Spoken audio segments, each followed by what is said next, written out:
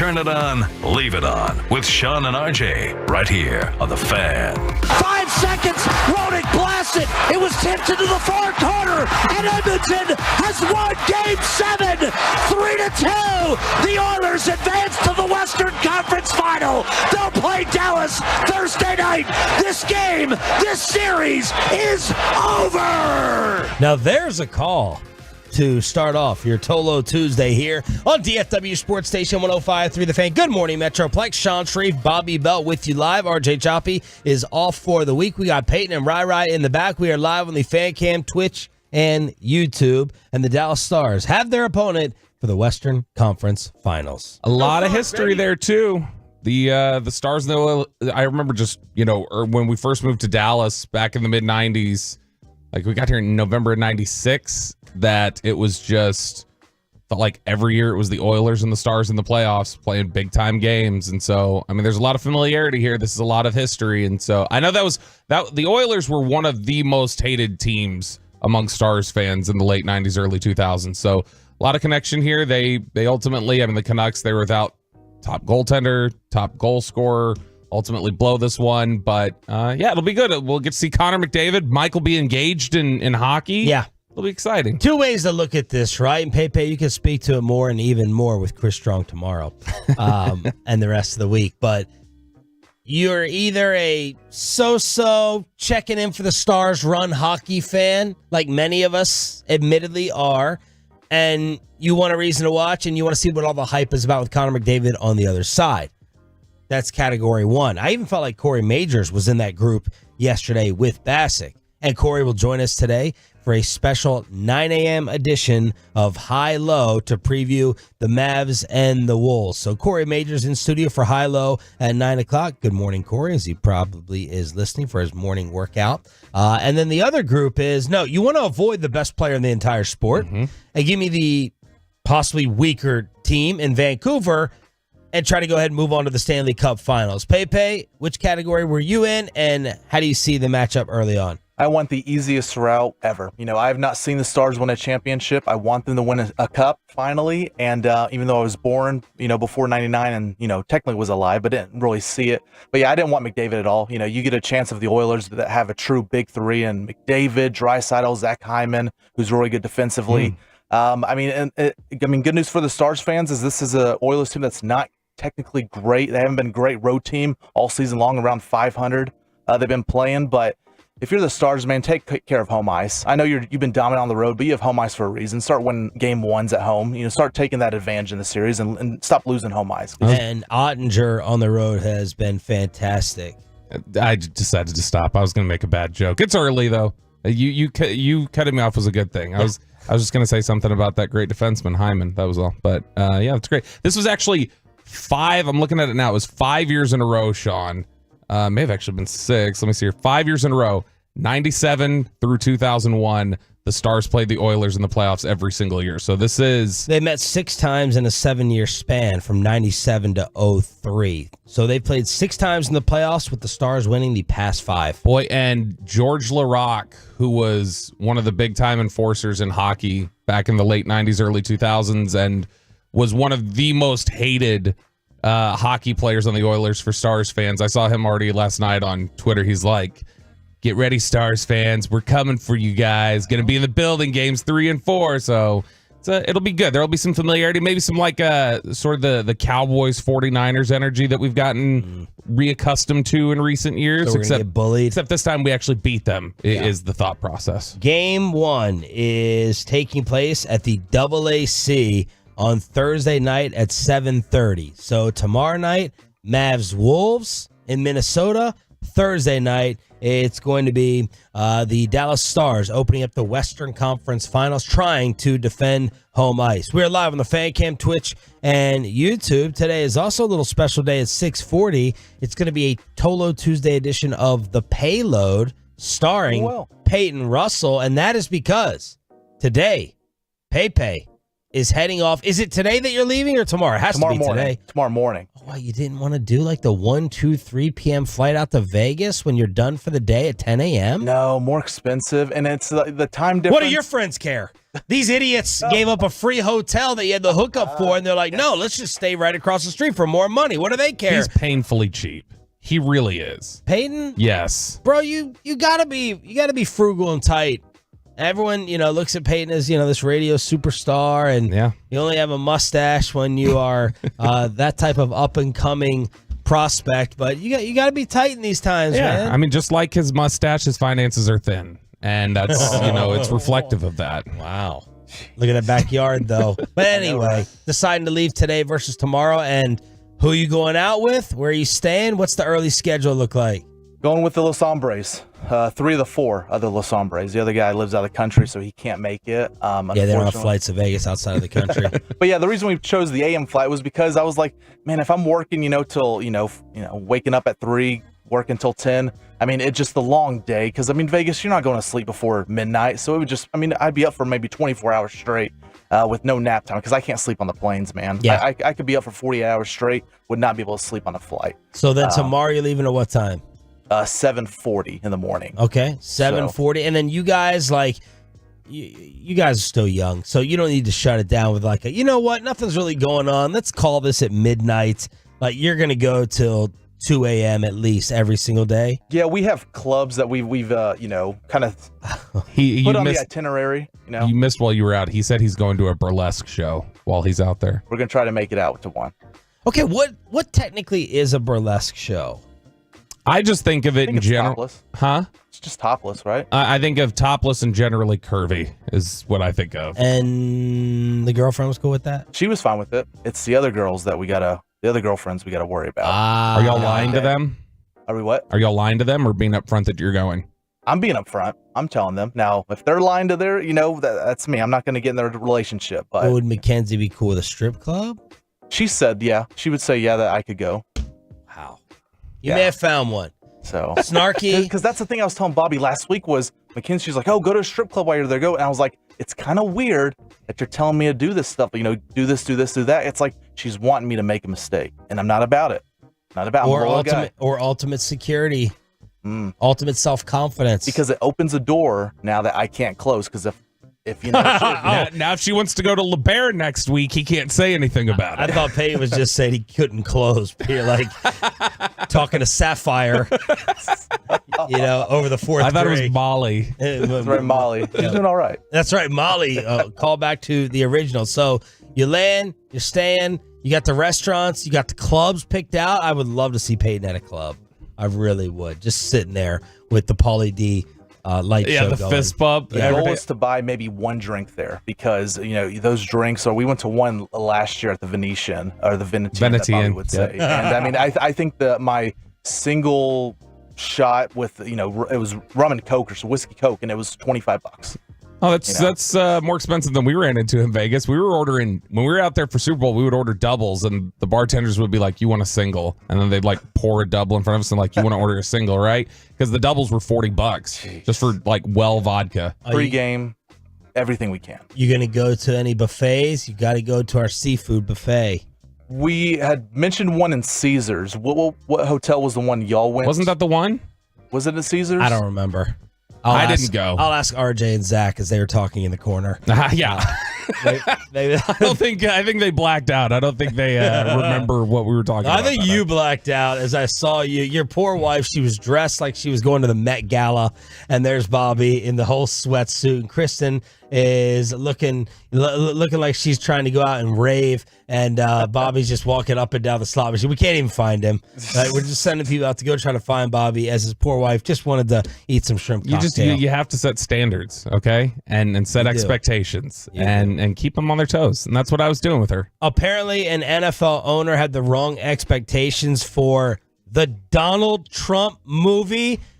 Were you one of the Kyles that tried to set the Texas Guinness Book of World Records and everything else that comes with the Tolo Tuesday edition, including a Rangers ticket giveaway for you? Turning it on, leaving it on. Sean and Bobby, just getting started. Glad you're waking up with us on The Fan. Coming up in the next G-Bag Nation, it's a Tuesday. We have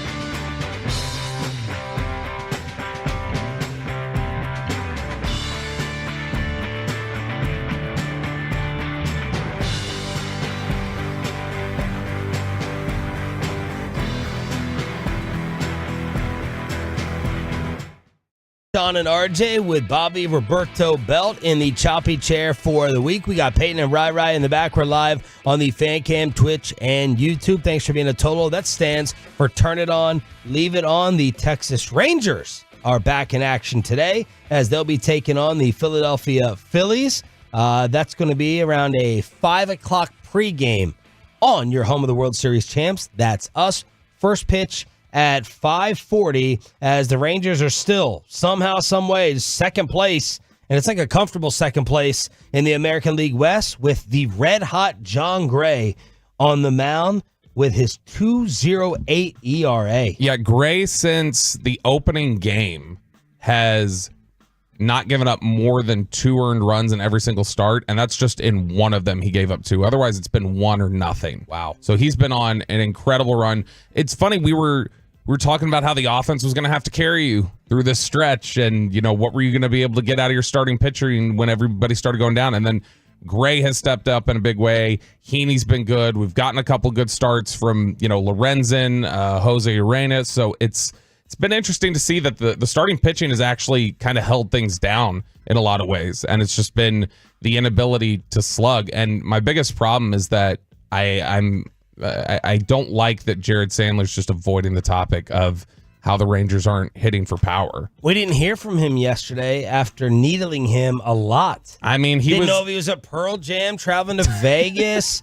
He's like, when am I going to get to see your daughter? When am I going to see your new house? And I'm like, when are you going to stop traveling? Exactly. When are you going to stop being a celebrity type, just rolling all around, whether it's in Aspen, Vegas, weddings, Air Glazer? I don't know where you're going to be and when you're going to be there. I think he was pretty humbled by his bad Mavericks take, and because of that, he kind of cowered back and was like, you know what, I don't need to weigh in on this stuff. I had no idea that a Donald Trump movie was coming out. Consider me in on that. Sebastian Stan, that is who is playing Donald Trump, and I guess at the Cannes film, is it Cannes or Cannes? Cannes. The Cannes Film Festival earlier this week, it was getting rave reviews. Well, apparently, and that is maybe the number one most annoying thing that my wife has towards my parents who are staying with me for 3 weeks. She said, do you have to watch political television every hour of every day? My parents, my both of them. I was going to say just my dad. I know every aspect of the Donald Trump, Michael Cohen case. I know. I mean, I just know everything. I know every single. I've seen Stormy Daniels and her Netflix documentary. I've seen all of it, and she's like, I've seen all of Stormy Daniels too. I know everything about the Donald as of late. So I'm interested in the movie. Which network has been on in your house most frequently? That was purposefully kept out of it. And you think I'm going to fall into that trap. There's a very Kevin Hagelin type trap. And I'm not even going to step into that. But Dan Snyder, the disgraced former owner of the Commanders, he put money into this film, apparently thinking it was going to be a flattering portrayal of the Donald, who is now facing 88 criminal charges. And Snyder checks out this movie. It's not flattering, totally, as there's all these stories in here and scenes where Trump apparently sexually assaults his first wife, Ivana, leading to 1989 divorce deposition. And friends of Snyder say that he feels betrayed. He was under a different impression. He finally saw a cut of the film in February and was said to be furious. So is this, it says he feels betrayed. So does this mean that when they were going to him or talking to him about potentially sinking money, they misled him? Or did he just not look into what this was actually going to be about? Right. I feel like he probably didn't look into what this was going to be about. It's funny. You would think as a guy who's a businessman who's made a bunch of different deals, he'd want to know, okay, where's my money going exactly? Where is this being put towards? But do you know how he got, it's crazy. I don't think, we always hear Jerry Jones and the oil money and everything else. Do you know how Dan Snyder got rich? No. He started an advertising company where they would buy up the wall space in like doctors' waiting rooms. And so those advertisements you see in a waiting room at a doctor's office, or you're in the actual like room waiting for the doctor to arrive. He just would buy that ad space in doctors' offices and then sell it to people. But of course, he didn't. He got like How can seed you own money the from his ad dad. space in doctors' offices? Like you then sell it to pharmaceutical companies or whatever else. You basically, I guess, just purchase. Yeah. It's how one of the ways that the office makes money. But he had started doing it that way, which seems like kind of a like I would have thought he had a more savvy business background than just that. But He just owns the saying, and I don't think anyone can top him. He's the worst. He's just the freaking worst. That's it. There's not a positive. There's not anything glowing as a review. He's just the freaking worst. He's an evil cartoon character. That's what he is. He's an evil movie villain. you missed it while you were out. He tried to sell his house, which was listed for like $40 million. Nobody wanted to buy it. He reduced it to 30. Nobody wanted to buy it.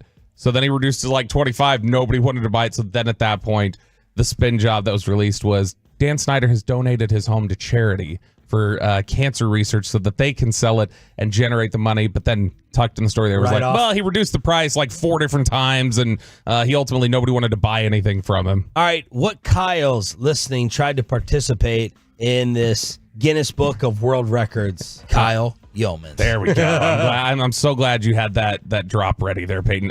This was the Guinness Book of World Record attempt to set the record for most people with the same name at one gathering. This is in Kyle, Texas, which is interesting to me because I didn't know this. They had a note in there that Kyle, Texas is actually the fastest growing city in the state of Texas. Which You I ever had no been idea. there? Where is it? It's like 30 minutes south of Austin, I think is what it is. Okay. But 205 miles from here, 3-hour, 10-minute drive, or just a Tuesday night for you watching Keller play. exactly. So it's in the suburbs of Austin. So I guess it's not 30 minutes south. But in Kyle, Texas, last year they tried to break the record of the collection of the most people with the same name. They got 14 or like 1,500 different Kyles out there. That was short of the Bosnian record of 2,325 Ivans that were together in 2017. Oh, I was about to say, like, Bosnia has the record for Kyles? No, not Kyle's. It had one name, and it was Ivan. But Okay. Ultimately, they only got 1,500 last year, so they made a big deal of it. I don't know if you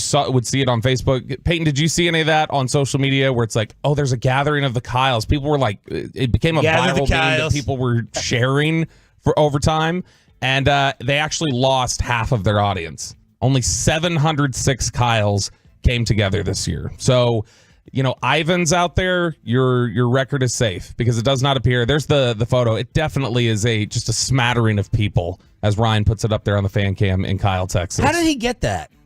Just Googled it probably real quick. Found know, it. but- He's fast. He's lightning quick. Man, what was it last Thursday? Fan cam was not operating this efficiently with Carter in here. That I know. And Carter caught me in the hallway yesterday while leaving. Oh, Had some words to say of course he did. about the show and the segment that you even heard replayed at 5:15 this morning. Yeah, he did have some words for you in the hallway, but it was more, I felt like, words for me. Even though they were for you, it definitely felt like they were for me. Where he's like, Sean, don't hold back.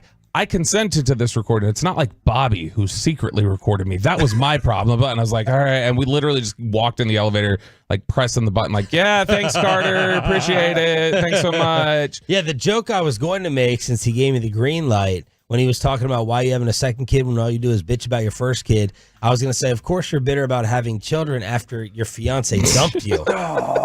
That's what I was going to say when I was being nice, but then he said, don't hold back.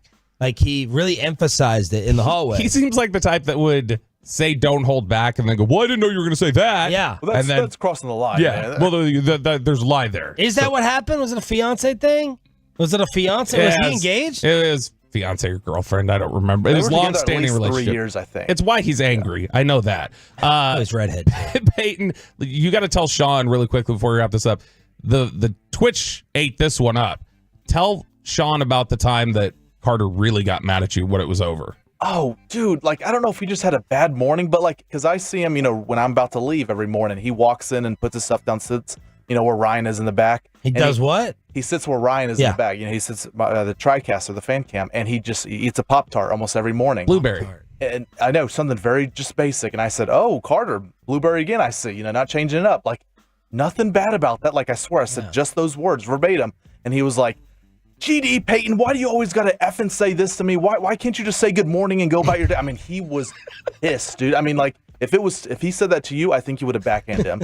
You would have thrown a left hook, right hook, and put him in the grave. We need to get some Dan Snyder, he just blueberry lost. Pop-Tart posters and just outfit the walls back there with the fan can't twitch. Dude, he does.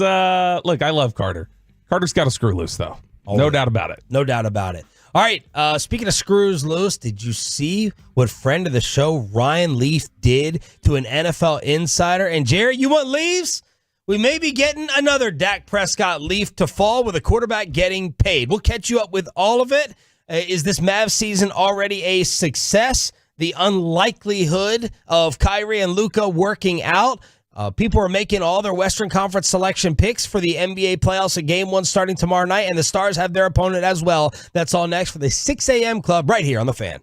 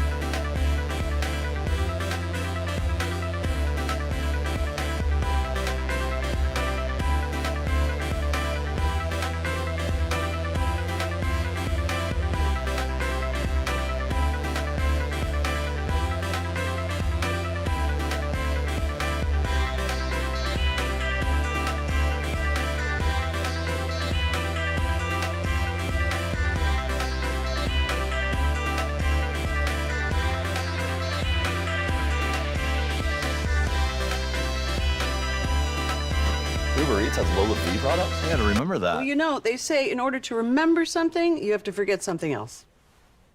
Okay, now that is a very cute haircut. That's like a little shag. I've never seen that before. Well, I mean, of course you have. It's the Rachel. Oh, is that your name? No, I mean like your name. No, I'm Jen. My name's Jen. Right, but I just mean like this is your haircut. But that's hair on your head. I'm not saying this is your hair. Okay, freaking me out a little bit.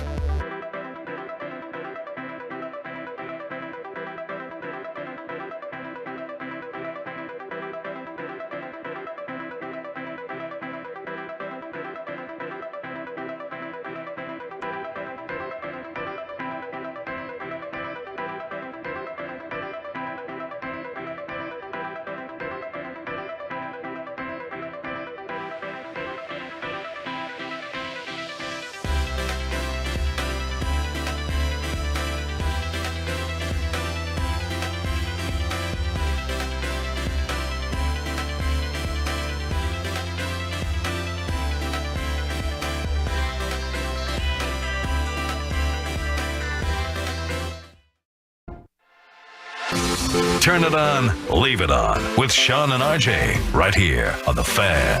Good morning, Metroplex. Shout out to the 6 a.m. Club. Sean Shreve, Bobby Belt with you in Choppy's chair for the entire week. Live on the Fan Cam, Twitch, and YouTube. Thanks for being a Tolo, y'all. That stands for turn it on, leave it on. You want leaves, Jerry? You want contract leaves? Well, you may be getting another one with Trevor Lawrence, as there are reports from Jeremy Fowler that Jacksonville in talks with the quarterback about a contract extension expected to pay him around $50 million a year. And of course, while I was out, Jared Goff got his deal. So Jared Goff, possibly Trevor Lawrence at $50 million a year.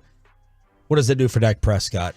Yeah, we had played a clip last week from Tom Pelissero going on Eisen's show where the discussion had come up about, hey, when will we see a $60 million man? And Tom Pelissero is McCarthy's boy? He's one of the McCarthy reporters, yeah. And so, because he had gotten to know him when he was just a beat writer in Wisconsin. That's where he got to know him. So Pelissero had said that if you're looking for the next $60 million or the first $60 million man, he ran through the candidates. He's like, not Trevor Lawrence, probably not Tua, probably not these guys, and listed it off and said, basically it would have to be Dak goes all the way to the spring, goes all the way to free agency, and then with a new cap would get 60 potentially. He goes, if it's not him, it's probably Stroud about 18 months from now. That would be the next guy. Stroud already gets 60? Well, I mean, when you look at the fact that when he gets to the point where it's time for him to get a deal done, that 60 by then probably would be the new market setter. And when would he even be eligible for that? In roughly 18 months, he would, because it'd be the end of his third season or whatever it is. And so that would be the one. So Pelissero said Dak could get 60, but it's only... But CJ just had his rookie year. Yeah, so it's like... So the next spring would be at the end of his second season. So, yeah, I don't remember the timeline. It's whatever it is. Sorry. Sorry. So strive for accuracy here. I'm trying to... Whatever it was. I thought he said 18 months. Maybe... it would have been. Yeah. Okay. So he had essentially said 18 to 20 months that it would be Stroud next. I know you're sitting with me here, not RJ, so I'm going to double check. I know. I'm sitting here trying to think now. I'm not typing in my text chain. So, yeah, because 8 months from now, Sean, would be the end of his second season. So then you tack on another 12, so it's 20 months. Okay. It's 18 to 20 months. Okay. But the Dak deal would only be in the event that he gets to that deep in the point. And so if he gets an extension before then, mark that. It sounds like, according to Pelissero, the Cowboys would not be willing to pay him $60 million a year. They would pay him near the top of the market or pay him maybe 55 or something like that is what it sounded like. But 60 wasn't going to be there. And I don't know that Lawrence making 50 is enough to drive up Dak to 60. Goff making 53, is that enough to drive Dak up to 60? Probably not. It's definitely he's going to come in above that. Yeah. But nobody's really pushed the Burrow number yet, which is 56, I think, right now. Nobody's pushed that number up any further.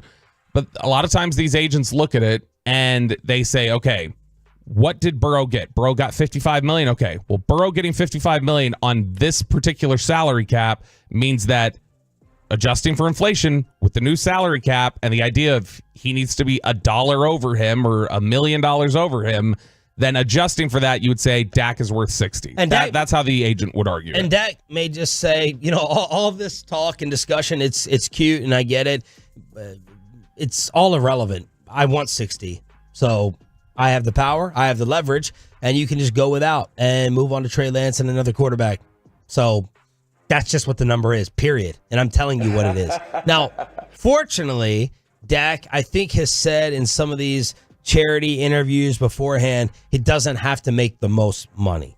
He doesn't have to reset the market. Necessarily. That's right. He did add necessarily. I forgot about that. Never mind. Because I think it's important. What I think Dak is referencing there is, do you want to call it $60 million annually?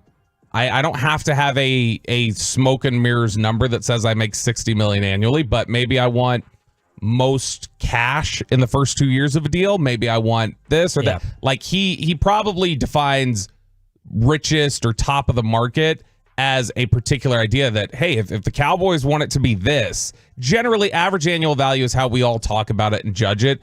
The reality for a lot of teams and agents is that's just a phony number for public reporting. What do you all think about 50 a year for Lawrence? It's a lot of money. But I mean, 50 a year on the current salary cap projections is 50 is going to be like the old 35 when Dak got 40. Like it's like paying Derek Carr essentially. And so, I mean, Lawrence has been a disappointment at this point, right? Yes. I mean, don't forget they were 8-3 at one point last year. I know. Year or whatever two, it was. Year 2, the second half of year 2, he looked like he was ascending the right direction. He had the big comeback against Herbert. That's all well and good, but the reality is that his record at this point, when you want to talk about winning, his record at this point is 20-30. The best year he's ever had, they went 9-8, and his QBR has never been higher than 56. And 60 is generally thought of as like, hey, that's a baseline for a good quarterback performance in a year. So a little bit below that the entire time. Had a big issue with turnovers last year, threw 14 interceptions. And so, I mean, Lawrence to me has been a disappointment, and I don't know that 50 though as a floor for him is enough to say, well, I'm 10 million better than Lawrence. I think they only affect the market when you get guys who are pushing close to that top market number. Look, if it was just in a vacuum, I would say no. Like I would think about potential replacements down the road because that's so frightening and so scary. You probably end up paying him, but Trevor Lawrence has been a disappointment, and in no way do I think of him yet as that dude. Part of it is expectations. Yep. But the other part of this to me is his disappointment is from Peyton Manning comps. Yeah. Andrew Luck comps. Part of it's disappointment, but the other part of me says, okay, what if he would have gone 15th in that draft where Mac Jones went? Like, I think still even going 15th and as the 5th quarterback or whatever it is, we would look at what he's done and just be like, yeah, he's fine. Yes. But it's not like he's blown anybody away as the 15th overall pick. Like, was Andrew Luck a disappointment to you? Man, that's hard because of the injuries and everything. I think when he was healthy, Andrew Luck was pushing to be one of the best quarterbacks in the league. Like, I think it was a little bit of a disappointment. How would you compare Trevor Lawrence to Andrew Luck? Luck is better. Yeah, no doubt. Yeah. But how much better? Significantly to me. I mean, you're talking about I agree. Year 3, which Trevor Lawrence just got out of year 3. Year 3, Andrew Luck was 40 touchdowns for Indianapolis. Like he was way up there as one of the best, like in terms of volume and counting numbers and everything else. He was right up there. And when I mentioned let's see here, Andrew Luck played in 6 seasons. He was hurt for one of them. If you take just the seasons where he was healthy, every single one of his seasons is higher by 7 to 8 points on the QBR than Trevor Lawrence's best year. Yeah. So to me, Luck was really good. It's just the health and everything else made it impossible for him to succeed. All right.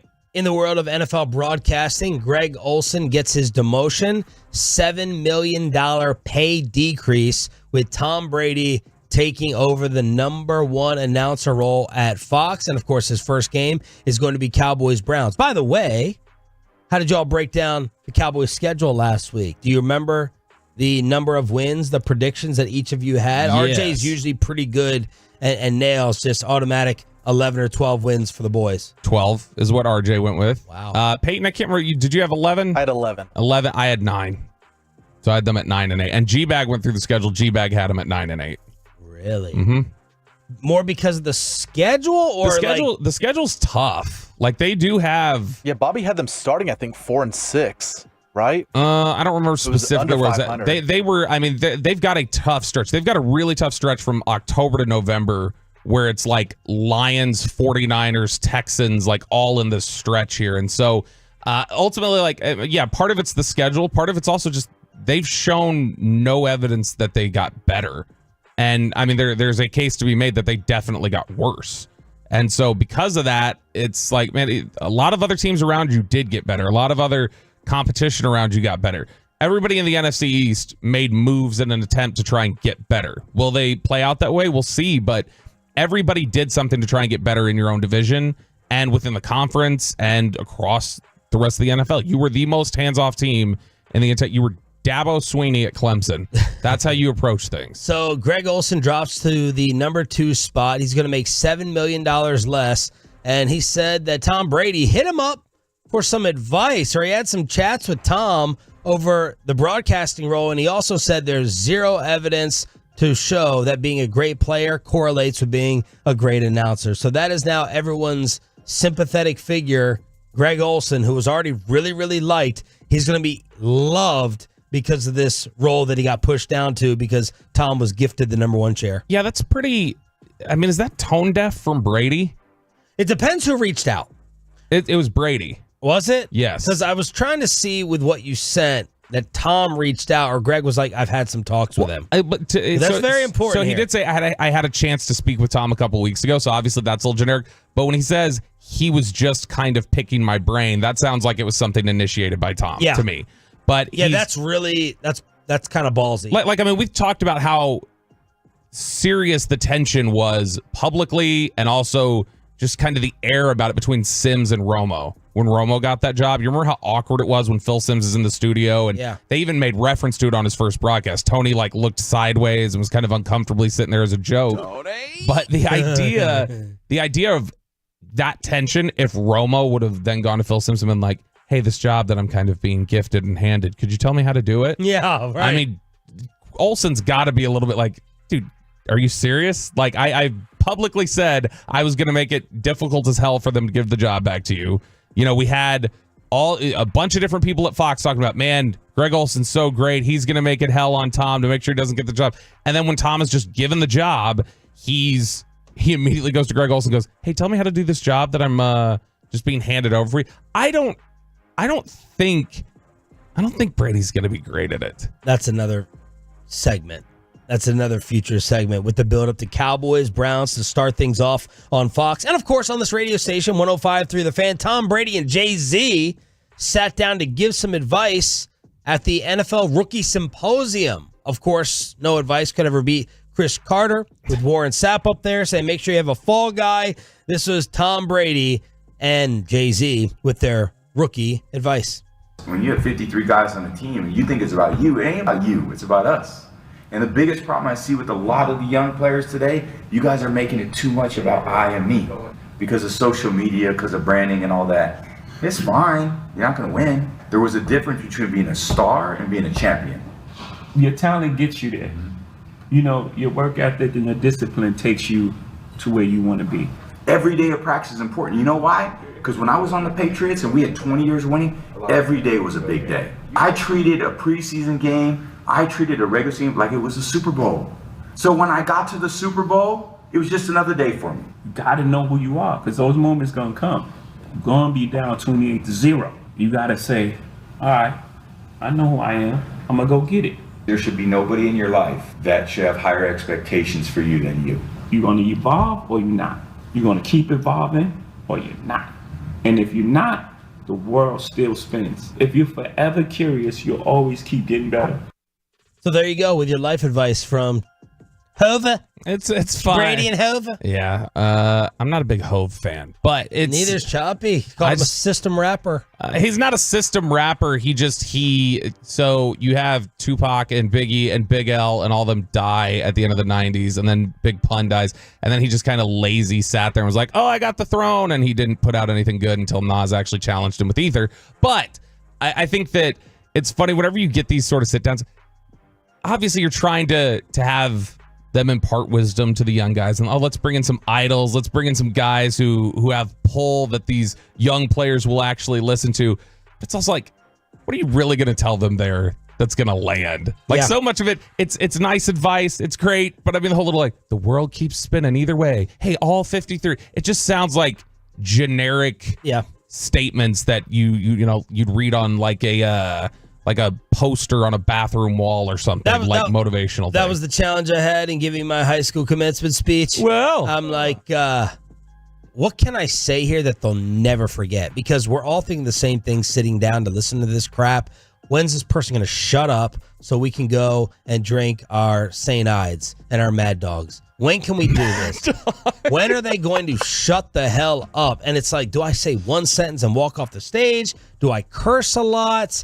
What do you do in that situation to be like, wow, that was memorable? The answer is be like Harrison Butker. What did you offer up? What did you end up I cursed a decent amount.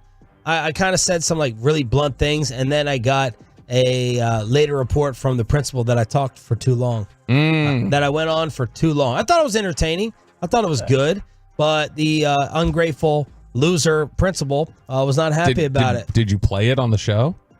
No. Oh my gosh, I'm going to find that school and contact them and see if they have it. 877-881-1053 is the Frankel and Frankel injury attorney text line to hit us up here on DFW Sports Station. The real sports experts, of course. Thank you. Reside in Las Vegas, where Peyton Russell is going for the rest of the week. What do the real experts think about the Mavs and Stars' chances? That's next. Miss any part of the boys this morning?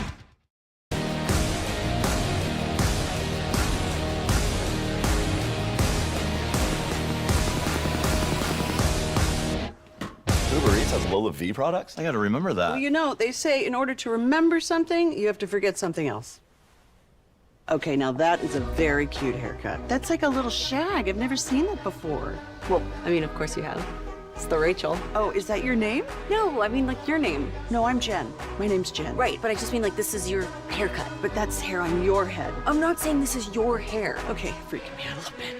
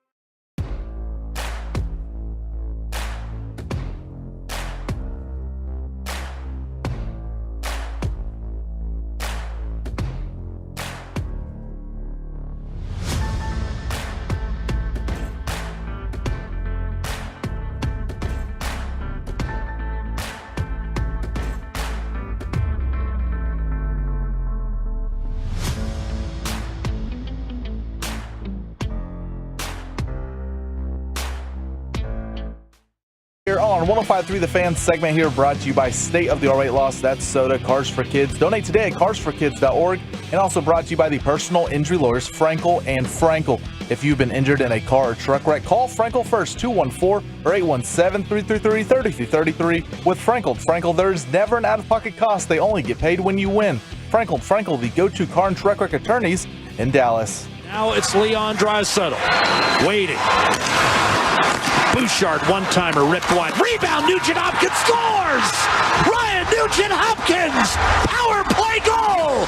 3-0 Edmonton in Game 7! But they had to hang on as the Canucks score 2 to make the Oilers sweat a little bit, but Edmonton does win Game 7, and they will get the Dallas Stars starting Thursday night, 7:30 puck drop at the American Airlines Center. Good morning, Metroplex. 6 a.m. club shout-out to you. We want to hook you up with Rangers-Tigers tickets during the 7 o'clock Expressway for turning it on, leaving it on. Sean Sharif alongside our Cowboys insider, Bobby Roberto Belt. Choppy is out for the week on vacation. We got Peyton and Rai in the back. So we're set. Game 1. Would you like to know who Money Puck says should have won that game last night, Sean? No. Well, too bad. I'm going to tell you anyway. Okay. The Canucks should have won the game is what Money Puck is saying. They're saying on their deserve to win meter, which is 1,000 game simulations based on the goal opportunities and everything else, said 62% of the time the Canucks should win that game.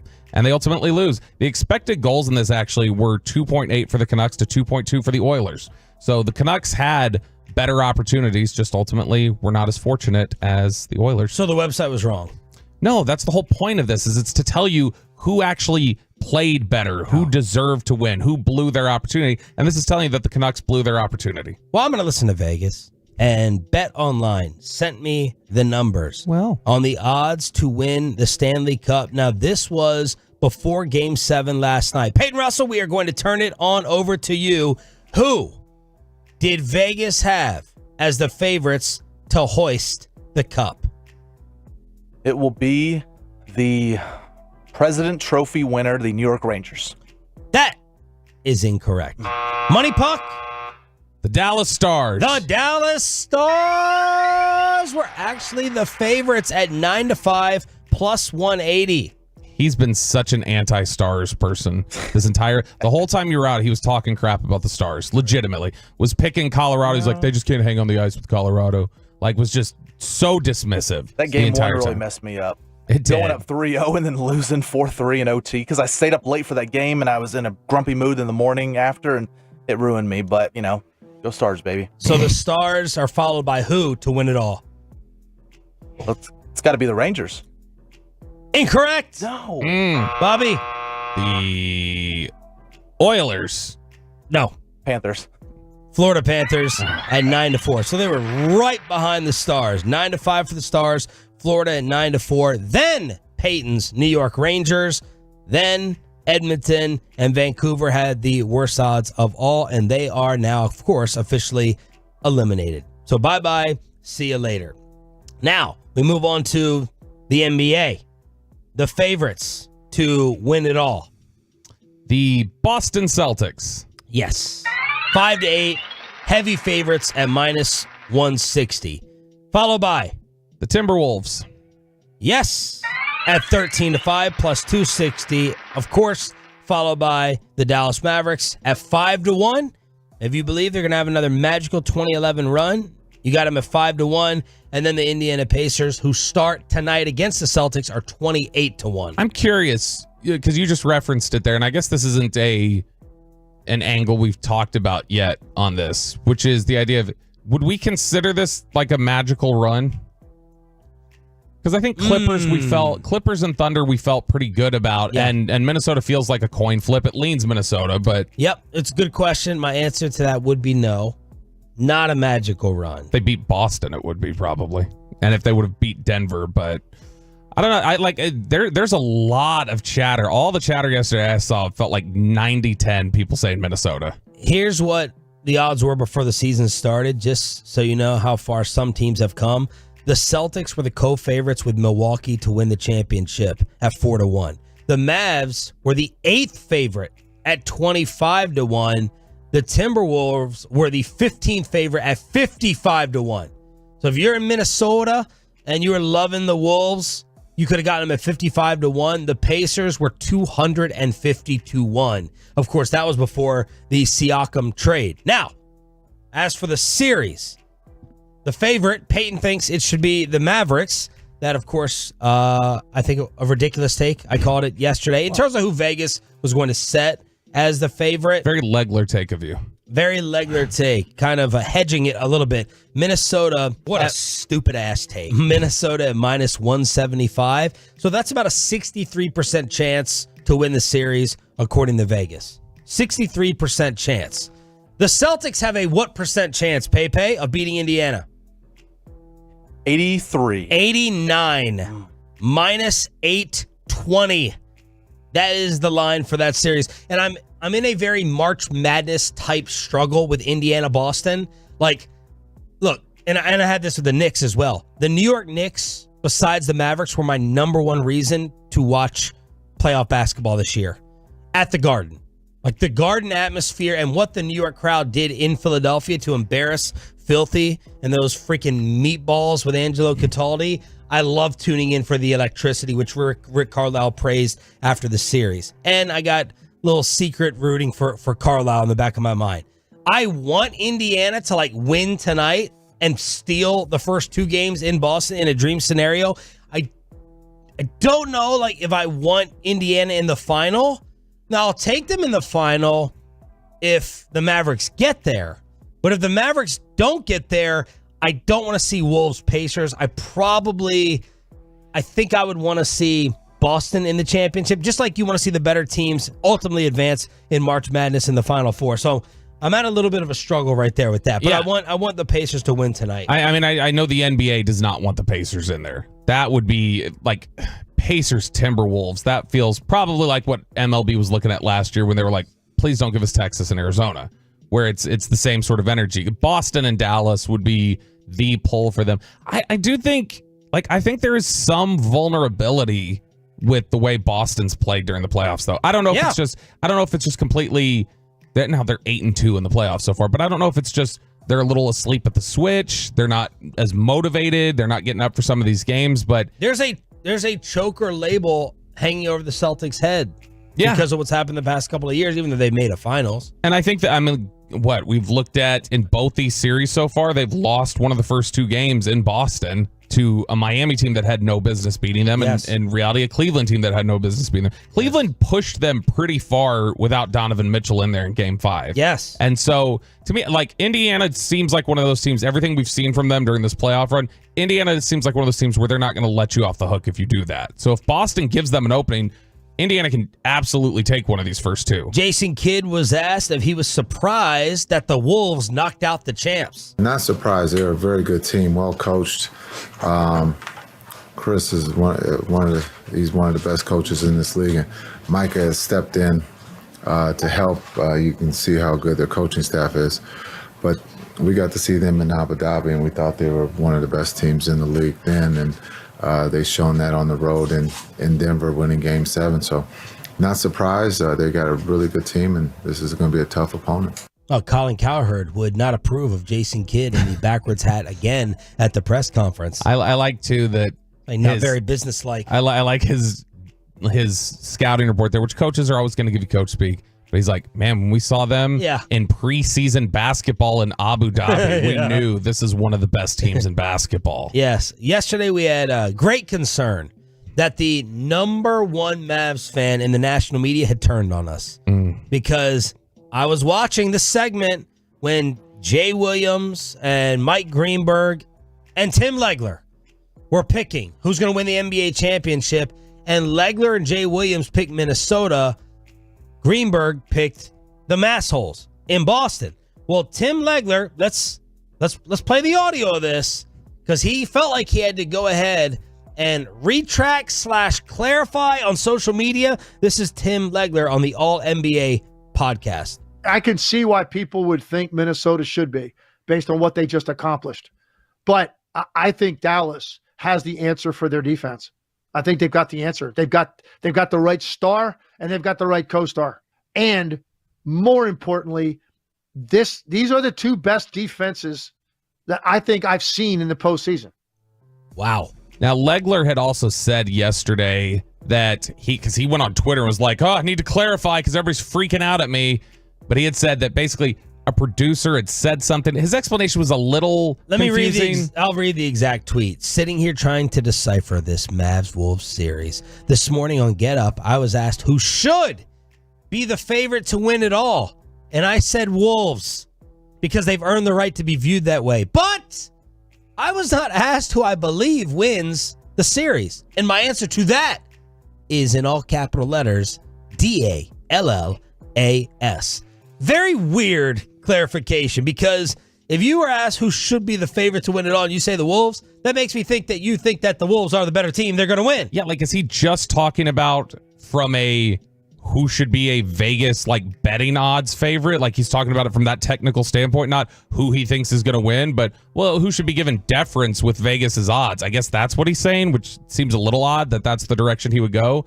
But his explanation, he talked about it yesterday, I know, too. At one point, he said a producer just chirped in his ear and just was like, who should be the favorite? And he just, Minnesota should be. And he's like, and I meant that because, they've beaten the champs, but I think Dallas can absolutely beat them. It's like, that just seems like a weird roundabout way. It's almost more confusing to me than it had been. So very weird. I don't know what his thought process was. We've all, I'm sure, had the issue where you'll be on the air, you'll be talking about something, Peyton chirps in your ear, says something, kind of throws you off for a sec or whatever else. And so, I mean, I get that aspect of it, that you're a little thrown off, but to say, no, I said exactly what I meant to say, and it was just a confusing question. Then all the TNT guys the other night made their picks with Barkley, Kenny, Ernie, and Vince Carter in for Shaq. I said, what's your gut telling you about this series? Kind of as a way of saying, who do you like? Oh, who do I like?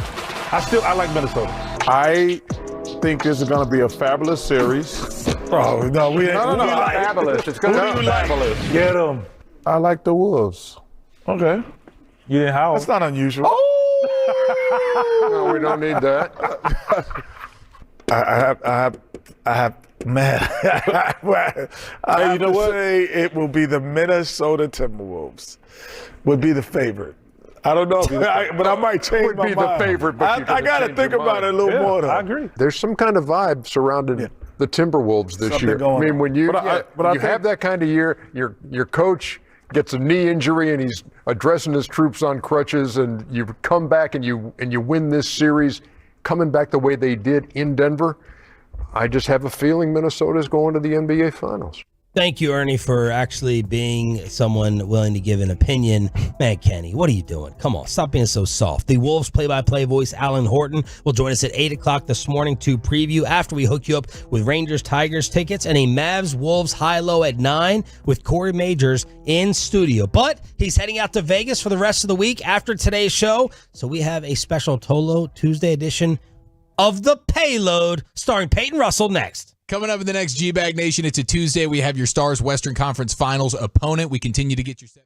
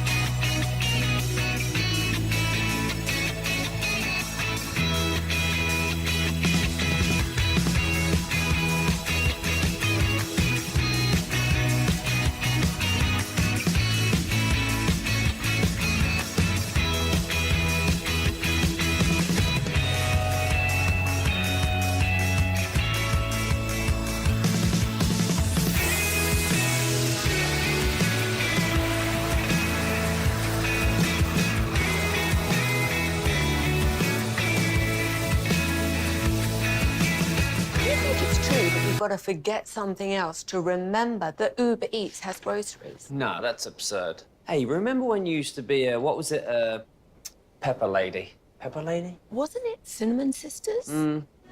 Basil babes. Saffron Squad? Nutmeg maidens? Paprika? No. Nutmeg Maidens. I just said that. Was it Spice Girls? Doesn't sound right. Was it Saffron Squad?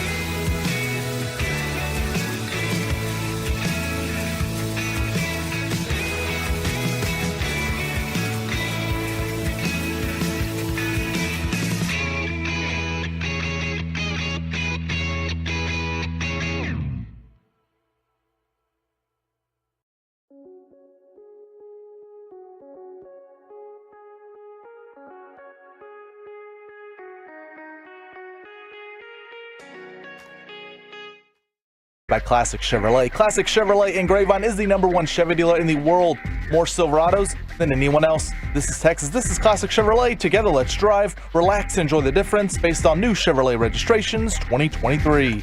Okay, am I hearing this right? The morning show is letting Peyton Russell have his own segment? I just don't get it. We've known Peyton for years. He's horrible on the mic. I mean, gathering the foreigners, this is going to be a train wreck. Daddy does work, and Peyton just does board hopping. Nope, it is not Thursday. It's the first ever Tuesday edition of The Payload. Yeah. And I knew when I got the text from Sean last night, I knew he had been dying to get back to The Payload. He did not want to miss it 3 weeks in a row. Sean's been out with baby duty the last 2 weeks. He's missed the 2 payloads. I got to be honest, when you set your payload topics last night, I thought he was just strong-arming a segment. I didn't know you told him to do it. You thought he got his days mixed up? No, I thought he was just like, well, I'm going to be out. Clearly, Sean wants this segment, so I'm going to prep for it. Now, even though you guys and the boss said that he basically quit the past 2 weeks with effort level, did he put it into the payload? How was the payload? Unmemorable. I don't even remember what last Thursday's was. Bobby was out of the studio. He wasn't even here. He was late. That's right. No, it was really good, I thought. I thought this had some really good topics. Oh no, he was you were the one who played the Harrison Butker stuff, right? Yeah, that's how we talked about it. Yeah, he was like his 3 topics he brought up, he got killed on the fan text for his take on all 3 of them. Yeah, the one about Jimmy Fallon, I got roasted for. What was the Jimmy Fallon take? He had told his daughters, who are 9 and 10, he told them that he's not buying them Taylor Swift tickets because he wants them to earn them. And I thought that was a little bit of a, they're 9 and 10. He said you're ruining their life, is what he said. Okay. Well, okay. And my thing was, people were saying, oh, Peyton, he grew up rich. He didn't have to deal with the money issues. It's like, okay, I'm not talking to the, us, regular people. It's Jimmy Fallon. Like, he's got the money to do it. Yeah. Buy your daughter the tickets. Or if they were 19 and 20, they hadn't worked a day in their life. Yeah. Then, okay, make them work for it. But they're 9 and 10. I agree with you. I thought you were going to counter back and say, I didn't grow up rich. But no, you didn't. You let that one slide. He has a moat around his home. Yeah, so I agree with you on that. And I don't know what you said about Butker, but anyway, I just wanted to know. Bobby said a lot. All right, guys. Well, look, we're all grocery shopping people. And maybe, Sean, you now have a butler that goes grocery shopping for you. No, I have a wife for that. I love grocery shopping. I love it. And I don't even like going with Amanda to the grocery store. Because when I go to Costco and I just want to go to the meat section and sit there for 15 or 20 minutes, she's getting cold and the kids can't be there. And I'm like, let's go to another section. Or you know what? After the show, I'm just going to go by myself. I'm going to go to Costco by myself, 15, 20 minutes. I even bought a new computer at Costco last week. Wow. Yeah. I dropped mad cash at Costco. One-stop shop. Yep. Okay, so when I go to the grocery store, I've never gone to socialize, right? We talked last week. I had a story about, people kind of finding their lover at the grocery store in a way. And so when I go, I'm trying to get in, get out, not talk to anyone. I'm just trying to go. Yeah. And here's a story. This is Fox 5 in Georgia of a lady who went into a grocery store, into Whole Foods to go shopping, and a man saw her and, did the unthinkable. The victim says this happened during what was supposed to be a routine trip to Whole Foods, but the unthinkable happened. Horrified and enraged. Just no words. Disgusted. Dr. Sabine Lovell, a plastic surgeon here in Metro Atlanta, is still processing what happened to her during a trip to this Whole Foods on Peachtree Boulevard in Chamblee Saturday. I was going to pick up a couple things. I see this gentleman walking down the aisle who's pretending to be shopping, and he's holding a basket. And he looked kind of like a normal gentleman, like late 20s, early 30s, nothing like extra suspicious about him. She says she then reached for a bag of chips, but felt something on her back. So I bent over to grab the chips, and as I was doing that, I felt something like wet and warm on my back. And so I put my hand on the small of my back, and then I saw that it was like this gooey, white substance, and I turn around and I see this guy looking at me, and then he zips his pants up. Lovell tells Fox 5 once she realized what happened, she chased the man before calling police. I wanted to draw as much attention as possible to the situation so that there would be a lot of witnesses. Chamblee police say a witness saw the man drive off in a black Kia. Investigators tell Fox 5 they identified a person of interest, and the investigation is ongoing. So let me say this before you get fired going to Vegas. Peyton asked me multiple times, can we play this? Are you sure? And I thought the newscast did a tremendous job of staying away from like the ultimate danger zones that you would step in right there. But that's what happened. A physician in Atlanta had that happen to her at a Whole Foods. Whole check, as Matt Pittman calls it. And then he gets off in the car and drives away. What I also texted to the group afterwards was that story won't get us in trouble. The possible comments that Bobby makes will get us in trouble. So you don't need to be funny guy here with your innuendo afterwards. I think the story speaks for itself. No, not even one. I can't at a Whole Foods though. You think of all the grocery stores. Not that you're like, oh my, I can see that happening here or there.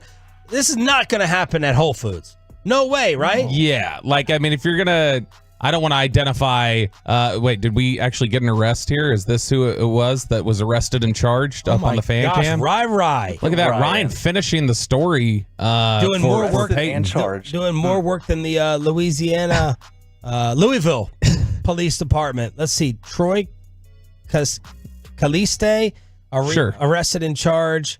Whole Foods. Wow, I I used to live on Peachtree in Austin. So, yeah. No, I definitely, there are some stores where if you told me somebody had a macadamian popped on their back, I would believe it. And it would not be Whole Foods. That's not just one of the ones that I would go to. All I could think about was Lucius's segment during this story. That's all I could think of when Pepe sent this yesterday. Did Lucius do it? I don't know. Oh. I'm not I need sure. to send the audio. I think he would have a field day with this story. It feels like a story that Lucius would absolutely do in LA Live. I'm looking up. Well, I'll just keep my comments to myself after I've looked up her pictures. But I saw her in the news story. I didn't watch the video, so we just had the audio there. So I'm just Googling photos of her now. Well, I don't think any photos that you're looking at matter in this case. No, I know. I'm just looking at photos. That's what I just said. I had no comment. I had no comment. It was a crime. It was awful. This guy was not looking at the front of her face clearly while doing this. That was not in his. You know what? Move on. All right. Well, we go from grocery shopping, and we'll stay with the food category here. Look, we all have a food that we're addicted to, right? Sean, maybe it's the meats, the steaks. Bobby, grilled cheese. Maybe, I don't know what's on your food plate, because you don't let the food touch, right? It's got to be divided. Yeah, pretty much. It can't touch, and it gets scooped out if it does. Man, my parents crapping on my steak I made the other day. I made some ribeye, some New York strips. My mom's like, it's a little better on the grill.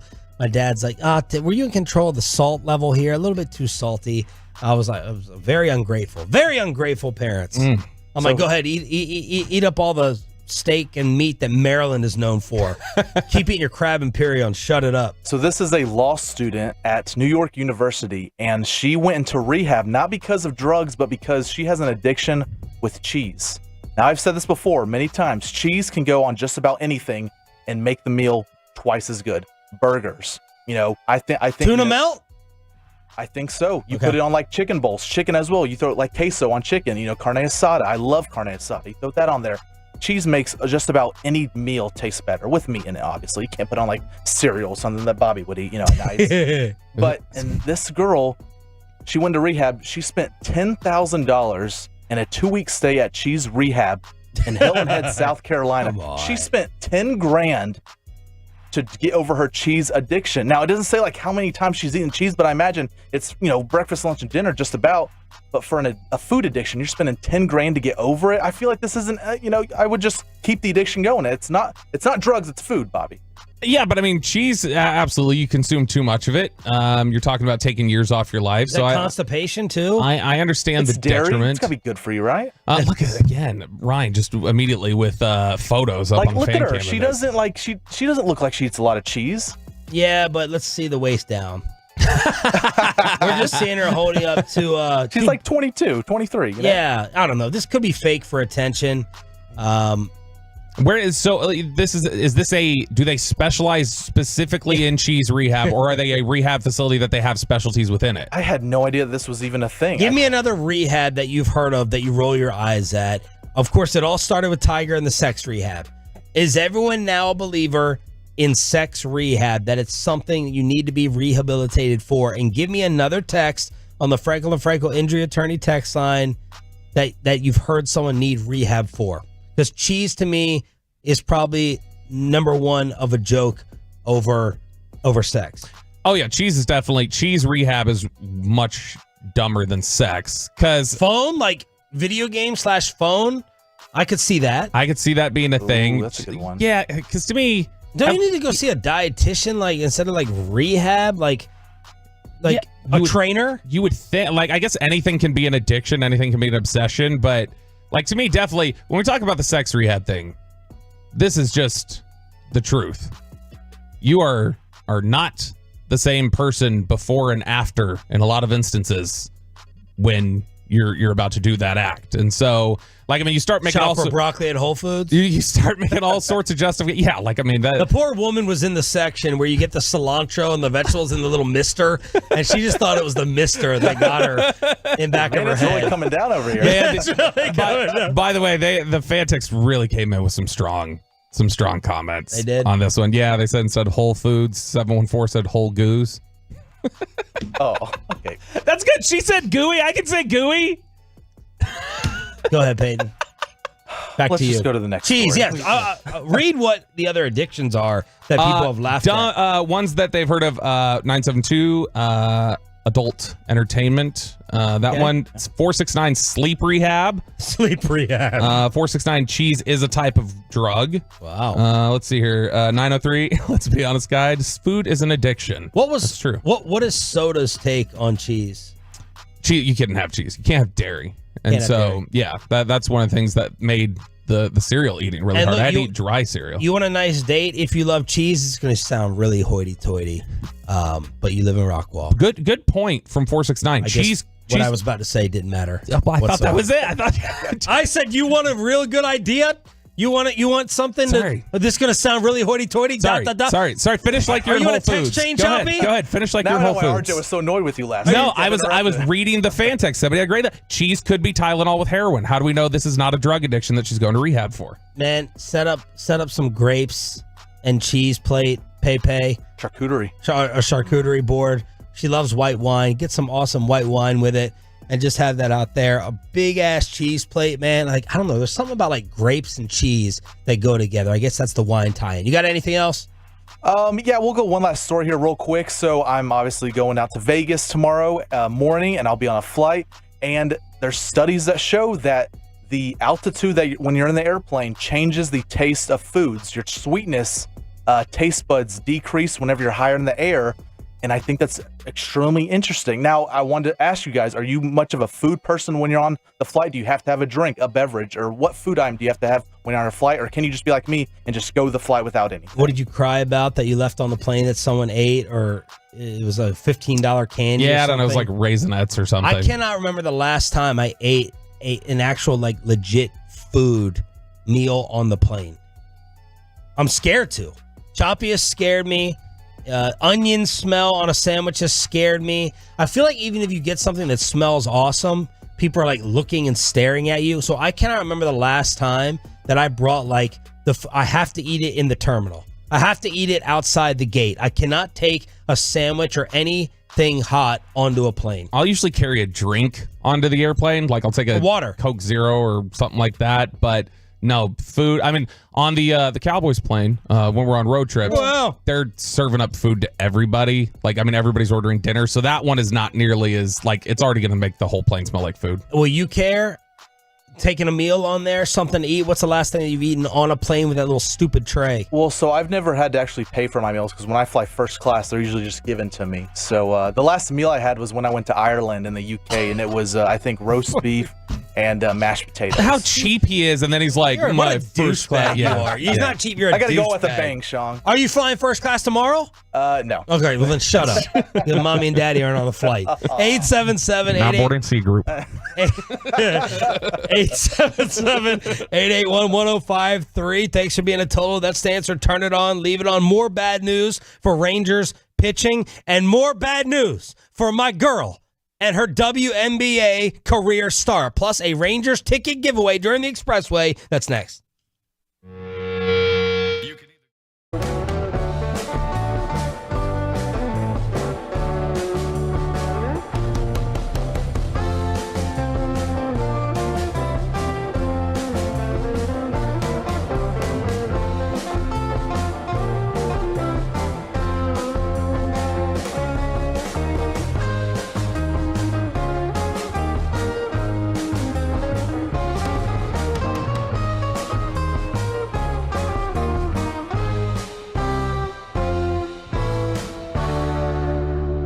It's true that you've got to forget something else to remember that Uber Eats has groceries. No, that's absurd. Hey, remember when you used to be a, what was it, Pepper Lady? Pepper Lady? Wasn't it Cinnamon Sisters? Basil Babes. Saffron Squad? Nutmeg Maidens? Paprika? No. Nutmeg Maidens. I just said that. Was it Spice Girls? Doesn't sound right. Was it Saffron Squad?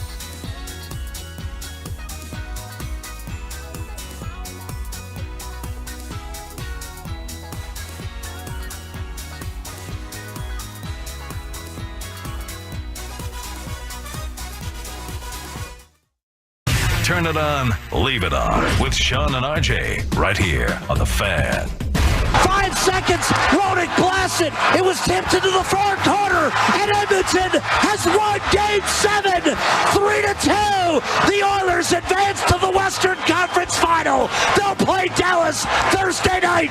This game, this series is over. That call, as you could guess, from Oilers Radio. Good morning, Metroplex. It's Sean and Bobby with you for the rest of the week. We have a Rangers-Tigers ticket giveaway coming up in the 720 Expressway when we go commercial free. 3-0 was the lead for Edmonton. Vancouver scores 2 to come back and make it close, but the Canucks go down, and now it will be Connor McDavid against the Dallas Stars Thursday WCF for Game 1. Many of you asked for it. You wanted it. You wanted the best player in hockey. Well, now you're going to get him. Did a lot of Tolos text that yesterday? A lot of people did want the Oilers. And a lot of it was just due to the fact that, they felt like Vancouver was too good defensively or had, the best goalie. And now their goalie wasn't going to be able to get back until, I think, Game 3 or something like that. But, ultimately, this is what you asked for. Now, look, when I went to the Golden Knights Oilers game and scouted in advance on these Oilers, they just, I don't know, they didn't look built for it to me. They didn't look like they were ready to take on the Stars. And so this is a good opportunity. You picked all that up in the 4 minutes of game action you actually watched? Yeah. That's how Choppy recaps baseball games. He watches those 4-minute highlights and then he gets enough from it. So I do the same thing with hockey, and now I know that they're not built to take on the Stars. This is a trip to the Stanley Cup waiting to happen. Let's just fast forward. The Stars were 2-0-1 against the Oilers during the regular season. On November 2nd, they won 4-3 on the road. On April 3rd, they blasted them 5-0 at the WAC, and then they lost 4-3 in overtime in mid-February. Matt Duchene had 4 points, 2 goals, and 2 assists against the Oilers, and Duchene was talking about how badly he wants to win the Cup for Pete DeBoer and the Vets. He's just been the whole coaching staff. I'm so blessed to play for them, and we're blessed to have him as a coach. And, there's a lot of people that, do I want to win a cup for myself? Absolutely. But I think I want to win it more for other guys in that room. Guys like Jamie Benn and Joe Pavelski and Ryan Suter and Pete, and just so many guys that deserve to win because they're such great people. And, that's a responsibility that has probably been heavy on me at times, but it means a lot to me. And it doesn't matter whether the puck's going in or it's not. I think, you block shots, you hit, you just try and do the right things to help the team win no matter what's going on. And because we owe it to those guys. So it'd be really great to do it for those guys. The Texas Rangers are back in action today on this radio station with a 5 o'clock pregame first pitch against the Philadelphia Phillies at 5:40. And Bobby, we got some more bad pitching news when it comes to the early surprise start of the season. Yeah, so it's funny, we thought we had some good news coming down the pike with Max Scherzer, and then we hear, you've got the issue now where there's a nerve problem. We're still waiting around for DeGrom and Malley and all these other pitchers come back. Well, Cody Bradford, who we were all kind of wondering, is this even a guy who can hang in the rotation at this point, and then came in and was dominant early on before he got hurt. Well, they are now putting a pause on Cody Bradford's recovery. The Rangers announced that even though it hadn't gotten any worse, and Bradford had talked to reporters on Sunday, said it wasn't anything where there was more pain or anything else. It's not healing right now. So the stress fracture has not gotten any better in his ribs since April 14th. So the Rangers' next step in this process, in this recovery, is just, we got to shut you down. So his rehab has completely been put on hold, and they're kind of in a holding pattern now, but man, it's just bad luck after bad luck for the Rangers in terms of with injuries and rehab and these timelines that they've put out for a lot of these injuries. Other than Seager. Seager came back quicker, it felt like, than we had initially anticipated. But other than that, it's just been a rough run for them. And this is not the right time to be taking on Filthy. They are 5 games up in the East. They're 34-14. They're 8-2 in their last 10, and they've won 3 straight. Fortunately for us, John Gray is on the mound. So John Gray out there to try to cool off the Phillies. John Gray has been absolutely crucial to what the Rangers have been doing this year. Any amount, them even being around 500 right now is in large part to a lot of the way that John Gray has kind of held things down in the rotation since everybody started getting hurt. If you look over the course of this season, his ERA, I think since the first start of the year, where he had put up 5 runs in 3 innings, since that start, his ERA has gone down every single start that he's made since then. His ERA is 1.30 since the first game of the season. He's been absolutely fantastic. Little gambling update for Parlay Ohtani. A former Shohei teammate, David Fletcher, caught gambling with the same bookie as Ohtani's interpreter. So that's another tie-in to the Shohei betting scandal. But I mean, Shohei knew nothing. You know, he donates gloves to needy children and is just the best teammate and things like that. Look, now, this David Fletcher is now in the minors, so a player who bets on baseball games in which they did not participate, subject to a 1-year suspension. Bet on the own games, you're banned for life. So this guy, though, he's in the minors. So, yeah, but I mean, he clearly learned his betting ways from Shohei. I think that's clear. Look, they're clearly trying to push people away as soon as they're connected to Ohtani. So the interpreter, well, you're getting shipped off and out of the country or whatever else. Fletcher, you're going to get sent down to Altoona or wherever the AAA team is there for the Angels. But this is, again, like, obviously it's not any sort of a smoking gun, but it is a bad look when it's like, well, this is the same teammate who the interpreter had bet with, the same bookie.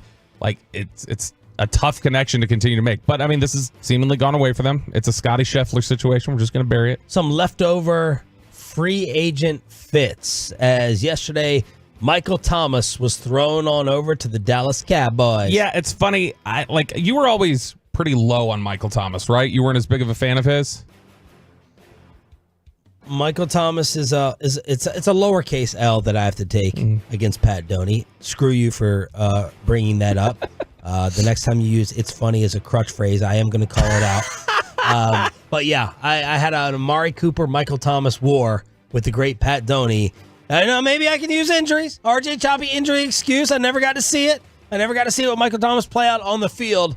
But everyone said he was a product of Drew Brees, Sean Payton's system, and that has proven to be correct. 100% honest. I thought that you were with me on the Michael Thomas take, and that's why I brought it up. Is that I didn't realize that I thought Pat Doney had the other side of the take. Pat was crapping on Michael Thomas a little bit. Matt Bowen had the best NFL team fits for remaining free agents, trade candidates, things like that. And it's funny, he's got sorry, there's my crutch there. It's funny. No, he does have Stephon Gilmore here. And his best fit, his former team, the Panthers. So no reunion coming with Dallas. But he does mention Michael Thomas here as the best fit being the Cowboys. Which, how far have you fallen, Michael Thomas, where you're setting an NFL record for receptions and people are talking about, well, that's maybe the best receiver in the NFL, to where the description of Michael Thomas signing with the Cowboys in this article is, in Mike McCarthy's offense, Michael Thomas could compete with Jalen Tolbert for the number 3 role alongside CeeDee Lamb and Brandon Cooks. Wow. He could align as a boundary X and show his ability to work the seams out of the slot. He caught 39 passes in 2023 for 448 yards and a touchdown. But that's just, what a fall. Where people are talking about you like, oh, that's Marvin Harrison. Or, oh, that's just, one of the most prolific receivers in the NFL, to, I don't know that you could beat out Jalen Tolbert, but you sure could try if you like. Come on in here. We'll give you an opportunity.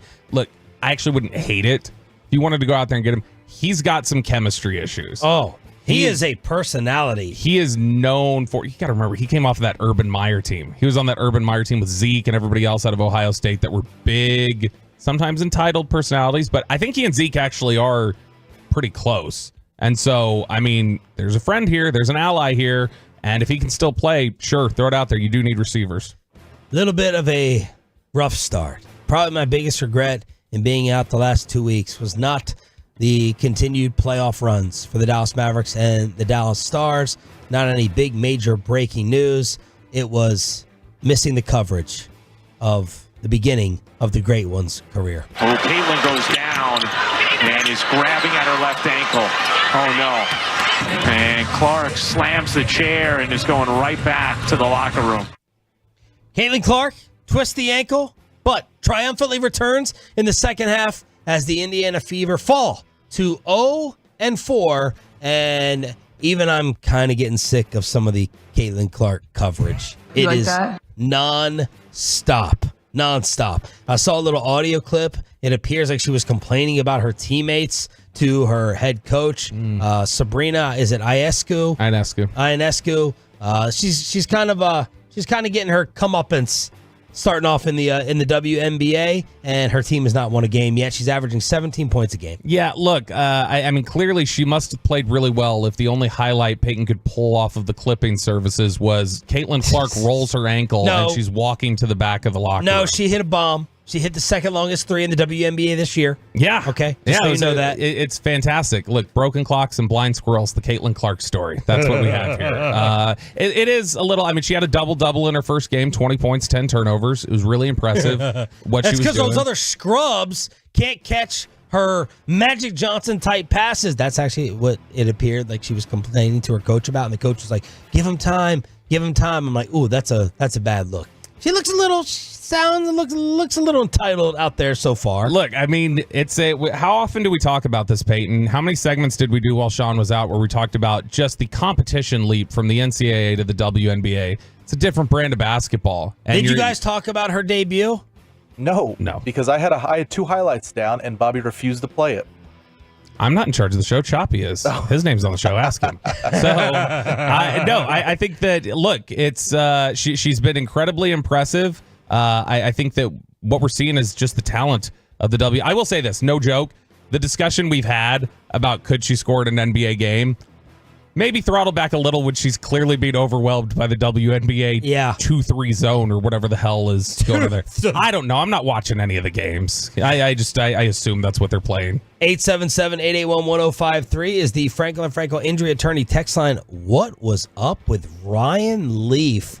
This shook me last night when you sent this. One of y'all sent it. Ryan Leaf going after Jay Glazer. Yeah, which we interviewed Glazer out at. One of the big reasons why we get Jay Glazer at Super Bowl or he's got availability there is because of his because of the mental health stuff that he does and the therapy, and he's a big advocate for all of that stuff, and he's really attached himself to that. And Ryan Leaf once described Jay Glazer as his mentor.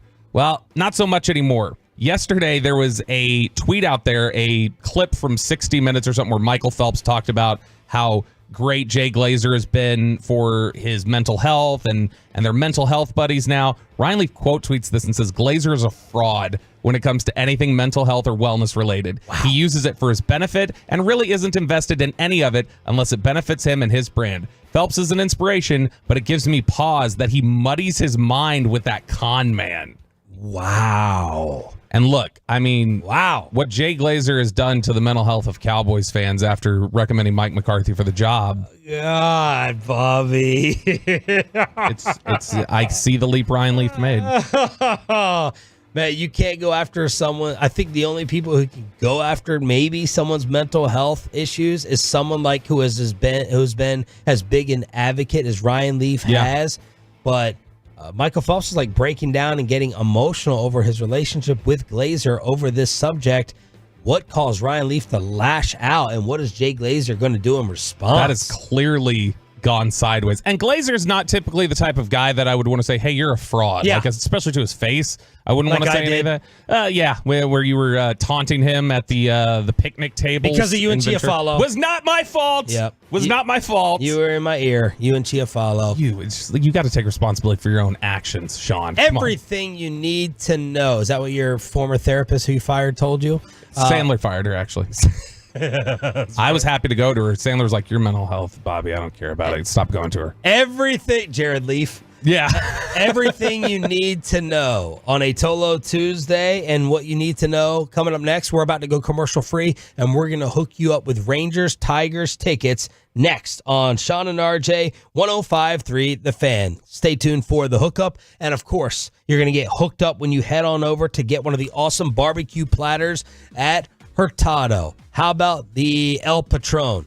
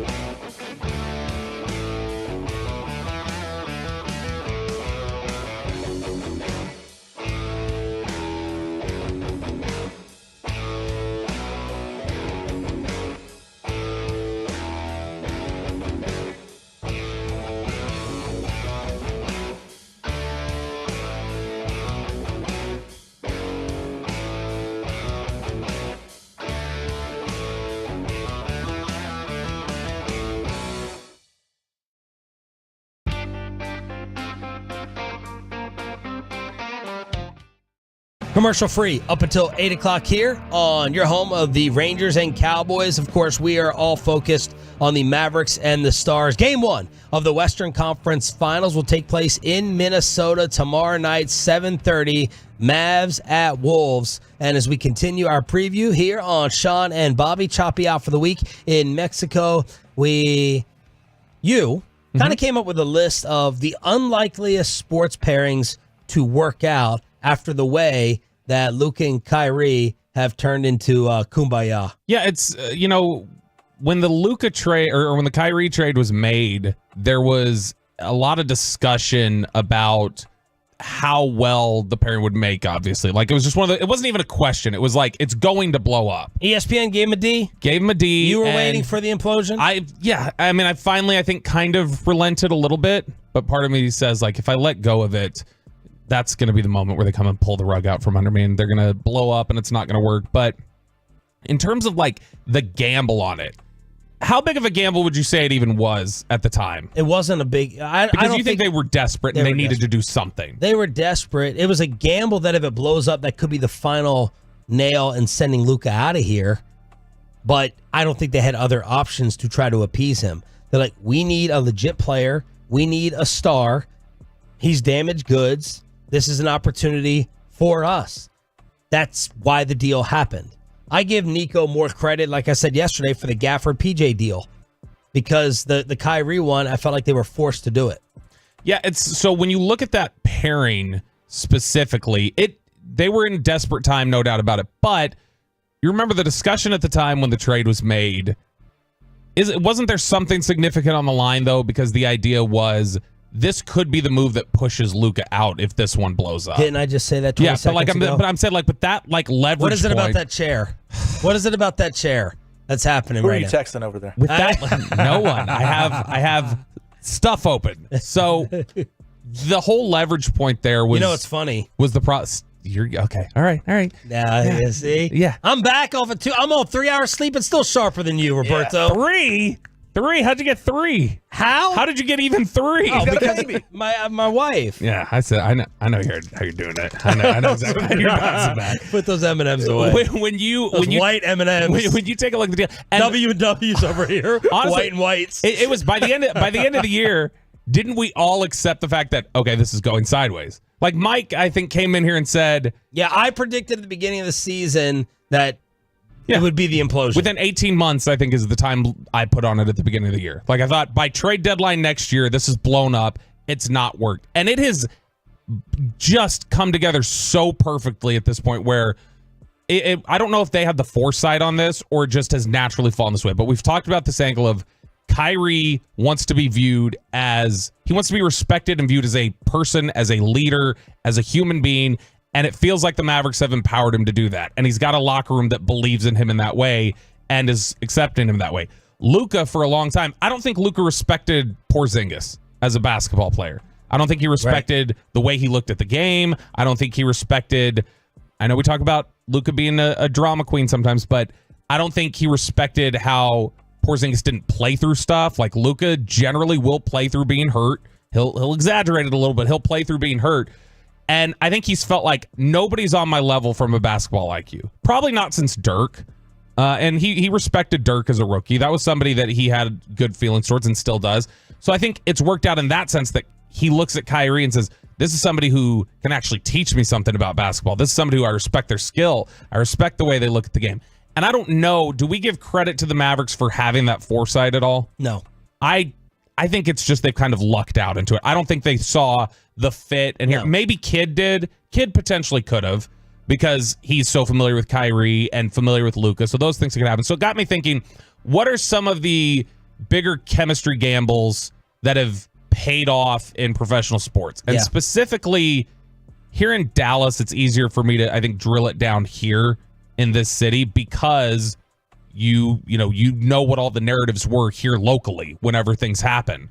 So the first one that came to mind for me in terms of a big chemistry gamble, it took a lot of stones for the Cowboys to go out and trade for Charles Haley when they did. Haley was considered such a volatile personality, and that was a team that was on the rise, and people felt like it's a matter of time. You don't have to do this. You don't have to introduce this into your locker room. Yeah. And that one ultimately was a big reason why they accelerated as quickly as they did. They won in 92. That was a big reason for it. Go watch Charles Haley's Football Life. You want an entertaining hour in your life, go watch that. That dude, and he was a genuine difference maker for them. Not only that, he got Emmitt Smith's contract done when after he held out for the first 2 games, and Jerry comes to the locker and is terrified when Charles Haley throws a helmet through the wall.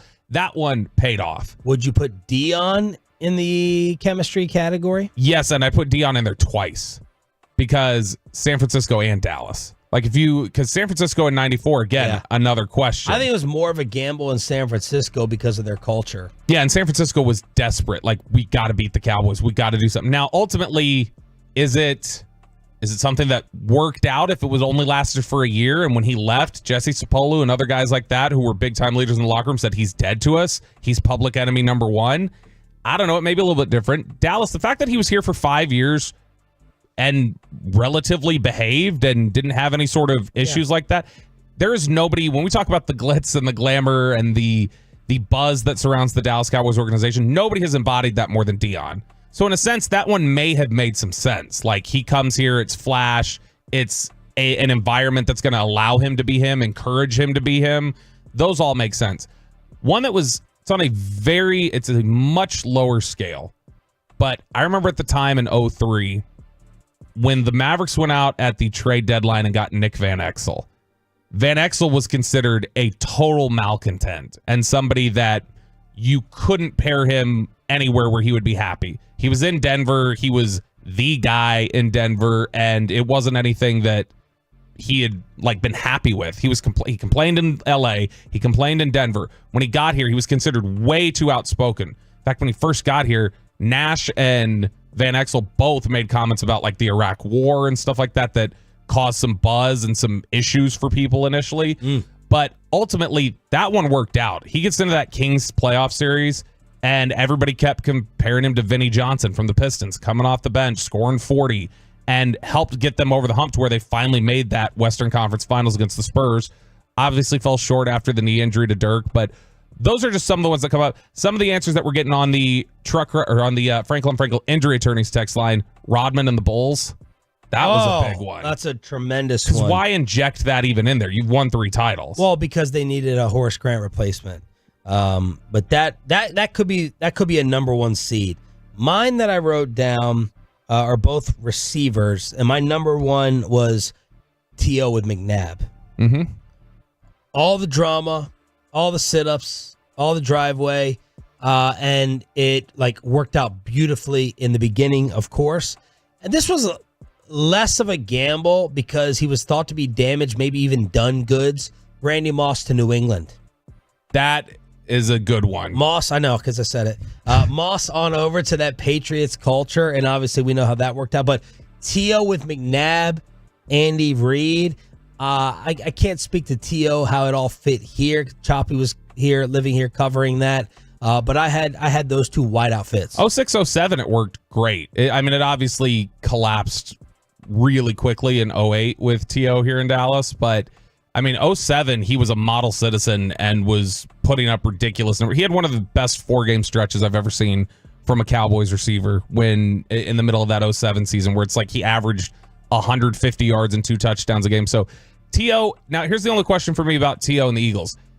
Did he help accelerate the end of their window, though? I don't. With the blow up and leaving Philly and all the toxic stuff that followed. How many NFC title games did they make after he left? None. None? He was in that 3rd one where they get to the Super Bowl. Well, they went to 4 straight. Or then he was in that 4th one. He was in their last one. They go to the Super Bowl. The next year, there's clearly some chemistry issues. He gets sat for the rest of the season in the middle of it, and then he gets let go after the season ends. But he was one that you could make the argument. Now, they were in sort of a desperate window where they needed a playmaker, but you could make the argument he may have cut their run short. Here's the thing I have to add as a note to the Luka Kyrie thing, and it's I don't know how you compare it to the obvious connection with a quarterback and a receiver. You can tell, oh my God, Brady and Moss are clicking, and McNabb and T.O. are clicking. I don't know if I watched Luka and Kyrie. To me, I give that more credit from a chemistry, leadership, sharing of the responsibility off the floor points, then they're making magic on the floor together with each other. You know what I mean? Yeah, they don't. I It's don't not know, like I don't know that we see a lot of like playing off of each other. Yeah. That's really like, Yeah. oh man, that's great. But when they are on the floor together at the same time, the offense is one of the most efficient in the NBA. And so, I mean, even if they're not playing directly off of each other, those two on the floor playing within the team game are really efficient together. And it's one of those where you can alternate. That was the biggest thing that when you lost Jalen Brunson, you were risking letting a guy go who had shown I can play off of Luka and Luka can be the ball dominant guy. And when Luka leaves, if he's off the court, I can be the ball dominant. I can fit into either role and the offense will be good either way. That was the biggest risk with Brunson leaving, and they found that with Kyrie. You know what is also a tremendous gamble, and apparently it's working out still. Me to the morning show? No, that's a good one. Somebody texted that in 940. This is not the best audio, but we have to play it. Shannon Sharp on ESPN talking about JaVale McGee still working out well for the Dallas Mavericks. The Mavericks don't really like to play Lively the second and Gafford together. Normally they're interchangeable. They go with PJ and the backcourt. Do you think they might really be switching that up? If I'm not mistaken, I think JaVale McGee's on that side. There's also with the Mavericks. Horrible audio, but I had to bring up Shannon, including JaVale McGee still on the Mavs roster. What the hell? Yeah. Shannon is just... Shannon, I know you like him. I can't stand him. He is such... Did you see the You key? can't stand Shannon. No. We've argued about this before. I love Shannon. Brought us, by the way, texting Sagan as a possible chemistry. I mean, question KD mark to the Warriors. coming over from Boston. So there's Brian brought us listening during the Express. Is A-Rod to the Yankees a success? They won, one title? I don't remember like their regular season records throughout the years. I mean, they were competitive. Yeah. They fell short all but 1 year, essentially. Anyway, back to your ridiculous Shannon take. Yeah, no, Shannon, I don't. Did you see the Keyshawn quote? I kept looking for it yesterday. I was trying to pull. I'd seen it tweeted, but I couldn't find the audio of it. Yesterday, he was talking to Skip, and he said something about Minnesota's already beaten him a bunch of times this year, Dallas. And Skip said something like, "Well, Kyrie wasn't there," and Keyshawn said, "Well, he was still on the team." Yeah. And they're like, what does that even mean? He's still being paid. So I'll give Shannon credit that he generally doesn't say dumb stuff like that. Yeah. But I don't like the whole Shannon energy. What about that show? Where talk about fading into Bolivia and completely off the map. I feel bad for our boy, Michael Irvin and all that, but man, I haven't heard anything from that show. They can't even work with me. They can't even troll hard enough to get thrown out there or trending on social media because they're so irrelevant. No, Stephen A. won. Good job, FS1. Won the war. Yeah. Good job, FS1 exec. Keep paying him $6 million a year, whatever it is. I will say, since they've added Paul Pierce, I do see more of those clips going out because of Paul Pierce. Yeah, he's so unhinged. But Paul Pierce may have been the pull they needed ultimately. That may ultimately be the pairing. It's just Paul Pierce and Skip. I could see because Paul Pierce just says whatever. You can't keep Paul will not last for a long time. It's He'll get amazing. canceled. It's amazing he lasted that long on ESPN. We have Ask Reddit coming up. The Timberwolves play-by-play voice at 8 o'clock. Corey Majors in studio at 9 for a Western Conference edition of High Low. Right now, let's hook you up for turning it on and leaving it on. All right, Tollers, that's right. Call number 10 right now at 877-881-1053 wins a 4-pack of Texas Rangers versus Detroit Tigers tickets on June 4th at Globe Life Field. And the first 15,000 fans also receive a Marcus Semien replica World Series ring. That's caller number 10 at 877-881-1053. Y'all know anyone who got those replica rings? Yeah, have you seen them? Yeah. They are nice. Yeah. Like that makes me think that's what they gave Sandler now. Is they gave him one of those cubic zirconiums or whatever. Because the Ohtani bobbleheads are like getting put on the market for like 2,000 or 3,000 in Los Angeles, and I was worried how many Tolos got that Rangers replica ring. Dude, those rings were I was out at Southern Leisure and Spas at the G-Bag remote the day after the Seager rings were given out, and there was a listener there who had one of them, and he like was showing it to us, and I held it. And I was like, "This is like it feels like the weight of what I would expect a championship ring to feel." Was like. it better quality than what you brought back from my buddy from Yankee Stadium? Yeah, and that one was good. Yeah, very good. That one, like, I mean, I think you could have passed the Seager one as a legitimate like title ring. I would have believed you. Really? If you would have shown it to me, I would have. If I looked a little closer, I probably would have been able to tell. Like, okay, this doesn't quite look like it, but I mean, it looks sincere. It's got to be. I mean, it's one of those ones that I would imagine is like it actually costs some money for them to invest in. It's Expressway. It's commercial free. It's Atolo Tuesday, so that means we ask Reddit. Do you have a question, Kelly? Yeah, I have a lot of questions. Number one, how dare you? Frankel and Frankel Injury Attorneys text line 877-881-1053, 877-881-1053. We will also get your thoughts on the Twitch and on the YouTube there on the fan cam, and we'll kick around some of these questions here in the studio. This is Ask Reddit. It's where we take the most viral questions off of Reddit each week and kick them around and get your thoughts. First one here, Sean, for you, as Peyton answers calls. Who is and this is perfect, I think. Who's the oldest person you think is sexy? Oh, gosh. Or like when you were young, did you have like... The oldest person I think is sexy? I mean, I used to maybe say from Grumpy Old Men, is it Sophia Loren? Yeah. I used to maybe go ahead and think that. How old is... Oh, you know who it is? Who? I think Are we putting a definition on quote unquote old or older? No, it's just literally who is the oldest person you think is sexy? It probably has to be J-Lo. Jennifer Lopez is unreal at her age. Now, my wife has turned on her. That used to be her number one seed crush. She can't keep a man. You got all the what do they call them? B-Lo, J-Lo, Benifer? Yeah, Benifer. Benifer stories that they're getting ready to get divorced. But looks-wise, man, Jennifer Lopez, and I don't know how anyone could be hotter than her at the age of 54. She's smoking. I got to see Halle Berry and how old she is. She's 57. Okay, it's either Halle Berry or J-Lo. This is not even a question. This is a slam dunk, easy answer for me. Yours isn't going to be hotter than mine. Not hotter, but older, who I still think is attractive. All right. Jane Seymour. Okay. 73 years old. Yeah. She's still attractive. Yeah, she's attractive, but sexy.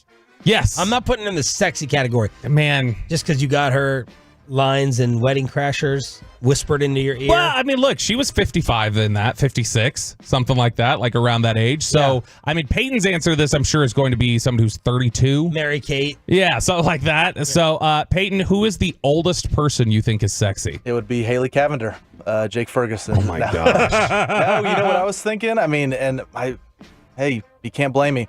Dolly Parton, the oldest, 78 years old. Okay. She's still good looking, man. I saw her Thanksgiving. Yeah. I'll take a lot of sip. It did something for you. Okay, over on the Twitch, Arcadia says Sofia Vergara. She's 51. I mean, I love her. She's good looking. We're getting a lot on the Twitch and on the fan text saying Helen Mirren. Helen Mirren? Helen Mirren is, I mean, she used to be attractive. She's no, I don't see it. Absolutely not. 78 years old. 78. 575. A lot of Selma Hayek here. Oh, how old is Selma Hayek? Selma Hayek's probably close to J-Lo, right? Dude, I love Selma Hayek, J-Lo, Sofia Vergara. 57. She's going to be 58 in September. Change the subject. I'm going to get him in trouble. You don't have to answer anymore. There's plenty. They're just pouring in on the fan text, though. Selma Hayek. Jennifer Aniston, Heather Locklear. Has anyone seen Heather Locklear for a long time? No, not since Richie, whoever. Pettibone? Not Pettibone. That's a old Redskins D coordinator. Sambora. Yeah, rock star. Jennifer Aniston, Marissa Tomei. That's a great answer. Dude, Marissa Tomei and like the Seinfelds are My Cousin Vinny. Marissa Tomei She's going to be 60 this year. Yep. That's a fantastic answer. Yep. So those are, I think those are some pretty good contributions there. Beardo on the YouTube says Catherine Zeta-Jones. Chris Navarre says Elizabeth Hurley. Oh, yeah. I think there's an Elizabeth Hurley movie with like her and her daughter or something. There's some type of like sex scene with someone brought us Halle Berry.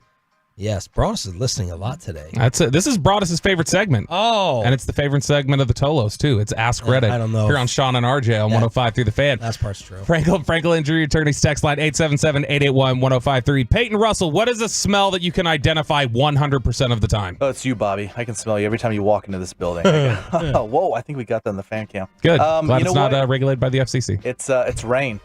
I can smell rain from a mile away. Anytime you get the dark. Oh yeah, you can't smell rain. You get that smell in the air. What kind of hippie S is that? Stop. All right, Tolos, hit me up on this one. I can smell rain a mile away. I think that's the leftover food in your mustache is what you're smelling. You've never walked outside and be like, oh yeah, it's gonna rain today. I've when it's raining, I don't smell it a mile away. You're one of these ones who's like, when I get a tingle in my knee, I know storms are coming. Like you're one of those types. Fine, I'll choose popcorn. I can smell popcorn. Swaggy Booty says you don't smell rain, you smell wet ground. So way to get that wrong. Peyton. You know, I think it's hard to beat cigarette smoke as a number one seed. Like any type of smoke, weed. Kristen can tell the cigarette smoke like that because it starts giving her issues. Cigarette smoke, onions, vinegar. Mine was easy. Gasoline. Oh yeah. Like when I smell gas, Dude, I feel like I cannot put gasoline into my car without getting it on my hands now. Like 2 or 3 times, and this has never happened living anywhere else. Some of these gas pumps here in Texas, like they overflow on me. It's happened 2 or 3 times when you do the automatic pump, and you're sitting in your car waiting, and you're like, what's taking so long? And then there's a puddle gushing out. Ooh. And I think I'm afraid that when I start the car, that my whole car is going to blow up. Aren't you supposed to not sit in your car when you pump gas? I don't know. I thought that would be on. I'm going to sit in my car. It's either 105 degrees here. I'm not going to stand outside. You're not supposed to be on your cell phone either. Is everyone off their cell phones? No, but it's different. Like if you sit in your car while you pump gas, like there have been instances of the car exploding.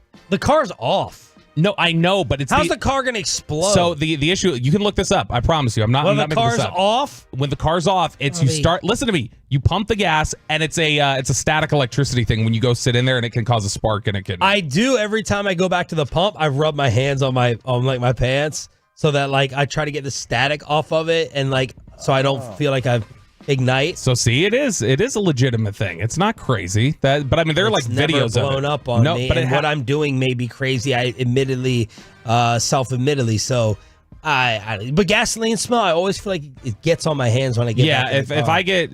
if I spill any gas on my jeans or anything else, bacon. See, Ryan's got the video up of cars exploding whenever you go sit in your car. So, yeah, this has happened before. Wait, all right. So, you all tell me right now on the Frankel Injury Attorney text line, how many you stand outside the whole time when you're pumping gas? Pepe, I get back in my car every time.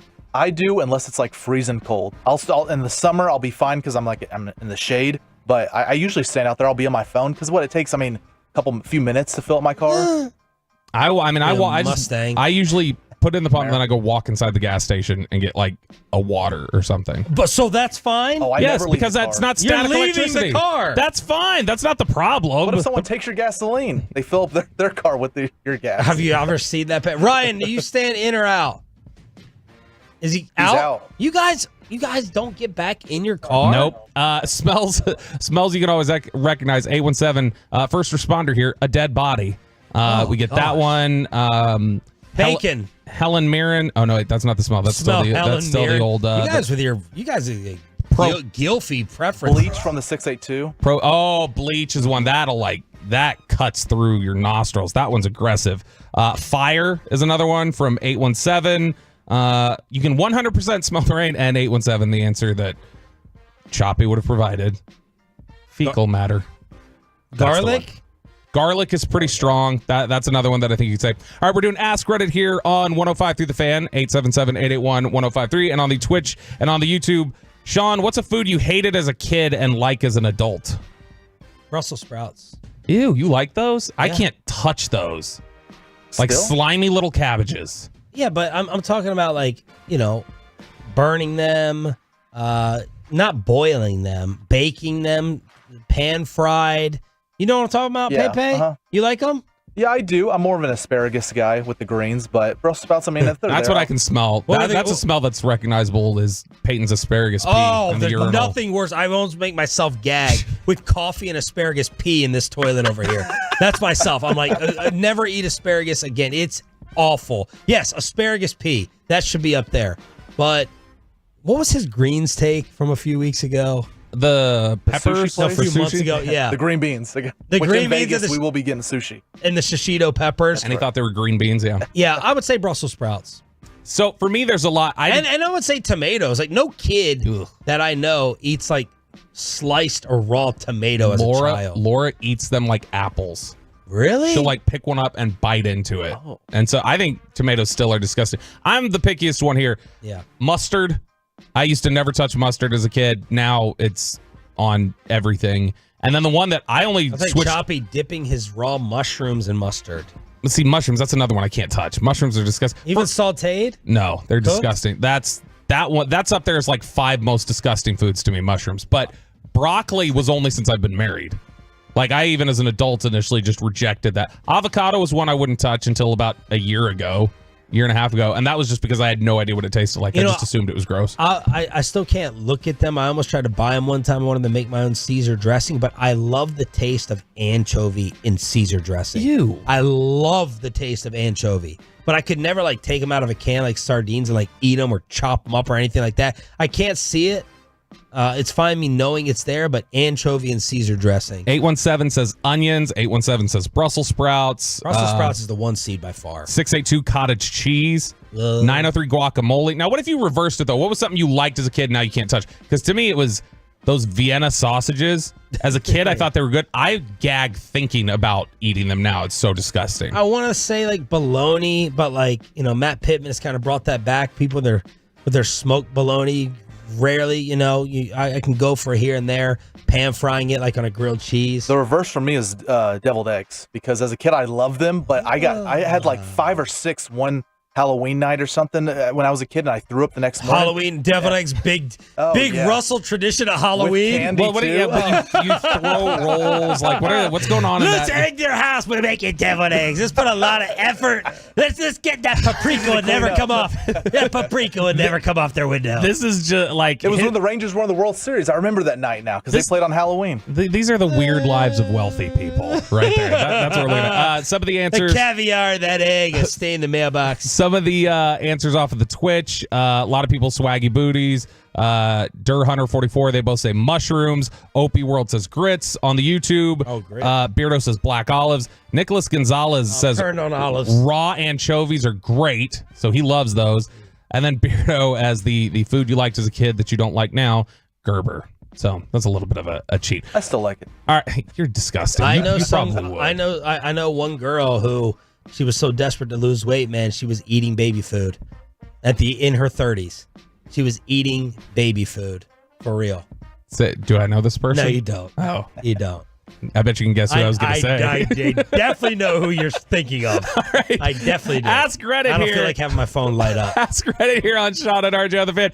Peyton Russell, your nudes just got leaked, which could happen. All right, talk about that. Yes. So Apple, I don't understand how this is even possible, because I would think that if you've deleted photos or whatever else that you wouldn't be able to, they're gone. They're off of a server, whatever else. But the new iPhone update, something Chop was telling us about during a break at the end of last week, the new iPhone update has some people saying that with the update, their old nudes that they've deleted are popping back up in their like photo albums. What? And that they're returning, which means that would have to be living on a server somewhere, wouldn't it?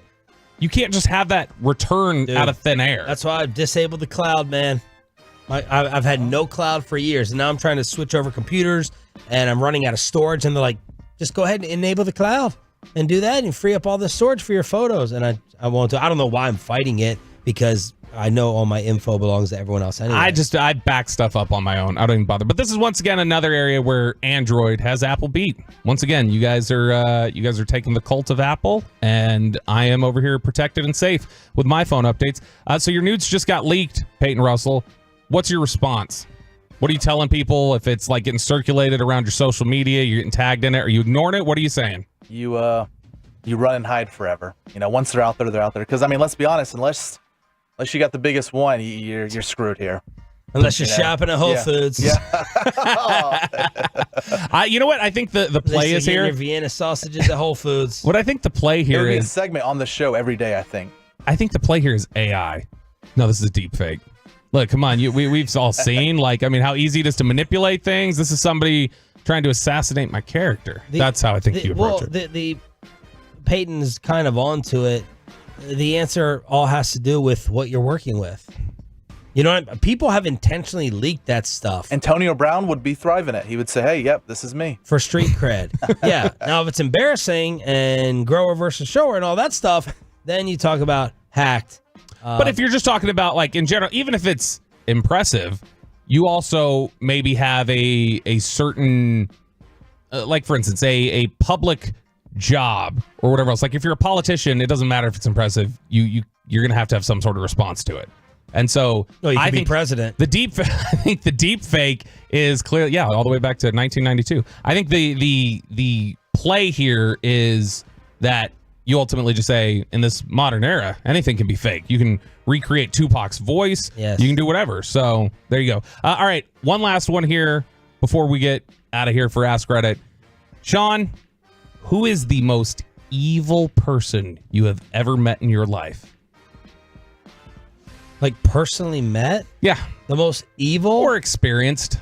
Hey, man. Like somebody maybe you actually experienced them instead of just a passing, Wow, that's a great question. I don't have an immediate answer. Evil. Pure evil.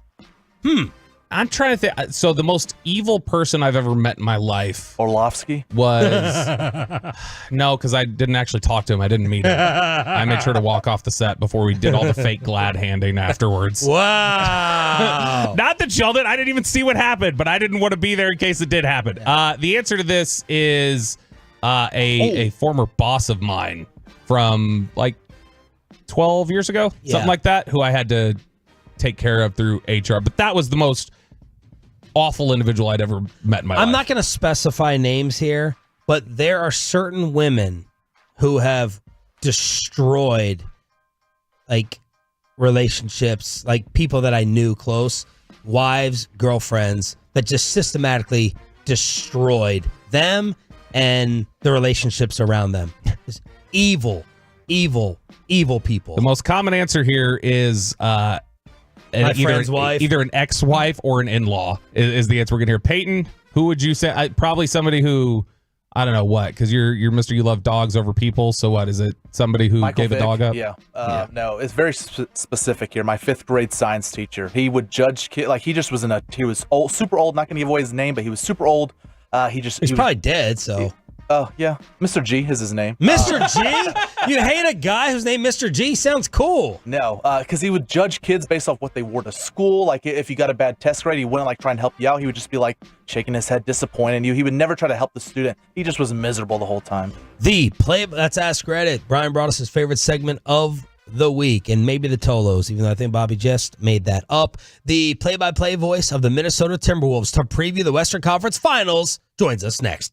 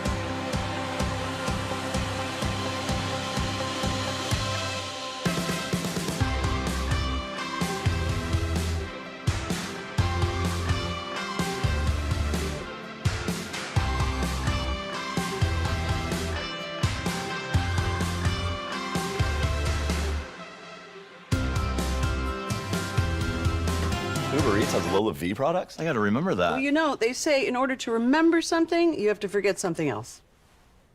Okay, now that is a very cute haircut. That's like a little shag. I've never seen that before. Well, I mean, of course you have. It's the Rachel. Oh, is that your name? No, I mean like your name. No, I'm Jen. My name's Jen. Right, but I just mean like this is your haircut. But that's hair on your head. I'm not saying this is your hair. Okay, freaking me out a little bit.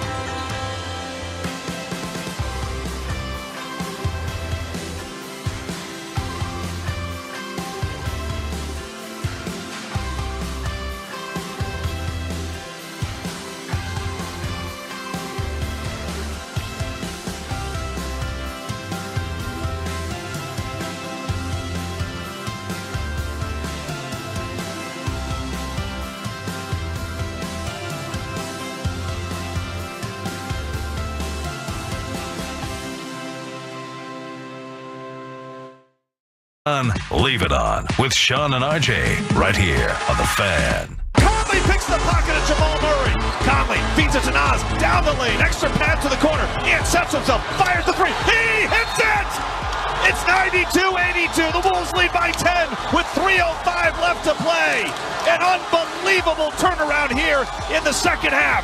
And that is the call from the radio play-by-play voice of the Minnesota Timberwolves. His name is Alan Horton as we get set for Game 1 of the Western Conference Finals tomorrow night at 7:30 in Minnesota. Good morning, Metroplex. Sean Sharif and Bobby Bell with you throughout the entire week. Choppy is off on vacation. We got Peyton and Rai in the back. We are live on the Fan Cam, Twitch, and YouTube. And Charles Barkley asked Anthony Edwards, hey, man, I haven't been to Minnesota in about 20 years. What do I do? Where do I go? And I think AE was just like, bring your ass, man. Bring your ass. I think the only time I've been to Minnesota was for the Super Bowl coverage in the mall. That's it. Did you ever leave the mall?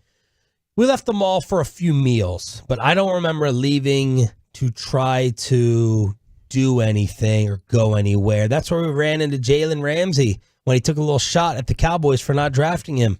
We were at a kind of like a stir-fry place. I can't remember.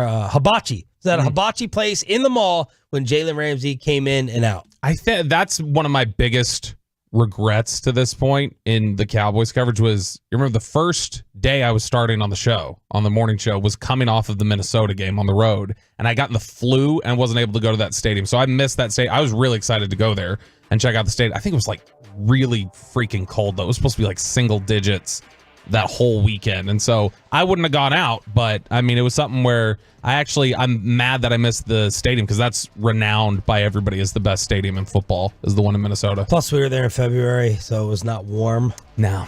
Yeah, that would be a problem. All right. While we wait for the Wolves play-by-play voice, Derek Lively, the battle of the bigs, right? As you have Reed, you have Cat, you have Gobert, taking on Lively and Gafford. Do we have them on? We good to go now? Let's bring in Alan Horton on the D&M Leasing Hotline here on Sean and RJ. Good morning, Alan. How you doing? Sean and RJ, I am great. How are you? Doing well. Thank you for joining us. Barkley asked Anthony Edwards what there is to do for him in Minnesota or where to eat. What would you tell Chuck? I don't know if I have any recommendations for Chuck. I think it is going to be a shock for those guys if he come into Minnesota. It's not a place like they admitted that Chuck's said he hasn't been to in 20 years. So, it's just it's a new era. It's a new time. And the Timberwolves are, excited to host the TNT crew. Can't wait for Draymond Green to get here to be a part of that and his hatred for Rudy Gobert. So it'll make things spicy, I think. Alan, be honest. Be honest. After Denver ran off 3 straight, did you think the series was over? Yeah, I went through a variety of emotions in that series. I would say I thought the Wolves were going to sweep the Nuggets after 2 games. The way they had played, the way they dominated, the winning twice at Ball Arena, and then yes, after 3 straight Jokic-led performance, I thought it was pretty much over for the Wolves. But winning those last 2 games, I mean, to win Game 6 and 7, and then to have Game 7, you come back and from 20 down with 22 minutes to play, unbelievable way to finish off a Game 7, greatest comeback in Game 7 history, and. This team, the one thing my partner Jim Peterson and I said on the Game 6 broadcast, we just couldn't see the Wolves going out in 4 straight. This team was too good during the regular season. It's got too much chemistry. They've shown too much fight and too much heart to go out in 4 straight. That was one of the things I was hanging on to in Game 6. And I thought they played marvelously the last 2 games. Alan, we had the benefit of being able to sit back knowing we were in the West Finals and saying, who do you want? Who do we want to win between Denver and Minnesota? From a matchup standpoint, let's reverse the question. Better/worse matchup, wherever you want to take it, between the Mavericks and the Thunder for the Wolves? I actually didn't have an opinion on that. I thought either way, I think create some challenges. I kind of wanted to play the Thunder. That was my point of view, simply because of sort of OKC's, 2 things, their lack of experience and their lack of size up front. You guys took advantage on the glass. They just don't have a lot of size, and I can't believe at the trade deadline they only acquired Gordon Hayward, and that didn't really address their rebounding issues. Yeah. They just basically have Chet and he's not at the size and strength. He'll be more dominant as the years go on the glass, but he needed help and he didn't have any. So I would have leaned more towards going against the Thunder, just knowing that Doncic and Irving can be so dynamic in the backcourt, and the Wolves have, like a lot of teams, have struggled when they've played, have struggled to kind of contain them. What's Minnesota's weakness? Well, I would say that their offense has not been their strength, right? I mean, they're a middle-of-the-pack offensive team, and so there can be times when it looks pretty ugly at the offensive end and not consistent. I think in games 3, 4, and 5 against Denver, you could point to that end of the floor and say that the Wolves needed to pick things up. But it's all intertwined, right? Like once your defense plays well, you start playing well offensively. Your defense can trigger your offense. They're all tied in together. And in 3, 4, and 5, both of those things really struggle. But I would point more towards the offensive end, the lack of consistency. I think this team has, when they're on offensively, they look good, but that just hasn't been a consistent basis throughout the whole season. We're talking with Timberwolves play-by-play announcer Alan Horton here on Sean and RJ on 105 through the Fan. Alan, when there's been a lot of talk already about just how big the Wolves are and how big they play, obviously with Naz Reid and Cat and Gobert. And, we've had our own discussions here about how, that's going to be difficult for the Mavericks on the glass. And, they've got their 2 bigs that they've got in rotation, but they're missing Maxi Kleber right now. Where is that a detriment, though, for the Wolves? Where have you seen that, that big lineup burn them a little bit? I think it's hurt them mostly in transition and being able to increase the pace a little bit. When you've got 2 7-footers on the floor basically at all times, it's tough to get going a little bit because those guys just naturally take a little more time to get down the floor. And, Chris Finch often talks about wanting to push the pace and take advantage of some transition opportunities, which you need to do. But that's tough when 2 of your 5 guys on the floor are still in the backcourt, haven't crossed midcourt yet, and the other 2 guys or 3 guys are up in the front court. So I would say it's hurt them a little bit in that department. But I tell you what, it's been you look back to last year with those same 3 guys, those combos never worked. The Cat-Rudy combo was like a +0 net rating. The Rudy-Naz minutes were a negative. The Cat-Naz minutes were a negative. This year it's completely flipped. They've figured out how to play together. All 3 combinations between Naz, Rudy, and Cat have been really positive net ratings, almost a +10 for each of them. And so it's really evolved into something pretty dynamic where the Wolves don't even really think about it anymore. It's not really 2 twin towers or 7-footers on the floor. It's now Cat, who's become comfortable in the power forward spot, and Rudy Gobert at that center spot, and Naz coming in whenever he's needed. And if Rudy and or Cat gets in foul trouble, he can easily come in and play 30 minutes a night. Alan, has Cat been cool, or how has he adapted to like the Anthony Edwards takeover? It was supposed to be Cat, next franchise players, and Anthony Davis comparison is going to rule the league, and now we all look at it as Ant's team. How has Towns dealt with that? They've dealt with it masterfully. I mean, and it stems from both those guys being good people, have great personalities, and understanding that they need help. Yes, there's no doubt when Ant came in as the number one pick, Karl Anthony Towns, still had that was his team. But Ant has risen, obviously, to a level where he's carrying the team on a nightly basis at the offensive end. And Cat has that's not easy to do, to become sort of second fiddle, if you will. But the Wolves have never tried to make him feel like he's a second fiddle. Like it's, I think we like to put these labels on, okay, who's the one on your team? Who's the two? Who's the three? And to a certain degree, you need to think about that stuff. But as far as the team goes, they've just acquired all this talent. I mean, Rudy is he's a defensive player of the year for the fourth time. So we don't even mention him in terms of Ant and Rudy. And Mike Conley is like, in terms of Ant and Cat. And you mentioned Rudy and Mike Conley, and then you got a young and up and coming sort of jack of all trades and Jaden McDaniels, who can have big offensive games, who's a stellar defensive player. So they kind of look at it more like just acquiring all this talent and putting it all together. But there's no doubt that Ant is number one and Cat is number two, and it's been a seamless transition. And all you have to do is look at some of their post-game press conferences when those two, Cat and Ant, are on the podium together, like they were after Game 7, and they're hilarious together. And that's genuine. And when you have that kind of feelings for one another, I think it translates to how you play on the floor. Alan, when you take a look at how the Timberwolves, which we all know how great they are defensively, and there's been a lot of talk about that, but how would you expect them matchup-wise to approach the obvious question of Luka and Kyrie? The Thunder went with a lot of double teams that opened up opportunities for P.J. Washington and Derrick Jones Jr. in the last series. But how would you expect the Timberwolves to approach those two in terms of matchups?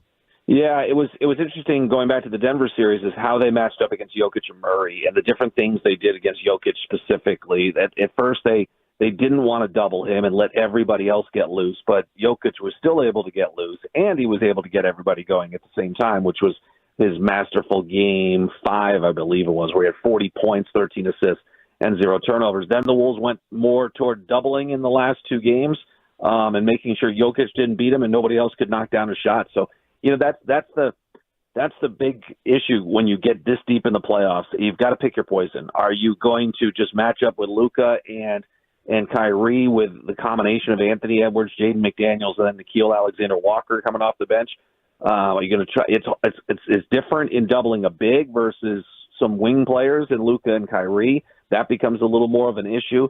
And those guys' passing is so elite, especially Luka. I mean, he'll pick you apart. And if you just kind of softly run a double at him, he'll find the open man. And the way P.J. Washington is shooting it right now, that creates a big problem that you can't afford to leave him and some other guys. If you put good shooting around those two, it's really a conundrum. I think you're going to see a lot of different things in this series, adjustments, readjustments, and then adjusting again. So I think we're going to see a lot of different defenses in trying to slow down Luka and Kyrie. You have called NBA games for a very long time, been around the league for a long time. When you take a look and think back over your time watching NBA basketball, how good within the context of the last 20 or so years is this Timberwolves defense, and what is it that makes them so good? Is it just personnel? It's personnel and sort of the attitude that they play with. Elston Turner is a longtime coach in this league, and he's sort of the defensive coordinator. And they've got them playing a really high level. I mean, last year when things, weren't quite clicking, and the Wolves still made the play, and they made the first round loss to Denver, their defense was 10th. But it didn't really feel like a top 10 defense. It wasn't quite dominant. I think when you look at the top 10 defenses in the NBA in the regular season, I'm not sure top 10 means what it used to mean. I think the 7, 8, 9, 10 defenses probably aren't that great. I think the top 5 is really what the elite group is. They've been able to take the next step this year by adjusting what they've done with Rudy. Rudy's been more comfortable second year around. He's trusting his teammates. His teammates are trusting him. They don't just funnel everything to Rudy, which they thought they could do last year, and Rudy would just clean up all the messes. That wasn't the case. And so it starts with Rudy, and then it continues out to the perimeter and the point of attack defense. They've really been stressing, stopping ball drives and getting pressure on ball handlers. And they've got just some dogs defensively in Jaden McDaniels and Nickeil Alexander-Walker.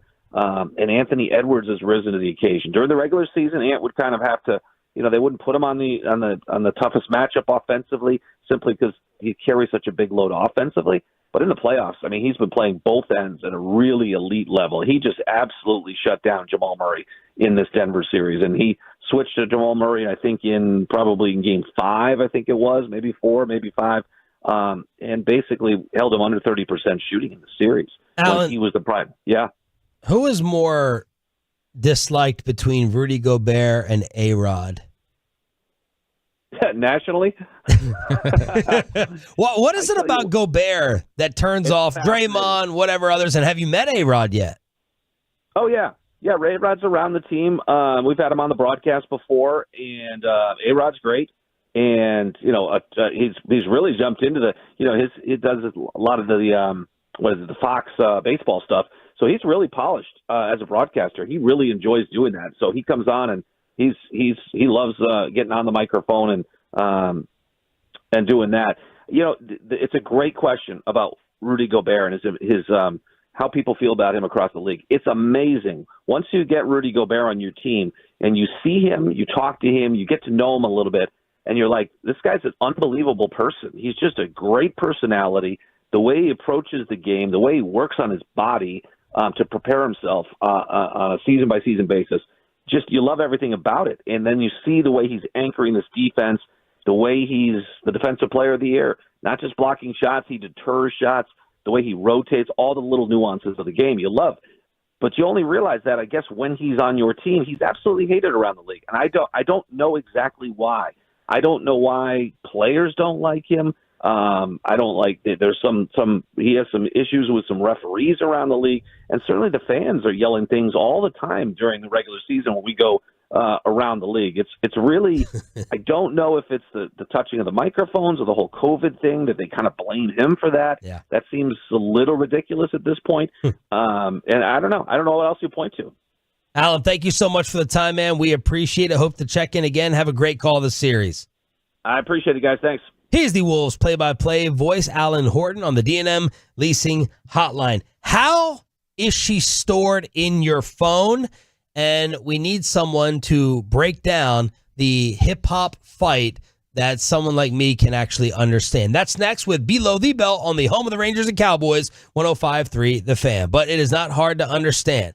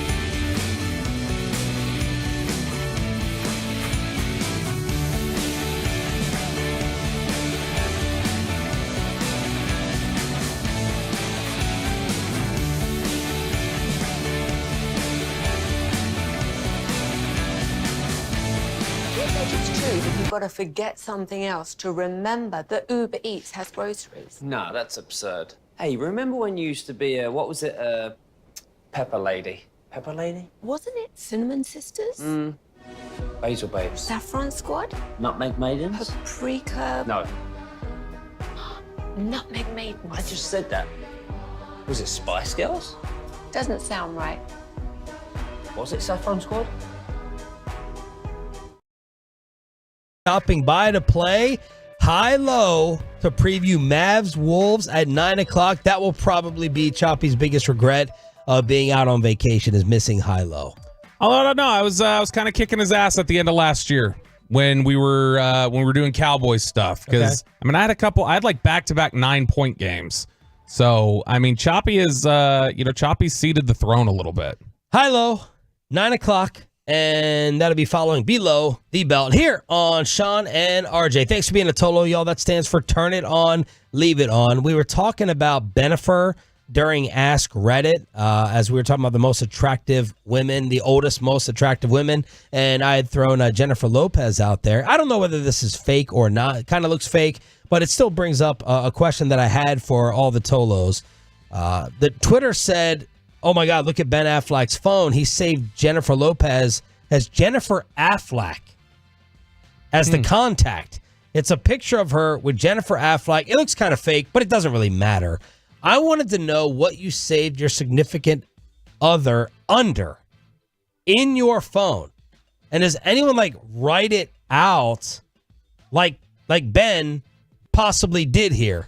So I just wanted to know what you saved her or him under at 877-881-1053. Is it the cute nickname? You have the heart in front and in back. I want to know what it is. Wifey? Wifey. Okay. At first, I just saw the huge phone number. Yeah. And I thought, oh, you don't even have his her number? Oh, man. Dude, okay. Why? Because it doesn't come up as a name there. Tell me if this is... I know this is petty, but tell me if you do this to her, I'm just the only psycho who does this.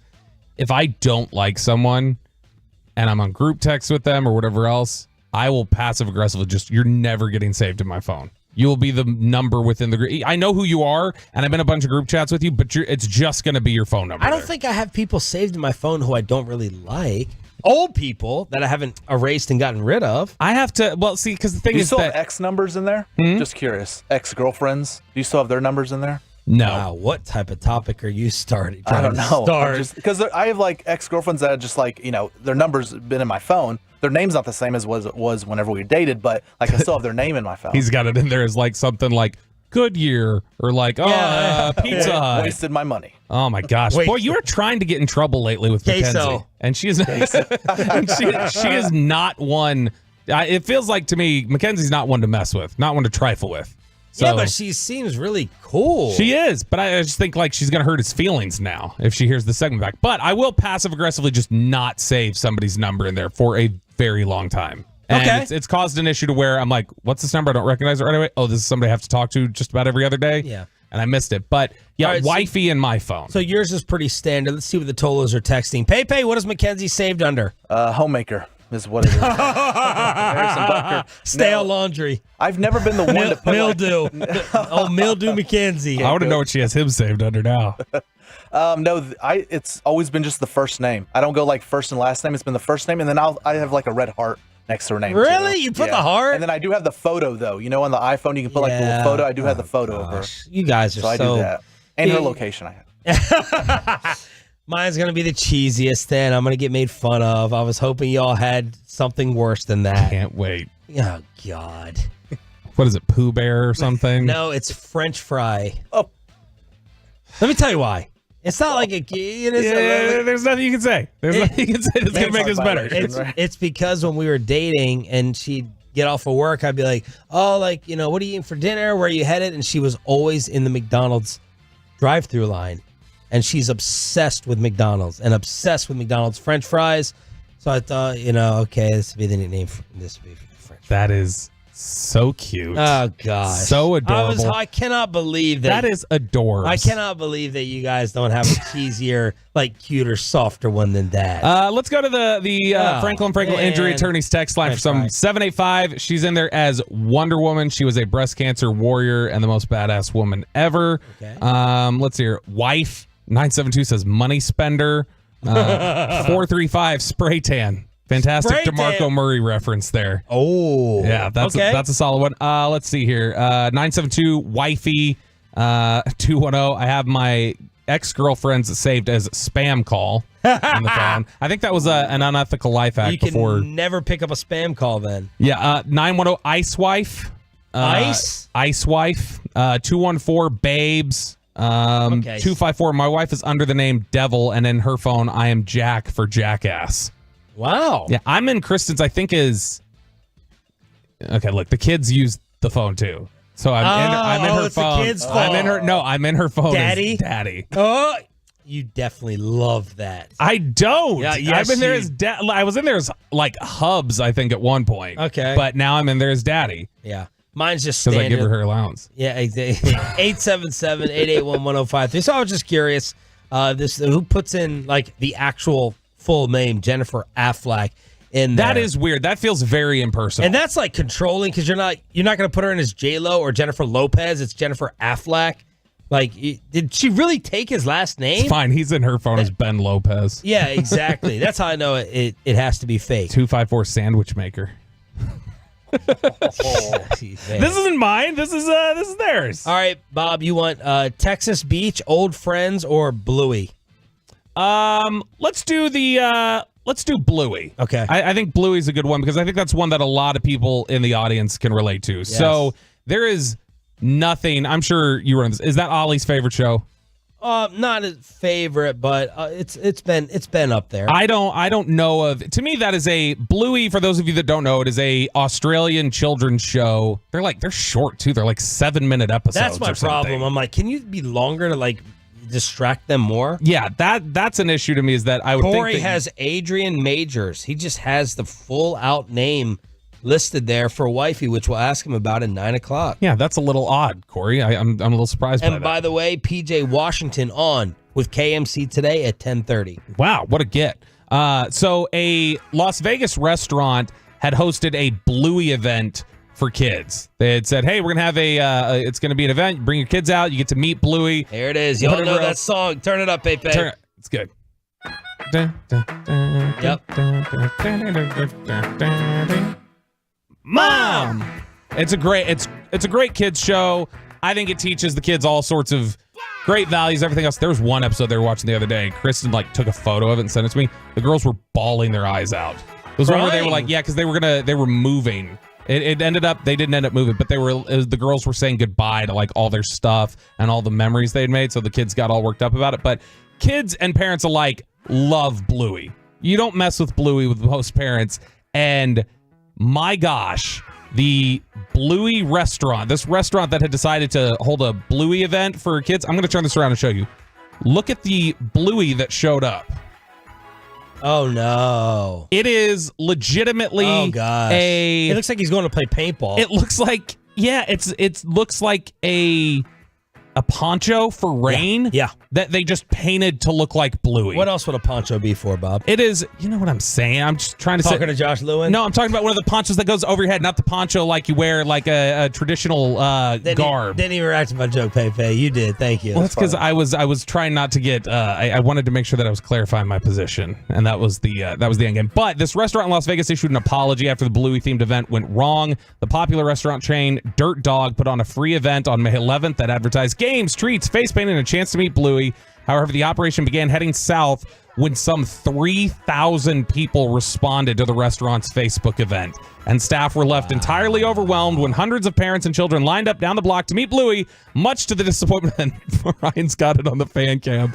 Much to the disappointment of those guests. When they made it to the front of the line, they were greeted by, quote, a guy in a onesie. That's described by one off-put customer. But this is definitely one of those. Billy Bob Thornton. This is definitely one of these expectation versus reality things. But yeah, that's bad Santa. I mean, the guy, look, he's got J's on. in the Bluey outfit and the little hood over, but that's so bad. And that's something that parents will get mad about. That you start messing with Bluey, you get their kids' hopes up, they are going to be pissed. Yes. You want beaches, or I don't want to do this Chet Hanks thing now, explaining Drake Kendrick, because I heard you guys gave Carter Freeman the whole expressway last week while I was out. I mean, I don't want to redo topics. I mean, I can represent the segment to you however you like. Our Twolos out there, the people on twitch.tv/DallasFanCam, just give us some feedback. What did you think of Carter's segment breaking down the Drake and Kendrick beef? And then I can show Sean some of the feedback so he can see how the segment went. I don't know. We can go. Do you want to go nude beaches? Yeah. Let's go with the beaches. Okay. So RJ Choppy, we gave him a little bit of hell for he likes to pretend that he's a little bit. I'll be honest. He's a little bit of a pick me. He's a little bit of a pick me. Okay, he's the loud boisterous, like, oh, I'm down for anything. Yeah. But then when he gets the chance to go to a nudist resort, he's like, all of a sudden, all that, conservative Catholic oppression, like growing up, the repressed sexuality comes out of Choppy, and he's like, I can't do that. I want my girls in turtlenecks. But the reason why maybe he didn't do this is because in Mexico, why waste your trip in Mexico on a nudist resort when you got two of the best nudist beaches right here in the great state of Texas? Wow. Yeah, so he didn't go to the nudist hotel in Mexico, but he's got a couple options here. One, there's a nude beach in Austin. I didn't even know there were beaches in Austin. Is this just a lake? Later. Is this just a lake off somewhere? And then the other is in South Padre Island. So these were on a list of the 12 best nude beaches in America. Peyton, I feel like, and this was according to actually hotels.com, one of them is Hippie Hollow near Austin, and then it's UFO Beach on South Padre Island. So my only thing is, if hotels.com is ranking this, I would imagine they're just going more for amenities, not the attractiveness of the nude people. What if you get that assignment? You're like, go rank the nude beaches. Are you kidding me? Oh, man. That'd be awesome. Rats. Although, don't you feel like you'd be more disappointed with a nude beach with some of the National Geographic I feel like covers that are walking around? I feel like the people who are going to the nude beach are the exact people I don't want to see nude. Right? Don't you think you're leaving a nude beach definitely more disappointed? It's called Hippie Hollow. Just go to Whole Foods. From the payload. The payload. Yeah. There it Hippie is. Hollow and then UFO Beach. Those sound like hippie spots. So let us know if you've been to any of them. Sean, Bobby, Peyton, and Rai live on the Fan Cam, Twitch, and YouTube. Is someone in the NFC East building a juggernaut? That's next in Below the Belt right here on 105.3.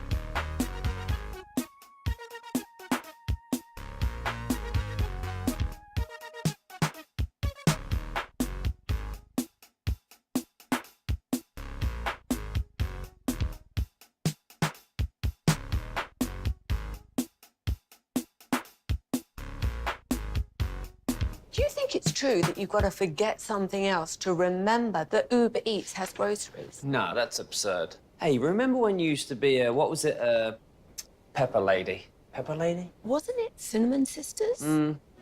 Basil babes. Saffron Squad? Nutmeg maidens? Paprika? No, Nutmeg Maidens? I just said that. Was it Spice Girls? Doesn't sound right. Was it Saffron Squad?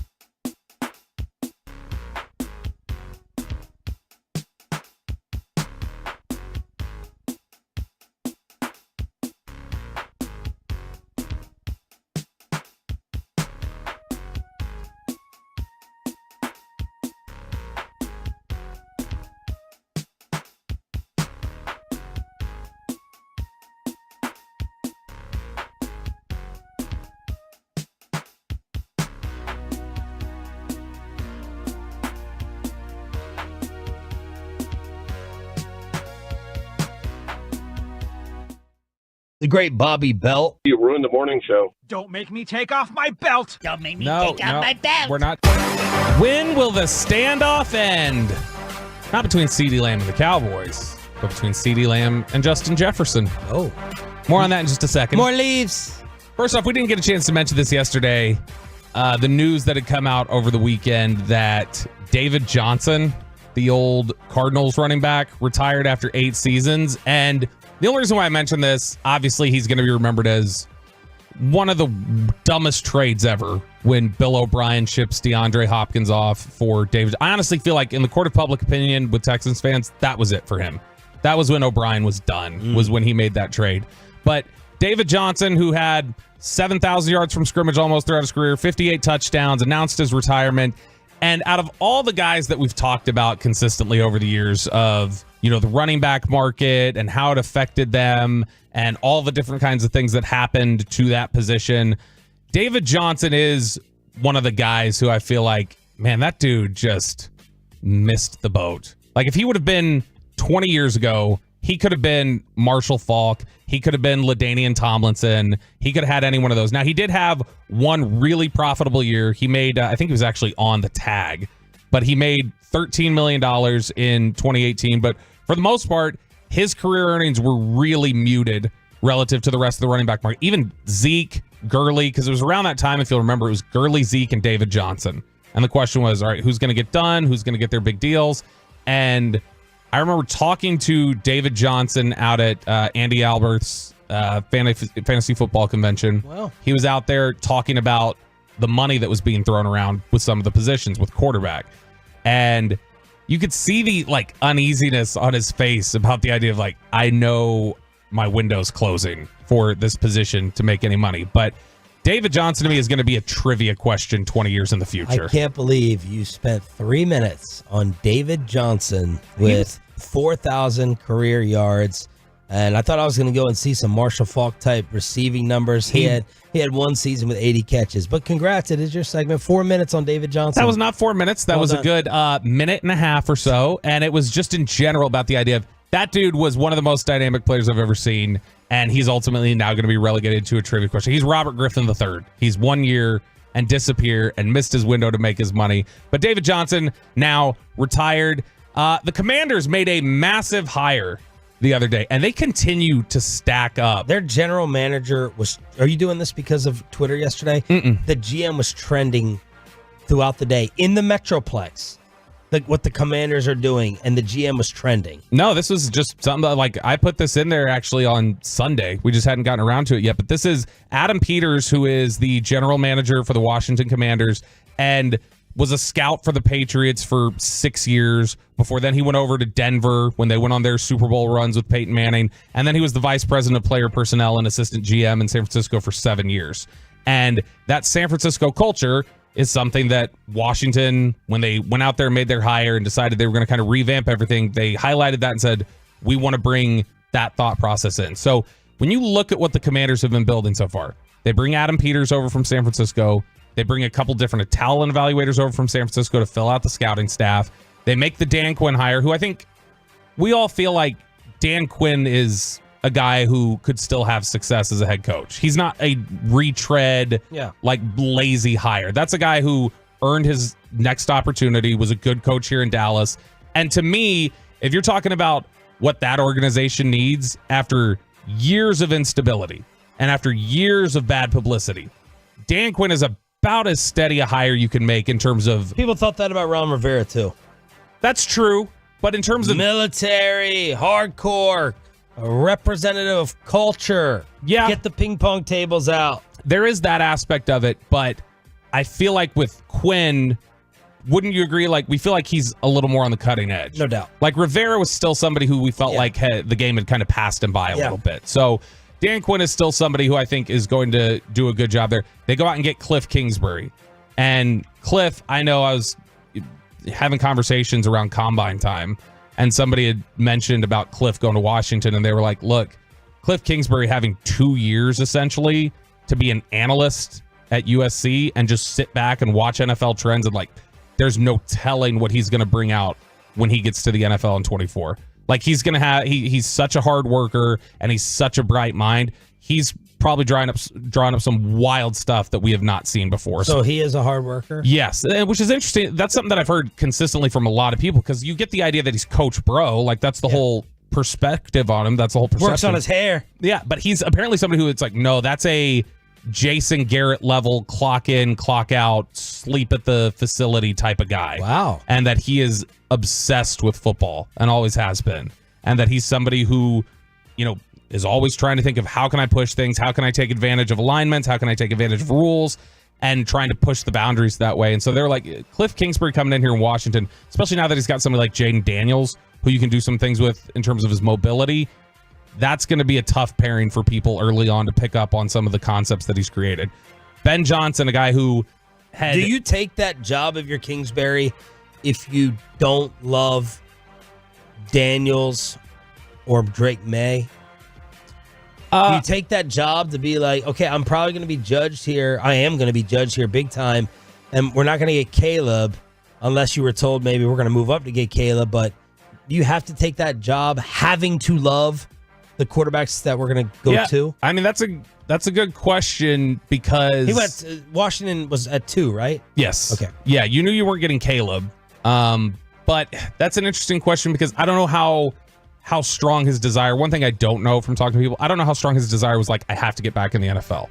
Like, you know how there are some guys, McCarthy got to that point, and that's why he did the stuff where he's like, I've got to get back in here. I need it. Yeah. And I don't know if Cliff had that same feeling. Like, was he comfortable with what things were doing? The other angle of that could be that with Caleb Williams leaving USC, Cliff may have felt like, all right, time to get out of USC now.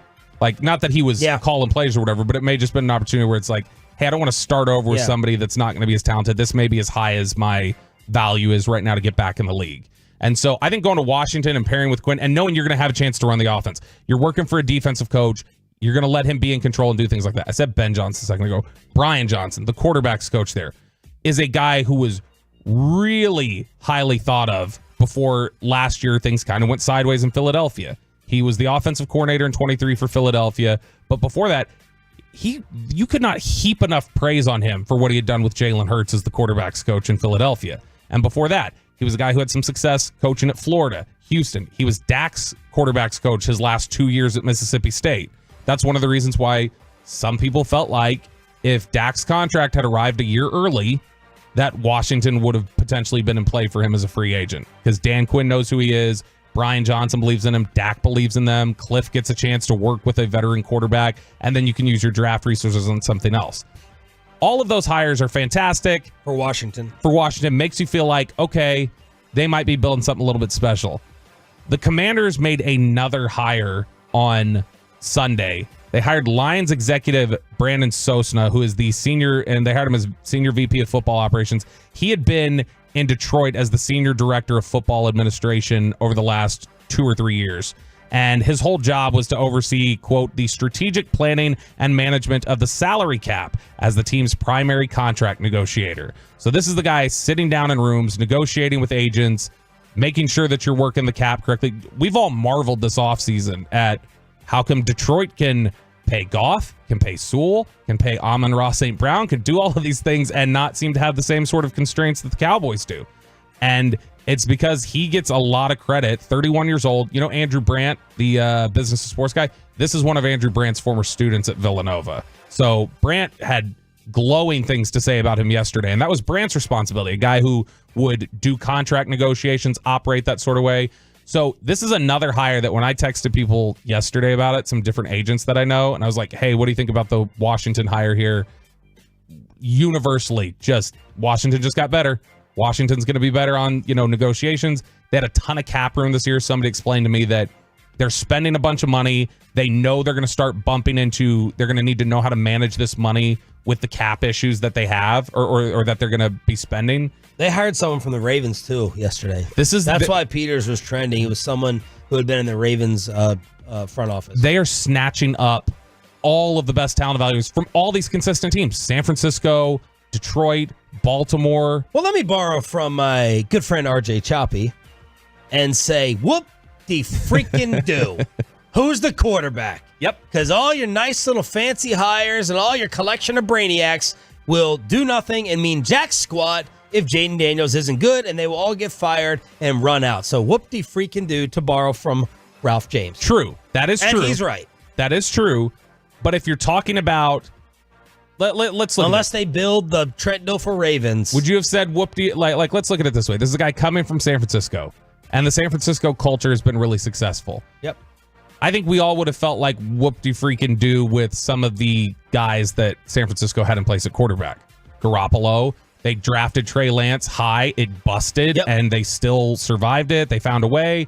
And so, this is a culture that has had success doing things a certain way and establishing things a certain way. And so the concern here is just talent acquisition is going to be better in Washington. They're not going to shoot themselves in the foot the same way anymore. You've got really bright, forward-thinking coaches on offense and defense, and now you've got somebody who knows how to maneuver the salary cap in a really effective way that agents really respect negotiating with. So an interesting hire in Washington nonetheless. Justin Jefferson is not at OTAs for the Minnesota Vikings. He is obviously looking for a new contract, so he's sitting out. Cowboys OTAs, I think they begin today. We won't have access until tomorrow, but I think they're back in the building today, and then we'll be out there tomorrow. And CeeDee Lamb is not expected to be there, obviously, somebody who missed some of the voluntary workouts. So OTAs, CeeDee Lamb is not expected to be there. And we've talked this whole time about, well, what if he's waiting to see what Jefferson gets? And then he's going to try and figure out where his range is. See the leaves fall. I think it's been brought up from a couple of different people that I've talked to that it might be the reverse in Minnesota too. That Justin Jefferson is going, I need to see what the floor is before, because I'm the market setter, but I'm not going to set it for everybody else. Right. You're going to tell me where's the floor, and I'm going to tell you how much better I am than everybody else, and you're going to pay me like it. And so there might be a little bit of this standoff. If CeeDee Lamb is waiting for Justin Jefferson might be waiting for CeeDee Lamb. Yeah. And you're this holding pattern that you remember we hit with Des Bryant and Demaryius Thomas. Remember when they were both up at the same time, and there was even accusations of collusion, that their deals got done within 2 hours of each other. I think it makes more sense for Jefferson to wait on Lamb than the other way around. Yeah. Lamb, I think you can establish exactly. Because if I'm the Vikings, I can't go back to Jefferson and really say no. Justin can get whatever he gets, and I can still go back to CD and be like, come on, you're not there yet. Yeah. I can say no to Lamb easier than I can to Jefferson. Now, if CD gets a crazy, crazy number, resets the market, and I'm Minnesota, I'm like, crap. But it makes more sense to me for Jefferson to wait. It makes sense for Lamb to wait. I'm not crapping on the strategy. I just think it makes more sense for Justin. Yeah, because Jefferson needs to know where's the floor, because I got to tell you exactly how high above it I am. Yeah, exactly. He doesn't have to say, it's not it's as simple as 1 million more. He could be like, all right, I'm 4 million more. Yeah, I am the ceiling, and I need to know where I go. And the roof. There it is. Below the belt on the home of the Cowboys, 105.3 The Fan. A special guest in studio for a Western Conference NBA version of High Low to get you ready for Mavs Wolves. Corey Majors from KMC joins us next. But you already know about, and Corey knows because he's always eating Brandon Hurtado's food out there.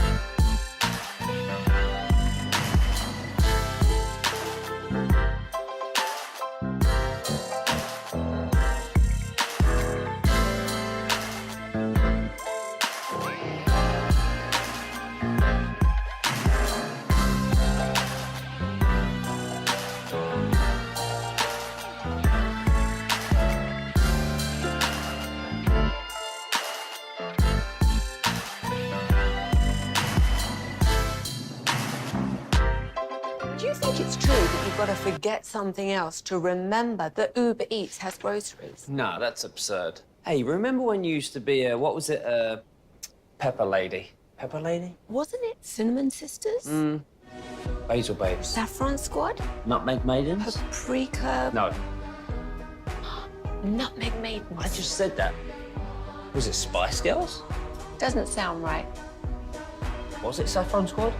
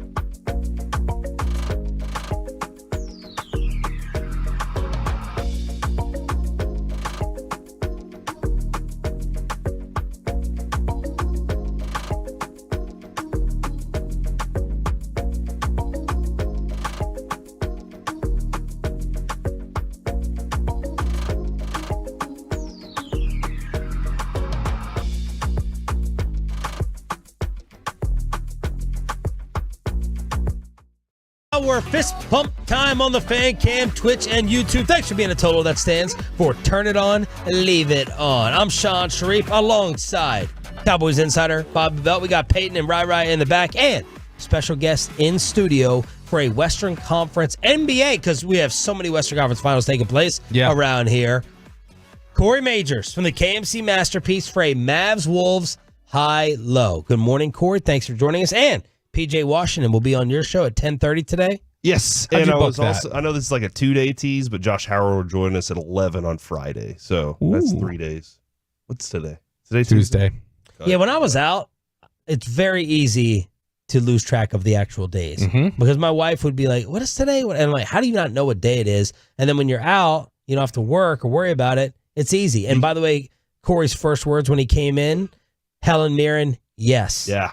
He's along with the rest of the Tolos with this Helen Mirren love. Man, maybe like a decade ago, but not now. I also agree with you, though, on Jane Seymour. Like, I saw her on a Bond movie back in the day and was like, who is this? And I was like, oh my gosh, it's Dr. Quinn. This was Helen Mirren in the 70s. Yeah, I mean, she's... Yeah. And she's still like an amazing... Like to see her in Whole Foods. Okay. A lot of callbacks here on Sean and RJ. Choppy's favorite game. That's why we decided to play it while he was out to make it sting a little bit more is high-low. And Peyton Russell has put together an NBA version of it for the West Finals. That's right, baby. RJ's out, but Corey Mahors is in. Let's get it going. Hey, tell him. Give him the good news. When you won on the happy hour the other day, corporate company. Yeah, the corporate Zoom meeting every month. BP Brian Purdy had said and the winner is Corey Mahors. Just kidding. I know your name's Majors. So he heard our correction of it, I think. All right. That's BP good. Toloing. It's better than my guy over here. That was that happened in a meeting once. Hey, man. It is a current version of Timberwolves, Mavs, Western Conference Finals high-low. All these are players that are currently on the Mavs or T-Wolves roster. All right, no coaches. No coaches, no A-Rod. Current Mavs, current Wolves. Correct. All right. I suck at this game. You do? I'm terrible. I freeze at up this game too. Every time. So Bobby told me that Sean should go first. So Sean, I will lead off with you here. High pitch or low pitch? Let's go high. You got to play with the flow of the game. You know, he had it going, got us out to an early lead, and for me, you know, I'm comfortable, you know, waiting until the second half, and I've done that a lot throughout my career. Yes! You suck, Peyton. Why'd you give him the easy one? Who is Kyrie Irving?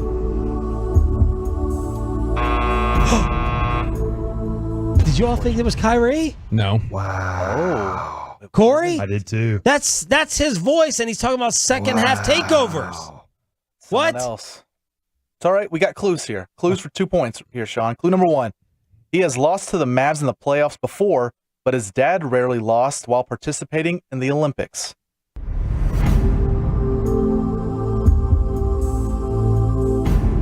Was this guy's dad an Olympian? I don't know. I'm going to guess that this is Mike Conley. Well done.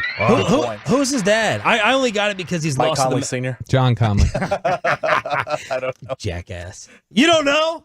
You don't know. You don't He got know like his a gold name, and you just- silver medal. No, I think. like his sport. I know his name. Oh, triple jump. Triple jump? Yeah, that's it. You just said it with a sideways face, like triple. I don't know what Wikipedia told me last night. But it Okay, was one of those. All right. Either way, 2 points. Bobby. Hi, Gene. I mean, for us, we always feel like we can win no matter how many points we are down. So for us, just continue to fight and just stick to what we know and what we do best. For us, I feel like when we get out and run, we're a whole different team, and we did a great job of that in the second half. Do you know who it is? No. Let's Do you know go. Mahors? PJ Washington. No. He did that on purpose. He knew. He's like, you know.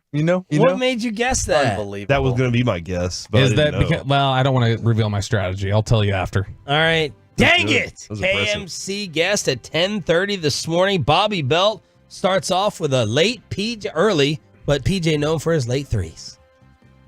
Corey Majors. Go high. Hi. Show me your meat. Who said that? Come on, we'll get 3 points on the board, Corey. That's me. That's you. That's you. Hey, Corey got it right. No, I was just joking. I'm like, what is going on? Look at Peyton showing off this personality right before he leaves for vacation. High pitch, low pitch, Corey. Okay, I'll go high. You know, it's definitely going to be a dogfight. You know, both teams got a lot of animosity going into the game. You know, everyone wants to come out and throw the first punch, but it's going to be able to who can take the first punch and then throw another. I'm going to go Anthony Richardson on that one. Anthony Richardson. I mean, Anthony Edwards. I'm sorry. Anthony Edwards. Sorry. All right, clue. Clue me. Clue number 1 for 2 points. He was born in enemy territory for Dallas fans, but drafted by a recent opponent for the Mavericks.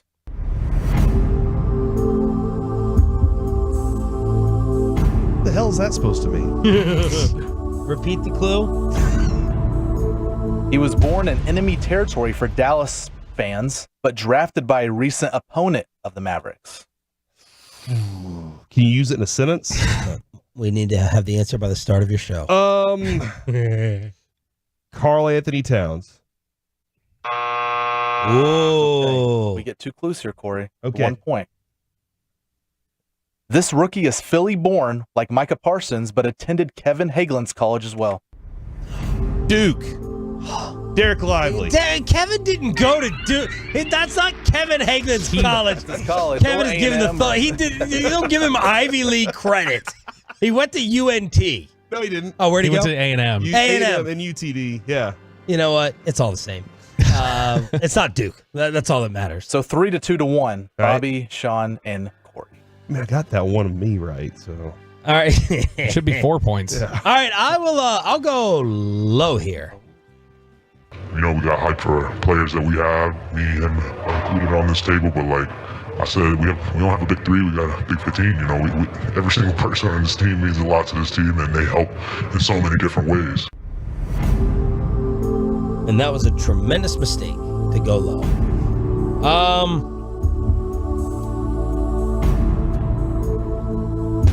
Josh Green. That wasn't an Australian accent. Clue number 1 for 2 points, Sean. Some people are allergic to this beast as he scratches at boards on a daily basis. Some people are allergic to beasts? To this beast. Oh, okay. I like the clue. Well done, Pepe. Hold on. Karl Anthony Towns. Okay. Good points. Okay. Sean with the lead, by the way. 4, 3, 1. Bobby in second. Just because I know it'll make Sean mad. Hi, Gene. Whoa. Yeah, especially missing all those free throws. It's tough to win a game when you miss half your free throws in the game. It's just gotta go up there, concentrate, and lock in to what we're doing and knock them down. Sounds like Jason Kidd. I think. Daniel Gafford. Idiot. Clue number 1 here, Bobby, for 2 points. Strategy after. I will. He was familiar with the Sin City and the Windy City before coming to Big D.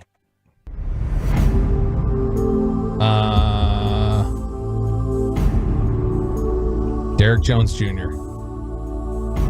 Bobby in first place. Okay. I didn't even have Derek Jones Jr. written down. All right. Corey, high pitch, low pitch. you got to get By the way, here. who's winning? Hi.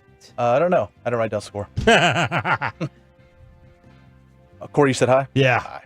Your mom. I'm gonna miss shots. I'm not gonna make all my shots. I don't care how many shots they miss. If they're open, I'm gonna pass it every single time. I see the work that they put in, you know. So yeah, I don't care how many shots you take, make or miss. I'm gonna throw it to you if you're open. I'll take Anthony Edwards again. Dang it! Corey Majors. And I think you made the point. I think it was you yesterday on your show, loving the way that Edwards played. Yeah. He played the right way, I thought, in Game 7. If you just looked at the box score, if you were allowed to just watch 1 minute like Choppy, you would have said, oh, he choked, he came up short. But no, he was. That was the strategy of Denver. Even watch like the connector passes. I know you don't get that, you get it in hockey, but the connector passes, he's the one that leads it. All right, I'm tied with Mahors, and the Bill other Majors. whore is up 1. Yep, you're last. 5-4-4, tied for second, not tied for last. Let's go high. We know that they're a great team. Young, but plays well with one another. Takes great shots. They defend. This has to be a Mav talking about the Wolves. Has to be. Kyrie Irving. Dude. Idiot. Peyton. You're going to need that pen. We got a great clue here, though, for 2 points, Sean. Okay, man. This player's dad has made multiple appearances on the morning show for his controversial takes. That is stupid.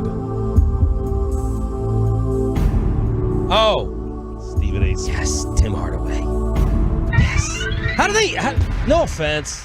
How do they still put Tim Hardaway Sr. on television? What is How do going you not? I'd put him on every day if we could. Let's get a daily with him. God, he craps on the teammates, the style of play, the call, everything. He just tells the truth. Oh, he does? Gonna get the Tim Hardaway Sr. hit sponsored by Harrison Butker. Peyton, who's in the lead? It is Sean Sharif. Oh, way to keep score. I like it. He picked now up he's keeping score. Yes. All right, Bobby just needs 2, I believe. For the win? I do. 2 gets me the win. Let's go low. Trying to win. Do anything possible to win. I feel like I didn't really impact the game throughout the course of the game. So I had to do something. I wanted to go out there and, put my fingerprints in the game. That's something that I do best. Yes. No way. There's no way. No way. You know Nas Corey? Reed. I don't like Peyton's body language here. Gosh. Someone check his computer. There's no way. There's no way he got that. Wow. This is what I do! That's unbelievable. This is not. I want to make it clear. I want to make something clear right now. This is not Choppy's game anymore. This is not Choppy's game anymore. This is my game. This is my territory. This is my house. That's ridiculous. You get the PJ Washington flex here. I'll tell you what. Honestly, what PJ Washington. Honestly, the whole thing that made me think it was him when I was saying my strategy was I know him and he played a Timberwolf. So then it was going to be a Maverick, and then when he went Maverick there, I knew it was going to be a Timberwolf for you at 4. I didn't go every other one though. No, but I saw your pattern. I found it, and I knew this was a Maverick. How many do you have left? Do you have one left over? I got one more. All right, play one for Corey. You want higher? Hi. Go high. We have relationships that extend off the basketball court, and that's all I can ask for. So as a person, again, I felt like I was at home whether I was playing a game or not. Got to see a lot of smiles, got to make some kids really happy. Gosh. I feel like it's Kyrie Irving. Corey May. Hey! Oh, nice. Kyrie and Ant really serving it up for the I'll guests. take second place. So I'm fine with ultimately, that. yeah, you Second. finished last, You know right? what? That's Is that right? Count. We shouldn't even have played that. Wow. Corey Majors. Corey thank got you. a 1-pointer in there and still Well beat done, you. Corey. We'll talk to you in My cross up. word. Thank you. All right, guys. Corey Mahors getting it done from the KMC Masterpiece. All right, we got to pay homage to Choppy, not just by playing his favorite game in high-low. We got to take his segment. Bobby has a college sports kegger, and we say goodbye to Peyton Russell heading off to Vegas. Next on Sean and RJ 105.3.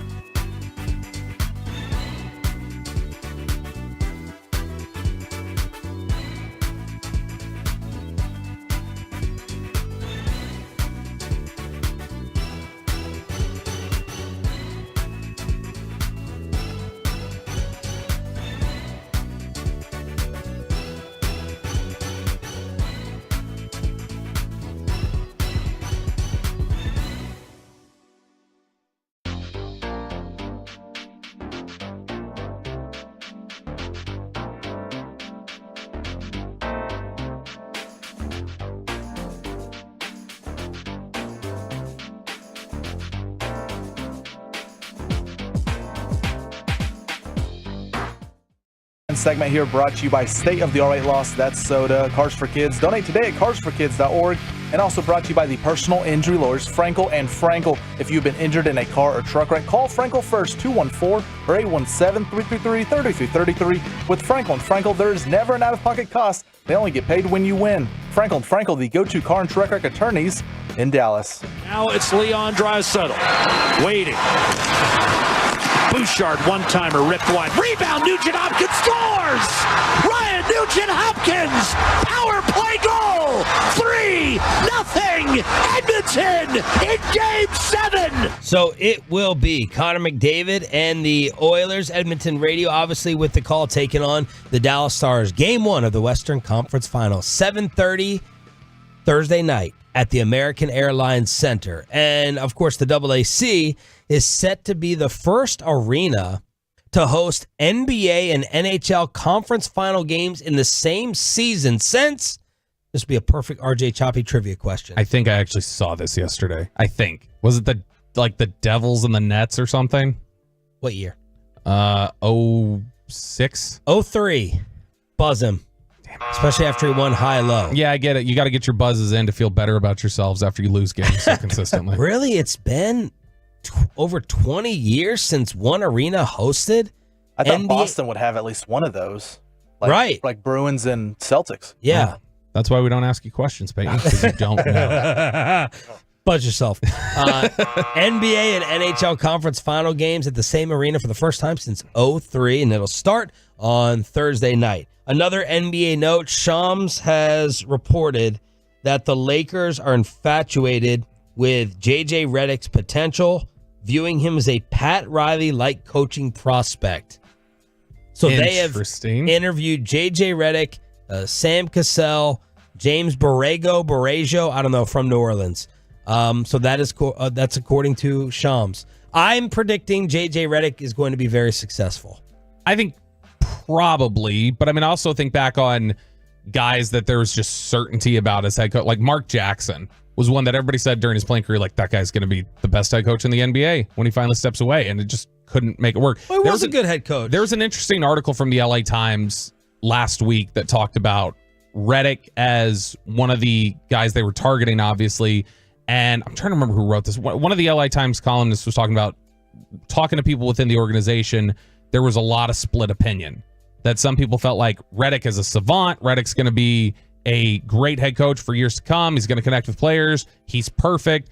And then there were other people who felt like there might be, because of this connection he has to LeBron, there might be some innate bitterness in the Lakers locker room if he becomes head coach. Udonis Haslem the other day on television, I thought was really, really good. And he kind of dismissed Redick for LeBron. Like, that's not going to work.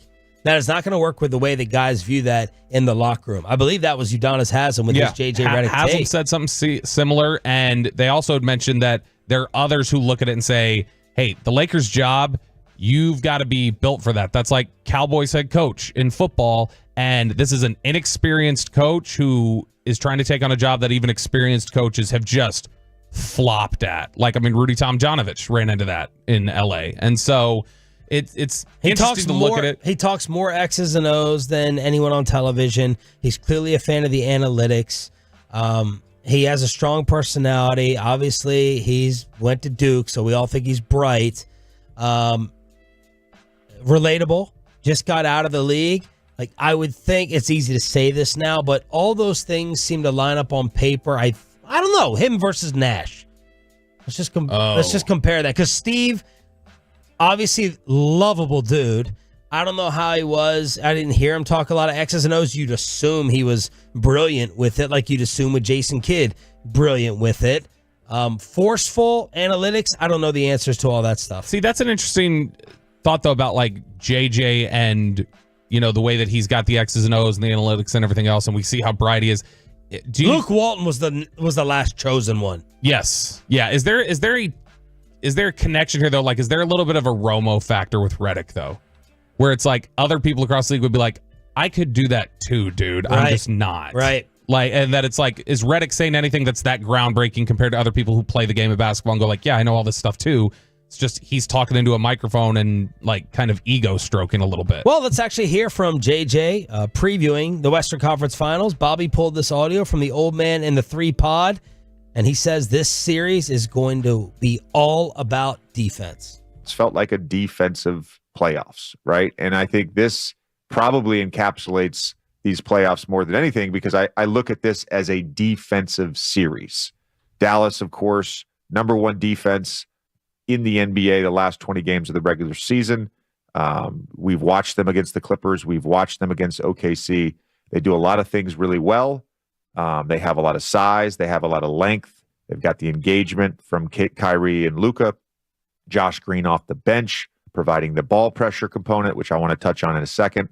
And of course, Minnesota, who, I think has been hyperbolized as people saying it's been the greatest defense they've ever seen. I'm not going to go that far, but certainly the best defense in the NBA this season and a very formidable group. Some of it is personnel, some of it is schemes, but this is a defensive series.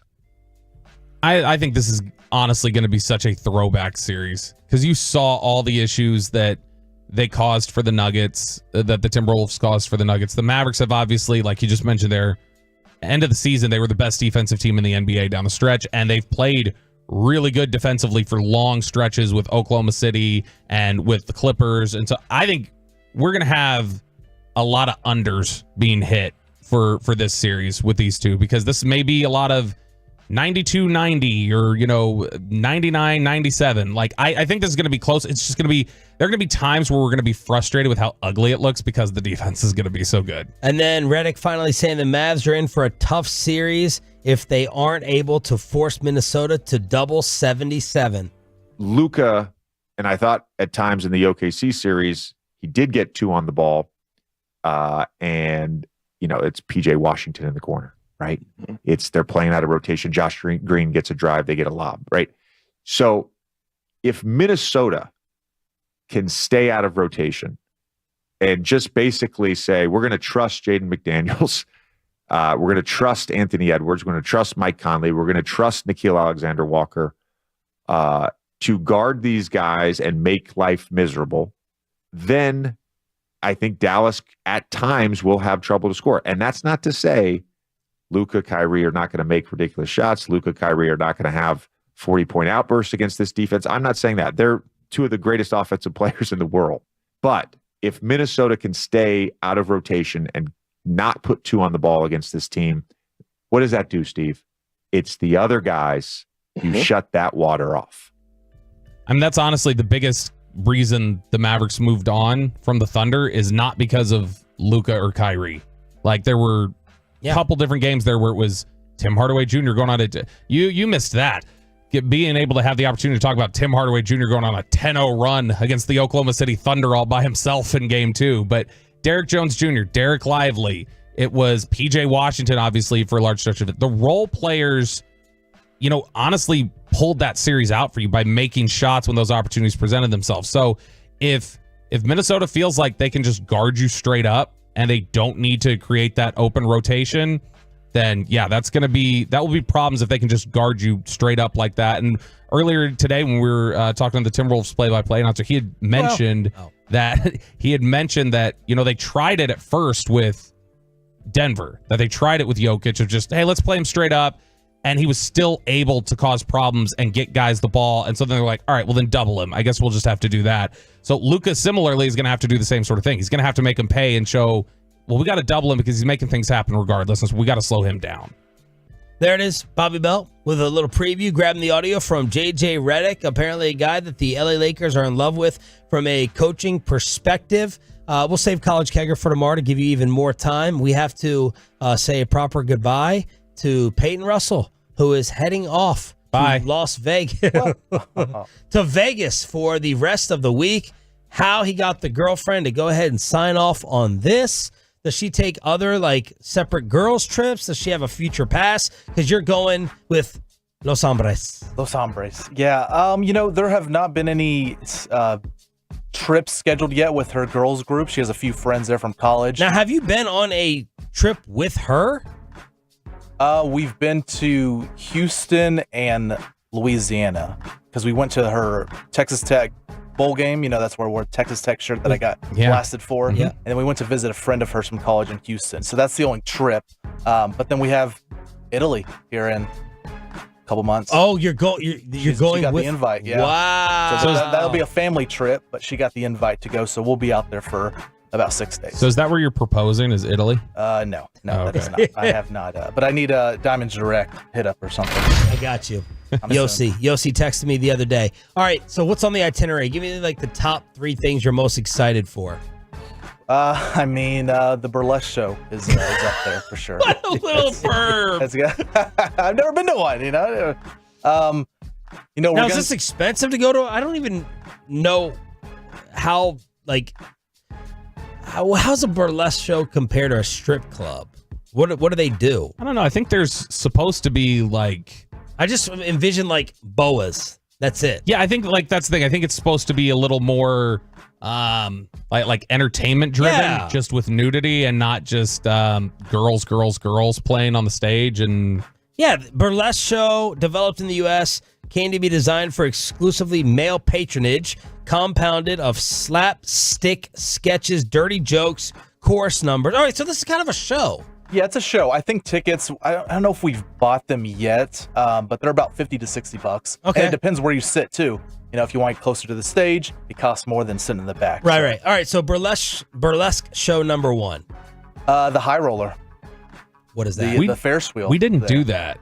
Tim got us tickets for it while we were in Vegas, and we didn't end up doing it. Because I think you can drink on there as well. Oh, you can drink. Yeah, and do you know, Bobby, do you know how long it takes to go around? Because I think it's a pretty good trip, I want to 30 say minutes. it was. Yeah, I want to say it was like 30 minutes to an hour when we were asking people about So people it. just get on there and pound drinks? That's it? I mean, that sounds like my kind of party. I was down to do it, but All right, so you're all going to get on there. Yeah, we'll That's do right that by the one night. Sphere, I think. Yes. We're going to a Gordon Ramsay restaurant. I'm not sure exactly which one out there. Is it burgers or for something fancier? Probably steaks. I think we're going to try hit steakhouse because we're going to a sushi place. I think Yellowtail out there. Okay. And then I think we're going to try the Caesar's buffet. I don't know if it's the one you guys went to, but we got to hit a buffet. I think it's like, it's $80, $85, but look, we're there to spend. Can't cheap out. Do you love seafood?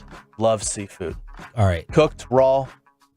Give it to me. Okay. Well, I have to figure out the exact buffet we went to. what? I mean, yeah, I have no idea. I didn't go. What was Peyton? What is your confidence level of coming back home? She's not listening right now. You're okay. No. What is your confidence level of coming back home and feeling like you can comfortably relay to Mackenzie every single thing that happened? You mean like 70%? Like that there's nothing he feels like, well, I can't tell her that happened.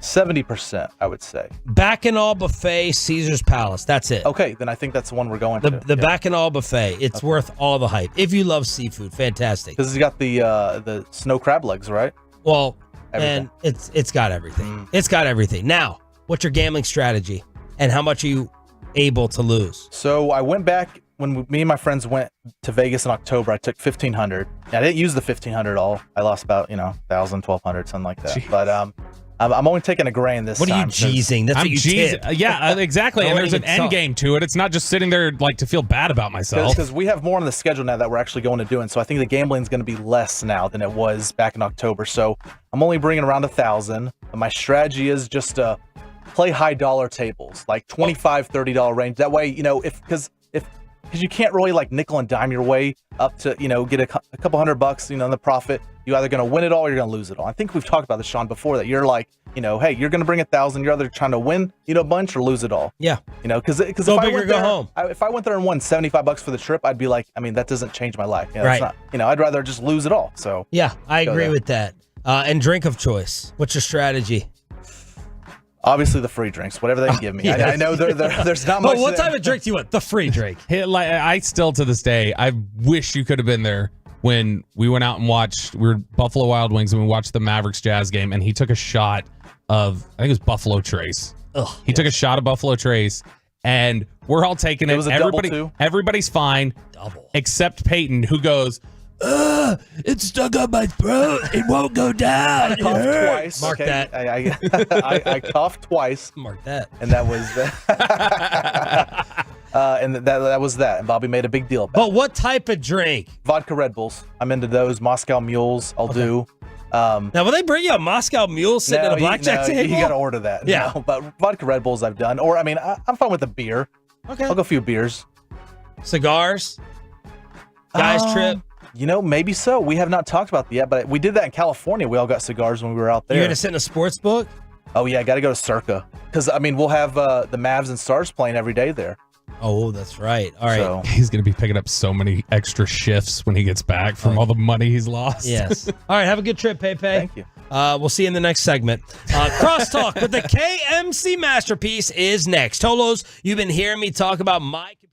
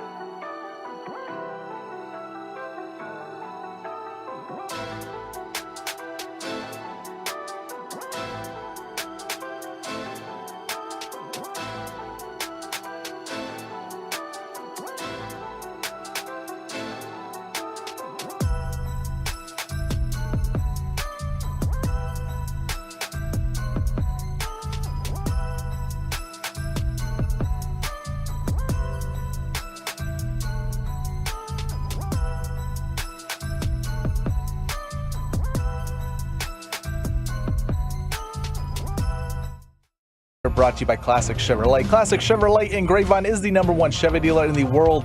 More Silverados than anyone else. This is Texas. This is Classic Chevrolet. Together, let's drive, relax, enjoy the difference based on new Chevrolet registrations 2023. Let's crosstalk with the KMC Masterpiece here with Kevin Hagelin, Mike Bassick, and second place winner from High-Low today, second place finisher. Who finished last in that game? Guy who didn't. Another guy who didn't go to Duke.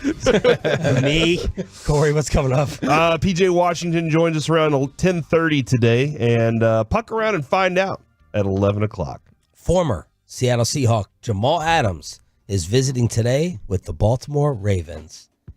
Now, before you crap on it and laugh, when the Ravens do things that the Cowboys don't, doesn't that make you second, third, and fourth guess, Bobby? Yes. Sure. No, I Lindenbaum. His butt isn't big enough for us here. Jamal Adams, we're willing to talk to him. They also drafted another player, signed someone. I can't remember. They went and got Odell. Yeah, well, that didn't work, but they did. No, we talked about Odell. this. We talked about this right after Jamal Adams got released. Like I would reach out and see how much it would be. Like he's not just this black hole player. He's not somebody who is not worthy of a 53 spot. It's just he's not worthy of 12 million or whatever it was. What great analysis, Kevin. That was good. That was a particularly thoughtful. I was trying to decide in my head, was Jamal Adams the one who had the thing with his brother, or am I thinking? No, that was Earl Thomas. Earl Thomas. You're mixing up your safeties. That wanted to come to the Cowboys. Yes. There you go. All right, then I'm in. Yeah, Jamal Adams has his own issues. Like he has no problem just sideswiping like the wives of reporters in New York long after he's gone, and then going like, "Well, if he doesn't want the smoke, don't come at me." That's right. And you're like, that lady didn't bring it up. Yeah, exactly. I do remember that. What's up, Michael? Nothing. I was just looking at Bobby going, hey, just thinking in my head, being a non-Cowboys fan now. Gosh, I can't believe CeeDee Lamb sitting out. I wonder if he's going to really lower his standard to what Stephen Jones wants to give him, or wait out Stephen Jones until Daddy tells Stephen what to give him, and then he gets what he gets. It'll probably be 10 days into Oxnard. We already know how this is going to play out. Steven says no. Daddy comes in and says, stop doing it this way. Just give him what he wants. And then they hold a press conference saying, he's the greatest wide receiver ever. Look at his numbers. Look at all this stuff. We never had any issue, this and that. But right now they're going to play this hard stance where Steven's going to come out and go, hey, there's only so much pie. I don't know. CD might be making them wait for Jefferson, who's not showing up to Vikings practice. Yeah, I mean, he could be figuring out exactly where the salary level is that he needs to be at. I honestly think even if they don't have a deal done, if training camp rolls around, he's not sitting out. He's showing up. You do the sit-in now. He may sit in, or he may even practice too, but he's not going to do the Zach Martin where he's Bassick. I will sit out and and collect all these fines. He'll show up. Yeah, but didn't last year, as long as you show up, people did this last year. Why am I drawing a blank on players in the NFL who now go to camp but then don't practice? Yeah. Because then you're not getting fined. I don't think that would be CD though. I do think CD would practice, but ultimately we'll see if they actually get it done or not. They've set this up to be on 1 year evaluation with just about everybody in that building right now. Kevin, and then when they fail, are they still going to be like, that's fine? Did you guys talk about Trevor Lawrence getting paid? What do you do if you're Jacksonville, Mike, wearing your teal jersey, right, and they're talking about $50 million a year for Trevor right now? He's shown potential, so he's shown the ability to be that guy, but he hasn't consistently done it. Most owners, so I'm going to take Jerry and Steven here and say they're just like 95% of NFL owners in this case. They just pay the guy. Sure. They just say, screw it. Or who else are you going to get? Right, I hear this from, let's just take Mickey Spagnola, for example. He would come on here and go, dude, what's the plan? If you're going to fire the coach, who's the next coach? You need to have everything in place. Yeah. To actually let go of a quarterback who's good, not great. You need to have everything in place to fire a coach, to have everything assembled for the next thing. And so I get it. So Trevor's going to get his money because if you let Trevor out on the open market, he would be the highest paid quarterback in the NFL because nobody ever goes to real free agency. Jerry created a cap situation where it's brilliant by him that no great player or good player ever really gets to free agency. So you never have an open market on what players really should get paid or could get paid. So I look at it and go, Jacksonville's going to do it. They're going to live with Trevor Lawrence for the next 5 to 6 years and hope that the inconsistency that they've seen, that he ends up being the guy where they see flashes of. Didn't Tony Khan tell us they'd take him over Patrick Mahomes? What? Yeah. Yeah. Tony Khan also sat in the draft room with a neck brace on from a fake injury. He was hurt. What do you mean fake injury, dude? From a fake injury. See him get dropped that way? That was amazing. I mean, if you asked the Jones family, would you take Patrick Mahomes over Dak Prescott? He'd say no. We would take Dak Prescott over Patrick Mahomes. They're all going to say all that. Be adults and be like, that's the one guy. I would take Patrick Mahomes. I feel like would your feelings be hurt if you're Dak, or you're like, sure? I disagree, like in reality. Right, on air, but off air, I think that's the reality. For sure. If you ask Tony Khan, he's like, yeah, I can't say that on the air. How do you think that's going to go over with Trevor Lawrence, his agent, and the team that I just said Patrick Mahomes is a better quarterback than Trevor Lawrence? Yes, it's factually true, but I can't say it on the air. Yeah. I can't say it publicly where then people would use it. Kevin, explain the greatness of Connor McDavid. As Bassett got his wish, and maybe Corey, that the Stars will face Edmonton. Give me all the hype. I mean, he has the best parts of so many different players. Like, he's like a Nathan McKinnon plus. And he can also get back some defensively, which is not something that you see from a lot of people who can put a lot of points on the board. He's a scoring machine in terms of he can score goals, but he can also facilitate goals on a variety of different levels. He's the best player in the NHL. I know he's not going to win the MVP or the scoring title, but he has been the best player in the NHL for a while, and he can deliver at so many different levels on the ice. He's scary. Corey, are you satisfied? You're going to get to watch McDavid? This is cool. I was kind of afraid of the goaltending for Vancouver, but last night Edmonton turned it on against them. So this is going to be a cool thing. I still think the Stars are the best team, and their depth, as long as if the series goes long, in favor of the Stars by far. And Kevin says it will not. 5 Stars in 3. 5. I trump you. Wow, okay. The other team forfeits. That would be great. We've long discussed that. Do you give the Pacers any chance against Boston starting tonight? Yes, if Jason Tatum gets hurt in this game and can't play the rest of the series. Or if they shoot 75%. That would quarter. even it out. I think if Jason Tatum doesn't play in the series, I think it's a coin flip. Okay, but Jason Tatum's not questionable or right. hurt. Okay. So I would say I will, because the Celtics are doing this, it seems like they just intentionally quit one game per series. Yeah. They're like, I don't care. And that's why we get to 5. Yeah, so I will say that in 5 games, Boston wins. It's the Eastern Conference is the easiest path to the NBA Finals for about a 30-year period now. And it's amazing how there's only one, sometimes 2 good teams in that conference for 3 decades. So you're saying Boston in 5? Yep. Okay. I think they're going to absolutely smoke them. But you gave the Vegas odds. They have Boston as a huge they're favorite. Like a minus 800 or something. Yeah. Minus 820. So it's 89% chance of winning the series. Yeah. Boston Mavs are and 60. Sorry, Wolves are 63%. Boston and 6. The Celtics do have a little bit of like tortoise in the hair to them. They do get a little like they lull themselves to sleep a lot. And at least 2 games without KP, but I still think they're the significantly better team. Bassick, I'm trying to hype up the seafood buffet for Peyton, who's going to Vegas tomorrow. They want to go to that same seafood buffet that we went to. For the same price? I don't think he's getting the Peyton Russell mustache discount. Then it's not worth it. Go to the Win instead. Wait, hang on. Go to the Win. The Win. How much do you think that buffet was worth? $50. Yeah. 50. Didn't it cost like 90 or It was 100? like 80 or 85. Yeah, it was with tip and everything, about $100. I thought we had conversations saying it was worth it. No. No? It wasn't bad. Don't get me wrong, but I would much rather order off a menu at a great restaurant for $100. Okay. Then go to that seafood. And, I don't want to say just seafood buffet. There's all kinds of food there, but I don't think it's worth it at all. Now, I will say this.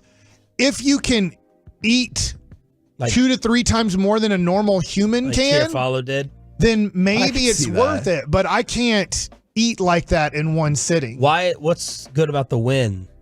I just felt like whenever I've been, Because I've been this there was the twice. buffet you fell. Yeah. Yeah, I was looking around the anyway. Was this the off the elevator drunken night? No. That was the party, media party. It was the next. It was the next night. I was very hungover, and I was talking to Woolchuck and looking this way and stepping downstairs, and I just missed the step. I was okay though. Yeah. I still got a scrape somewhere. Really? But the Win I've been to twice, and I just felt the food was a little bit fresher.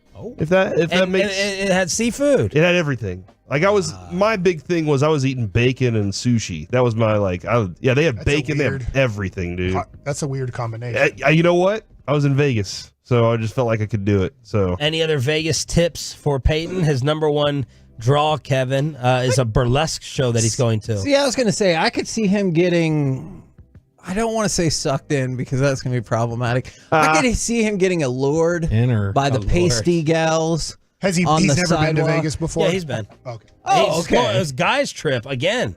He was the first one that saw the Sphere here at the station, I believe. Yep. Right? I think And he's going to so. go on the Ferris wheel, the all-you-can You drink. should go to a Ferris wheel. Cirque du Soleil, too.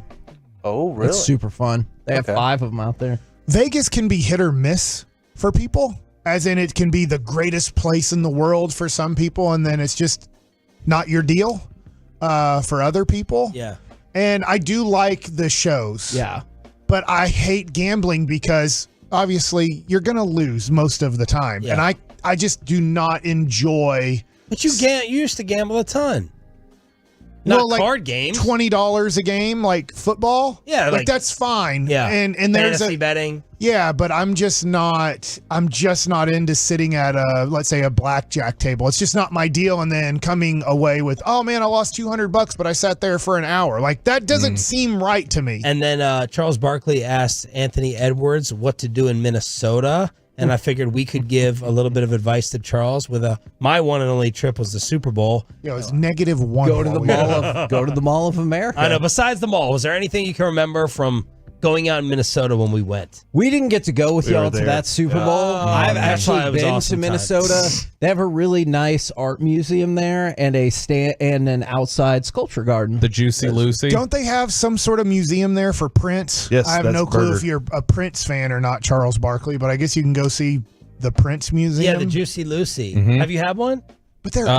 everywhere. I've had the burger though. They're in Dallas. That's where it was created, though, Mike. Douchebag. Give you 5 seconds Hey, of he liked it. credibility. 5 seconds of credibility. It was all just to set up your stupid joke. What would you tell people to do in Dallas if they were from Minnesota coming to this series? The sun. Fort Worth. Go to the sun. Enjoy the sun. Katy Trail.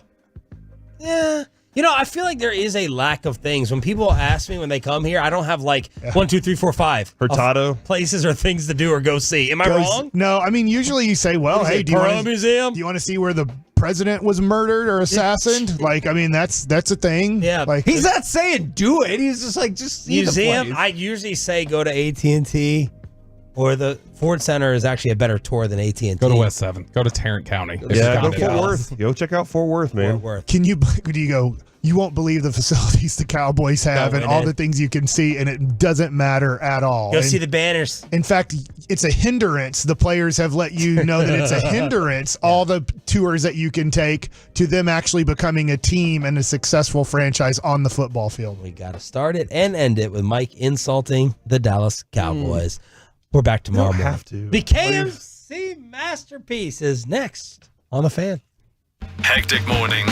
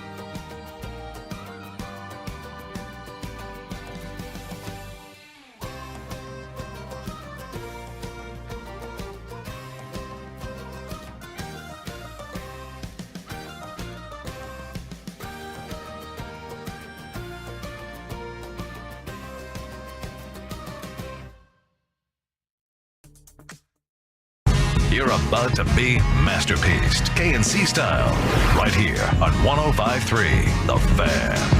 KNC Masterpiece right here on 105.3 The Fan, where I always feel like I'm on the verge of having a mental breakdown.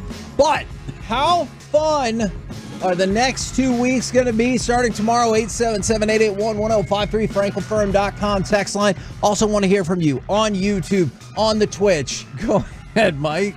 Are you already predicting we win both series? Because I'm going to have fun that the games are on television. And I told you that it's gravy that the Mavs made it this far, so I'm very excited. At the same time, I am going to be sad, disappointed, angry when they lose. If they lose. But I'm saying they're going to lose a game. I think. A game. Right. But if they lose the series, I will be really sad. It'll take me probably 24 to 72 hours in that range to kind of get over it a little bit, but to then realize that you had a successful season. You're still there, and they play on alternate days. So there's no more conflicted schedule, no more having to half and half pay attention or however you did it.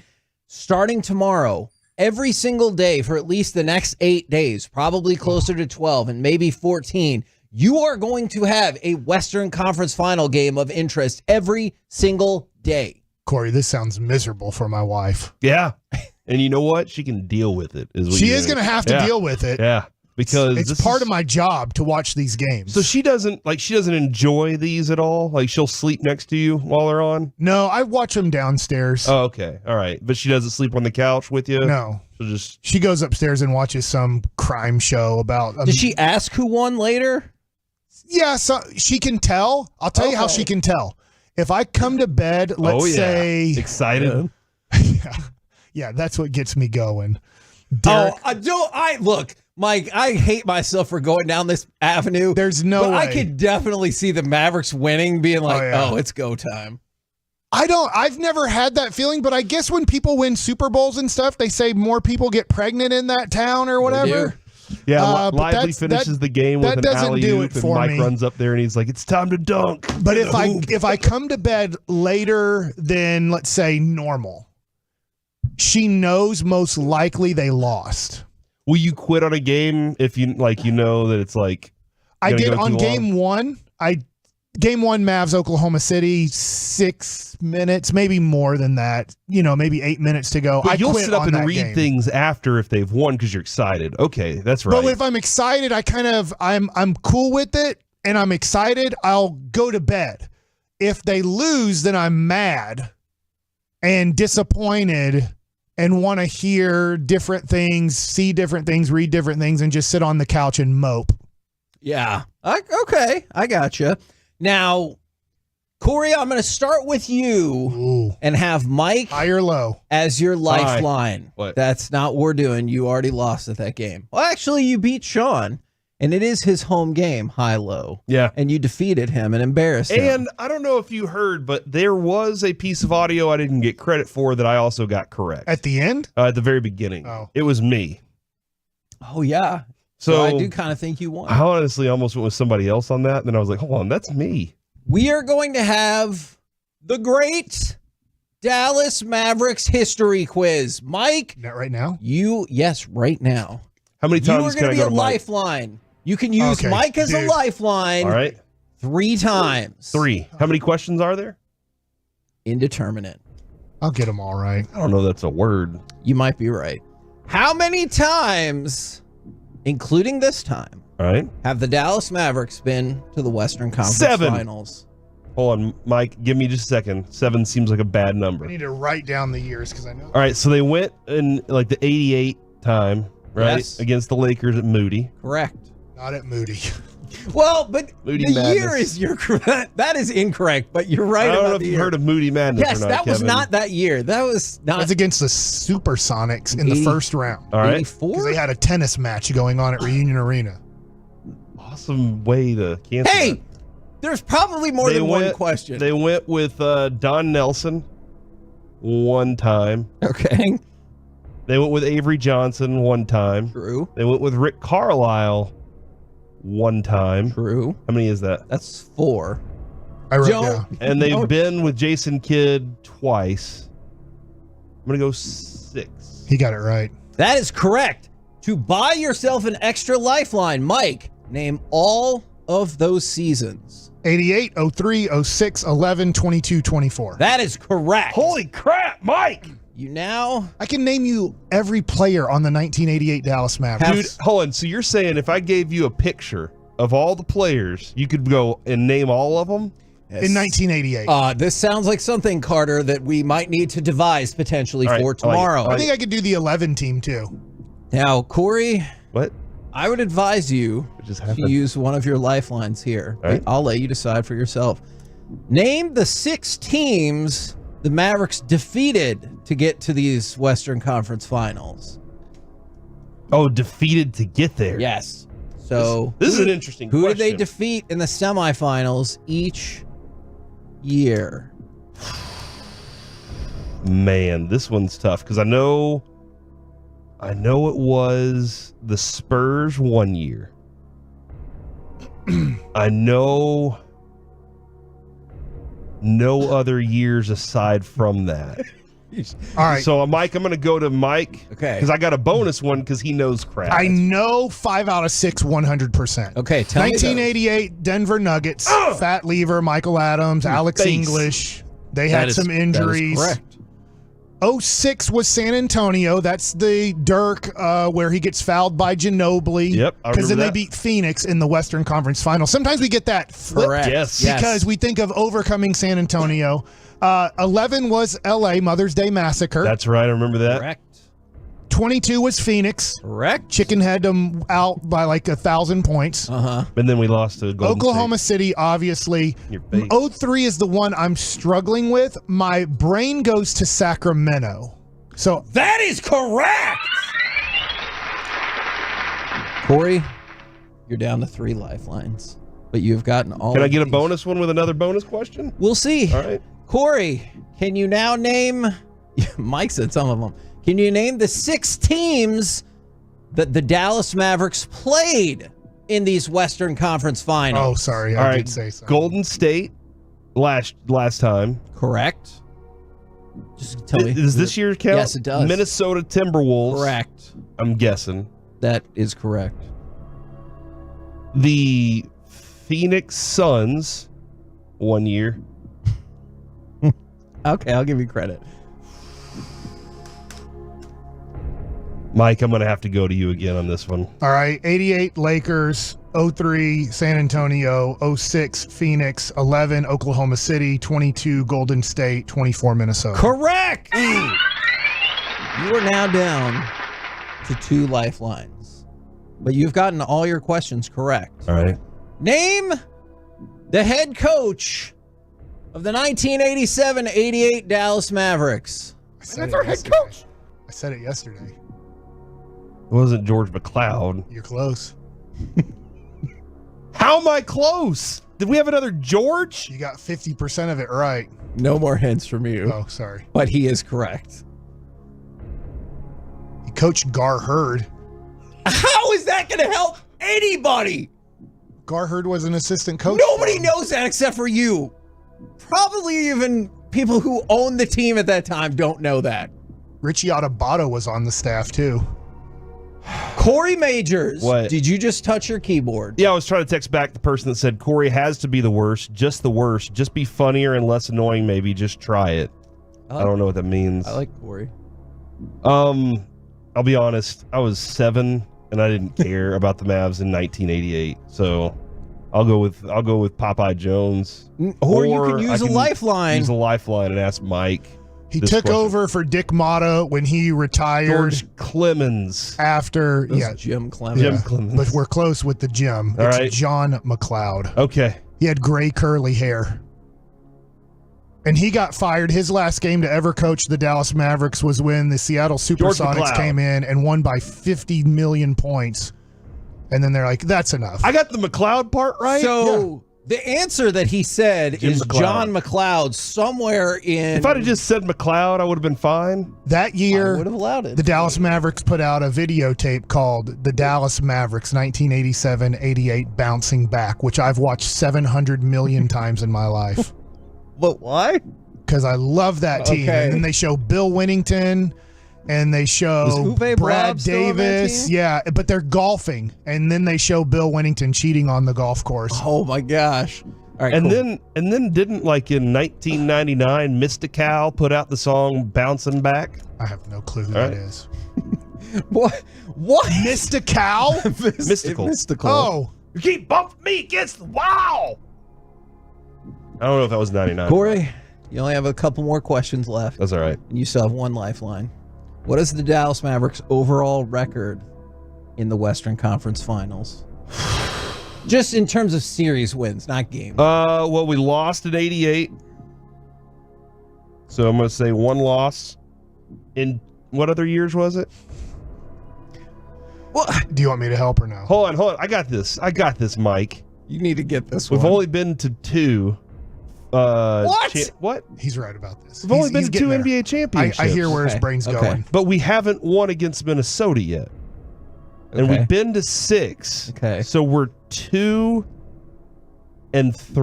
Yes. That is correct. How many NBA Finals games have the Dallas Mavericks played, and what is their overall record in them? NBA Finals games. Correct. All right. So against the Heat, they were 817. Ask these same questions to Mark Cuban. He would not know. Mike is amazing at this game. He's like the Mavericks Rain Man. Yeah, I got it. We're done. against the Heat. We were up 2-0, right? And then the Mavs started celebrating, and then the Heat came, and Dirk missed those free throws, and then it all David turned Stern from there. made sure the refs were going to sway the game in a certain way. And that was in 6. Okay. I mean, if you think. It was in 5. Hey, I won't say anything. Zip it. For now, you might be called upon as a lifeline. And then in 11, we won that in 6. I'm oddly stressed about this. I don't feel like I should be. And then we haven't been to another one since. All right, so if I do math correctly, then I will go to my lifeline and ask Mike the answer to this Really? question. Did you get it right? They're 6-6. There you That go. is correct. So we're 500. We're like Bruce Bochy. Now, Alec, let me I ask had you to a do the question quick real math. quick. 2 and 4. Of You said, two- when you said if you think, that's what made me think, hold on, did it go more games or You less? said they won the first 2, and then you questioned if they lost in 5. That would be impossible No, I if said they won the and then- first 2. I said they won in 6, and you were like, if you think, and I was like, what the crap are you talking about? Alec, they've gotten them all correct, but Corey is out of lifelines. Do you think I should ask him one more question to determine if he wins this game? Oh, absolutely. Yes. This isn't good. We only have 40 Corey seconds. Majors, what was the first season of Dallas Mavericks basketball? Don't answer the question. I wasn't even alive for Mavericks basketball. Are you sure? You weren't alive for anything that started here besides the Stars. I was alive for that. 1980. I'm going to need more information. It's please. 1980. Remember, NBA seasons go over 2 different years. 1980 is the year I'm saying. You have to take that as an answer. Are you sure? If that is your final answer, it will be marked incorrect. Would you like to add a year? You got it 50% right so far. That's okay? true. That's Did failing. I get it? Did I get it the first 50% right? No, don't Or the answer second that. 50% right? This is for the game, 80-81. That is correct! You have proven We wore blue jerseys that year, to too. be the Oh, nice. champion of all Mavericks knowledge. I know all the Mav stuff. In your face, Mike. Now name all the head coaches that have ever coached the Dallas Mavericks. Jim McLeod. That's not even right. That's not even right. It's John McLeod. You just said that. Jim Clemens. There you go. Dick Motta. Like, I feel like twice. We're out of time. Quinn Buckner. We had Quinn Buckner. Wow, that was impressive. Coming Coming up. Him and Jim Clements both raised their hand as two of the worst coaches as head coaches in the history of the NBA. From the 817, is Mike really the reason y'all don't get any Mavs guests on the show? We're gonna get PJ Washington at 10:30. Yeah. Well, we're gonna ask PJ all these questions. This entire quiz. No, I'm just He kidding. grew up in Frisco. Coming up next, will Corey still be answering Mavs head coaches? Also, do you care about the Cowboys OTAs at all? The coolest new baseball card out there, and the Mavs player who stands on business. It is PJ Washington next on The Fan. You've made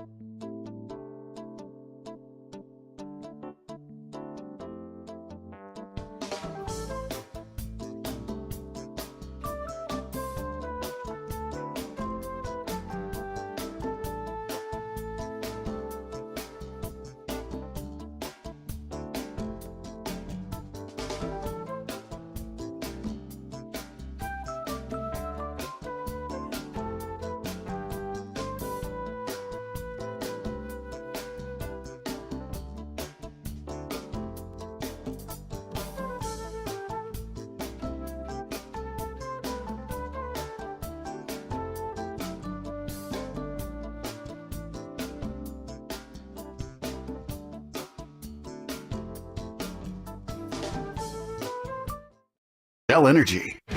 This segment of the KNC Masterpiece is brought to you by Cars for Kids. Donate today at carsforkids.org and the personal injury lawyers Frankel and Frankel.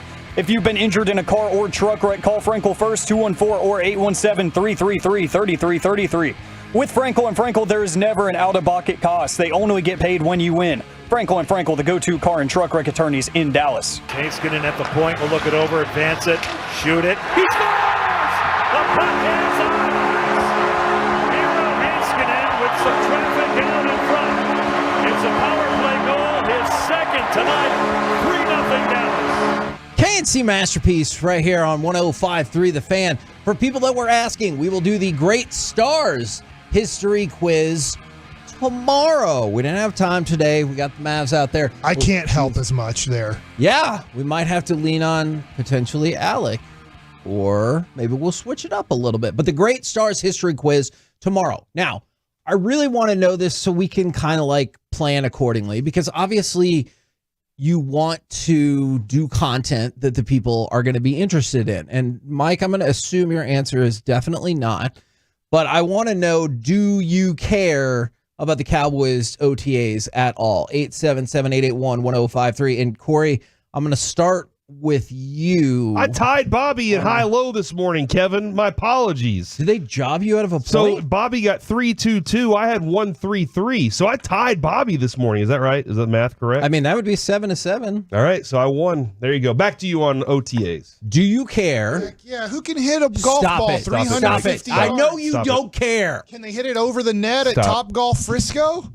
Yes. I know you don't care. CD's probably not going to be there. Micah Parsons is not going to be there, but he's expected to join the team next week.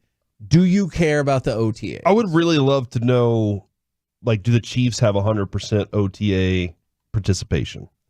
If the Chiefs have 100%, I'm guessing not last year, just because of what was happening with Chris Jones and everything. Okay, but yeah, that's a good question. Or up to 99%. You know, Yeah. if they have a massive amount of it, and I'd like to know what theirs are like compared to the Cowboys. Okay, because that's a if good the best question. teams are out there doing something different, then maybe you do adjust your approach to it. It always seemed like, you know, Bill Parcells came in with a mindset of, hey, we want you here, but it's up to you. But if you're not here, it's going to cost you. Like you kind of understood. You kind of need to be here for these things. And that's where the great line of what do voluntary mean came from. Right. But yeah, I want to see the players there if it's proven that it helps for them to be there. Otherwise, and Mike's right, they don't do a whole lot more than installments.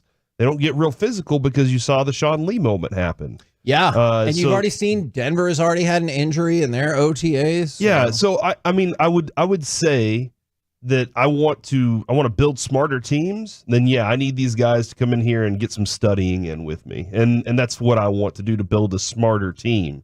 But that's one of the questions I have for PJ Washington is about adjustments. When y'all get the adjustments for game 2, is it we just go out there and we play whatever they call, and the coaches know what the adjustments are going to be? Or do y'all like have a game plan of, hey, look, we're going to do this, this, and this, and this is how we're going to shut them down? I'm very curious about that because I want a smarter team for sure. So I think that's what OTAs should be used for. Okay, you just had rookie minicamp. OTAs start today. We talked about the players who will be there, the players who it doesn't look like CeeDee Lamb's going to be there. As we talked with Stephen Jones, I don't know, like a few weeks, maybe a month ago, he said they're aware of what Micah is doing with their training and everything like that. And Michael Gelkin had a story today about how Parsons has been training like a boxer, but is not expected to join the team again fully until next week. Okay. So that's kind of where we stand going into OTAs. Do you think boxing is one of the greatest cardio workouts there is? I could definitely see that. I honestly thought, I know we've joked about the Cowboys plenty this offseason, and they deserve it. I actually thought his drills with the sumo wrestler were really interesting because if you can move a sumo wrestler, I do see how theoretically that could correlate to moving an offense. I'm more of I do want him to be able to physically take on that size because that's what happened last year. They ran at him, and that's when they were at their best. I want him to physically be able to take on the sumo wrestler, reposition the sumo wrestler so it's in the way of the run lane. You know, like that's what I want to see is get in the way of the run lane. And if you're not going to do that, you have to have slip ability to shake that offensive lineman and get to where you want to go. And that's something that I thought was too much of a problem last year was he just got pushed out of place a lot of times, and then he got worn out by it. And we see this a lot on the text when we talk about, hey, let's cover what people want to see. And this just shows, I don't know. I think this will change, but I'm curious how much it will change between now and September for the 817. Take OTA out of the sentence, and I still don't care. From the 214, I don't want to hear anything about the Cowboys. From the 972, I'm a 50-year Cowboys fan, and right now I couldn't care less. From the 325, couldn't care less. Please, no Cowboys. And so just in this moment, people are still angry. And do you think people get even angrier with the success of all the other teams? Yeah, and then the discussion of their value. Like, I think that's where those two things really come into play is, look, man, look how valuable we are. And we're like, yeah, that's because it's our damn money that we're spending on that to make you that valuable. Like this is part of what we invest in as fans, and we want to see some sort of result from it. And when you don't get that result, you get frustrated. And right now, a team you're seeing plenty of results from, it is the Western Conference Finals bound Dallas Mavericks. And right now, we bring to you the man who always stands on business. It is PJ Washington. Good morning, sir. Good morning. How are you? We're doing great. Now, this first thing I want to tell you is not a question, but a text we've already gotten before you even jumped on the phone. Please tell PJ how proud Dallas is of him. The fans recognize him as a hometown hero. Please let him know. So I wanted to convey that information to you. That's great. I mean, I love every bit of it. Obviously, being from here is a dream come true. So just being able to play for the Mavs is great, and I'm excited each and every night. Now, so much discussion leading into this series has been about how good Minnesota's defense is. But there's a whole bunch of us who are like, have you been watching this Dallas team for the last 2.5 months? Their defense is excellent as well. Does that, I don't know if it's disrespect or not, does that bother you at all? Or you're like, nah, we know what our defense does? Yeah, not at all. I mean, we feel like we're one of the better defensive teams in the league, and I think we've shown that throughout the year. So, I mean, we're just excited to go into the series, and we can't wait to get to Minnesota. How did it feel, PJ, stepping to the line after, I don't know, let's say a 2-minute break for the review? Because sometimes, you'll hear in college basketball, call a timeout to ice the free throw shooter. What was your thoughts going through your head as they were reviewing the call to see if you were going to shoot 3 free throws or not? Well, I knew I got fouled, so for me, I was just excited, and I couldn't wait to get to the line. So I was calm in the moment, and I was just ready to go in and win the game for my team. PJ, just about every game that I watch of you, I end up tweeting, is PJ Washington my favorite player? And I just, now that I know I got you on the line, are you my favorite player? I don't know. I mean, I just try to be myself out there and just try to be aggressive and just do what I can to help my team win. And just try to show a little emotion out there as well. And just stand up for each and every one of my teammates. All right, the answer is yes then. All right, that's the correct answer. So what I'm going to start to do, I'm going to quote tweet his tweet every time, PJ, and just say, yes. We always hear coaches will say, players will say, hey, you got to treat this game just like every other game. And I understand that mindset for sure, but is that difficult at all to be like, hey, it's just another game? We've played Minnesota 4 times in the regular season versus, yeah, but it's not like totally just another game.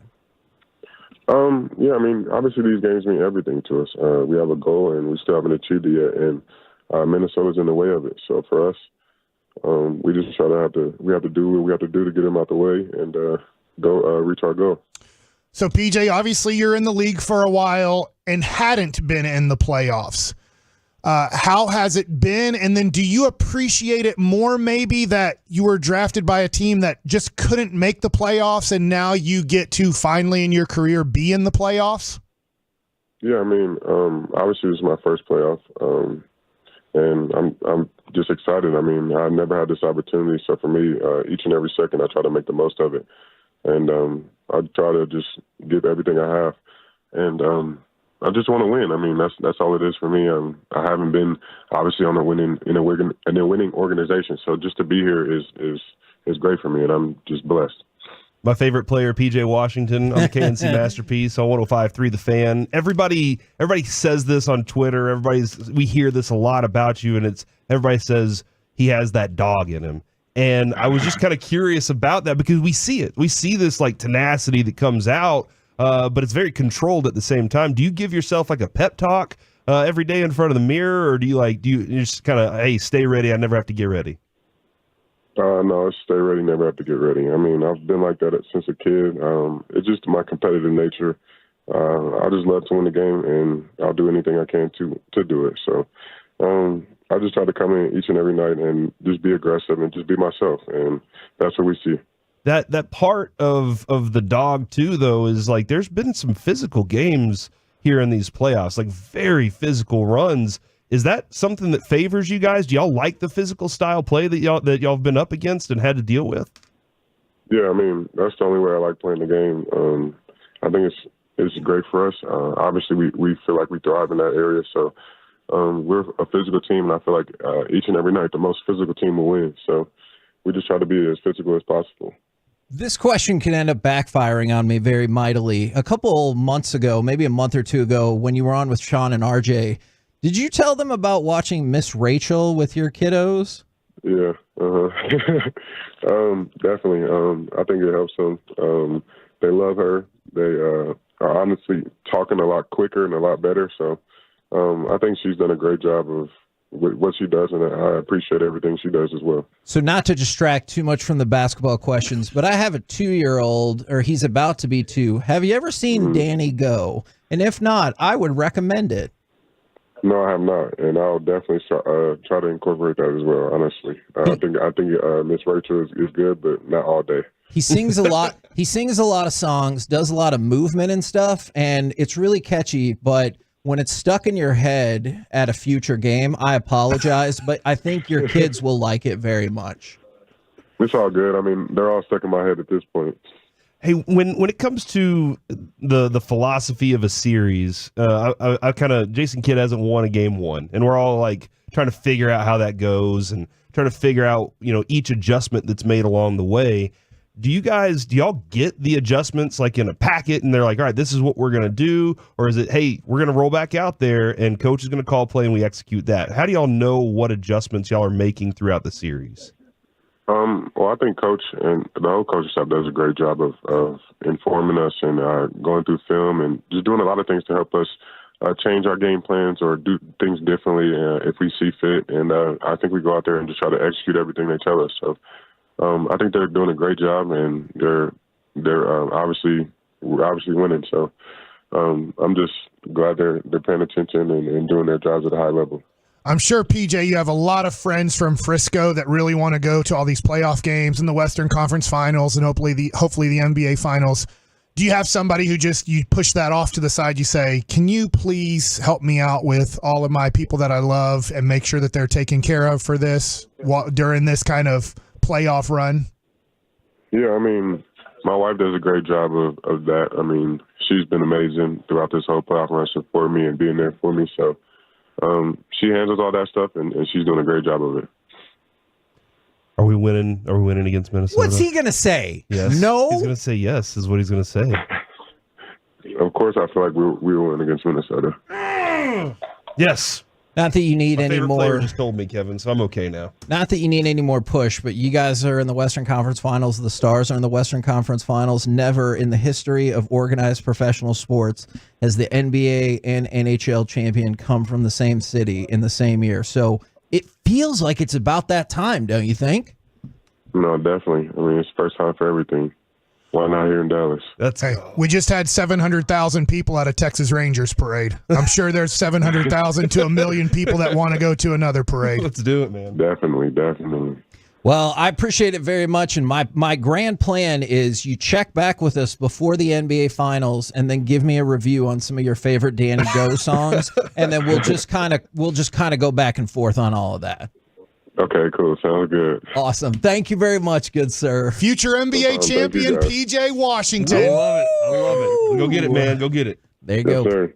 PJ Washington right here on 105.3 The Fan. And that's something we can dive in to throughout the rest of the show. Obviously, it'll come up tomorrow as well, is these are two of the best defensive teams in the league. And I realize there's been more maybe spotlight on Minnesota's defense outside of Tim Legler, who has done a really good job of being like, hey, you guys have been watching since the trade deadline. This Mavericks defense has been really, really excellent as well. Yeah, he's a key part of it, dude. Yes, and I'm excited to see how the defensive back and forth goes between these two teams in the finals, the Western Conference Finals. Coming up next, we'll have a different opponent in the actual finals. It's time for Baseball Nuggets with Mike Bassick. The Rangers are playing again tonight.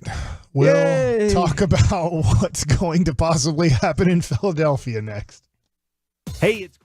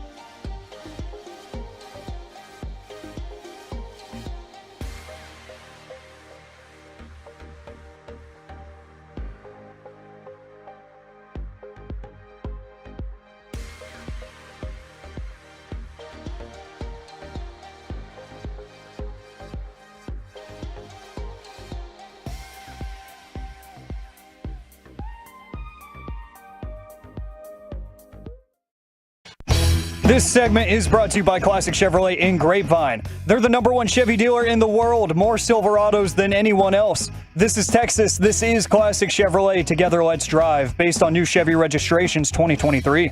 K&C Masterpiece back here on 105 through the Fan. Right now, it's time for Baseball Nuggets with Mike Bassett.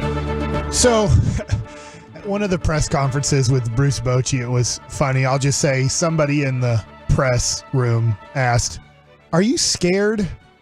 And Bochy kind of looked at him like, "What kind of question is that?" And it was based off Should of have asked him about Miss Rachel. the Rangers dealing with all of these injuries and just the lineup that he was having to put out and the relievers that he was having to possibly go with, the starting pitching that he was having to possibly go with every once in a while right now. And Boch was like, "Are you kidding me?" But now I ask you guys this question. The Rangers play today against the Philadelphia Phillies. Why are you saying it like that? You get excited, Mike. Are you scared? Of what? Yeah, of getting shut out. Just getting beaten down right now. I mean, it happened to us last year against the Astros, right? Like, that was the most embarrassing few games I've ever been Like the part of. 4th, 5th, and 6th of September, right around there. That was miserable. And it could happen again, but that doesn't mean that I can't win more games. But it doesn't mean that I can't come back. I'm with from you. it. It's a early stretch, but I'm like, man, playing this Philadelphia series, I'm like, We're fine. We're going to win today.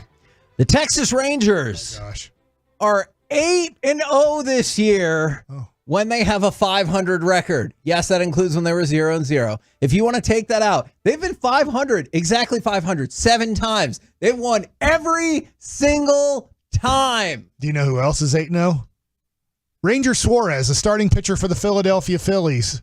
Hey, and he has a 1.37 ERA. And guess what hand he throws with?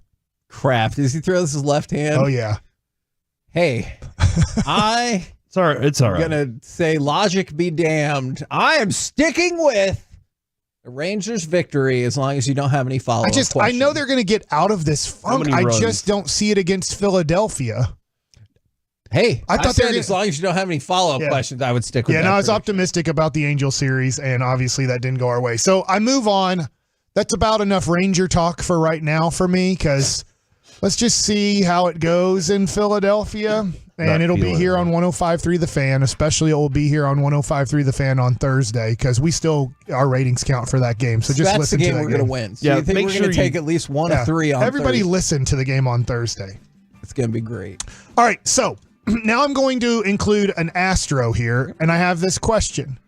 You guys hate the Astros the most. I think most everybody who's a Ranger fan hates the Astros the most because of the cheating one, right? Let me ask you this. How much do you, let's say, dislike or hate, if you want to use that word, Kyle Tucker, who was not part of the 2017 Houston Astros? He's an irritant to me. Yeah.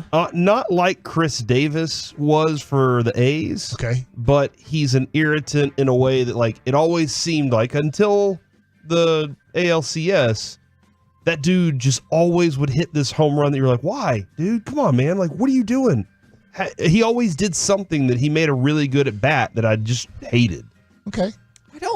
I guess he's not super high on my irritant list. He and maybe dropped that's part of down. the Like reason. Altuve, Bregman, probably Bregman number 1, would he you say? dropped down since he stunk so bad in the ALCS. Okay. I didn't hate him as much. So here's the deal. Now I go to MLB.com. We're getting close to 2 months into the season, and they have the latest MVP poll. Number 1 in the American League is it still Soto? Is Juan Soto, receiving from their people that they asked 28 first place votes, which is quite a bit. And they're just talking about all his numbers and how good he is and how good also the New York Yankees are. So there's a turnaround where it looks like they're a playoff team early on in the year, and last year they weren't a playoff team. So they're giving Juan Soto a lot of credit for the turnaround. Now their starting pitching has been outstanding this year for the Yankees, so that's also been a big turnaround too. But number 2 is Kyle Tucker. So I wanted to talk a little bit about Kyle Tucker here. Here's what the little paragraph says about Kyle Tucker right now being right behind Juan Soto with 6 first-place votes. And I say right behind, he's in second, but not many first-place votes. Sure. Tucker was already one of MLB's best players over the past 3 years, but he has taken his game to another level this year. The left-handed slugger ranks second in MLB with 15 homers, leads the American League with on-base percentage of .421, slugging of .618. He has been especially hot lately. And then it just goes over to help Houston get back into kind of a like, hey, they could make the playoffs type of situation. They've been rolling as of late. So I wanted to look this up. I wanted to look up the age of Kyle Tucker. And why am I doing this? I'm doing this off of Wyatt Langford and Evan Carter. He's still pretty young, right? He is. He's 27 years old. Now, COVID kind of screwed up a little bit of his numbers, if this makes sense here. In 2018, he gets called up for 28 games and was bad. 141 batting average. Ooh. So he at 21 years old was like, yeah, he's a huge prospect, but he ain't ready. Okay. 22 years old. The next year, he plays in 22 games. So he gets called up late and does a lot better in limited action, 269, 4 homers, 11 RBIs, 15 runs scored. So he shows the ability in the short amount of time, like, okay, it looks like he's ready for the majors. Then 2020 happens and you have COVID. He plays in 58 of the 60 games and he bats 268, 837 OPS at 23 years old. That's good. But then the next year, 30 home runs, 92 RBIs. Good, right? Solid, good player. The next year, 30 home runs again, 107 RBIs. Last year, he had 29 home runs, 112 RBIs. So the consistency. So let me ask you this, based off of this. Kyle Tucker's kind of gone away from the spotlight of Major League Baseball stars, even though he did make the All-Star team the last couple years. And is clearly very good. I'm wondering this with Evan Carter. Would we be disappointed if Evan Carter for the next couple years was just a solid player, but not really producing an all-star level? But then at 25, he becomes kind of a perennial all-star, because it looks like Kyle Tucker will make the all-star team 3 years in a row at age 25, 26, 27, as you're kind of hitting your prime. And I'm just like, maybe this really stinks for me because I bought a lot of Evan Carter cards. But what if Evan Carter for the next 2 to 3 years really struggles to find his stardom, but then does 3-4 years from now? I think I'll just speak for me. I will be disappointed just because I saw his stardom immediately in the postseason. Yeah. That's honestly, it sounds weird, but that kind of works against him in terms of expectations, right? Because I expected him to be awesome straight away, because the second you saw him last year, he was really, really good. Yeah. What I'm really, you mentioned it yesterday or sometime in the last week, that he did have explosive numbers and then he'd go missing for a while in the minor leagues. Yes. And maybe we just didn't see that enough to know that might be a reality in the pros too, where he goes through a couple months where he's just the hottest, and then he has one where he's just really bad. But I don't think I'll be disappointed as long as the team keeps winning. I know, y'all are. I'm very committed to and the through jerseys. Kyle Tucker's I won't say stardom. Through Kyle Tucker's development in the major leagues,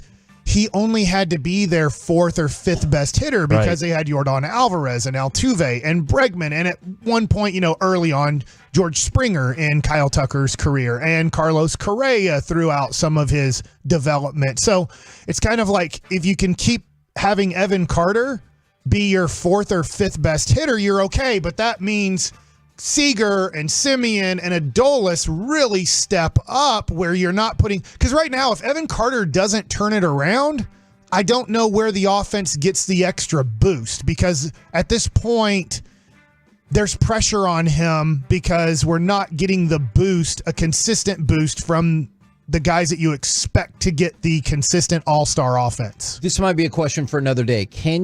I'm seriously asking, do you think you can be the team's 4th best hitter if you can't hit left-handed pitchers? No. Probably not. Okay. Because it's a small sample size, but early on, he's really and maybe it takes him, I hate saying this, maybe it takes him till 25 years old. Sure. To figure out how to hit lefties. And that means you're dealing with 3 to 4 more years of maybe an under 200 batting average against left-handed pitchers. By the way, third is Gunnar Henderson with 2 first-place votes. So those are your top 3 AL MVP candidates as That's we're getting your pick? 2 months into the season. Yes, I that was my dark horse pick to win. I didn't want to go with Juan Soto just because he was the odds-on favorite, so I tried to pick somebody else. And Gunnar was my guy before. Aaron Judge, by the way, is 4th. And then Bobby Witt Jr. is 5th. So those are, I think people care a lot more about the American League rather than the National League here, obviously. So those are the 5 candidates right now for MVP in the American League. And I'm hoping that by the time we get to the end of June, and I know we're not even to the end of May, but when we get to the end of June, if the Rangers are in this thing, Corey Seager or Marcus Semien needs to be on this list. Yeah. And when we're talking about 5, I'm not saying they need to take over Juan Soto, but one of those guys needs to be on this top 5 MVP list. We're the KNC Masterpiece right here on 105.3 The Fan. Coming up next, talk around and find out the Western Conference Finals are set and how beneficial has the Stars team building model been. Let's talk about it all next right here on The Fan.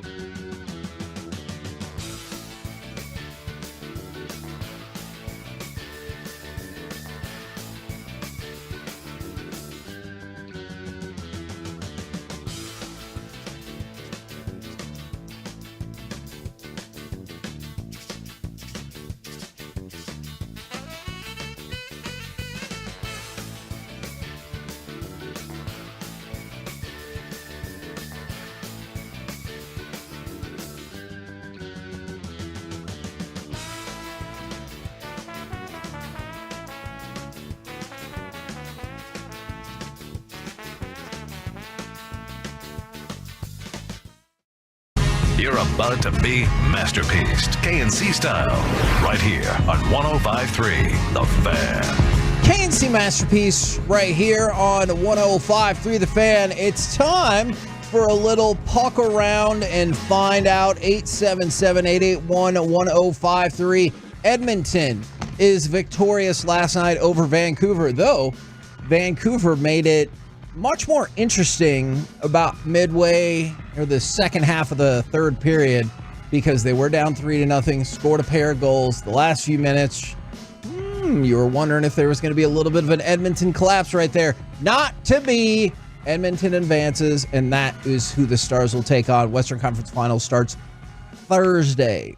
You satisfied with this result? I was personally hoping for Vancouver. Yeah, Thursday start. I'm good with. I'm sorry, I am happy with this result. Because that means it'll be every other day, Mavs Stars. So, yeah, I'm okay with a Thursday start, Kevin. Is that what you're asking? I meant the result of Edmonton winning. Oh. As opposed to the Thursday start. But I'm glad to know that you're happy with that as well. So I went into this going, I feel like the Stars are the better team either way. Yeah. You do kind of like the idea of playing a team that doesn't have their star player, one of their star scorers. But either way, I'm good with it. Again, I feel like the longer this series goes, the more favorable it is to the Stars. I know you got them in 5. That's awesome. If they can clean house like that. I did look, Kevin, this year. They were 2-1 against Edmonton this year. Do you know what happened in their one loss? No, I just know that last win they destroyed them. So leading up to their loss against Edmonton, they had beaten Montreal 3-2, Carolina 4-2, and Nashville 9-2. Wow. And then they lost in overtime to Edmonton and lost 4 straight. Oh, so okay. maybe that was they had just gone and they had been on a run before that, and maybe that was just a bad stretch. So I'll chalk it up to that. Other than that, man, the Stars have owned this thing. So I'm very confident in what they're doing here. I'm really, really excited about this matchup. In theory, because my answer is yes. Do you think this is the weakest team the Stars have played in the playoffs so far? I don't know. Okay. Yes. It's a good question. Edmonton has won 2 series. Vancouver was the 1 seed on that side. I think if we look at it like, maybe I'm going to compare it to a sport I know a lot better. The Pacers have they should not be in a Eastern Conference Finals or Western Conference Finals. They shouldn't be in the Final Four. They're just not that good. Are you comparing? I'm going to throw this back at you because I don't think I'm edgy. Are you comparing? Are we playing the Indiana Pacers of the NHL? The problem with that is the Oilers. Don't get me wrong. Tyrese Halliburton is really, really good, but the Indiana Pacers have Tyrese Halliburton. They don't have Nikola Jokic. The Edmonton Oilers have Nikola Jokic. They have that all-around player who is terrifying. Their power play in this playoffs has been absolutely astonishing for a penalty kill for the Stars that has been mediocre at best. So I definitely think that Edmonton provides some challenges, and I know they had a better record than Vegas. I totally get that, but Vegas has the defending champions. Colorado had a better record, and they were the champs before that. I think this is not a bad team at all, but I think this is actually the weakest of the teams that you've played so far in the playoffs. Okay. Though clearly that could... I can't argue that. Sure. I do not watch really much hockey at all besides Stars. Sure. So I'm not watching Edmonton play Vancouver through these 7 games or Vancouver play. So I don't have the feel that maybe you have. I think we're going to maybe dive into this more tomorrow, but the most clear difference is goaltending, because you have seen Edmonton, they switched around their goalies in the Western Conference Finals. They were displeased with what Stuart Skinner was doing. They replaced him, and then they went ahead and made a change back. And so there's a little bit of uncertainty there in the net for them. I do wonder. I think Odger will have one of those stinkers in this series. I could see that. I think he'll also have a couple of games where it's just like, man, he didn't have to work that hard. That defense was doing their job in front of him, and he really didn't have to work that hard. And he'll have one game where he bounces back from a stinker that just electrifies us. That's my prediction for the Otter outing. Kevin, what about, can I ask you this? Sure. Coaching. I think that's a clear advantage for the Stars. For the Stars? I do. I think that Chris Knobloch, he is. No, it's not. It's not the person who couldn't throw he's the ball. gonna yippee. Yeah. He's a rookie head coach. Yippee-ki-yay. I knew that was the mother. They were 3-9-1 to start the season. And then they went on like the hottest run you could imagine. Yeah. And then at that point. You know when they lost? When we were in Vegas. That's right. Because they were going crazy, and it looked like they were going to be a juggernaut. Because Vegas, we beat Vegas in the first round, and Vegas destroyed their winning streak. I don't know if I would go off of just the one regular season game to make that decision. The one thing I have noticed about Knobloch, though, is he will make like tough decisions whenever things are going poorly. Aggie brain. It's not Chuck Knobloch. He's one of those guys that's like, he won't just go, we're going to stick through this. He'll be like, you know what? We have to make this move in order to win this game. So be prepared for some of those types of adjustments that you don't quite expect, or sometimes you'll sit there and go, coach isn't going to do that. Right. And he might actually do it. That being said, DeBoer, dude, come on. You got the edge with DeBoer. And another thing that I looked at along the way, how the Stars built this roster. It is amazing the amount of homegrown talent that is on this team. Now, I realize the very logical response that you're going to get to that is Pavelski, Tanev, even Sagan. I realize though Sagan has been here forever. You have to have other pieces. Exactly. And Tanev, unless you're the Cowboys. Yeah. And then you don't have to. It's worked out great. Man, has everyone in the world now seen that meme of the teams in action the last time they were in their conference finals, and it's Emmitt Smith running around there circa 1995, and you're just like, dang, man. Hey, anyways, back to the Stars. I think I have it pulled up right now, Kevin. Mark Rippon was the quarterback the last time Washington made it. It's a good point. If you're comparing yourself to the Commanders, that is that's great. You win. Is that really the competition you're trying to win? For the Stars, take a look at how a lot of this team has been built. You drafted Rope in 2015. 2017 is going to go down as an all-time great start to the draft. You got Ottinger, Robertson, and Heiskanen in the same draft. You're talking about three of obviously your best player. You drafted Harley in 2019, Johnston and Stankoven. You drafted after that. You're talking about some of the best players on this team. And take a look at who's on the ice for the Dallas Stars. Heiskanen, Harley, and Lindell have led the team so far in average ice time in the playoffs. In fact, 5 of the 6 players who lead the Stars in ice time during the playoffs were drafted by this team, with the lone exception being, of course, Chris Tanev, who, you know what, we should probably devote like an entire show to him at some point because he has been unfreaking believable. They win the cup, we devoted an entire show to Tanev? I can see it. Mike? You were at the Dallas Card Show this weekend? Yes. I asked you a few questions. Yes. I'm going to ask you a question here. For the first time in the history of the Dallas Card Show, did it seem like people were asking about Dallas Stars cards? Wyatt Johnston was probably just wondering if there was a fever. There's still, you know, Wemby fever is still hanging around, but Wyatt Johnston was way up there because there's been times in the past where, you know, you specialize at a card show and you're like, hey, we're going to be in Dallas for the Dallas Card Show. Let's put all these Dallas cards out. And people would see the Stars cards and be like, oh, yeah, or move along.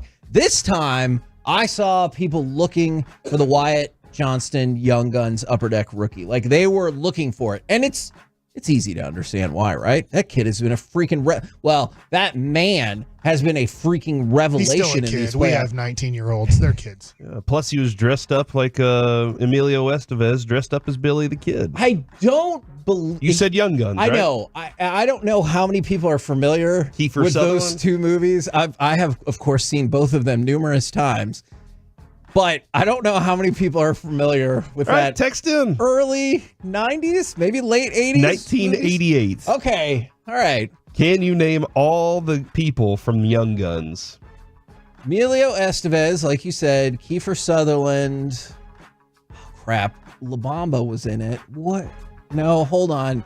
Why did you call him La Bamba? Because that's his like. Yeah. He's a buff when it comes to movies. That's like his most well-known But role, that's not right? his name. I know. That's why I said crap. I can't remember. Nobody knows actors and actresses' names. Lou. They always change them for the Lou movie. Diamond Phillips. There you Lou Diamond Phillips. And then blazing. Is that a real name? Yeah, I mean, I don't know. So you said Emilio, Kiefer, Lou.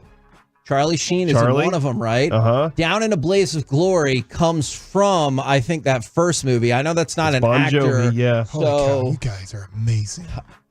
I'm gonna stop on that. Text in what you would make your fake name since Lou Diamond made his name. I don't know if he did or not, but it Dermot just sounds like a Mulroney? made-up name. Oh, yeah. Is it Dermot Mulrooney? Yeah, that guy. From the 972. I just watched Young Guns last weekend. That is freaking phenomenal. Thank you seriously for sharing that. The Stars have got a lot of youngsters across the board because so many of their players are homegrown. And unlike maybe some organizations, it seems like they are keeping the right homegrown players and aren't just trying to artificially prop up their draft statistics. To that point, the Dallas Stars are in the Western Conference Finals for the third time in 5 years. That's the best stretch since the 1990s, when obviously they made the Cup in 99 and 2000, and then they made the Western Conference Finals 3 straight years then. So it's been 25 years since you've seen like this consistent level of excellent hockey. I'm trying. Helen, you said they played the Oilers and We haven't played the Oilers in the 90 playoffs in like 20 years. 98. We own their asses in the playoffs. I remember, and I hate to do this. I feel like it was Ludwig. And let's be serious here. Okay. Doesn't Texas own the most oil fields?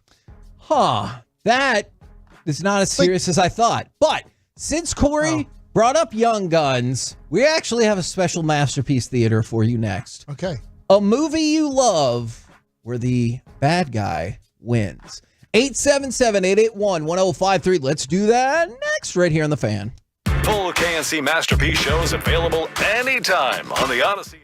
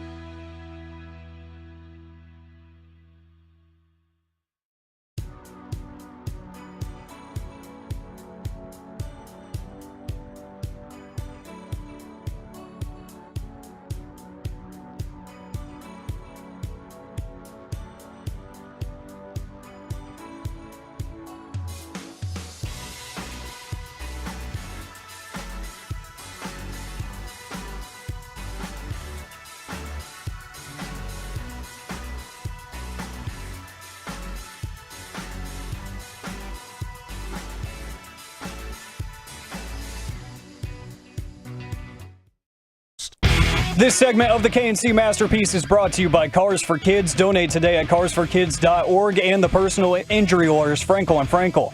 If you've been injured in a car or truck wreck, call Frankel first, 214 or 817-333-3333. With Frankel and Frankel, there is never an out-of-pocket cost. They only get paid when you win. Frankel and Frankel, the go-to car and truck wreck attorneys in Dallas. KNC Masterpiece right here on 105.3 The Fan. And it's time for some Masterpiece Theater.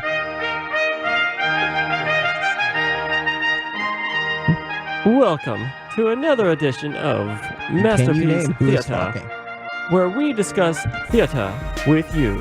And now, two guys who know absolutely nothing about theater, Corey and Kevin. And Mike! Our question for you today, that's fair.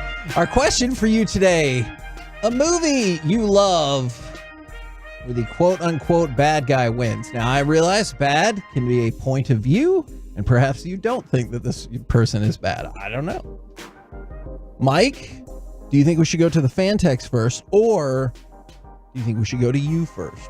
I thought of multiple movies, but I went with the Thanos one. I'm sorry, what, Mike? The Thanos one, where Thanos won in the end. He got the 5 diamonds, and he had the big knuckles. And he was like, I have the knuckle sandwich with all the diamonds. You guys are Leafs now, and you float away. Half of you are now 6? Oh, there's 6? Yeah. There's only Infinity 5. You only have. Stones? No, you he's only got have- one on the, but he's got like an extra one on the. He has 6 knuckles? No. He has an extra Infinity Stone. That's all right. impossible. What we're looking for is cut number 9. This is, quote, the Thanos movie. I told you. You'd die for that.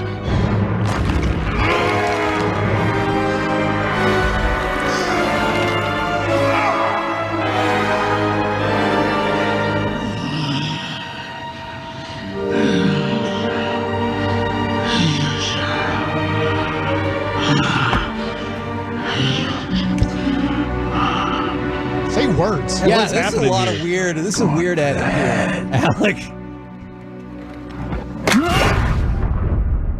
There's a lot of music going on in the back. It would have sounded weird if I cut it. I know, but it just sounded like he was like. I mean, he just got stabbed in the chest, so true. I mean, I think that's pretty fair. Sound like me when I get done. Back to you, Kevin. What? Running like a race or something? You grunt? Yeah, I'm exhausted.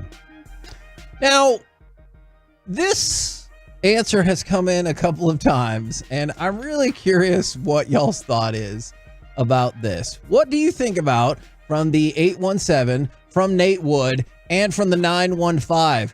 Friday Night Lights, the movie. Who's the bad guy? They're saying the bad guy is Dallas Carter in that movie, and so the bad guys win. An intriguing question I had not anticipated. Because they robbed people at gunpoint? They did not give explanation. Well, I think it's more that you know what? I think it's more because the other team is set up as the good guys, and then they lose, and you're like, the other people must be the bad guys. I think then if that's the case, Kevin, Varsity Blues. Because the coach, all he's trying to do is get the greatest out of these players. And this one quarterback is like, I don't want your life. Yeah, and he's trying to make up plays. Yeah, and he's just trying to establish structure and victory. And so then they force him out. John Moxon. They force him out. They force him to leave. All the high school kids, kid. Not just John Moxon. Okay. The whole high school. So it's not the coach. All the kids who might be racist and abuses his players. The kids, Kevin. The kids need to learn structure. Uh-huh.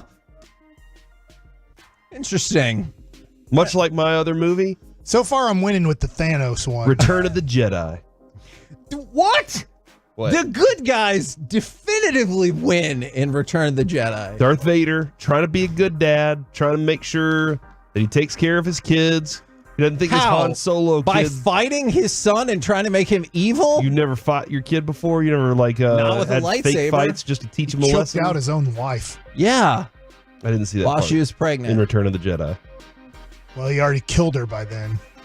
And he killed all those little kids. Mrs. Skywalker, That please. wasn't in Return of the Jedi, guys.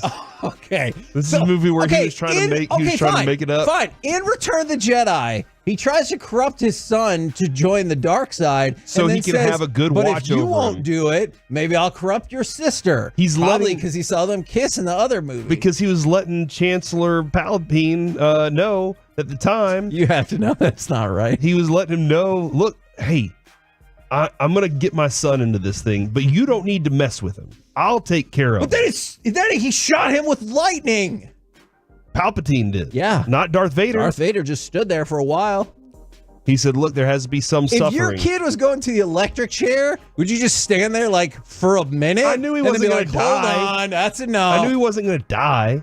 He was just going to suffer a little bit so that we could take over this whole situation together. Mm-hmm. I needed a distraction. All right. My real movie, Kevin, is a Brad Pitt, Kevin Spacey, Morgan Freeman movie. Cut number 10. Put the gun I down. saw you with the box. What was in the box? Because I envy your normal life. Put the gun down, David. It seems that envy is my sin. Oh, what's in the box? Not until you give me the What's in gun. the box? Give me the gun. He just told you. You lie! You're a liar! Shut up! That's what he wants. He wants you to shoot him. No! That movie was awesome, and Kevin Spacey ultimately wins. Poor Morgan Freeman. He's trying his best to get Brad Pitt to not shoot him, but do it. You know he's going to, and I'm telling Kevin you. Spacey knew he was going to. Of course, still to this day, if my wife's like, hey, there's a box here for you, I'm like, if it's Gwyneth Paltrow's head, I'm going to be very upset. Yes. And I every had to time take my earphones out. I don't want to hear that. It was like, was Kevin Spacey telling us throughout his whole acting career, I am pure evil? Oh, And wow. then we found out that he was. Have you seen there's a new like HBO documentary series about him? And I don't know if it's trying to try to make him out to be a decent I'm person? not sure. I've not seen it yet, but I'm intrigued by this. And there are multiple Hollywood people who are like, he's not guilty. Let him back in. Into what? Hollywood. There's a gate? I mean, it feels like it, right? Yeah. There's a Hollywood gate. I think that is an excellent one. What's the fee to get in? Because the bad guy Your soul. dies, but it accomplished He his won. ultimate Yeah, goal. He didn't want to go to prison. He ultimately, got all those things. Now, my movie. Actually, I want to read some of these texts. The Empire Strikes Back. Now, see, Corey, that would have been Umpire? The Empire. Oh. The Umpire Strikes Dang Back. it, Angel. Would be a great podcast name. The Empire Strikes Back. That might have been. I could see that one a little bit more. Luke gets his hand cut off. He also made out with his sister and found out Darth Vader was his dad. It's a lot. But you instead chose the one where all the good guys won on the Ewoks. You think they're good guys, but look at it from the other side. Interesting. What about Karate Kid, Kevin? Yeah, why didn't Han Solo, when they had Johnny was just getting won the bullied. war, it looked like, and he's like, I'll let you be with Luke. I get it. I love you, but you've chosen Luke. And she goes, well, you don't get it. Luke's my brother. She And always I'm like, knew. wait a second. Did you know that when you kissed for like 8 seconds long? Well, because when she tells Luke, I know I've always known. What if somebody said something and she was like, I'm from Alderaan. That's just how we do it. I don't know. It was a different time. It was, man, that's a good point. It was a different time. From the 2-1-0 Rocky. I do Rocky 3, but he ultimately wins. I guess he loses in Manager one. dies. That's Yeah. a tough night. Your manager dies and you lose the heavyweight title. Yeah. That's a bummer. But then he got to run in the water with Carl Weathers in their little short shorts, and then they were victorious. I always love, though, the Adrian part where she finally is like, what are you afraid of? I'm afraid, okay? Oh, dude, here's So you lose. So what? I mean, which is a little insensitive because when he lost, his manager also died. So maybe he thinks if he loses again, somebody else will die. I don't know. Have you ever seen Fallen with Denzel Washington? What is that about? is on my this bad guy's side. spirit. He gets electrocuted in the electric chair, and then his spirit floats into people throughout the entire movie, and Denzel's trying to catch him. And then he sings or whistles that and he song. whistles or sings that song. Dude, it is good. And that's one of those. That is another that's one of those, for sure. at the very. How many people very in end. Hollywood make demon-possessed movies? I feel like every time I'm watching television now, there's like 3 demon-possessed movies that are going on. I'm like, how many people are directing and writing and doing these things are like, let's just keep doing these demon-possessed movies? Lots. Yeah, I'll look into an You're welcome. answer on that. I just answered it. A lot of votes for Silence of the Lambs. And I don't know. I've never seen it. What? I've never seen it. I've never seen it either. What? I we need know to do that this as a showing? Farver beans or whatever. Fava beans and a nice Chianti. I've seen parts of it, but I've never seen like it in its highlights, entirety. but I don't want to watch it. Part where he starts dancing. I've never Yes. watched 7 all the you way through because I think it's disgusting and scary, and I don't want to watch Well, it. then you're not going to like Silence of the Lambs I'm because not the watching main it. bad guy eats people. And at some point, when wow. she goes into the insane asylum, there's a dude who's doing stuff to himself and he throws it at her. What? Yeah. Like the eating people part? No. Oh, the other thing? Yeah. Silence of the Lambs is an excellent movie, but yes, I guess the bad guy does win in this one. Mine is a little bit more obscure. It's a movie called Primal Fear. Homeward Bound. No. Those what? dogs got home, man. Were they the bad guys? I don't know. So in Primal Fear, Edward Norton is playing this guy who is on a murder trial. Richard Gere has to defend him, and he has split personalities and stuff. One of them stutters, and the other one is just evil and everything like that. And finally, they find out that he doesn't have to go to jail or get killed. He's going to go and get evaluation. He'll probably get released, and everything's going to be okay. And I take you to cut number 8, where Richard Gere has to deal with the big reveal.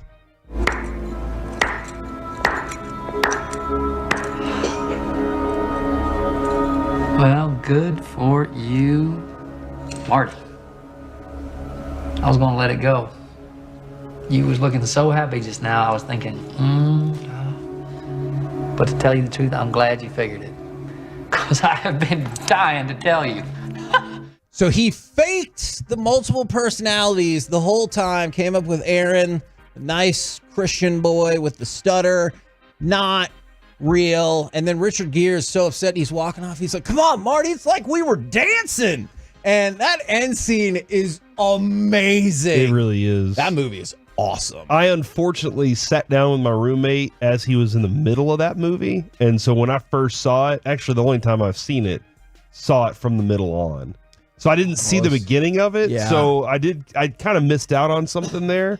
But it was really intensely good. There are so many good parts about that movie. From the 940, every time I open a box and it's not Gwyneth Paltrow's head, this person is very disappointed. Alec, it feels like Silence of the Mike's Lambs. very concerned. Or as Mike He said, wants a dead head to be delivered to his house. That's what this person said.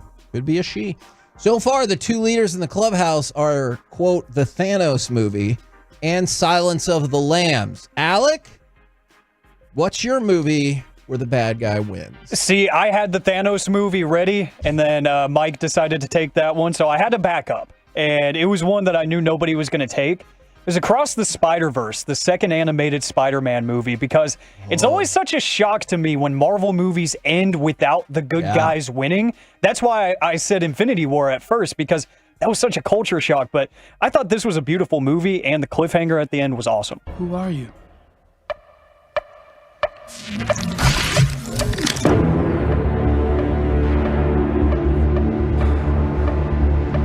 I'm Miles Morales. But you can call me the Prowler. If I don't get home, our dad is going to die. Your dad. It was so good. The animated Spider-Verse, the second one. Okay, I've never watched it. That's why I was like, wait, which one? It's like, is this the one with Jamie Foxx? I was so caught off guard by it. I really was caught off guard by it being a cliffhanger. Like, I was like, hold on, what? Especially since it's 16 hours long. Yeah. I was so mad in the moment at the Shorten that theater. up just a little bit.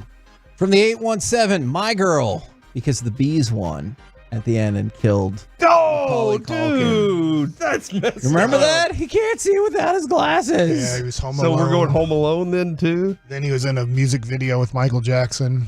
It's not. I mean, it is the same person, but like those character arcs are not all a continuation of a singular story. Oh, really?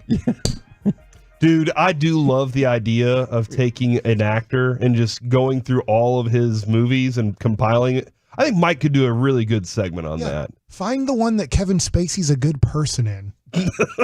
Yeah, because in American gosh. Beauty, he wants to bang his teenage daughter's friends. He had to have done movies before Seven, that. he chopped off Gwyneth Paltrow's head. Wasn't he like a professor for the counting cards and was like In stealing 21? stealing money from, like he had the kids do all these things, Yes. like illegal things, but then took all the money? In Swimming with Sharks, he's like the world's worst boss. Horrible's Bosses. Yes. He's the world's worst He boss was letting there. us know. Oh man, do you think acting roles give you insight? What was he into in The Ref? He was an unhappy married person. His Bad guy, wife, yeah. well, his wife had an affair on Boss him. Baby. He was the mean. Can't say that I've seen that. You a haven't while. seen Boss Baby? It's a cartoon, right? In a while. What about? Have you guys ever seen the movie Arlington Road? It's got Jeff Daniels, Tim Robbins. This guy is like a professor at a college, and he thinks his neighbor might be a terrorist. And it turns hit out the bull? And it and it turns out he was right, but he gets set up and takes the fall for the terrorism. Oh man. Don't think, just pitch me. No, that is Bull Durham. Yeah, but who's the pitcher in it? Tim Kevin Robbins. Costner. It's not. Yes. Oh, Tim Robbins. Yes, but And then he sees does he at some point? No, he's not in the one where there's a tornado, right? Twister. That was Bill Paxton. Oh yeah. they're making another Really good Twister. shooter and got Michael Jordan a championship in '93. I've seen this come in a couple of times. Uncut Gems.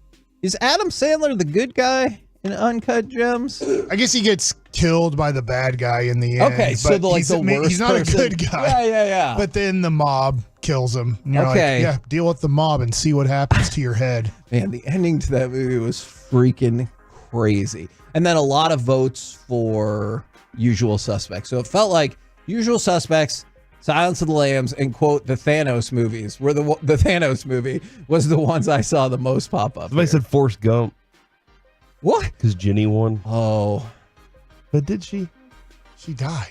of AIDS. But then she left. He had to have had it, right? Yes, because whenever Not he was so- in Walker, Texas Ranger, Magic he had Johnson's AIDS. wife doesn't have it. Same kid. Cookie doesn't have it. That is, But her kid. that's pretty amazing. Magic Johnson's kids don't have. But what he's pointing out is the kid is Haley Joel Osment. And then Haley Joel Osment is in an episode of Walker, Texas Ranger, where he dramatically looks at the camera and says, Walker told me I have AIDS. And so it is such a shocking turn of When events. you first Not saw that, HIV went to No, AIDS. full-blown AIDS. When you first saw that, was it on Conan Oh, of with the course it lever? was. I just saw that the other day. It was like that had to have been the most dramatic moment in I comedy can't history. say I've ever seen a complete episode of Walker, Texas Ranger. I've seen clips on Conan O'Brien like a million times. But AIDS isn't funny. And then people are saying the Titanic, the bad guy won. The iceberg? Yeah, or is it Billy Zane? Well, Because they he let got everybody to live. freeze to death. He didn't win. He lost his girl. And I would argue Everybody hated him. Isn't Kate Winslet the bad guy in that movie? I watched it recently in a She- hotel room. You did by yourself? Yeah. Huh. Not the whole movie, but there was the end part because I was like, oh, let me see. And she didn't know he was going to freeze. Yeah, no, she definitely did. So she dropped him in the ocean to kill him. She cheated on her fiance. She stole valuable She got in the water. jewelry She and swam to chucked go it get in the whistle. water. She couldn't whistle. She was She's a out of good guy breath. in that deal. So a she bad went guy. and got the whistle guy. She wasn't married, had premarital sex. Well, that happens. No, We're it the- doesn't. We're the KNC masterpiece. Doesn't make it right. Fair enough. Right here on 105.3 The Fan. Coming up next, it's time for Gridiron Gravy. If the NFL were to expand to 18 games, could the players get these key concessions? We'll do it next right here on The Fan. Coming up in the next G-Bag Nation.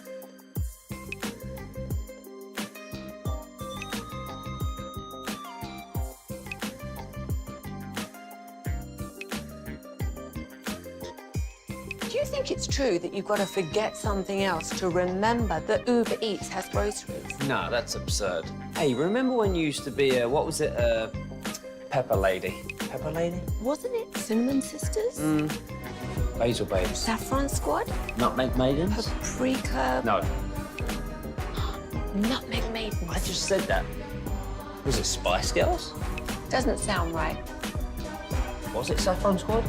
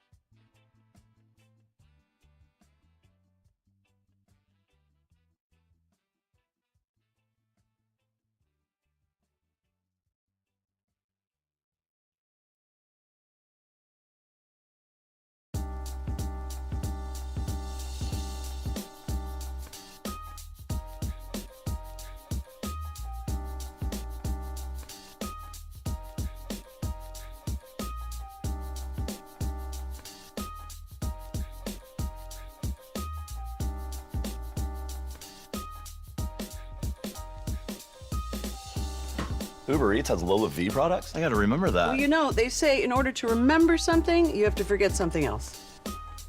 Okay, now that is a very cute haircut. That's like a little shag. I've never seen it before. Well, I mean, of course you have. It's the Rachel. Oh, is that your name? No, I mean like your name. No, I'm Jen. My name's Jen. Right, but I just mean like this is your haircut. But that's hair on your head. I'm not saying this is your hair. Okay, freaking me out a little bit.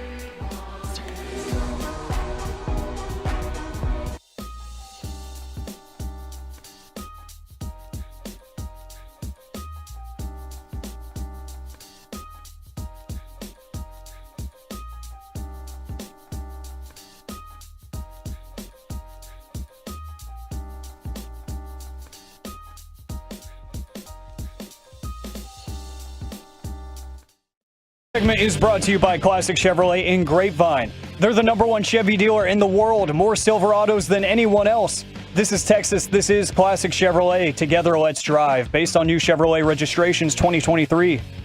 Shotgun is empty. Back to throw. They blitz him from the safety spot, and Prescott escapes that. Runs to his right. Throws on the run to the middle of the field. Lamb at the 50. No one will get anywhere near him. Lamb could crawl in if he wanted to. C.D. Lamb, 92 yards. KNC Masterpiece right here on 105.3 The Fan. I can't wait for Lamb to Dak. OTAs have begun today. Maybe we do the trick play. For the Cowboys, as well as many teams across the NFL. Justin Jefferson and T. Higgins are not at OTAs. Neither is C.D. Lamb. Neither is Micah Parsons. Tua is. And just for a second, I saw this story and it said, Tua makes a huge change in the offseason. If you heard that headline, now right-handed. That's what I said. That's what I told Corey. It made it sound like his dad made him be left-handed. He started throwing the football right-handed. I saw the thing. His dad made him be left-handed. He's kind of a right-hander, but he figured out how to be left-handed. Interesting. Right now, let's cover, well, we'll probably get into handedness again, and go around the entire NFL and dip into some gridiron gravy. Here we go! Now, Corey, you showed me this article the other day, and Mike, I believe your answer to this will be none of them. Okay. They can get none of them. But it was from some agents, 4 potentially meaningful concessions players should seek from the NFL before accepting an 18-game regular season. Now, these are business concessions as opposed to more popcorn or hot dogs or anything like that. And Mike, when it comes to you saying none of them, I do think, like, it's interesting from your perspective, your connection with the baseball association, the baseball union, because you would fight. I think y'all would fight for these things or have already gotten them at this point. So that is something that as I was reading through this, I was like, man, all these things are smart things to ask for. Back to you, Kevin. The number one thing on here, get at least 50% of the league revenue. So it was 47% in the last labor agreement. It moved up to 48 with a maximum of 48.8% allowed. If you look at the NBA, players recently they got 51% of the money. I feel like the NFL should argue for at least 50%. And maybe the NFL will be fine with that when the players argue for 50% because they're like, hey, look, we went up 1 to 1.8% last time. When this is up and we have to renegotiate, we can give them another 1%, 1.2%, get you to 50%. I know that sounds small, but that is a gigantic amount of money. Yeah, especially considering when you hear ideas that the league owners will be able to sell portions of their teams. Yes. And make even more money like that. So like that's an interesting approach to me. And then that leaves the players going, hold on. But I do think that getting to that point would be a very smart decision for them. It's a small portion, but it's big. This one feels like, I don't know, I have a pretty strong argument for them on this. But what do you guys think about lifetime health care? Now, the NFLPA could advocate for the NFL to put away money that would provide for lifetime health care for a player. Usually insurance runs out at the start of the next regular season. We don't have that for Major League Baseball. Okay. You can keep it. You can keep like just keep after paying you're for it. done with, like, let's say You don't have to go to Cobra or it's whatever. like, right. So it's like, okay, if you want to keep this, it's the best health care you can have in the, at least United States of America. I don't know the world, but it is an unbelievable health care plan. But you have to keep paying for it once you retire, but you're eligible to keep paying for it after you retire. But it's not, you do not get lifetime health care as a Major League Baseball player. That being said, for NFL players who their bodies, would you say their bodies go through more? Not necessarily. Okay. Interesting. Okay. Would it be smart for them to I've had 2 back ask surgeries. to fight As a for? former pitcher, I've had 2 major back surgeries. Yeah. So I get we look at it as more physical and everything. I'm not saying it's not more physical, but no, I'm not. The brain thing, yes. If you want to be specific, if you want to go specifically, do backs go through more as a football player than baseball players? I say no. Yeah. No, but the head and the look brain. at Max yes. Scherzer right now. Yeah. Like, we're going through a lot. He can't feel his thumb right now, like, because of nerve damage in his arm. So I'd say no. But if we want to go specifically to brain injury situation, yes. I will go to football, yes. Brains, yes. Everything else of the body, the same. Knees, same. Okay. I seen Bruce Bochy walk. Is that hip? Yeah. Is that hip? It's but knees too for catchers. Oh yeah, catchers for sure. And I think that's another thing too. Thinking about the future, because Mike, I mean, think about that. Having healthcare is important. Like, having that there is a very important part of it. But I don't know this. I think NFL players, you'd have to ask a former player, but I think they can keep that health care after they retire, but you have to immediately pick it up. Gotcha. For baseball players, at least. You can't just go 2 years later, I want to get back on the Major League health care plan. One thing that was interesting to me about this is it says the elimination of funding rules, and it said, contrary to popular belief, guarantee contracts in the MLB and NBA aren't collectively bargained. They just became customary in these sports because individual players exploited their leverage, and then it became the norm. And so then the argument there would be trying to do the same exact thing.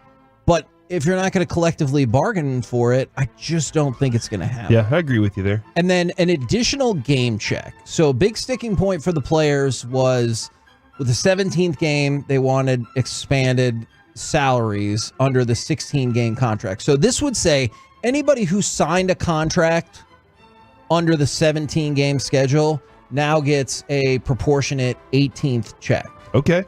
Do you think that seems fair, but do you think the owners would concede to that? They did eventually concede on the 17th. I absolutely think they should get that. Like, that doesn't seem right to, hey, owners are like, hey, we're going to add this new game and not pay you.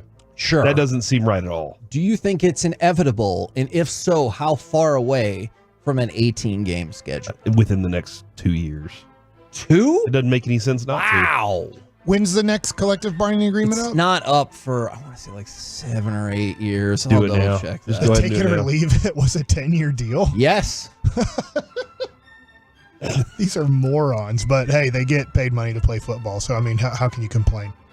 That is true. I'm just trying to double check that, but I'm pretty sure it was. I bet it'll be before that then. I didn't know it was that long. Yeah, it just seems like that would be too far off. The owners are ready to get that money to add to it. Like, they absolutely are. So, Yeah, it was approved, from 2020 to 2030.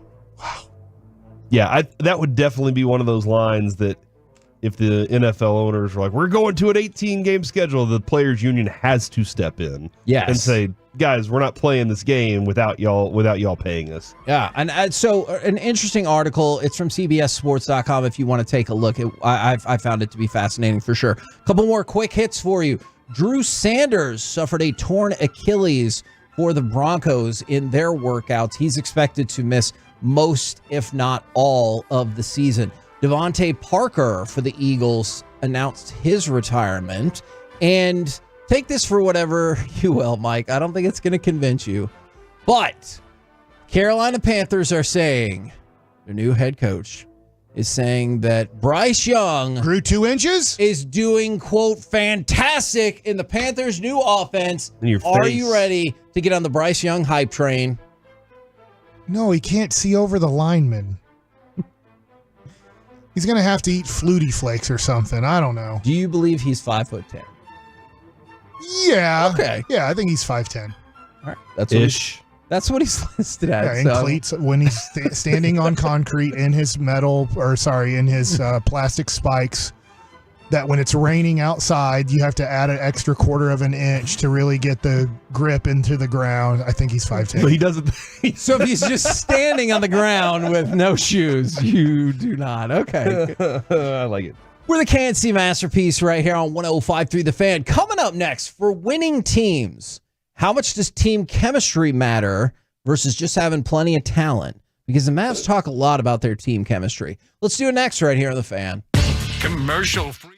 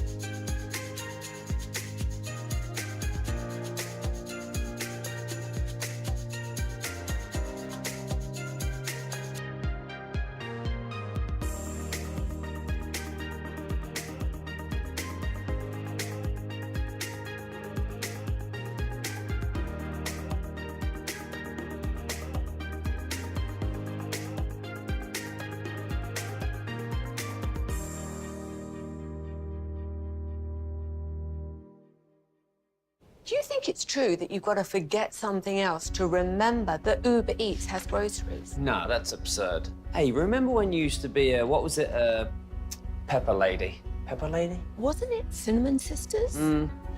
Basil Babes. Saffron Squad? Nutmeg Maidens? Paprika? No. Nutmeg Maidens. I just said that. Was it Spice Girls? Doesn't sound right. Was it Saffron Squad?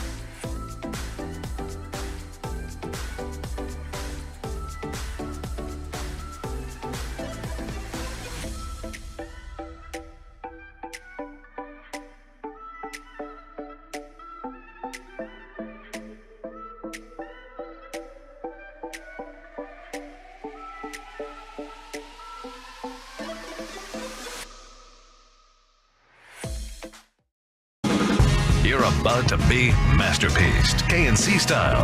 Right here on 105.3 The Fan. KNC Masterpiece right here on 105.3 The Fan. This question starts out about the Mavericks. Yes! But it's not. All right, let's just leave it at that, because that's a super positive reaction from Mike. All right. Derek Jones Jr. was talking about how the Mavericks have grown off the court. And he said, we go over to each other's houses, we chill, kick back, eat food, pretty much what normal friends do. You said Netflix and chill? No, not Netflix. Do news people know yet what that means? What do you mean? Because every time it gets cold or snows, they're like, looks like it's time for some Netflix and chill. And I'm like, that's not what that means. It means you turn your Netflix on and you hang out. Yeah, part of you's hanging out. Wieners, baby. Because Yes! Thank you. He continued. I'm glad that What's that was from? available. I don't even remember. You just said wieners, baby. All That's right. Peyton Russell for you. Okay. All right. Derek Jones continued. We go bowling, go out, just chill, go to the movies. We just enjoy spending time with each other. And I get it. That is important. But what I want to know from y'all, maybe Mike, if you want to draw from any of your personal experience, Right. that's great. And I'm glad that the Mavericks get along. How much does that team chemistry matter versus, hey, we have the most talent? I think it can't be that. I think it's a great question you're asking, but it can't be that simple. You can all hate each other and win it all. Yeah. Probably not. Yes. Okay. Or we love each other so much, we're the best friends, so we win more than anybody. No, it's not. Did like Kobe and Shaq hate each other? In the end, yes. And they still won. Yeah, but they, yeah. So that's the only one I know of. I mean, maybe everybody hated Michael Jordan while The they played with Yankees him. all hated each other with Reggie Jackson, and yet they still won multiple titles with Reggie Jackson. Okay, all right. It seemed like maybe through when you watched The Last Dance, there were certain players that were like, this isn't very fun playing with Michael Jordan. Yeah. Yet they won 6 championships. So I would say that there is a line in that you can't all hate each other and win. But loving each other doesn't mean ultimate success or you get the most out of your team either. Would you assume if you all loved each other, that would naturally translate to a little bit more? Like sacrificing for one another because I feel this way about this player, so I'm going to sacrifice more. If you have to have one or the other, I will lean towards this. Talent over loving each other. Okay. But honestly, you need a combination where I don't have to be best friends. I don't have to ever go over to your house. But I do have to respect you as a teammate to want to sacrifice for you, because if there's no sacrifice, especially in basketball. Yeah. In baseball, there is a little bit of separation because there's nothing you can do when I'm hitting. I can't help you at all. Yeah. You are out on an island by yourself. At the free throw line, there's certain things in basketball that become like there's nothing you can do when PJ Washington's shooting free throws. I can't help you at all. I can't sacrifice at all. But as you're talking about defensive rotations, making the correct play, not believing it's all on me and screw that guy. So I think that it's interesting in that we can look at it as a positive. But I do know this. I know like Mazzara and Gallo loved being with each other and hanging out and everything. And they would talk about, Jose Trevino and Isaiah Kiner-Falefa and all those guys. And, they would finish. The reason that, you were drafting second and third and fourth was because of those guys. Yeah. Like, not because it was just because those teams weren't very good, but they seemed to like each other a lot. But it didn't matter. And so now, from what I understand, people took big time shots at me. I'll go back in time and just do this. When I talked about, hey, the 2023 Mavericks aren't really liking and enjoying each other. And they're like, no, they love each other. And then it's like, then they get to this year like, man, we have such better chemistry. We really like each other. It's like, now wait a second. Was I lying when everybody called me a liar from that standpoint? Because now all of a sudden we're hearing all of these things. Yeah. Yet I was the horrible person with 10 games to go last year when I brought up the point that, hey, from what I understand, these guys don't really like playing with each other and enjoy each other's company and now they do. And so what would that say about me when you called me a liar last year? So I will say it does help, but ultimately it doesn't mean you're going to get the most out of your team because you all like each other or hang out with each other. That being said, talent doesn't necessarily always get it either, because Kevin Durant, Kyrie Irving, James Harden, very talented group of players right there, right?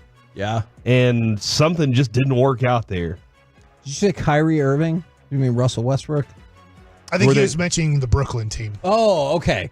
I was thinking about the first. Kevin, I'm a big boy. You can do either team. Like either try and correct me. Corey could have a point with either team, though, right? that is true. Like, for some reason, those dudes, as talented as they were, same point. As talented as they were, they couldn't get over it. They couldn't find that place, and he even felt like Kevin Durant and Russell Westbrook often feuded. Or Kevin Durant and Bradley Beal and Devin Booker. Start to feel like maybe it's just Kevin Durant. Well, he did win a championship with Golden State, who had what? Tremendous chemistry. Like, they had talent and tremendous chemistry. They could take on a Kevin Durant player because they knew, they even said it, you're the piece to beat LeBron. So we need you in order to get over this hump here. So they needed the talent. They were like, our chemistry will be able to make it. There's like this marriage, right? I guess what we're all getting to is there has to be a marriage of the talent, I guess, being number one, right? First you have to have the talent, because it doesn't matter how much you like and love and hang out with each other until you have the amount of talent you need to win. It doesn't have to be the best talent, the most talent, but there has to be an upper echelon of talent that you have. And then how much are you willing to sacrifice for each other? Now, when we talk about hanging out with each other, I don't really care about that. Yeah. Because you can have a 35-year-old guy with 3 kids, and he just can't hang out with the 21-year-old who's going around and seeing how many people he can bang. Like, they're not going to probably get along. Oh my gosh, it took such a hard turn. Well, I'm just giving you extremes. Yeah. The extreme of a family man with kids who is not going to be like, I'm not going to go out to the bar and do what you want to do. We have 2 very different lives, but we can be great teammates together. Does that make sense? Yeah. So I'm like, there has to be the toughest job that Jason Kidd, Bruce Bochy, whoever it is to be able to get, whether it's 15 guys, 26 guys, 53 guys, to sacrifice for one another. How do I get these guys where ultimately this job is, it's an awesome job where if you're good enough at it, you never have to work a day in your life. You can actually just do this job, and somehow, some way, you can make enough money for yourself and for your family that you never have to work a day in your life. So how do I get these guys to stop thinking about that? Because that is the most important thing to players, and start thinking about the collective whole. And that's the challenge of a manager. That's the challenge of a head coach, is how do I get these guys to sacrifice for one another to ultimately win a championship? It's very tough. The Cowboys had the 90s version. Like, they had a very unique, they understood their pecking order, how it all like went together. Yeah. Like, it was Troy's team. Michael was hard. Like, they all understood, but they all felt like they were getting a piece of something, right? Like, Jimmy Johnson had them convinced they were going to be getting something out of this, and then maybe fed a lot of their vices along the way, but they all, like Mike was just saying about Bochy. But Kevin, you had 2 Cowboys in a different era that drew up plays in their hotel room together and left their wide receiver out in the cold. I do think you give a great example, and Jerry Jones would disagree with this because he doesn't understand. It's a weird thing. He did play college football, but he doesn't understand this at all.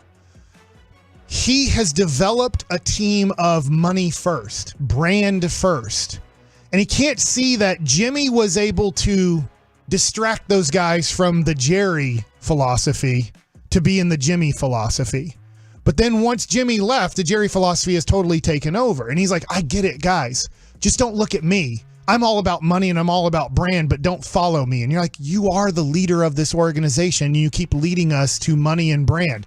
Not that CeeDee Lamb shouldn't sit out for his money. Not that Dak Prescott shouldn't play for the greatest contract in football history. I get it. But there's no example. There's literally no example of the Dallas Cowboys since Jimmy Johnson leaving of sacrifice for something greater than me. Because your ultimate person, Jerry Jones, is sacrificing nothing for himself. And so that's the tough part, is how would the Cowboys ever get that example in their building? Because there's the example is Jerry, and Jerry's like, no, the example is you do this. Everything is for yourself. You sacrifice nothing. Yeah. Everything is about yourself and should be about yourself. And so Jason Kidd, Nico Harrison, whether you want to throw Mark Cuban in there or the new ownership, Luka Doncic, Kyrie Irving, how do I get the most important people in this organization to show that sacrificing for something rather than just yourself will bring more success? And right now it looks like the Mavericks, and I should be mentioning the Stars here too. Yes. Oh yeah, for sure. Somehow the greater good and the sacrifice takes over somehow, some way. And we just saw it ultimately lead to a championship with the Texas Rangers. This Mavericks team in particular, Kevin, I think Kyrie got here last year and observed a lot. And I think he had something to say in like wanting the next place of this team to go in a different direction. I think he saw some of the culture that was around, saw that Luka, as talented as he is, still needs some maturity and growth. Sure. And I think that's something Kyrie wants to do. As you see around the league, guys respect him. Guys love Kyrie. Other players around the league love him. And I think he wants that mentorship responsibility. And I think he saw that, I can be that to this group, in this group. I can be that kind of mentor guy in this room. But he said, I need to connect with this guy, this player specifically, because I know where he can get us. So I'm going to work with him. But along the way, they built this, we're here to win idea. We're not just here to collect checks and move on. We're here to win and do something special. Even happened in the Oklahoma City game at halftime, right? Might as well just pack up our crap and go back to Oklahoma City. Yeah. Like that, there is this different mindset that changes from I know I'm a leader, but I'm not just a leader here to collect a check and go hang out with my family. I'm a leader here that's also trying to do something special. So what I'm curious about on the Cowboys example that you use, I'm not disputing that example. Right. I wonder how long it takes to break that mentality if people around you aren't doing it. Like let's say there's multiple Cowboys players who are like, I don't give a crap what Jerry Jones is doing. I'm going to win. I'm going to win for me. I'm going to win for my team. I'm going to do everything I can, blah, blah, blah, blah, blah. How long until that mentality breaks if you don't succeed or you don't get rewarded because of it? And you're like, then what's the effing point? My opinion is now never. I'm going to give you things here. I thought that maybe Dak and Zeke were going to be able to break it, and they didn't come close to it, to be honest. Okay, but my question is, how long till the player breaks? Like, how long do you think it's till the players? Year 3? Like, it looks like year 3 as a Dallas Cowboy, you realize that, okay, this organization isn't about winning, but I can make tons of money off of this organization. Interesting. Because it looks like Micah Parsons has broke. It looks like Dak broke a while back. Like Zeke broke pretty darn quickly, to be honest, with the money, fame, right? Everything else that goes with it. So I think with Jason Kidd, we have to, maybe you're just talking about Kyrie, but maybe Jason Kidd is the greatest coach in the history of basketball, and maybe I'm wrong about this, because help me out here, that has had this much success as a Hall of Fame great player.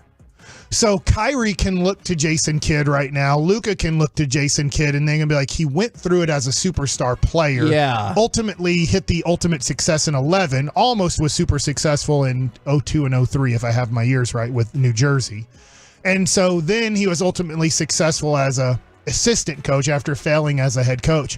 So like the players can look at Jason Kidd. This is very rare in basketball and kind of rare in all sports. Larry Bird is who jumped to mind. Larry Bird would be one. I guess Bill Russell, but this is before our time to kind of look to him. But really, the greatest players of all time that become Hall of Famers are horrible coaches.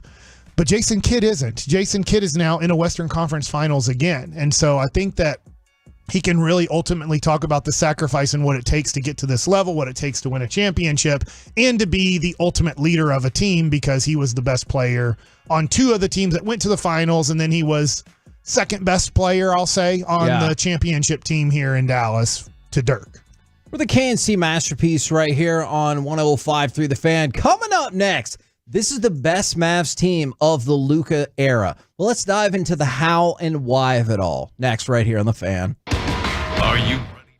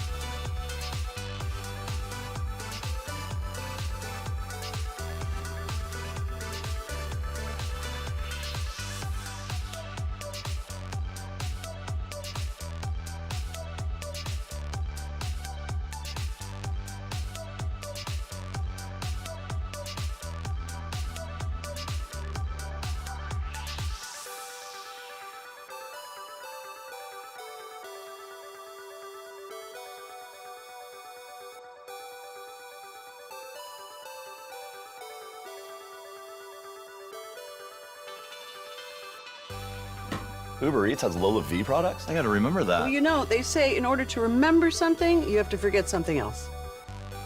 Okay, now that is a very cute haircut. That's like a little shag. I've never seen that before.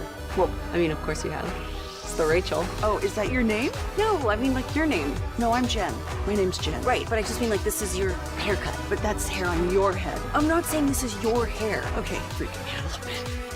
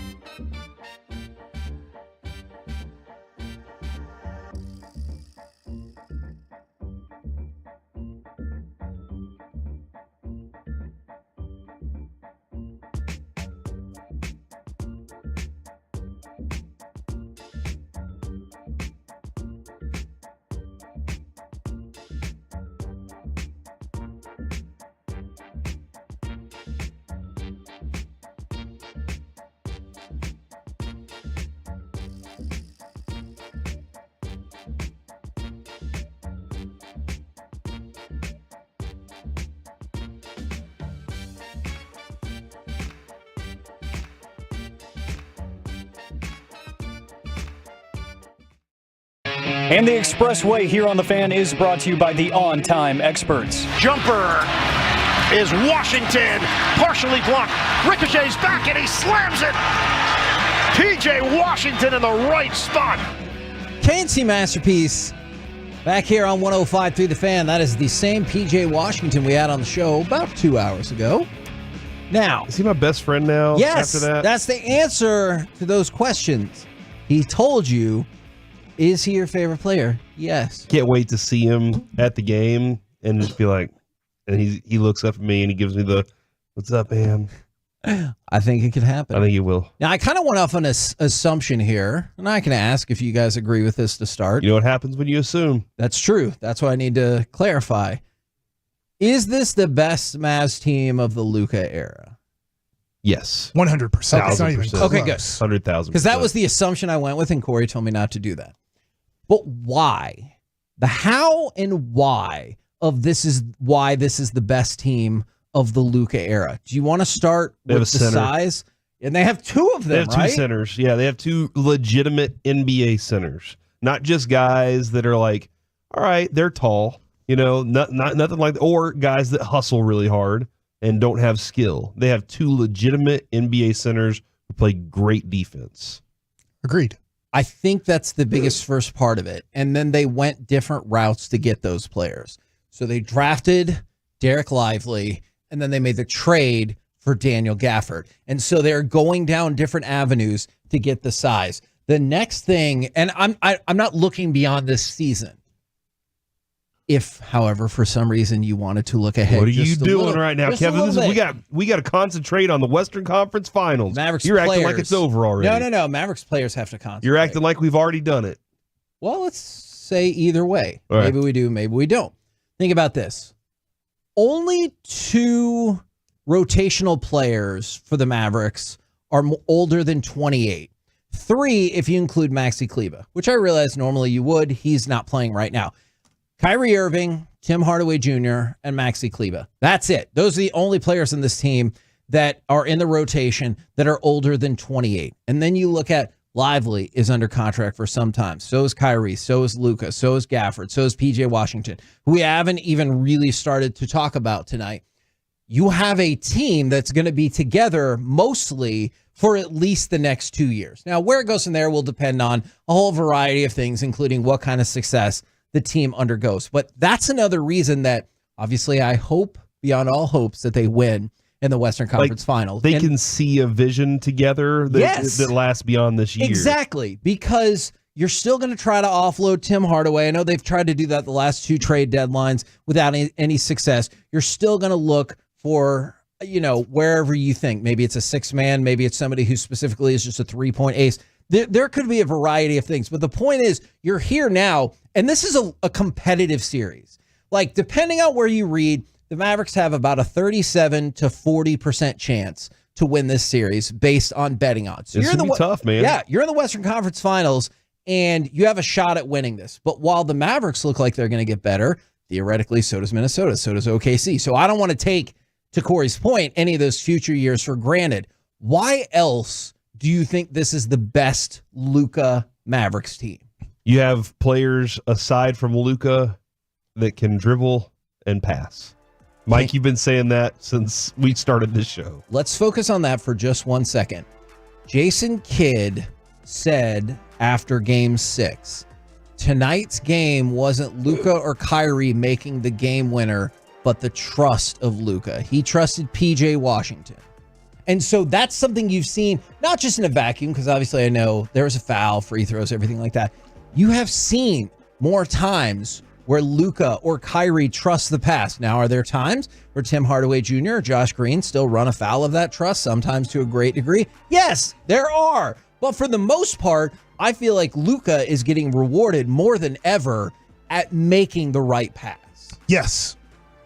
I can agree with you there. I can agree with what Corey just said. If we start comparing, I guess, are you trying to compare this to 2022? Maybe, but not necessarily. That's the best. No, hold on. Was that? Yeah, because that was the Western Conference That was Finals. the best team that Lucas had, right? Aside from this one. So. And it could be a comparison, but I'm also just trying to point out the future too. You're saying the future's not going to be as good as this? No, I do think it could be as good as this. I just want to point out why this is the best Mavericks team. And I'm going to go back to the trade deadline. It felt like sometimes at the trade deadline, I know this is part of a bygone era, but didn't it feel like we made a lot of fantasy basketball trades? We were like, hey, this is a big name. Hey, this is a big name. Hey, this is a big name. Are you talking about Porzingis? And the Antoines came to mind. And Kai was a big name.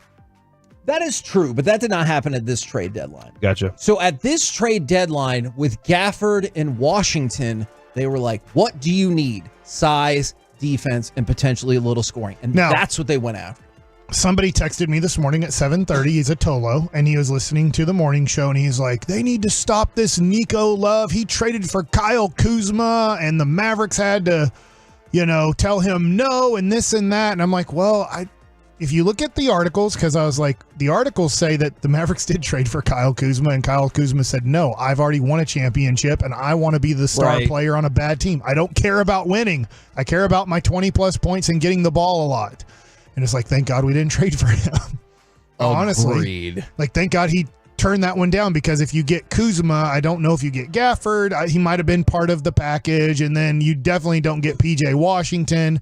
And PJ Washington has been just such a stud defensively, and honestly a stud offensively throughout these playoffs. Yep, he's been way more consistent offensively than I could have ever imagined when you were heading into the playoffs, because he was an inconsistent scorer for you in the regular season. So however you want to say it, Mavs fans, however you want to go, well, you don't get any credit because you traded for Kyle Kuzma and he said no. Well, picked up Grant Williams. In the end, you got two guys that have been tremendous pickups. To your point, the defense, the overall chemistry on the team. Kyle Kuzma obviously is a guy that has struggled with chemistry with good players. He's a good player on a horrible team. He's proven that multiple times. But he's not a good player with good players on your team. So, and he doesn't want to be that. He's almost like, I know I'm not a good role player. I just want to be the best player. And like, but you're not even a top 20 player in this league. They're like, yeah, so we can lose 50 games a year. So I do love this team. I do think it has the ability to win it all. I don't know if it will. Minnesota is a really good team. You're not favored in this series, and you won't be favored against Boston. So I look at it and go, I don't know if they can overcome Minnesota, and if they can overcome, if they make it, most likely Boston. But were they favored in any of the series?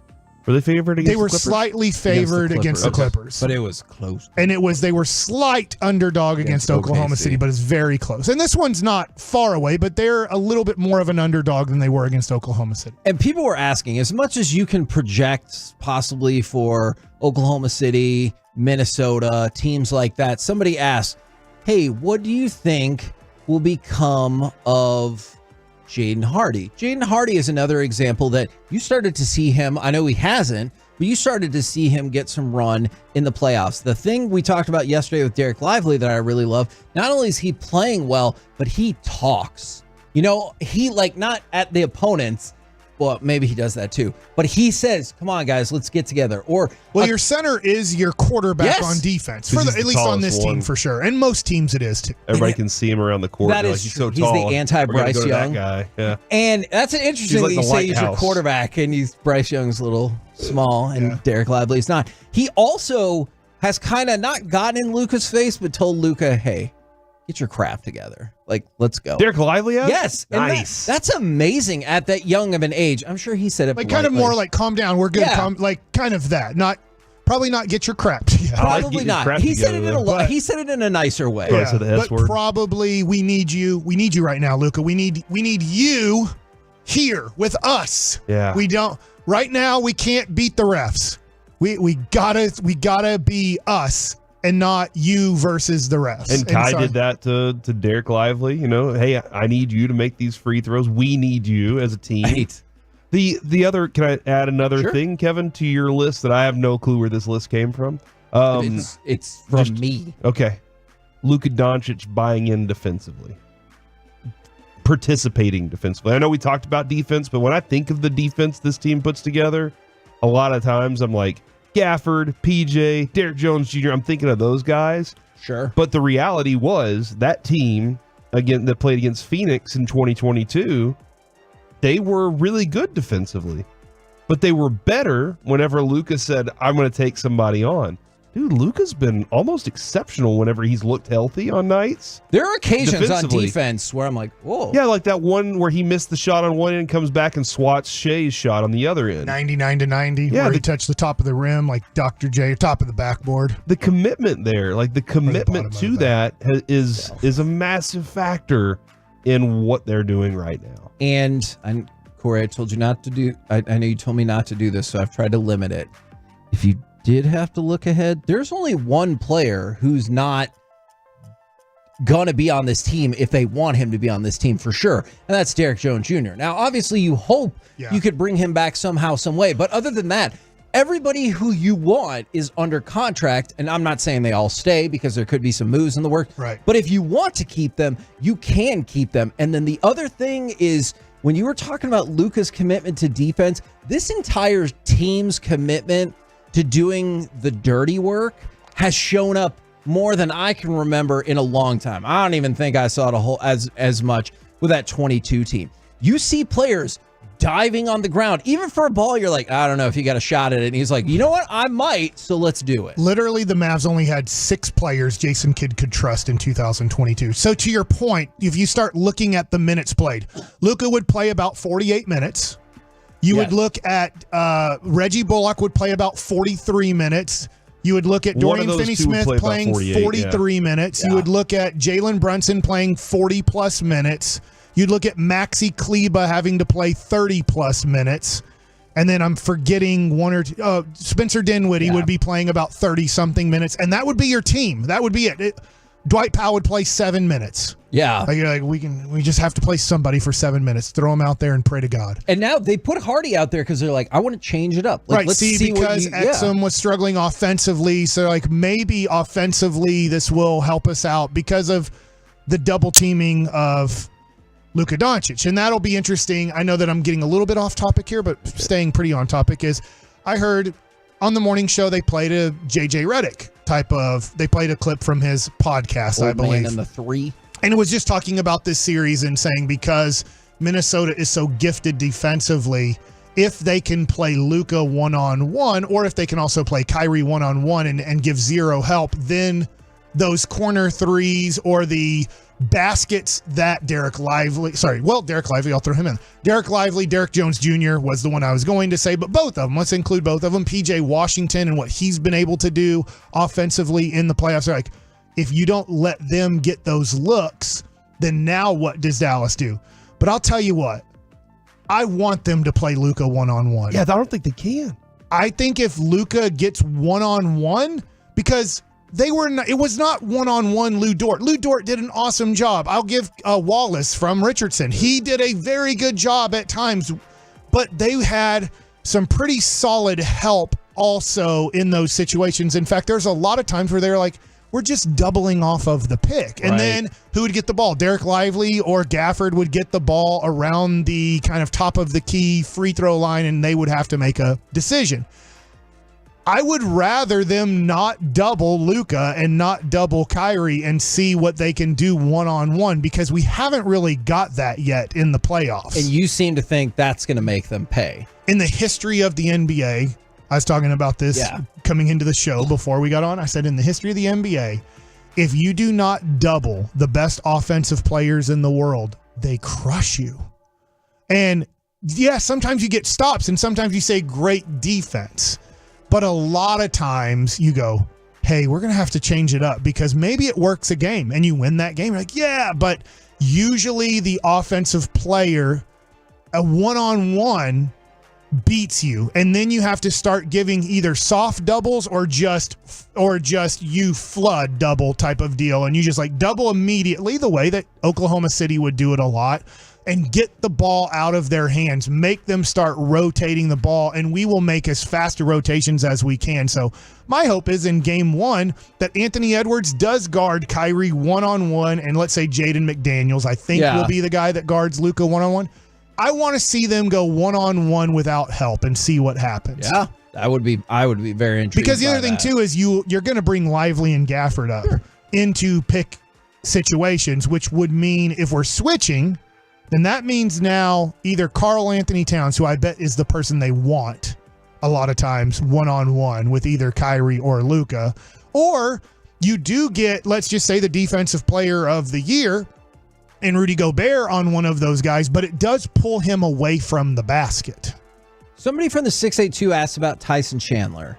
Corey, if you remember, he played for the championship team. That is true. And then we signed him to a long-term deal because he was the perfect fit next to Dirk. We let him move on. We brought him back, though.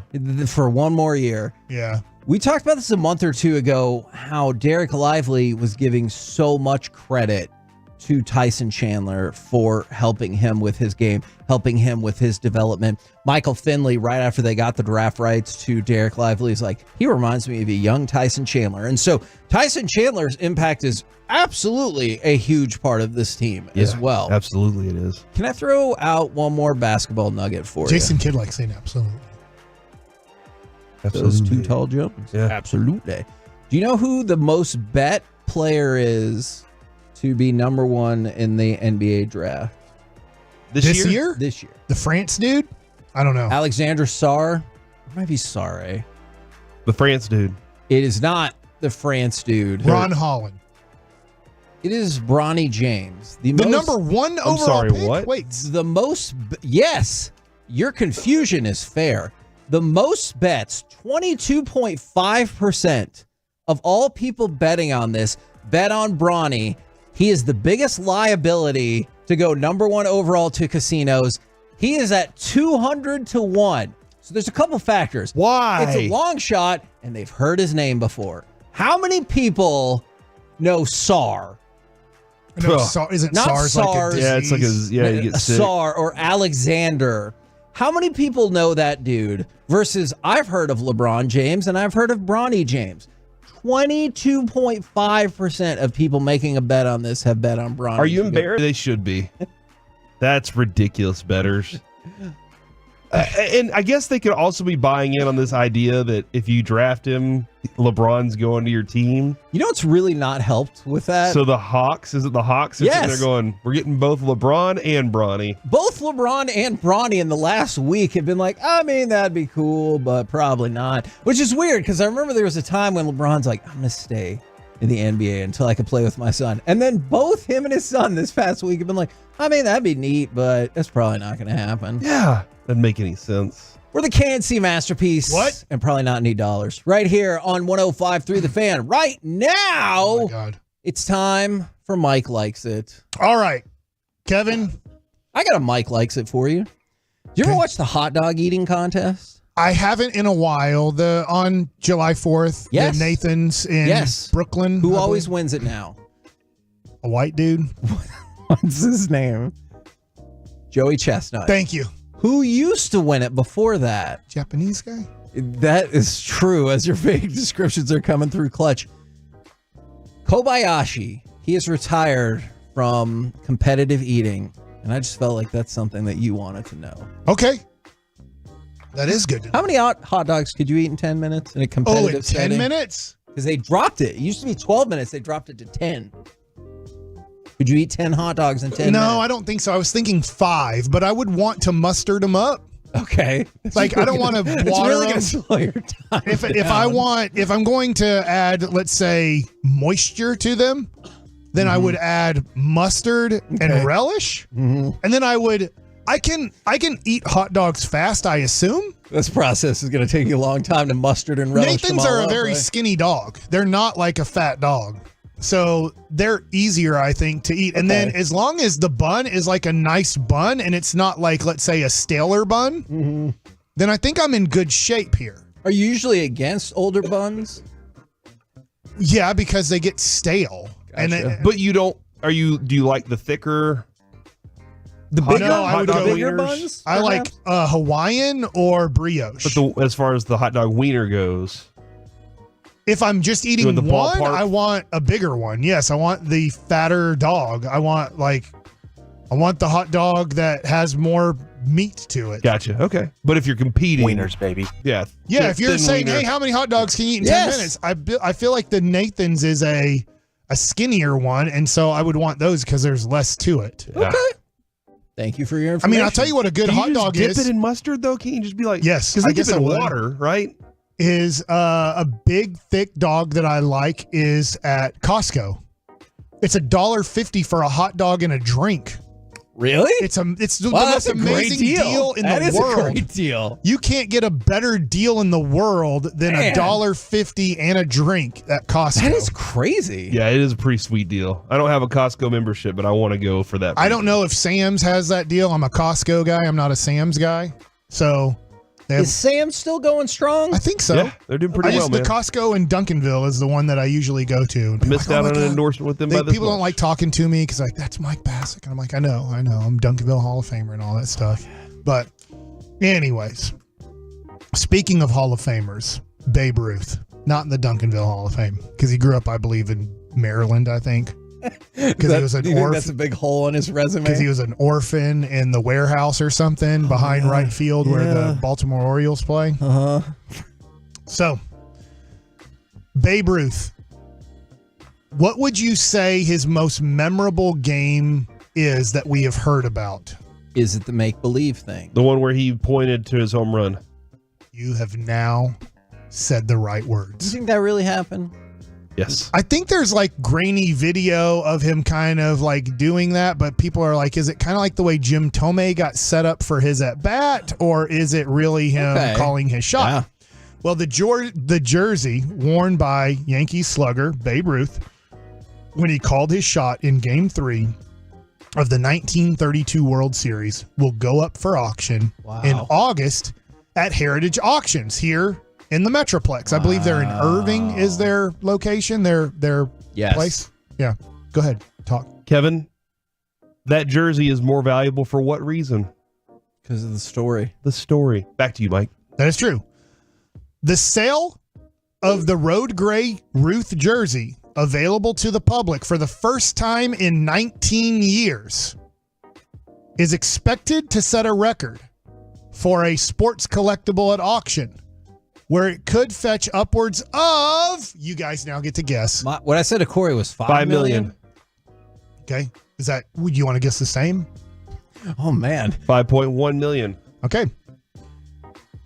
Upwards of $30 million. Shut up. I was closer. Holy crap. That's This true. auction is set for August 23rd. Wow.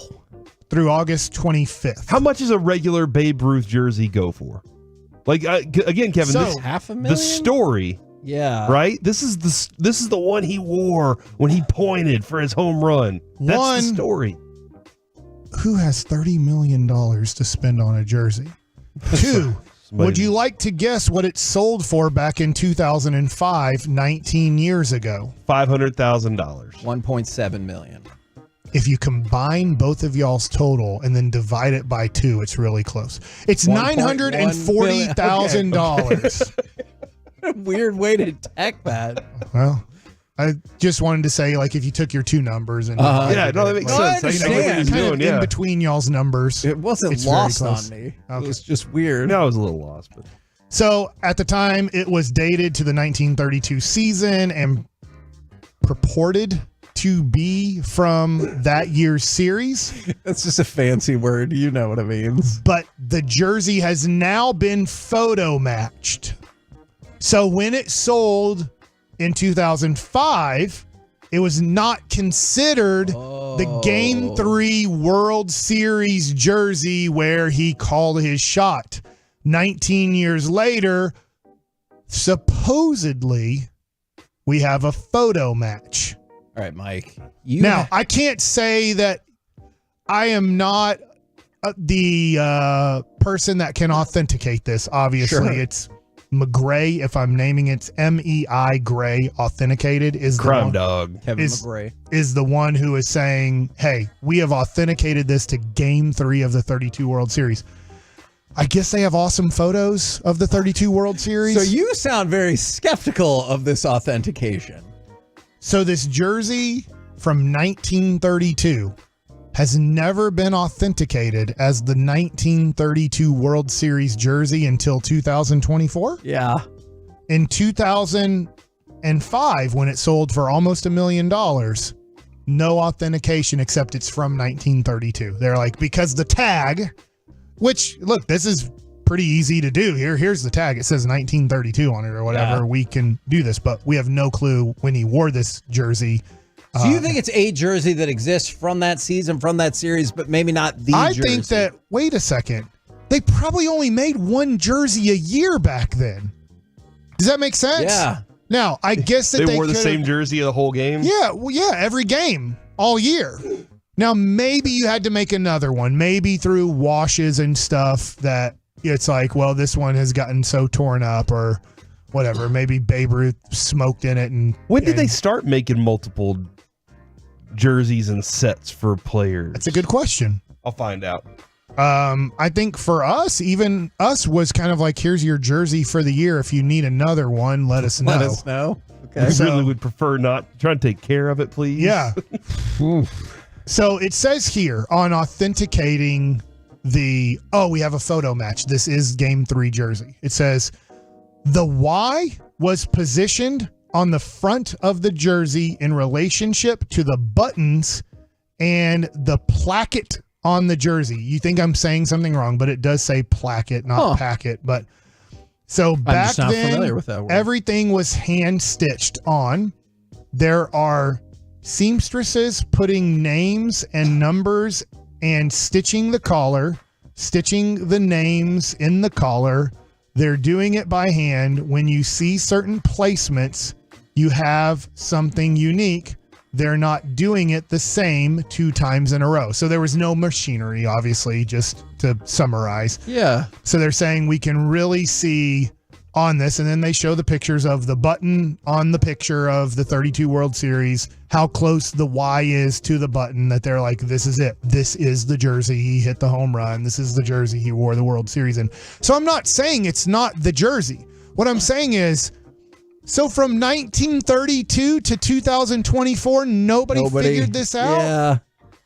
And now the jersey goes from $1 million jersey approximately to a $30 million jersey. If you had Yes, there's a good question. I like this question. $200 million, but still had the same skepticism, would you buy this jersey?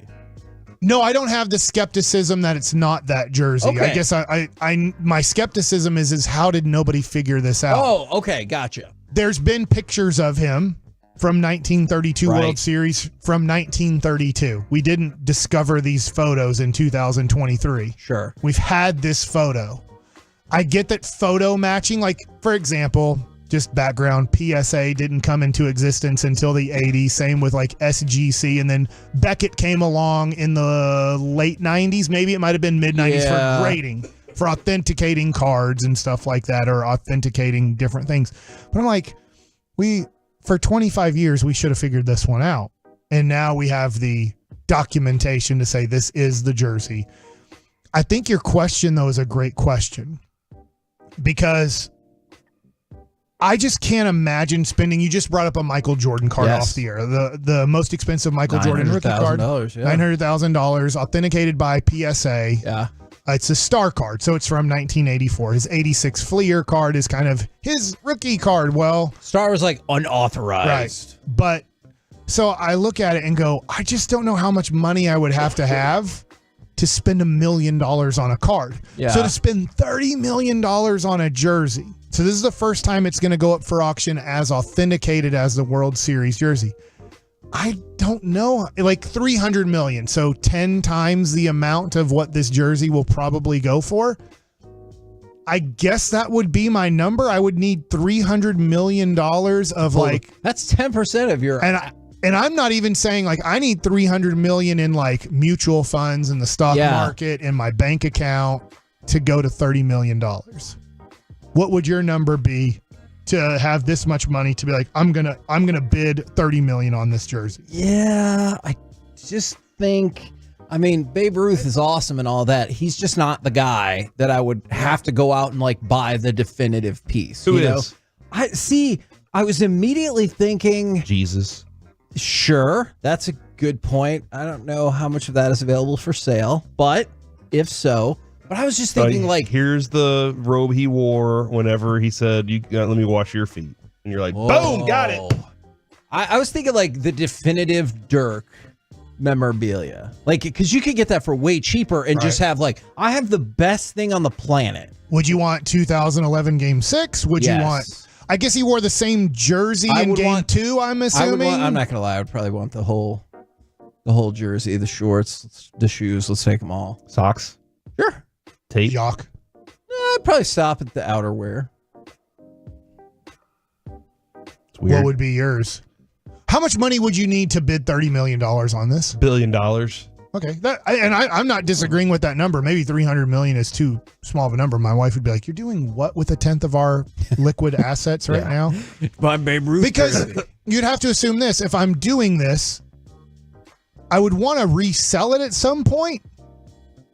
Yeah. I'm guessing. Yeah. And so I would say, well, I'm buying it for $30 million.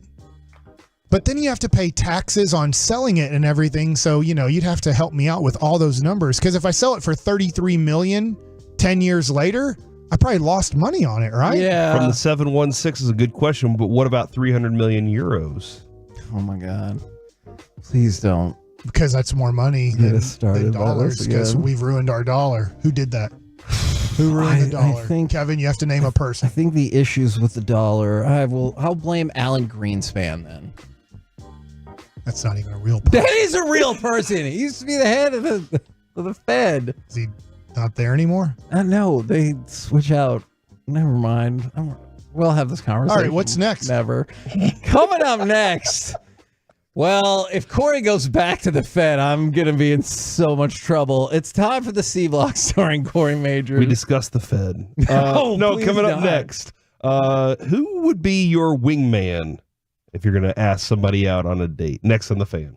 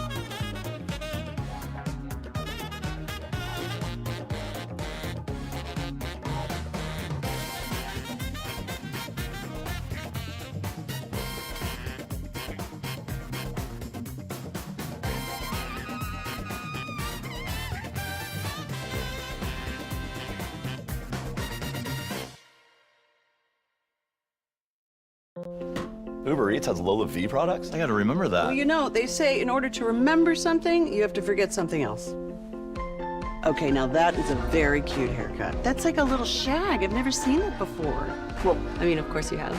It's the Rachel. Oh, is that your name? No, I mean like your name. No, I'm Jen. My name's Jen. Right, but I just mean like this is your haircut. But that's hair on your head. I'm not saying this is your hair. Okay, freaking me out a little bit.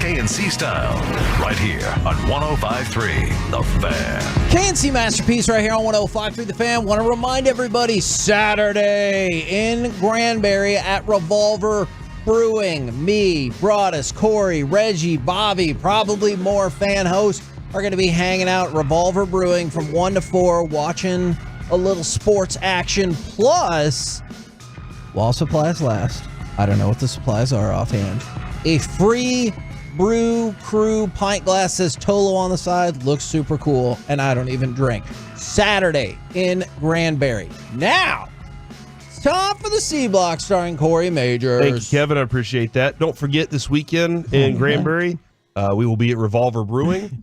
Would love to see all of y'all there. I'm going to be there. Kevin will be there. Mm-hmm.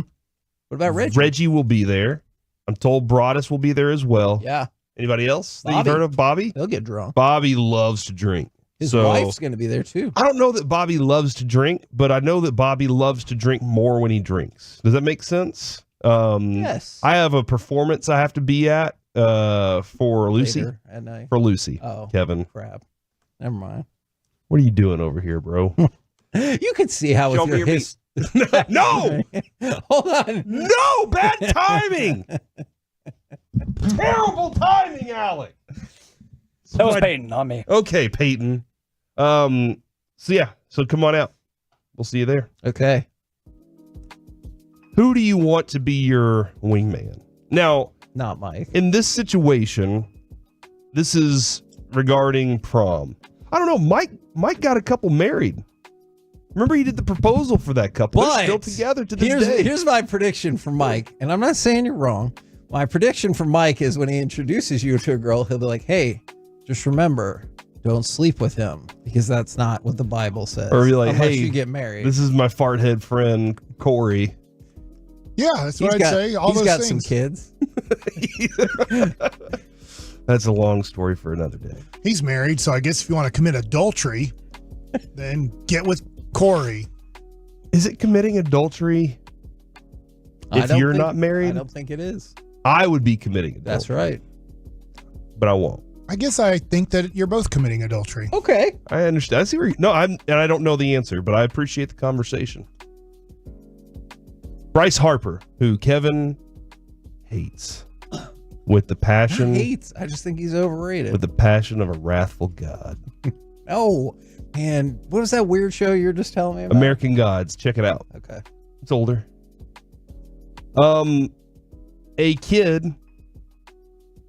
goes up. Actually, we have the audio. Let's play the audio of Bryce Harper helping a kid ask out his prom date. Hi, Julia. I'm going prom. How's it going? Jake wants to ask you prom, so I thought I'd help him out. If you want to go to prom with him. So will you go to prom with him? Yes. Awesome. There you go. You got it. Now, here's the part that was weird, Kevin. Okay. This guy's won 2 MVPs. Those are the only 2 times he's been high up in the MVP. He's done it. A lot of people have never done it before. That's true. He's worth a lot of money. That is very true. And after she says yes, that she will go with Jake to prom, she immediately holds her arms out and hugs Bryce Harper for 3 seconds. Did you count the seconds? Instead of hugging Jake, her future prom date, she's like, man, there's Bryce Harper. And Dad comes out to meet him. Dad comes out, shakes Bryce Harper's hand at the same time. Jake eventually gets his hug. But that is brilliant wingmanning. Saying, I want Bryce Harper to go with me to my girl's house to ask her to prom. Do they live in the same neighborhood? Ooh, I don't know the answer to this question, How did they Mike. get Bryce Harper to go to the house? It was a really, really nice house. I will say that. It was. So they could live in the same neighborhood. Yeah. Do you think Bryce Harper took any of that kid's steam away for being like, not even introducing? He was like, hey, Jake, or whatever that kid's name was, wanted to ask you to the prom. Do you think Bryce Harper should have showed up and been like, hi, I'm Bryce Harper. I'm here because Jake has an important question for you. And then the kid's like, would you like to go to the prom with me? Hi, here. Oh, look, it's on the video right behind Mike right now. It's happening on television. And she's excited because she thinks she's going to the prom with Bryce Harper. Yeah, she's like, oh, Jake brought me Bryce Harper. Feel like that, like Kobe. What do you mean? He went with a famous person to prom. Did he? Yeah. I did not know that. Yeah, I forget her name. She was like on Disney or something, or she was a singer or something. Okay, I have no idea what you're talking It about. is in Philadelphia. People text in that are bigger Kobe fans than me. He went to prom with some famous person. He was younger. He was in high school. And she was older? Or I think so. She might have been of similar age. Okay. I would like some help. But you don't care enough to look it up yourself. Not really. Okay. All right. I just know I'm right. All right. So who would be your wingman is my question. 877-881-1053. I was thinking David Beckham because he feels classier with the accent. Oh, yeah. He's objectively handsome. He'll probably use a word that you wouldn't normally hear in the asking of the questions. He'd be like, oh, you're a fancy lad, lass, or lad, depending. Yeah, you don't know what you're into at that age. And so I think that's who I would pick. We've gotten multiple, 3 different answers. Brandy. It was Brandy. Thank you. And then somebody said Ashanti. No, it wasn't Ashanti. Okay. It was Brandy. See? I'm always right. She and Monica did the Boy Is Mine song. And Monica. I don't know who Derek Lively went to prom with. I didn't give you that answer. Oh my God. Monica bought me 7 bottles of Dom Perignon for my wedding. Or for my rehearsal dinner, yeah. Pretty wild. Did you night. invite her to the wedding? I did. She politely declined. She had other things to do, but she wanted to play her music outside on the patio where we were, and I said, "Pay for our rehearsal dinner." And she said, "Well, I'll just give you these bottles of Dom Perignon." And I was like, "All right, that's cool." Is there any part of you that when she said, "I want to play my music," that thought about saying, "I'm sorry that you seem to be so confused"? Just throw that back at her and see if it got you anywhere. I didn't think about it then, but I should have. Yeah. Thank you very much. No problem. From the 806, I want Corey as my wingman. I believe I've heard examples on air before, and I feel like he could get it done. Also, CeeDee Lamb or Jane Slater. I think Jane would be a really good wingman. Oh yeah, she would. She's definitely out there trying to make sure she knows how to sell it. She's definitely good at this. It's interesting. But you said David Beckham. Yeah, he's on that. He's a handsome fella, and he says words like bullocks and stuff. Bollocks. Yeah. So somebody brought up Idris Elba, but then man, he's stealing your girl. Some people brought up easy. You don't know who Idris Elba is? Play soccer? No, he was on The Wire. Here's what he'll best know him for. He was the boss that was on The Office for a little bit that hated Jim. He actually speaks English, like an England voice. Oh, I mean, he is English. So I know, but in The Office, he spoke American, and so did he in The Wire, and you didn't know. I didn't know at the time he was of English descent. Some people brought up Johnny Depp. What? And Kevin Hart. Hear me out. Johnny Depp. Kevin Hart, I can understand. Because you're like, hey, I'm like a foot taller. Or with Johnny Depp, you'd be like, hey, whatever happens in our relationship, it won't be as bad as this guy. Jeez. And so you could go from that. I don't think I'm throwing that out immediately. Okay. I'm just trying to maybe think through what these different options could be. Oh, somebody said Morgan Freeman. From the 817, I think it should be Kevin. Because if she said no, Kevin would debate her about why she should say yes. Yeah, there's no better way to win somebody over than I'm going to give you a debate about why you should say yes. Because immediately a woman or a date is going to be like, I'm ready for this debate. Yeah. I mean, force feed me why I should accept this. Could be my soulmate. Who's like, I'm prepared for your debate. Force feed me why. Yeah, mansplain it to me real quick. Yeah, that's true. I'm going to say Boach. Oh, first off, here's the reason why with Boach. No matter what, I'm going to believe that I can do it. That's true. We're walking up and Boach is just sitting there giving me his whatever speech. Whatever speech he gave to the guys before the season, I'm buying in. And I'm believing that I can go and win this date. Then when he starts talking, we'll have Boach on tomorrow, by the way. Are you going to ask him this question? No, but maybe. When he starts talking, don't you immediately just feel comfortable? Like when Bruce Bochy starts saying words, I just feel comfortable. Yeah, I believe him. Yeah, I feel safe. She's going to feel safe. And then at the end of it, if she says no, I know that he'll go drink some Wellers with me to make me feel better about everything. So, yeah, you want to have a wingman that's there for you in case things don't go well, too. Yeah, I agree with that. Mike, do you have a wingman? Or would you have a wingman? I'm happily married. Okay. I don't know why this question is being asked to us. Can you not operate in a hypothetical that exists outside of your current situation? Have you ever known me to operate in a hypothetical? You should say yes. Yes. I was just setting you up. All the time. Make me look like a Nimrod. All the time. Hypothetically, if I needed to ask a woman out for a date and I wasn't man enough to do it myself, this is the question. Oh my God. So I'm a wuss and I can't ask a woman out for dinner or to a show or something. So I have to tuck it and then ask somebody else. Like Silence of the Lambs. Your tail is what he's saying. Oh. To do this for me? I'd be. Yes, in that scenario. So I got to put myself in. I'm you know wuss. what? I know who you would pick. You would pick Miles Sanders because you'd be like, I'm too scared to say anything. My mom will stand up for me. You would pick Miles Sanders because you think it's a baby thing to do. Bruce Bochy was a good answer. It's a really good answer. I mean, again, if everything goes wrong, he's going to take me out drinking. Actually, that's what I'm going to ask him tomorrow. Hey, we have this scenario. The girl says no, so he's like, let's go get you some whiskey. Yeah, let's like go. if this was, let's say I was asking my wife out. I didn't know my wife. If I used a sports person, she'd have no clue who is asking. So who would you use That's right probably, now? You're probably right about doctor? that. Yeah. I don't know if she knows doctors that well. Doogie At least Howser? I don't know doctors that well. Oh, yeah. Dr. Quinn, medicine woman. House.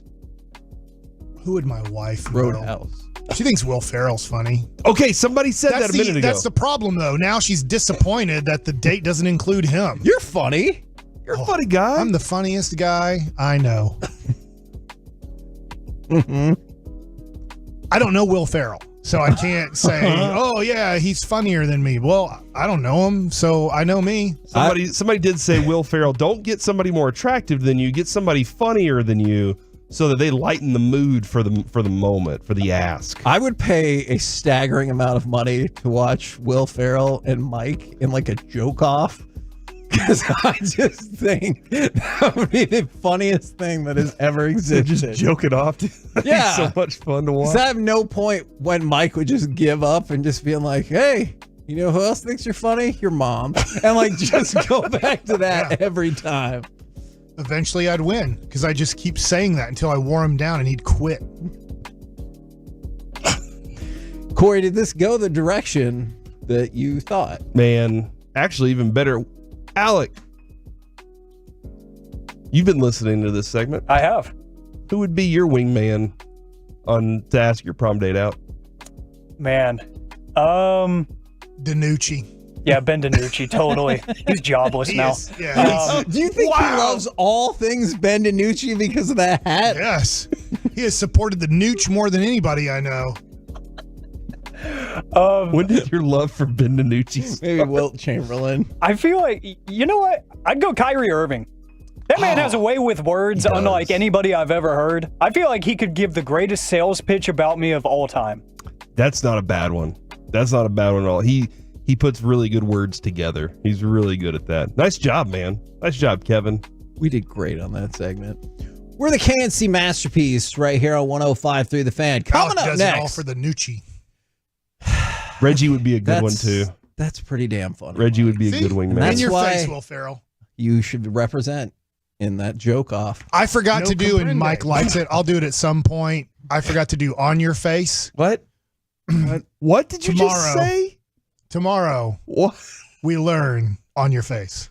If you don't know it already, I don't know it. You should have learned it in I don't want to learn 2010. It sounds like you'd be a good wingman. But I will teach you On Your Face, and you will be saying On Your Face. I don't know if we should be doing Alex. that segment. Did you call him with an X? Yes, Alex. Does His it name is bother Alexander. you that it's Alexander, but it's Alec? His name's Alexander? Yes. I had no clue. I thought his name was Alec. I'm not saying On Your Face Alec about him. I'm saying On Your Face Alex from the history standpoint of history. I am terrified. I can only tease and so much. intrigued. I'm so terrified and confused. intrigued all in one. Some people know what I'm talking about. I don't. I don't have a clue. Mavs apology notes. If you need to say sorry prior to the Western Conference Finals, now is the time. We'll do it next right here on The Fan.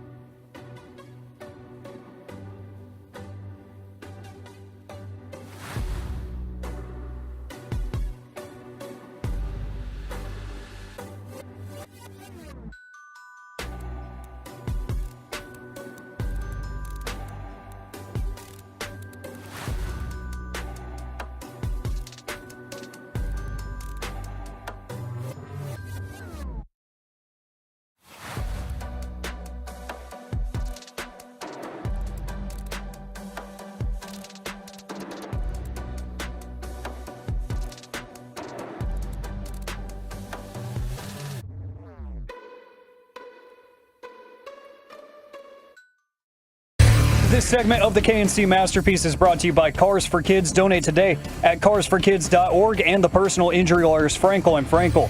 If you've been injured in a car or truck wreck, call Frankel first, 214 or 817-333-3333. With Frankel and Frankel, there is never an out-of-pocket cost. They only get paid when you win. Frankel and Frankel, the go-to car and truck wreck attorneys in Dallas. KNC Masterpiece right here on 105.3 The Fan. We're going to switch it up just a bit because I haven't seen Mike this amped up about a segment in a long time. But you can also go ahead and send in 877-881-1053 your Mavs apology notes. So, for example, somebody texted in yesterday, and we talked about it. I got to admit, I owe Kyrie an apology and need to eat crow. I thought getting Kyrie was a bad idea. I was worried he'd be a cancer with Luka, but I couldn't have been more wrong. So I want people to text in if there's anybody on the Mavs front that they need to give an apology to. In the meantime, Mike? Yes. What is on your mind? This ties in to the Dallas Mavericks, Minnesota Timberwolves series, and this ties in into the history of winning baseball in Texas, and it should be way more of the history of Dallas-Fort Worth sports in general. Okay. Eleno Ornelas is the broadcaster, the Spanish broadcaster for the Texas Rangers. Well, he was calling the game just like Eric Nadel was in 2010 when the Rangers went to our first World Series. And so he recalls the big moment that especially a lot of Spanish-speaking Ranger fans remember listening to this call. Well, back in 2014, I had no clue about this. Jane Slater was kind of like Emily Jones, like fill in. Okay. Did you guys remember this at all? That I guess not really. Jane Slater would kind of do a little bit of like fill in work for, I guess at the time it was Fox Sports, and do a little bit of kind of maybe the, why am I drawing a blank? He's a really nice guy. The guy that was kind of the wacky guy that would be in the stands. Knox. Jim Knox. Thank you. And so here's Jane Slater filling in, interviewing Eleno Ornelas, and he recalls the call of going to the World Series and his maybe not so much love of Alex. How about real quick, a real sample for us? Well, what I was saying, I'm going to recall that play. Félix en la loma, cambiando señas con Molina. Aceptando el lanzamiento, viene para home, fouls atrás, la cuenta 1-2 para Alex, bateando aquí en la caja de bateo, Alex Rodríguez, los Rangers se encuentran on out de la victoria. Todo el mundo de pie en el parque de pelota de Arlington. Félix cambiando señas con Molina, viene lanzamiento para home, strike, el tercero de pasar y los Rangers se coronan por primera vez campeones de la Liga Americana. Alex, on your face. Oh my gosh. So to go to the first ever World Series, if you were listening to the Spanish broadcast, he said on your face. He said, Alex. Well, do we have a little clip of how this went at the end when the game ended and the Rangers were going to the World Series? And congratulations on your award. Guys, back to you. Thank you, Jay. That was good. Doesn't get any better than that. What a nice award. Rewind it a little bit. So proud. But Alex, on your face. So now, every time that the Mavericks hit a shot or every time the Rangers do something well or whatever, my goal in life now is for us to say way more, Alex, on your face. Because Alex, on your face. That is the call. That is the call of all calls. Can you play that one more Eric time? Nadell's call of Ranger fans, you're not dreaming. But this is way more of a call that we should play. Con Molina, viene lanzamiento para home, strike, el tercero de pasar y los Rangers se coronan por primera vez campeones de la Liga Americana. Alex, on your face. Come on. Come on. That's That's the greatest call in sports history. It is now. I do Ranger not fans, remember you're that not at dreaming, all. That's or amazing. Alex on your face. Well, Rangers fans, you're not dreaming is definitely the best one. But what's funnier? That one. Definitely. That one's not as likely to make you cry, but I mean, maybe it would. Do you think Mr. Ornelas was a big fan of Alex Rodriguez when he played for the Texas Rangers? No, I do not think that whatsoever. Alex, on your face. That is freaking unbelievable. LMAO. No wonder Mike was so excited. He just wanted to take shots at A-Rod. Hey, don't you think that even though it is 14, 15 years later, 14 and a half years later, don't you think that should be nominated for G-Bag of the Day? Yes. They have old stuff on G-Bag of the Day all the time. Yeah, absolutely. So that's when you were going crazy. I'm like, what are you talking about? Alex, on your face. All right. That is how we get ready for the T-Wolves. Okay. So, I guess it's Mavs apology notes. If you need to say sorry prior to the Western Conference Finals from the 817, Derek Jones Jr., I thought he was a glorified dunk champion. Couldn't have been more wrong. Somebody even brought up Morris on a veteran minimum. Seems like a co-leader on this team. I don't know that. He's like an assistant coach, I would say. I think all of us should be writing a thank you or I'm sorry note to Derek Jones Jr. Nobody thought that he could shoot threes the way he's doing the it. The NBA didn't think it. We got him for $2.7 million well after the beginning of free agency. I can't even remember. It might have been September. It was late. It was not in July. Maybe it was later July, but NBA free agency lasts about 48 hours. Yeah. And he was not one of the first guys signed. Everybody had their chance to sign Derek Jones Jr., and everybody thought he is at best, 10th man. But that was like at best. And then the Mavericks are like, we're going to start him. And I'm like, what the crap? Like, he's been with so many different teams. Nobody can figure him out. Pat Riley can't figure him out. Eric Spoelstra can't figure him out. On bad teams, Portland, a bad team. Chicago, a team that's usually fighting for one of the last playoff spots. They can't figure him out. Nobody can figure out how to use this guy. Why can the Mavs, or how can the Mavs figure this out? It's not going to work. Now, but it works. There are two that have immediately jumped to the forefront of the Twitch, the YouTube, and the frankfirm.com text line. Kyrie Irving and Jason Kidd. I'll just read you a couple of them. The 817. Add me to that list. Sorry to Kyrie, thinking he's going to be a cancer and make Luka want to leave. From the 214, folks need to apologize to Jason Kidd. Then a different person from the 214. I'm unapologetically sorry to Jason Kidd. We talked about it. It's a weird stat. What's that mean? Unapologetically sorry? Like, I have true conviction in my apology? Like more sorry than sorry? I don't know. Yeah. That's an interesting point, but it says unapologetically in the apology. I'm unapologetically like apologizing. I'm not sorry? That's a fascinating point. Jason Kidd is the first Mavericks coach ever to lead the team to multiple Western Conference Finals. When you think about how high esteem like Don Nelson is held, Rick Carlisle is held, Jason Kidd is the first, 2 in the last 3 years. So I get it for sure, Mike. You said this was off the air about Bochy, but if he wins the championship, does he get like just statue? Well, I don't know about statue. He won one as a player and then one as a coach.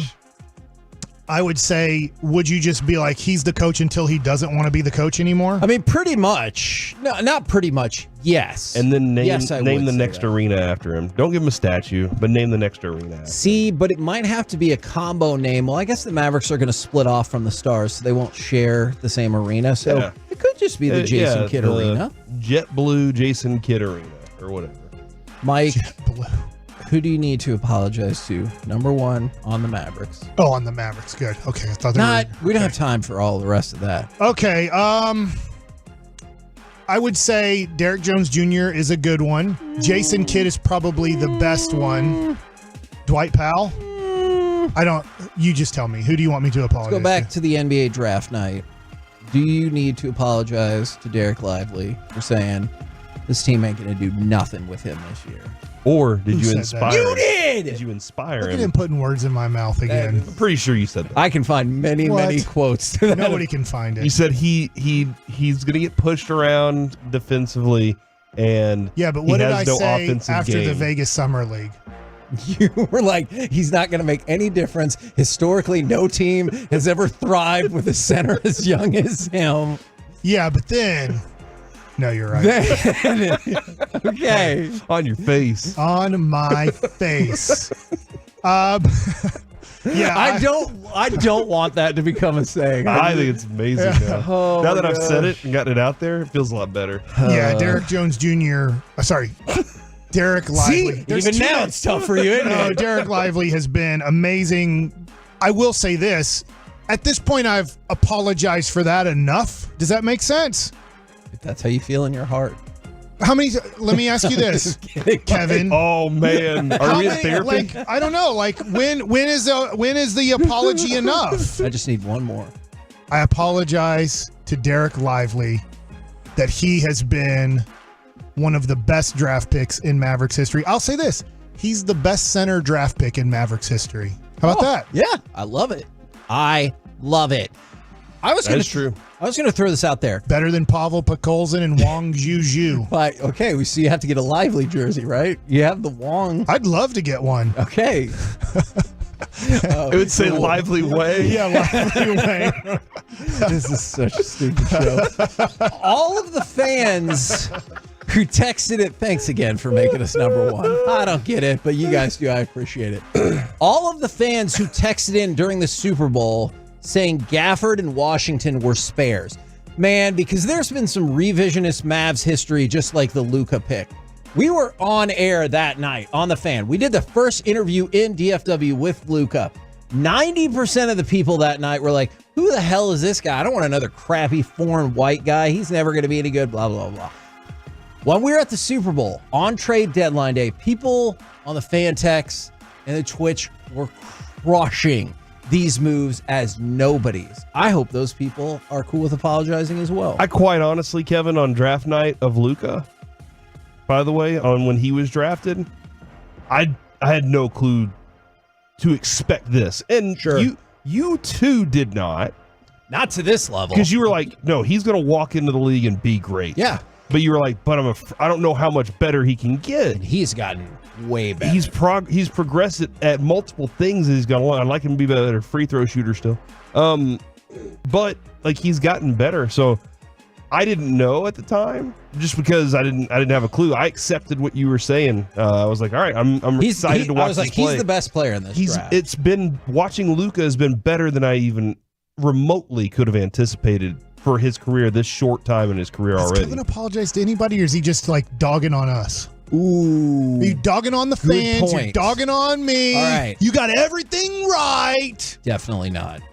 I would also like to apologize going back to Kyrie Irving. On your face.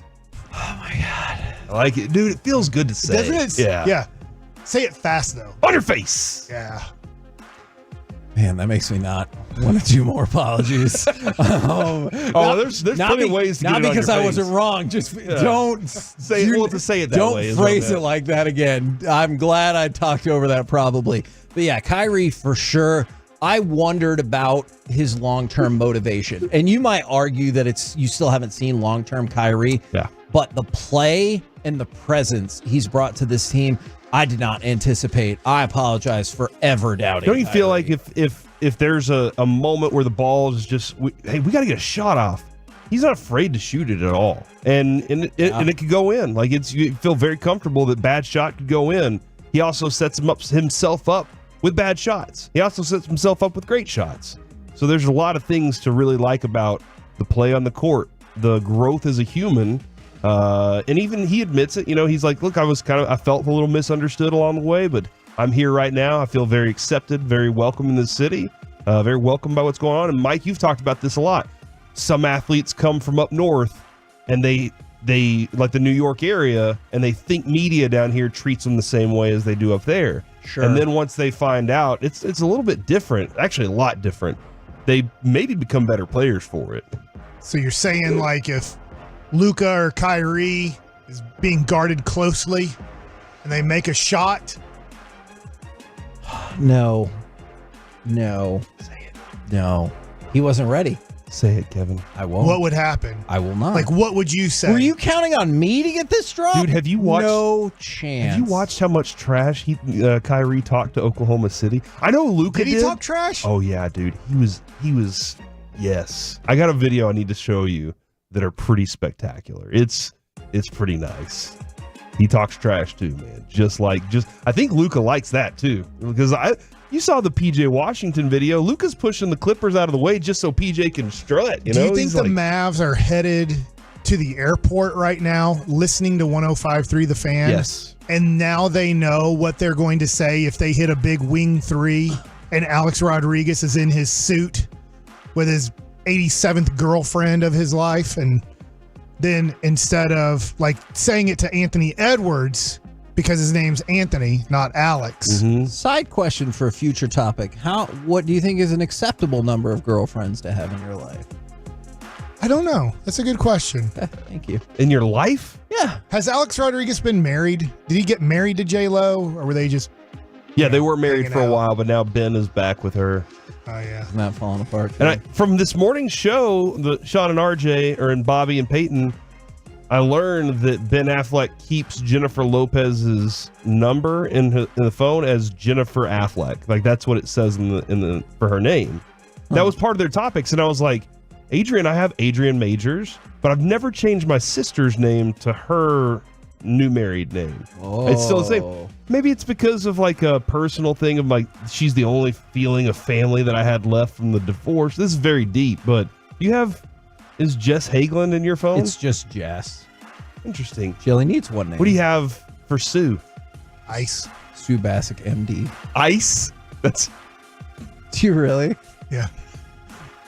Okay. I don't know why. Do you care to expound on that? In case of emergency. I'll show you. We're the KNC Masterpiece right here on 105.3 The Fan. Coming up next, let's chat with those fellas from the G-Bag Nation right here on 105.3 The Fan. Alex, on your face. Coming up Wednesday morning on Sean and RJ, we need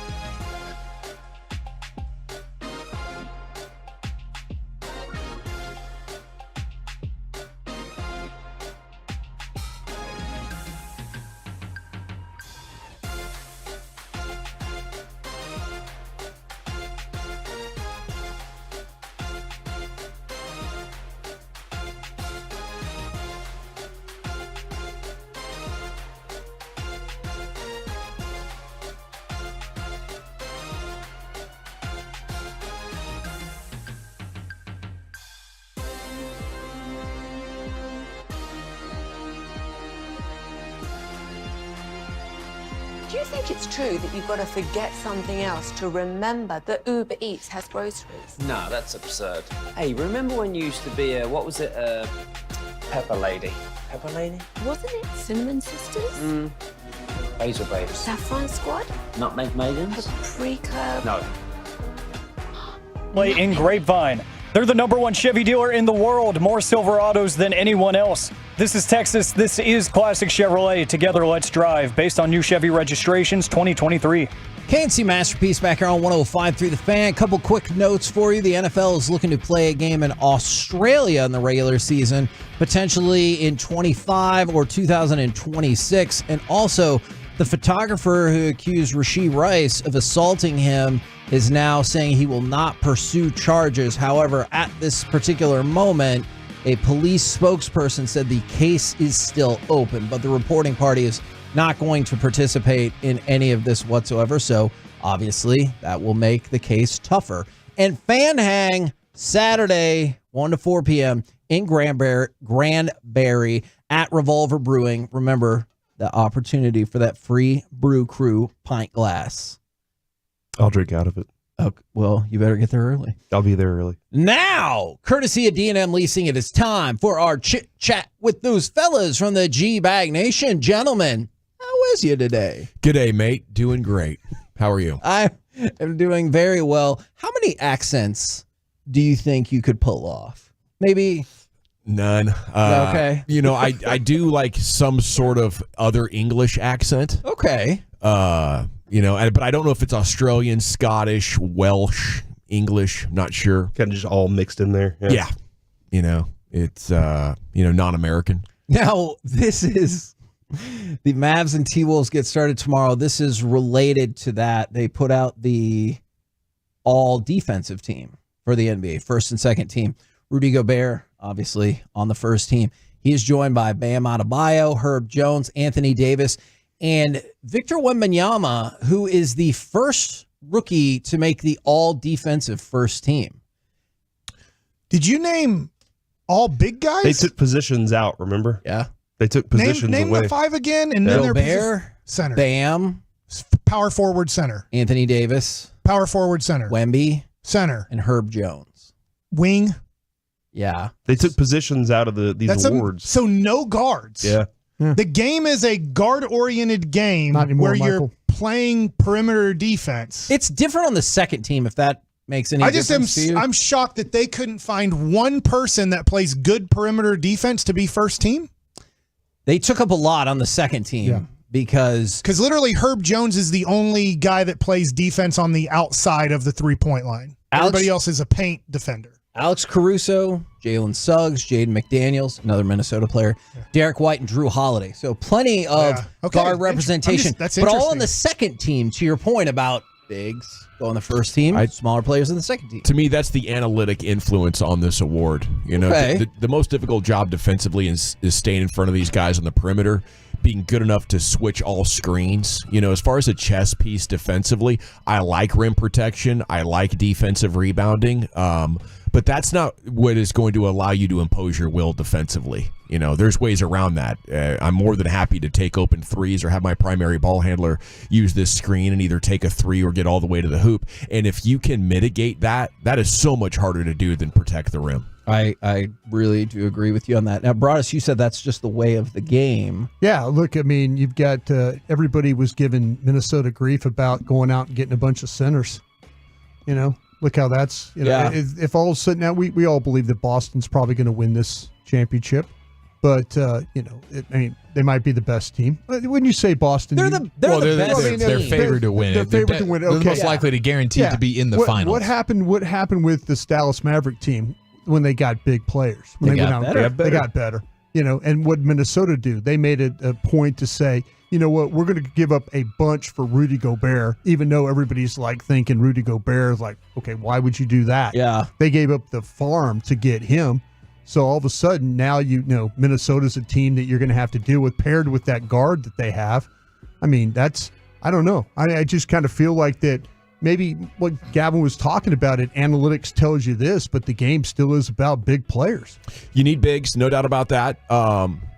You know, and salute to those guys for what they have done. But, I would say they were able to get over on Denver because that you don't need great perimeter defenders against Denver. Jamal Murray's your biggest concern. Gordon's not going to cook you and go off, right? The Mavs will show, the flaw in the Minnesota construction. We all didn't want to play Denver because of that Jokic, right? Yeah, I mean, I know months ago we're like, when we were lining up the playoffs, who is Dallas better than? Yeah. We couldn't say they were better than. We couldn't say that. I mean, Oklahoma City was the one where you could kind of say, okay, we're potentially better than them. But Denver, Minnesota, those teams, no. Why? At least with Minnesota, I think the experience factor as well. As I wonder if we've got a better shot against them, but I definitely didn't want to face Denver. Yeah. Because they've been there, done that. Yeah. Anthony Edwards has never been in this situation, and he's the person who's going to have to lead them to this. Kyrie and Luka have. It doesn't mean that the Mavs will win the series, but I kind of like that feeling right now of, you're asking, is he 23? 22, I think. 22. He's been in the league 4 years. Yeah. Yeah. I just had to pull up this Rudy Gobert trade. I still think this is a stupid trade, but I guess if you win it, you're okay with it. Yeah. They traded your 2022 first round pick, 2023 first round pick, 2025 first round pick, 2026 pick swap. So if you have a worse record, you can swap it. 2027 first round pick and 2029 first round pick. It's a lot. Yeah. And here they are. So I'm sure they're okay. Yeah. And their defense is horrifying. But I'm intrigued by what you brought up about the construction of this defense and how it's going to work against the Mavericks. That's a really interesting point. I mean, I get everybody's picking Minnesota. Like, I just read another article where it's like consensus. Everybody's like, yeah, Minnesota. Okay. I mean, they were built to beat Denver. Maybe Denver had a little bit of a championship hangover, did not shoot the ball at all well. 85 points in their losses. And then they beat Phoenix, who's falling apart. I think there is a premature love affair with this Timberwolves team, and the Mavericks are going to the finals. Woo! What do you guys got coming up on the show? More hot takes like that? I like it. I mean, that's just facts. I don't consider that a hot take. Maybe you do. I love it. Pure gold as always. Thanks for asking, Hagee. Yes. We got CY at 420. All right. Roll home with the G-Bag Nation. We've been the KNC Masterpiece. Make your way back with us tomorrow, 10 a.m. to 2 p.m. right here on 105.3 The Fan. Say on your face, Kevin. No. Alex, on your face! The North Texas Baseball Show.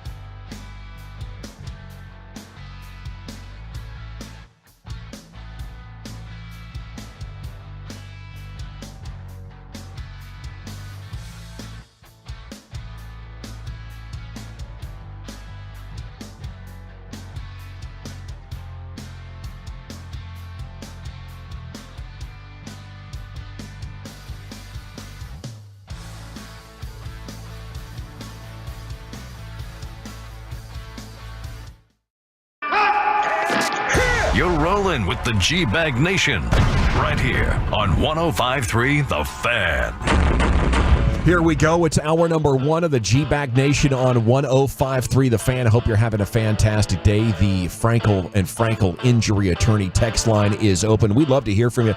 Great question came in there at the break. Are Luka and Edwards competing to be the face of the league? What do you guys think about that? General, at your service. At ease. There's Brian Broaddus. You have Lucius Alexander in the Pimp Cup at Master Control here, 75 and Fitzhugh. We're set for 3 hours of flawless radio, producing, hosting, and engineering from Lucius's. Rangers pregame is coming up at 5 o'clock tonight. There's Eric Chiafalo. Zach Wolchuk is on dad duty. Send him some love on social. And Carter Freeman's coordinating your video. You can watch us at 105thefan.com, Twitch, and on YouTube. I think Edwards has become face of the league. He's so electrifying, big personality. Obviously Jokic has won 3 of the last 4 MVPs, but very little personality. It's hard to gravitate around him or build like a marketing pitch around him. If I'm the NBA, I'm like, okay. I mean, even he plays sluggish, and it's just not high flying electric like Edwards' entertainment value is. And then the smile, the personality, I mean, that's a slam dunk. Maybe Shai Gilgeous is, even before Luka. Like, they're not going to make Luka the face of the league with his scowl. Luka's brand is actually plummeting right now, even though he's playing great. Like, the national media is on to how much of a sourpuss he's been, and they don't like it now. It took them a long time to get up to speed, but boy, once they did, they were like, wow, look at Luka being such a baby. Why am I thinking like we've totally forgot about Ja Morant? Yes. You know what I'm saying? And I know all the things that's happened to him along the way. He was having his brand is diving for different reasons. He had that type of path when you start to talk about potential face of the league. I feel like that's what you're dealing with right now across the board. Is a lot of guys with potential. I don't think there's a clear cut. I think if you had to pick one, it's still LeBron. Yeah. Like, until LeBron's not here or completely a shell of himself, it's still LeBron, and everybody else is trying to become that guy. Who will do? Yeah, Wemby obviously is trying to do that, and a lot of this comes with being a champion. So we're actually talking about who's going to be the next face of the league. Yeah. I think we're still in that point, and there's a lot of guys that have that potential, but the parity of the league right now, I have a stat to reflect it later on in the program, but I think the parity of the league is dictating, like, I don't know that there's going to be one dude taking this league by storm the way that a Michael Jordan did or that a LeBron did for all these years. Like, who's going to be that guy? I don't know. For the last 6 years, it's back and forth champions, and if you were the champion last year, you're not even really getting to the Western Conference Finals over the last half decade or so. The parity's through the roof. So when you consistently are in the conference finals and NBA finals and you're the guy, Luka has that chance. Anthony Edwards certainly has that chance. And with the personality and all the stuff that Anthony Edwards has, like, that makes a ton of sense. But I think there's a lot of people vying for it, and I don't know that there will be a consistent one dude taking that throne because of the parity of the sport right now. Fantastic point, Chiafalo. Steph Curry had his run. For sure. But that came with a dynasty, and now the salary cap rules have made it so difficult to be a dynasty. As an individual superstar, you're going to have to be able to wreck the league. Right. And maybe that's Wemby. Yeah, maybe. Yeah, Wemby having a huge chance at that. Like, Steph came in and was a part of a dynasty and was the face of it for sure, but also changed the entire landscape of the sport, like revolutionized basketball in some ways. Yeah. So, like, that's the type of heavy lifting that it takes to be the guy for an extended period of time. You have to be able to play on that big stage, though. And to me, when you start to talk about faces of the league, there's players in Minnesota, there's a player in San Antonio, and there's a player in Oklahoma City. And you need to get them to LA and New York and Miami. You got to get to the city. You got to, this is why I wanted to ask you guys, and you can laugh at me all you want about Brunson, but he plays on a huge stage. If Brunson and them would have gotten through, maybe we would think, we all kind of know Brunson and what he is. Maybe we'll never say, oh, he's the face of a franchise player. But the thing about it is he does play on a big stage, and these other guys that we're talking about don't. And so that's where I think that, that's where he's got a chance. Michael Jordan played in Chicago, Yeah. LeBron, we talked about, he got out of Cleveland to go to Miami to go to Los Angeles. I think the problem is these really great players were on initially really bad teams. And they've kind of elevated the game of, well, still San Antonio's still struggling, but we've seen what they've done at Oklahoma City. We saw that for 6 games the other day. Oklahoma City is a team you're going to have to deal with because they have players and they also have draft picks. So they're going to keep adding to that. Yeah, that's a really interesting deal, and I don't think that Edwards or SGA are close in their career arc to leaving those cities. Right. So do you let them leave? That's what I'm saying. Do you let these guys leave, or do you? And the thing with usually been in the player's control since you wonder, but about 2008 or so. With Sam Presti, what he's able to do at Oklahoma City, he can continually build a team around that guy. The promise. We talk about Luka. We were worried about Luka all the time leaving, and you go get Kyrie, and I think Bobby and Sean had a really good segment this morning talking about players that you thought weren't going to matchups you thought weren't going to work out. Everybody was kind of like, well, getting Kyrie here, how's it going to work? Hell, it might have saved Luka being, wanting to, go somewhere else.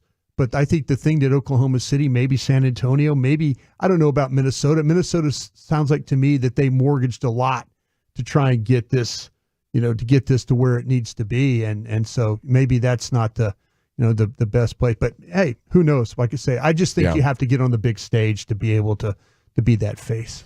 I would tend to agree with that for sure. I know that's the way the sneaker companies feel about it, and that is a huge portion of the marketing push comes from Nike or Adidas that sort of propels that off into all the billboards and the TV spots and stuff. You guys watch this league quite a bit. You've watched it longer than me. Where does this kid fit into where Michael Jordan was at Minnesota? Where does he fit in as far as traits? As far as what Michael was able to do, in the 80s and then the 90s, is he got that kind of game?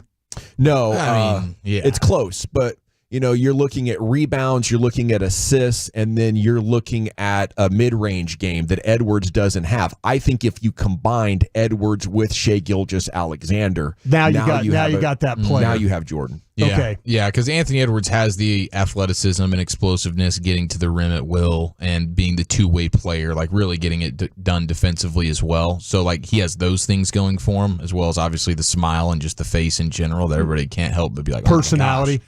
Yes, but there are elements to his game, and he's still so young. He's just scratching the surface. So and he cusses a lot. He does cuss a lot. He cusses a lot. So many N-bombs, bro. Really? Yeah, right on the mic. It's like, this is right after the game. You're doing it in the post game. Yeah, it's kind of weird. What is? Does he have the killer mentality that Jordan has? I mean, that remains to be seen. He's definitely doesn't seem like one that's shying away from it. But like Game 7, it's not like he put his team on his back in Denver. Folks, I'm not trying to make him a killer. Yeah, like not. He hasn't proven that he doesn't have it, but it's not like he's unlocked any sort of level of MJ killer instinct where you just know what you're getting from this guy when it matters the most. Right. I think you've seen more of that with Luka actually at this point. Like this dude late in the game, he's ready to take the shot. Yeah, let's get, the field goal percentage up. Let's get the killer instinct up, and maybe we're about to see that. But at 23 years old, it would be way ahead of schedule for him to have that killer instinct. Right. So, but definitely, top 10, maybe top 5 player. Maybe we're watching him ascend actually to, being number 1 because he's a guy that can do it both ways out on the court. And if you have a big defensive series against, Kyrie Irving, and maybe you go on and do something similar against Brown or Tatum in the finals, then maybe that, that transformation is what we're kind of happening in real time, because there's no doubt he's already elevated his game in these playoffs. And, to me, not necessarily against the best perimeter defenders. And I think the Mavs are going to change that reality for him significantly. So I expect a drop off from Edwards in this series compared to what he's been able to do in the previous 2 series in the playoffs. But we shall see. It's a very exciting time to be a sports fan here in DFW. Mavs open tomorrow. Tonight in the NBA, you get the 47-win Pacers against the 64-win Celtics. Just an incredible, run from the Pacers, and I think maybe a little bit of fortune for them as well. But I know a lot of people are pulling for Rick Carlisle and some of the guys on that team are from. Yeah, he wanted me to tell everybody hello. Right on. Yeah. Rangers back in action. 5:00 with the pregame, visiting the Phillies. We have CY coming up at 4:20. This is a perfect time to ask him questions. I wonder to what extent or would expectations decrease? You got swept by the Rockies. You just lost 2 of 3 to the Angels. Like, if you're a GM and a manager, are you just like, you know what? I'm going to sit in my office and try to relax because this is who we are. Or are you thinking, no, we're better than this? Are the Rangers better than what they've been doing is my question. Yeah, I think they are. But I think they've wasted some really good opportunities with what the pitchers have been able to present, and we were worried about that the most. I think the thing that has to be the biggest question mark for Chris right now is where's the hitting? Where is my 1 and my 2, and where's with Garcia? I mean, there were some good early numbers, but they haven't other than like Josh Smith. I mean, they haven't really had any real consistent hitting with their guys. So he's probably the first thing these baseball people will tell you is they'll go, well, there's 162 of these. We'll let it. We got to let it see. To me, I think we're past the small sample size now. We're past that point of, okay, is this legitimately going to be a problem for you guys? Is left-handed pitching going to paralyze your lineup night in and night out? And what is the answer for that? Or is there an answer for that? Another great question for CY. Yeah. So that's something that, to me, it does not matter who. You could have a mid left-handed starting pitcher, and somehow he ends up giving up 2 hits and going 7 or 8 innings against you. They got to figure that out. There's a lot pulling you in the direction of, holy cow, this could be a lost season with the Max Scherzer situation, hitting lefties. It just seems like you can't catch a break. But I'm holding faith that this is going to turn in a very powerful way soon. There's just too many good players on the team. I can't help but just keep going back to the feelings we had last August when it was as down and out as you could possibly be after the epic start to that season. I mean, epic 50+% of that season. And after that, it just makes me feel like, okay, we've got to remain patient here. If I'm CY and Bochy, I'm like, no, this is not who we are. Of course it's not who we are. We're going to get this thing figured out. And I'm still optimistic that they will get this thing figured out. Yeah, I just wonder if as the team they're putting out right now, should we expect more, or should we just accept, this is going to get ugly? No, you should expect more of the offense. Of the offense. And how about expect more of the defense? The defense, yeah. The defense has been... The drop of offense and defense has been so drastic that it's been frustrating, but also you feel like this has to level out. When I see Adolis in the outfield, sometimes I wonder if he's disappointed the team didn't reward him for giving them a World Series. Yeah. I would feel kind of like, I mean, we got dudes making $30 million a year for what I'm giving you, and we're going to fight me tooth and nail in this arbitration crap because that's kind of the hand I was dealt. I'm like, man, work with me. I'm a late bloomer. I got here, but now I'm a badass, and you guys would not have done what you did. So how about a little bit more? I mean, he's not moving the same in the outfield. Yeah, you can see it. I wonder if that's effort level. I wonder if if there's a little bit of resentment. Yeah, he had a bad drop the other day in the game. I mean, that ball. I mean, just a pop up. It didn't hurt him in the game, but just so lack of focus. Dude. Lack of focus on the his defensive responsibilities out there. I know from being a radio veteran for 25 years, and this is an industry that squeezes its employees, and it's been that way since the day I signed on, and it hasn't gotten a day better any day since the beginning, right? No, I'm new to it myself. I'm new to it myself, but man, there's people involved that that are doing a hell of a job, and you kind of wonder about that.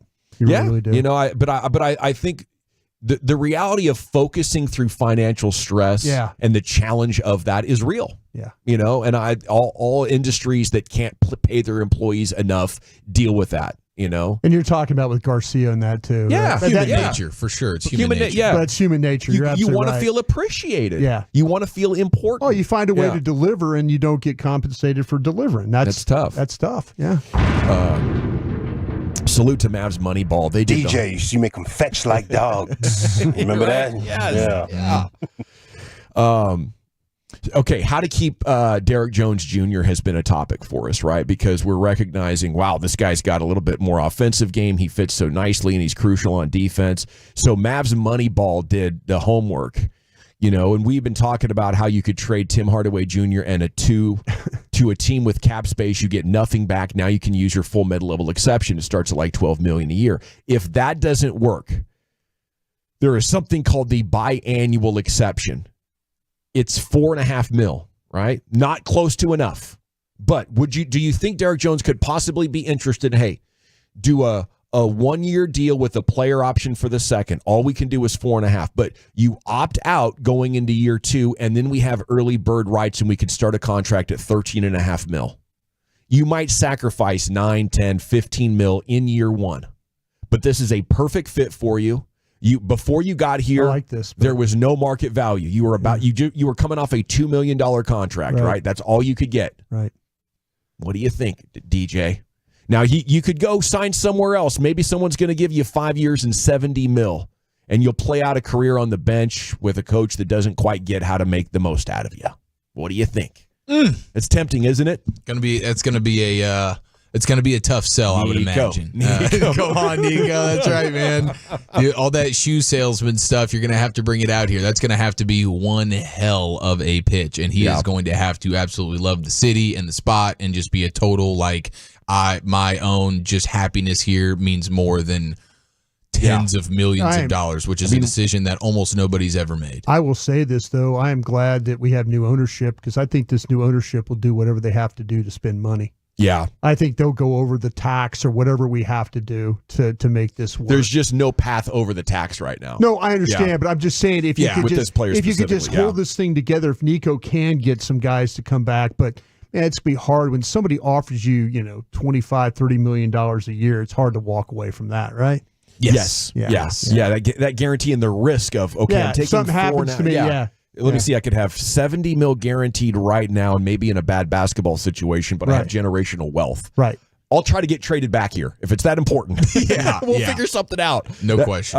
But, everybody has a different perspective on that kind of stuff. He is 27 years old, and no doubt as big as any player's reason for the Mavs being here right now is Derek Jones Jr. 5 things to know about the Stars and Oilers as they get set for their Western Conference final hockey matchup. It is the G-Bag Nation here on your home of the Cowboys and Rangers, 105.3 The Fan. Let's chat Window Nation with you before we do anything else, because if you want or need new windows, you got to go to my friends.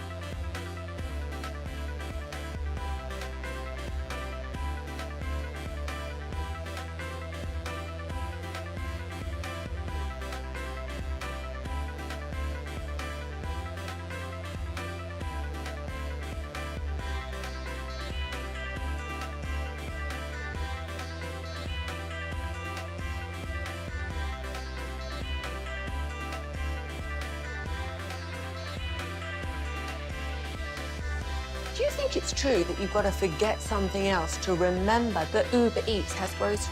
No, that's absurd. Hey, remember when you used to be a, what was it, Pepper Lady? Pepper Lady? Wasn't it Cinnamon Sisters? Basil Babes. Saffron Squad? Nutmeg Maidens? Paprika? No. Nutmeg Maidens. I just said that. Was it Spice Girls? Doesn't sound right. Was it Saffron Squad?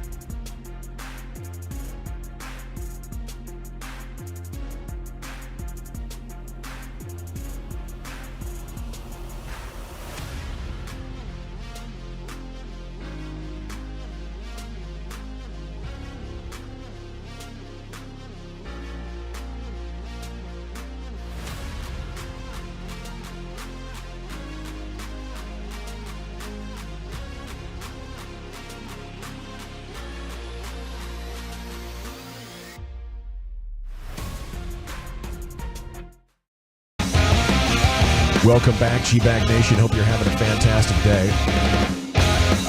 This segment of G-Bag Nation is brought to you by the Frankels. Life is unpredictable. Accidents happen. Franklin Frankel. The go-to attorneys for car and truck wrecks in DFW. If you or a loved one's been in an accident, contact the Frankels for that free consultation, 214 or 817-333-3333. Go online to frankelfirm.com. It's also brought to you by Cars for Kids. Donate today, carsforkids.org. Fired up about Stars and Oilers. 5 things to know about this matchup. You know, we go to the morning news here, and Leah is on the case here. Nice article. Best player in the world is what we're looking at here, guys. So Connor McDavid finished 3rd in the league in regular season with points, 2nd in the league in points this postseason, trailing only his teammate Leon, Hart Trophy finalist, 3-time Hart Trophy winner. You know, I think it's difficult to manage the puck so well that you get like highlight maneuvers like you would in basketball, but he's one of the dudes that can do it. Like, holy crap, what did I just see? Yeah. You know, just different than everybody else. Yeah, I think that brings that layer of excitement a little bit. You know, I know Basic's talking about just the idea of watching a guy like Connor McDavid in super high stakes hockey is going to be fun. But when it's going up against your team, it's just going to anger me a little bit. But knowing that the Stars can combat that with guys like Wyatt Johnston, you know, you have a guy that can kind of go toe-to-toe there a little bit. And then with the way Miro's been playing, like, my gosh, this dude as a defenseman and doing what he's been able to do from a point standpoint and everything, like he had a big second round. Hopefully he can continue that. But the McDavid stuff, I mean, this offense and the way that they attack it, I guess it's similar to what you just saw with the Avalanche. So hopefully the transition from the previous series to this one is a little bit more seamless. It's not like a completely different style that you're going up against. Cool. But McDavid, yes, it'll be fun and frustrating watching him. And you got to love the trade they made at the deadline for Tanev that has just been huge for you. It seems like to me the Tanev trade, he's such a calming influence back there. You know, with Heiskanen plays so much during a game. I mean, his minutes, it seems like that other day. Oh my gosh, it's almost 30 a game. 48. 28 minutes a game, I think, is what he's playing. Yeah, the other day, it seemed like it was 40 in that double overtime game. He's such an outstanding puck handler, and then he helps you in the power play and all that. Tanev is the same, I think, has the same type of traits, the same ability to, get the rush started, get the puck out. When he pinches down inside, when he gets into the offensive zone, he's got the ability to kind of see what's going on in front of the net, not afraid to put a shot on there, maybe get a tip. He has an understanding.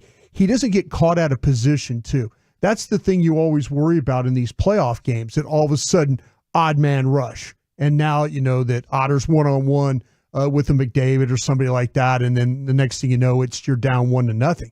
So with the way that the Stars are playing defensively now Sutter, I don't know. There's a couple of times where I watch him play defense for the Stars, and I'm thinking, man, that's an older guy. It's experience and all, but man, it just seems like there's maybe a giveaway. Maybe there's not, stretch pass ends up being icing. Now there's a face off in your zone.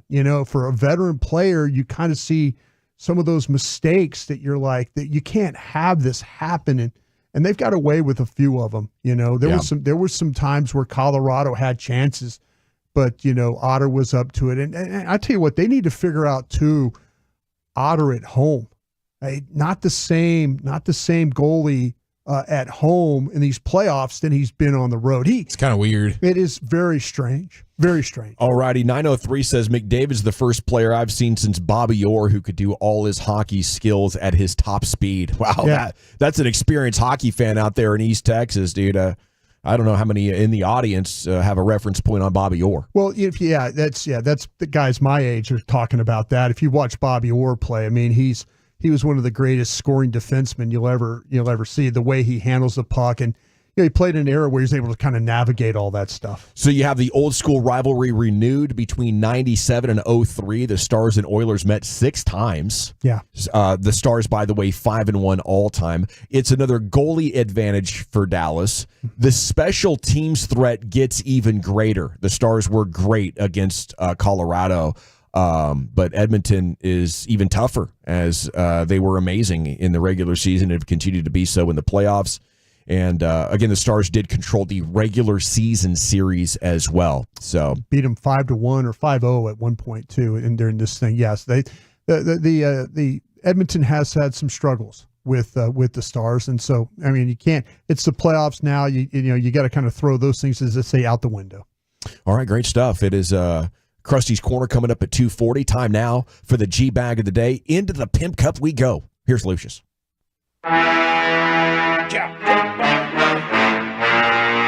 Time just snuck up on me, man. Sheesh. It's going fast today. All right. We'll see what we got first. The show's going to end in 2 hours. Right? I see. Feels like a day off. I'm trying to prepare for it. Don't do that yet. Don't do that yet. All right, so vacated title because Mr. Ron Washington. Congrats. The legendary manager for the Rangers. Now Ranger of the California Angels. He's our 5-time winner. We'll hear him sometime next year. I got a few little unloaded clips I want to get at you, though. First, this guy I follow. He does a lot of fishing stuff. I follow a lot of fishing guys on Instagram. This guy, he was out there fishing in a public pond at a park. Oh, here's a Karen. Here's a Karen. Not supposed to be fishing under my dock. Dog, how did you know this? No. Well, he caught a big old carp. Yeah. I mean, that thing was huge. And before he can even show the camera, Broadus is right. Here comes a Karen. This is real quick, though. Are you supposed to keep that? No. Well, You're going to put them back in the water. first of all, shut up. Mind your business. No, I don't have First of all, shut up and mind your business. Yeah. It's hilarious.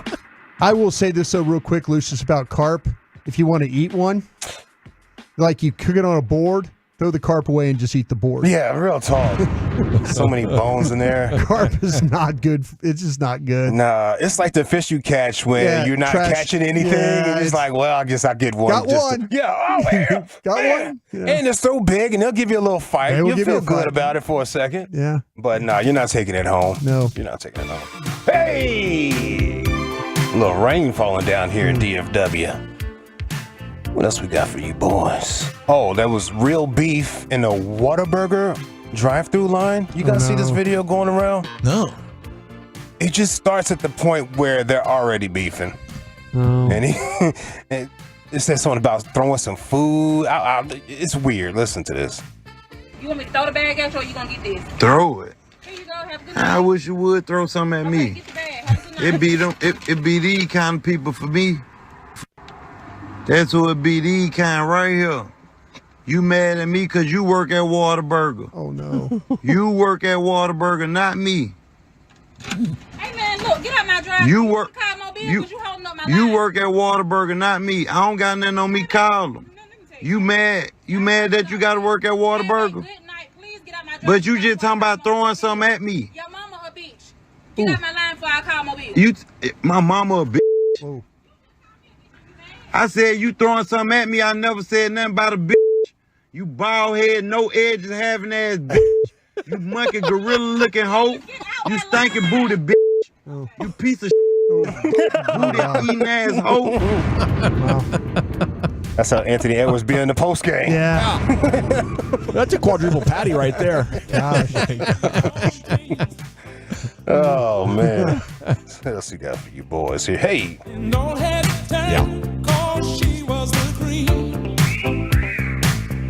Yay. He's got like long locks all the way down to his ankles or something now. You wouldn't even know that was Billy Ocean if you seen him. It looks nothing like the 80s Billy Ocean with the Jerry curl and the goatee and everything. Gleaming white teeth. Nah, he's totally different. He's Rastafari on ya, man. That's weed. All right, let's see what else we got for you boys. Did this song open up the Caribbean for him? Or was he a Caribbean already? I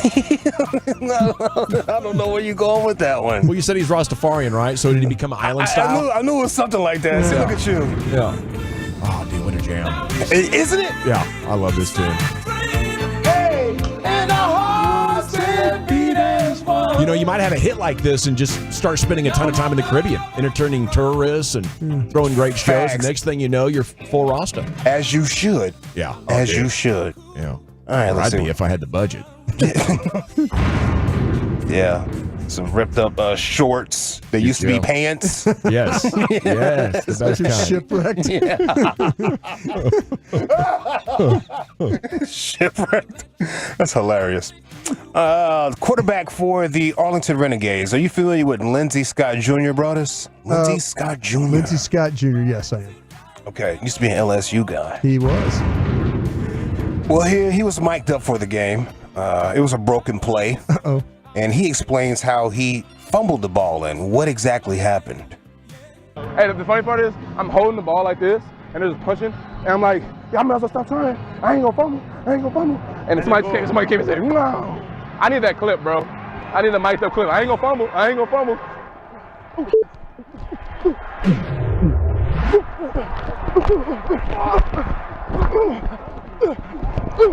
Yeah, get in that. You get in that. Oh, she got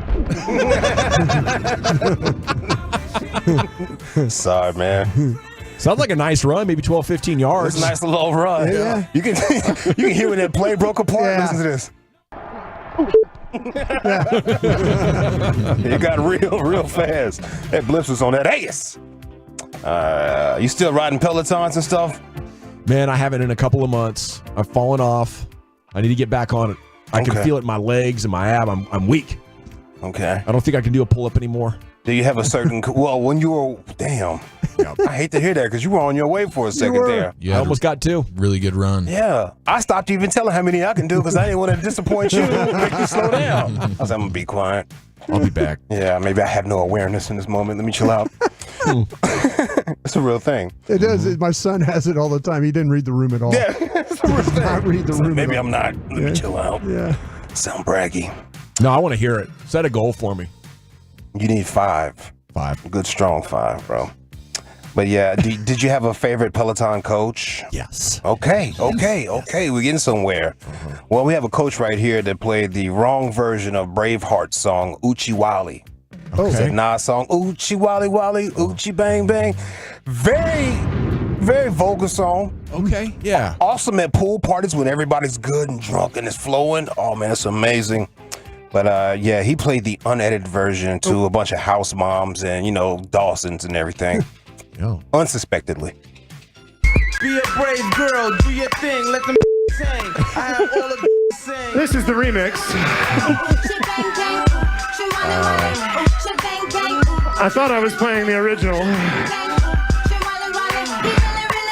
These are different than I expected. It's nice when we can all get a little surprised during the ride, you know what I'm saying? And we're going back to PG. Poor guy. Poor guy. Couldn't get it cut off. They were back there just, what button is it? God, turn it. Am I live? Yeah. Shoot. We're streaming? Yeah. Okay. All right, wow. That's it's 4 challengers, a vacated title after our guy Ron went 5 yesterday. Are we ready to vote, Lucius? Yeah, sure. Man caught a big carp interrupted by a Karen. Beef at Whataburger. Lindsey Scott Jr. Fumble for the defending champs out there in Arlington, right? The Renegades. Or is it the Peloton coach who played the wrong version? I'm going to go with the QB, Lindsey Scott. I'll go Peloton. Yeah, me too. Right. I'm going to let the crowd decide it. I'm going to go with Lindsey Scott. Okay. Jump LSU guy voting for another one. Jump on to at GBagNation's X account. Follow us all when you get there. All of our handles are right in the at GBagNation bio. And then we'll come back. We'll create an Insta poll for you so you can vote. And then Krusty's Corner is next. Where are you taking us? Yeah, I've got some Cowboy questions for my guys. We'll do those next. Coming up Wednesday morning.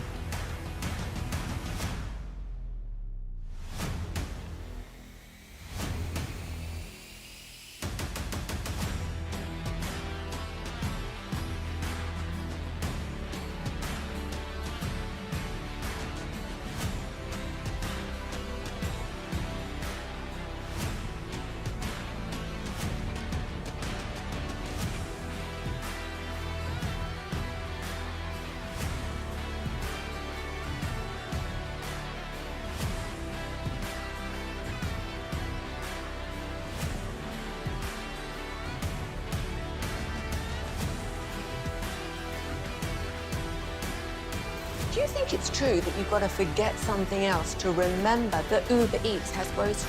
No, that's absurd. Hey, remember when you used to be a Pepper Lady? Pepper Lady? Wasn't it Cinnamon Sisters? Basil babes. Saffron Squad? Nutmeg maidens? Paprika? No. Nutmeg Maidens? I just said that. Was it Spice Girls? Doesn't sound right. Was it Saffron Squad?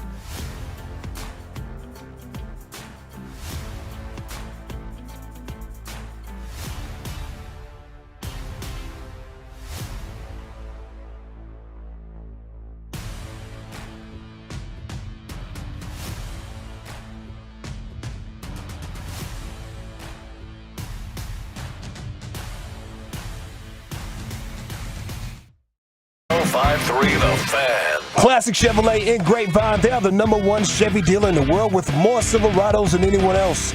Go see them today or visit ClassicChevrolet.com. This is Texas. This is Classic Chevrolet. Together, let's drive, relax, and enjoy the difference. Based on new Chevrolet registrations 2023.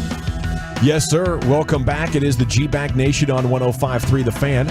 Time now for Krusty's Corner. It is brought to you by Reliant Air Conditioning, gimmick-free AC repair and replacement. Here's the king himself, Brian. Thank you very much, General. Learned something about fasting here today. Good. Chief, 36 hours. Yeah, well, that's just because of what I think the postseason wear and tear for me. Like these couple of days off between series was good for my body as much as it was, I hope, for guys like Luka Doncic right now.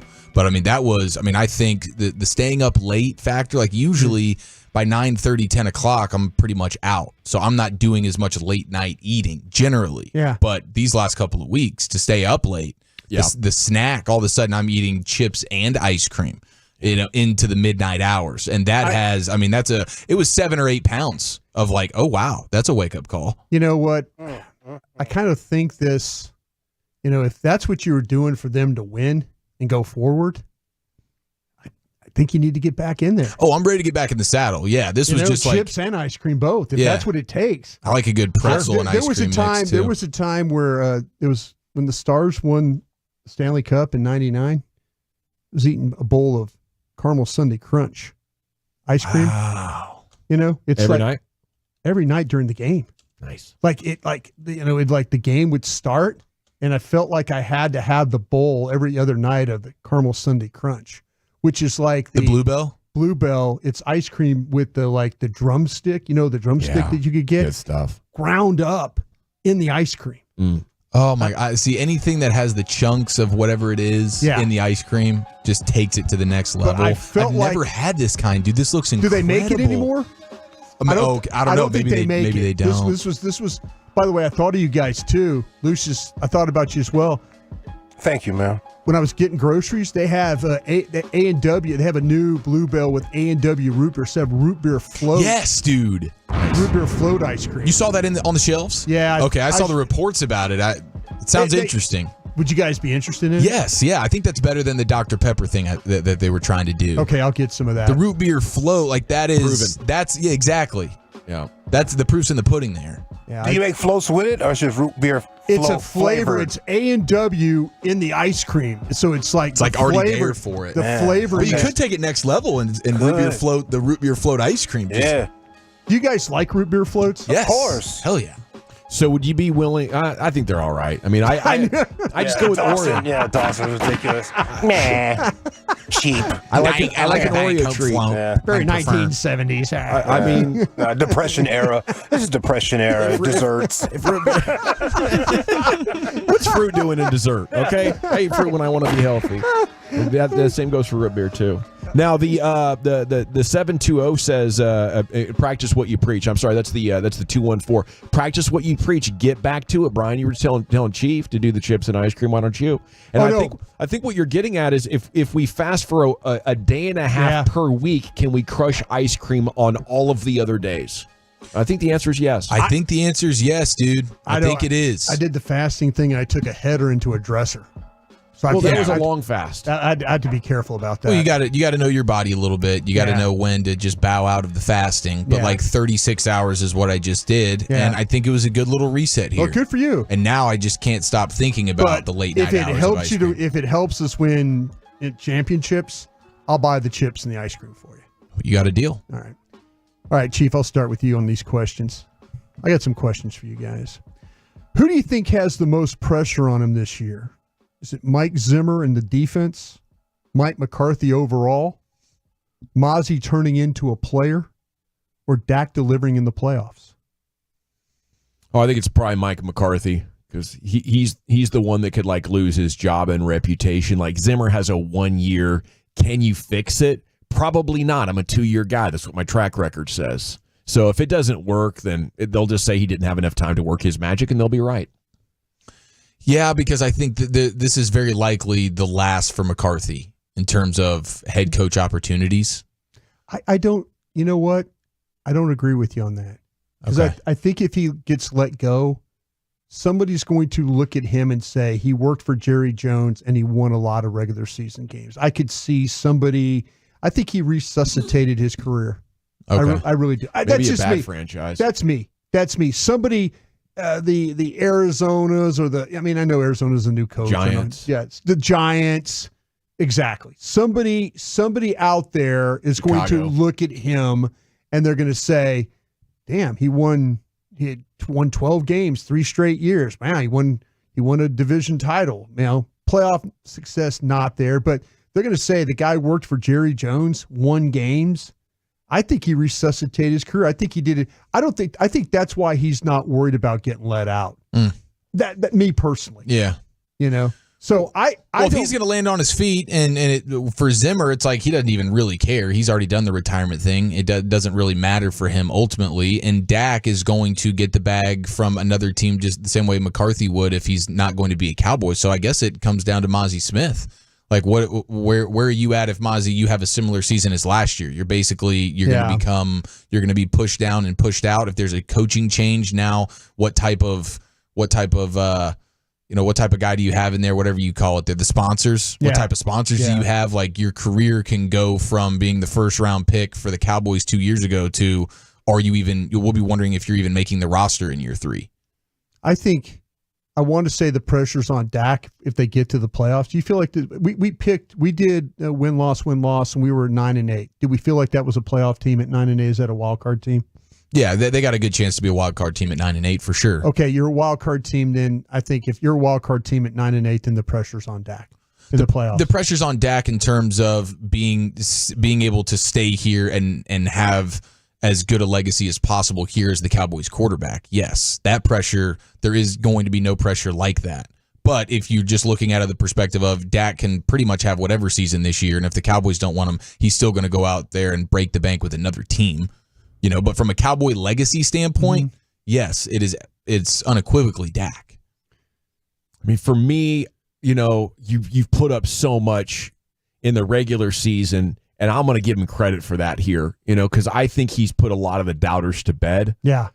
As far as his ability to be a top 10 quarterback, that's secured. Is he 6? Is he 7? He's somewhere in there. He's played with the poor offensive line and put up good numbers.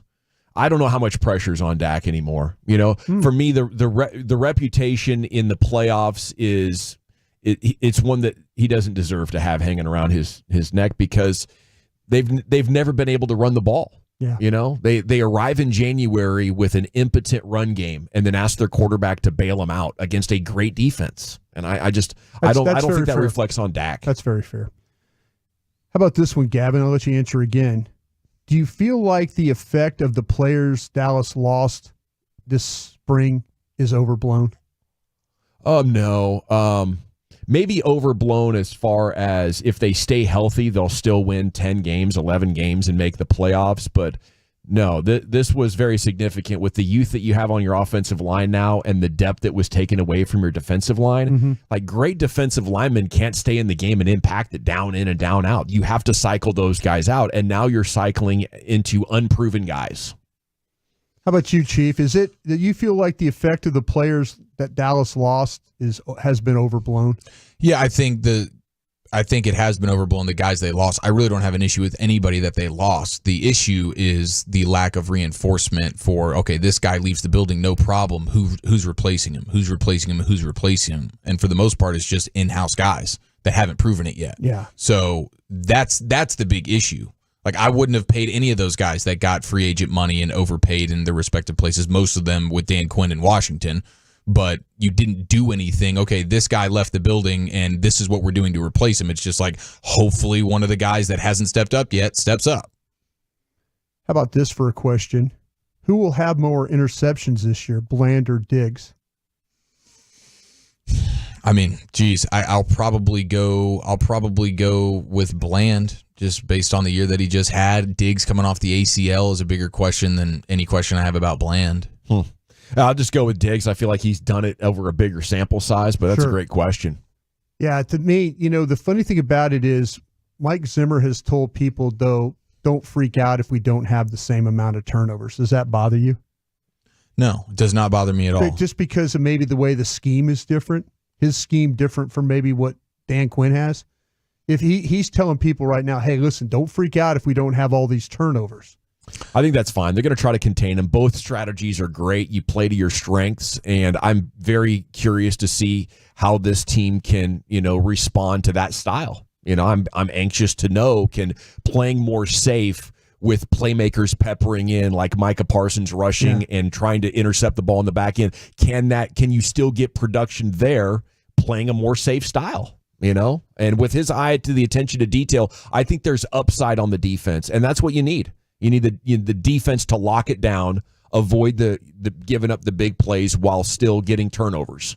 And then you add a run game. If that's possible with these young offensive linemen, I'm willing to reevaluate how cynical I am about their chances. I just need to see those things. Yeah, I think the lack of turnovers will also come with less explosive plays given up. And I think that as long as you're keeping teams under 20 points, which is like a Mike Zimmer special, then no issues here because you'll be probably more sound just down in, down out. You know, people are jumping on me on the text saying I'm making excuses for Dak. I'm just calling it like it is. No team wins with a pathetic run game. Point the finger at the Jones family for never building you a full-on contender. Yes, I know that Tom Brady and Patrick Mahomes did more, but do I really have to say Dak isn't a GOAT? I mean, isn't that the most obvious thing? We know Dak isn't a GOAT. So if you know your quarterback isn't, how do you win the hot damn Super Bowl? You give him a run game and a defense. The Joneses refuse to do that. Okay? So why are you making that Dak's fault? Dak's a damn good football player. Appreciate the man, right? Point the finger at the real problem. It's the Jones family. Crying out loud. Sorry, Brian. No, appreciate you, boys. Thank you. All right, buddy. There you go. That's ridiculous. NFL news of the day is coming up next. Chief, where are you taking it? Weight Watchers QB edition, and the Jets are already mishandling the Tyron plan next in the nation. All right, I want to chat Frankels with you, though.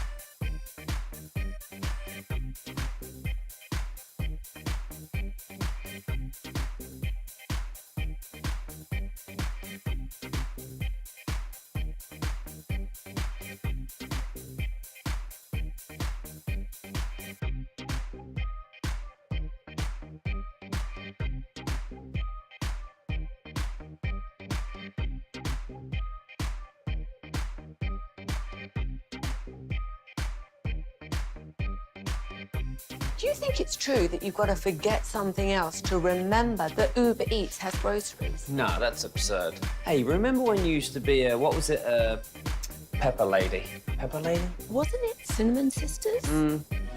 Basil Babes. Saffron Squad? Nutmeg Maidens? Paprika? No. Nutmeg Maidens. I just said that. Was it Spice Girls? Doesn't sound right. Was it Saffron Squad?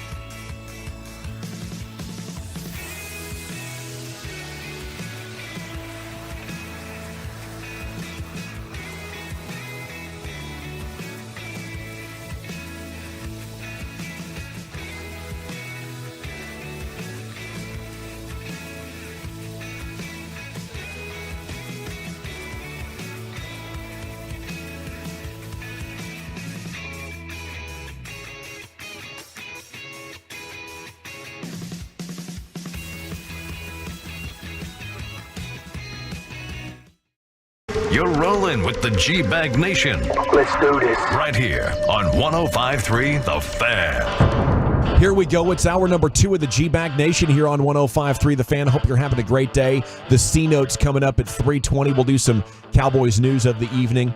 Rim Sesh is coming up at 4, CY at 4:20. So a huge final 2 hours of the show today. Rangers are visiting the Phillies with the pregame coming up at 5 o'clock. Here's Gia Fowler with your NFL news today. We aren't the only ones that can't stand the Giants' new throwback uniforms, paying homage to the ugliest time in their franchise's history. We'll get to that sound here in a minute, but I'm seeing reports out of New York with the Jets. Tyron Smith is just stonewalling dudes in team drills. That tells me that they are just they're already botching the plan. What do you do? Why do you have him doing anything right now? It's May. Idiots. You're botching this already? He can have a season-ending injury right now in shorts and a t-shirt. What should we be expecting from the Jets? Of course, incompetence, but this takes it to another level. He shouldn't be putting shoulder pads on until September. What are we doing here? Maybe the Cowboys sent false information to him on like, hey, how do we handle this? Here's what you want to do. In those voluntary times, make sure you're making him run around. They just haven't seen really quality offensive line play at the Jets. That's what's going on there. Their reporters are like, oh my gosh, tackles that actually set with some power and like can keep defenders from getting to the quarterback. Man. This is amazing. Epic. At least they'll have this one practice with him. Everything else is a little bit day to day. But be the distant memory. Leave it to the Jets to just to botch everything in their power. Aaron Rodgers being asked about being RFK's VP. Quote, there were really 2 options: retire and be his VP, or keep playing. I wanted to keep playing. Yeah. Went on to say he doesn't want to go out like a bum, and he's very confident that he won't. So, and he's apparently throwing darts around at Jets camp right now. So this is the time, the time for hope. But man, that opium May stonewalling in practice from Tyron Smith is the exact opposite of what you should be doing, New York. Just be careful. They also drafted a tackle, didn't they? So I don't know. I do feel like with Aaron Rodgers, anything could happen here. But I think technically you would be a VP candidate. Not necessarily a VP, because I tell you what, I'm leaving quarterback at age 40 if I could just go be the vice president. But if I got to be a vice president candidate on the independent ticket, of which hasn't won in centuries, I think that's probably a long shot. Oh, for sure. I'd be regretting that by week 3. Well, we got some quarterback updates, the first of which I'm seeing in Houston Texans camp. We're getting no-look C.J. Stroud passes versus, in team drill. So he's trying to do the Mahomes thing. And he's certainly a guy that seems capable of just about anything at the position. So he's nailing in team drills to Robert Woods over the middle, no-look passes right now. Nice. Uh-oh. Watch out what's coming for the NFL here with C.J. Stroud. You have Diana Rossini reporting on the figure of Lamar Jackson, apparently looking different this spring, intentionally down to 205 pounds, 25 pounds less than his 2022 weight, and even lower than last season, where he played at 215 pounds. So get this report. The word in Baltimore is the slim Lamar could be even faster than the one we've seen in years past. Wow. This is just the time for every report is we're going to have a great season and this guy is going to be amazing. The Saints reporters talking about Taysom Hill. Hopefully he can take a hit. They're going to knock him around like they did RG3. That's what I was thinking, man. You lose that body armor a little bit and you start taking, the way he runs around stuff. By the way, I'll do the same thing. I'm going to be watching practice for us on Thursday. Wait till I come in on for the show. I'll be like, this guy looks amazing. I'll have every one of their guys or rookie guys as Pro Bowlers. Just get ready for it. And you're going to get in the best shape of your life. Yeah. It seems that's what Lamar Jackson is right now. And I don't know. We'll see how that looks great. Looks like he's put on 25 pounds already. Yeah. Power's back. Some guys want to lose the weight. Some guys want to gain it. Last offseason, it was Tua gaining the weight. Now he's dropping 10 to 15 pounds to get to his ideal playing weight. What about those concussions, huh? A lot of, and then you see the funniest thing is seeing the reports of Lamar Jackson doing everything he can physically to make sure that he's in the best position to succeed. Same with Tua. Last year gaining weight. This year he's losing weight. And then you see Pat Mahomes walking into the Kansas City facilities today, and McPatty starts trending on Twitter. And it's like, yeah, he doesn't have to worry about these things that these other guys have to worry about. It just he knows that it doesn't, beer belly or not, this dude's going to get it done, and he's earned that right to walk into that facility just looking a bit frumpy, a bit, pear-shaped, but that's fine. You're Pat Mahomes. You can do those sorts of things. You know what's funny with those, like when he wears his rib guards, it kind of pushes the stomach out a little bit more. I was watching him walk on the field in the playoffs, and I was going, all right, Pat, go get him. Wow, has he got a couple of shirts on? What's it was just it's not a flak jacket. It was his rib guards were pushing him. It was pushing his stomach out there a little further. It's the ideal man right there. And then he goes out and wins the game. It throws it, like you say, it throws it sideways a couple of times, and next thing you know. He might be beefier now than Romo ever was. You seen pics? You see the pics? This is pre-30. I don't think he'll go like full pear-shaped Roethlisberger at any point. You never want to go full Big Ben anyway. Yeah. That's another story for another day. But, I don't think this is a problem for him. I think he's a guy that can handle weight. He kind of runs like a hoss now. When tacklers are coming to get him, he's not like your typical quarterback who's like, oh no, I got to get out of here. He's an athlete, dude. He knows how to take the hit. He's a bigger guy. I think, maybe as he gets a little bit older, if you still want to be somewhat evasive, he's going to have to lose weight. But so far, it hasn't hurt him. No, and we've seen, like, going behind the scenes now with that QB show and seeing the work that he puts in to be as pliable and flexible. And sure. He's still strong and all those things. And you saw it in the postseason where he gets rolled up weird, awkward, and he's not hurt. So it's not that he's not taking care of himself. It's just that he's eating. Remember his wife in the office, she was telling us how the amount of ice cream he consumes every night, and he can just get away with it, dude.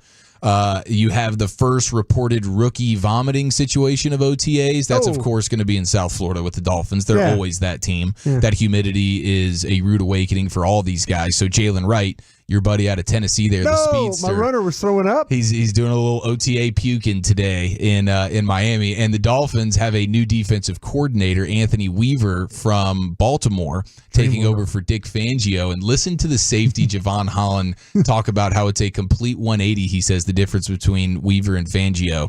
He raved about how Weaver relates to players, asked what the difference is with Weaver compared to Fangio. Quote, it's the fact that he's a good person.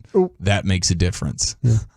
Wow. And of course, Fangio is now on the sidelines in Philadelphia, where Philadelphia will not be running out in week one wide receiver Devontae Parker, despite signing him to a deal in this offseason, because apparently he's decided after 9 NFL seasons he wants to go ahead and hang him up. So salute to Devontae Parker, finishing his career with one season of more than 800 yards, walking away from the league with about $55 million in earnings. Holy That's cow. a job well done, sir. Yeah. Passed the test. Attaboy. Have fun with the kids. Absolutely. That's achieving the dream at every level. So good for him. We have the former Jets and Seahawks safety, local legend here, Jamal Adams. What we got going there? Visiting with the Ravens today. Ooh. So maybe they need some linebacker help. And that could be good for them. They did lose Patrick Queen, right? I mean, they might need a little something there. And then here is some sound of your newest. I don't know that this guy has said a single positive, I don't know that he's uttered a single syllable of positivity about being drafted to the Giants. It's LSU receiver Malik Neighbors. I mean, this dude does not seem pleased that Daniel Jones is his quarterback and this is his team. And they had some event where he was on the red carpet and this lady asked him, his thoughts on these new ugly 1930s Giants throwback uniforms. The Giants just unveiled their red throwback jerseys. What do we think about that? Give some honest feedback here. It's going to be hard to swag it out. That's all I got to say about it. It's going to be hard to swag it out, and I think we can all agree with that. It certainly doesn't help when you're throwing Daniel Jones up in the big photos where you're advertising these new uniforms. Yeah. And why didn't they use the rookie? Should have kept Saquon Barkley for the modeling shot. Yeah, exactly. Before he got out of there. Yeah, it would look better if Barkley's wearing it. At least helps a little bit. If you could just get OBJ back for a photo shoot, maybe. The khaki pants would have been filled out, right? Yeah, absolutely. That would have been good. Yeah. But that is not the case. So even he's a little bit not looking forward to that situation. I'm looking. I want to ask you, when we get to Oxnard this year, the Cowboys players, how much thought do you personally put into your game day aesthetic? How much does that mean to you? in terms of a lot. For a lot of these guys, it's plenty. Yeah. I want to hear them detail like their game to game plan. Yeah, especially receivers. He got fined a couple of times for his undershirt, right? And his shirt kind of hanging out or whatever, all that stuff. Yeah, the NFL's weird with all the socks aren't right or whatever it is. A lot of these guys wear it now where they go just the tights underneath their football pants so they don't have to wear socks. Is what they do. Just go with the blue tights all the way down to the shoe. So they're wearing no socks at all in the maybe ankle socks to hide. Yeah, like they're wearing the ankle socks and then but no real socks. Yeah. Well, apparently Jay Glazer and Michael Phelps are collabing through like a mental health. You seen the other end of this though? Did you see Ryan Leaf? Ryan Leaf. Yeah, Ryan Leaf has some pretty pointed words. Yeah.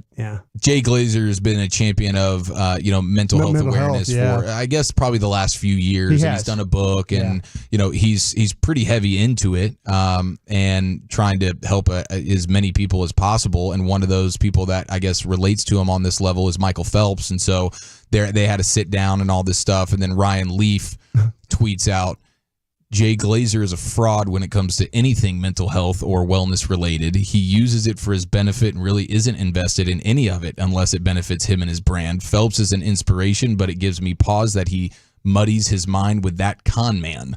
So Ryan Leaf has a much different perspective there. And Ryan and Jay were close working on this stuff together. Is that where this comes from? Yeah, this is. I didn't know if this dated back to like Ryan Leaf's playing days. He felt like reporting was not good. Not reporting. No, he actually, Jay Glazer and Ryan were kind of working on some things together, and this is where it's led to. Okay, because there were pictures of like them like hugged up back in the day. Probably working on a charity cause or something like that. Yeah. The Ryan Leaf story arc is incredible by itself, Oh my gosh. Like when he's coming out criticizing other people for not being perfect, I'm just like, oh, this is so just. I think it's amazing that he used to go in the newspaper and find people that had passed away or were like. No, they'd been in car accidents. Car accident or whatever. Yeah. And he's stealing medication out of their pantry and stuff. Yeah, when he was then he was a college football coach and he would go to the injured players' houses to check on them. And then go to the restroom and basically be trying to ransack their house for the pain pills. The creativity levels, when you're itching for something like that, pretty insane. The lengths you'll go, but he's definitely not a Jay Glazer guy at the moment. We addressed Justin Jefferson yesterday not being at the voluntary stuff here, OTAs wise, with the Vikings as he's trying to garner that new contract, and it just wouldn't make any sense in the world, would it, for the Vikings not to. I know you're not trying to reset the market by a huge mile here, but not paying him in a world where you just drafted what you believe to be your next franchise quarterback in J.J. McCarthy, this is the time that you go all in. This is when you say, yes, we're for the next half decade, we're not having to pay this quarterback. If he's any good, and we're telling ourselves and you that he is because we just drafted him high in the first round, he's our guy. This is how you take advantage of if you got a good quarterback, he's cheap. You spend the dollars to put around him. Houston's doing it with CJ Stroud right now. Like they had a great offseason throwing money around. Like this is the time. It would make zero sense at all for the Vikings to strong arm and have Justin Jefferson sitting out or whatever. And I don't think it's necessarily going to come to that, but just the idea that the Vikings would be uninterested in paying what most believe to be the best wide receiver in the sport when you just drafted the young quarterback, this is the time to pay the people around him. Right. Yeah, I think they will. They will pay him. I think they're probably just going to fight it to see how low they can keep it. I bet Jefferson's asking for well over 30. We're trying to keep this effectively down in the mid-20s or so. Maybe we got to go to 28 or something, but I think a lot of teams feel like if we can make the young people wait, right, eventually they'll get impatient. Jerry says I have a high tolerance for ambiguity, which means I can be in the middle of a negotiation for months and years, and if you never want to come talk and improve your deal, then that's fine, and I don't need it, And it plays on the young man who's never been in this situation and wants the bag. He's anxiously waiting for that moment like, a 15-year-old kid is waiting for that package with his new sneakers to land on the front porch, and he cannot wait, right? And different professionals are at a different point in their life and have a different relationship with their agent where they can handle that great. Obviously, Dak can handle it perfectly, right? Yeah. But until you know that the player can, you just sit there and wait, like the Cowboys did with Tyron Smith and ended up signing just the most unbelievable deal of the century as far as being player friendly. And you never know when those are going to come together. But in order to get those, you have to have the high tolerance for ambiguity and make almost every player wait.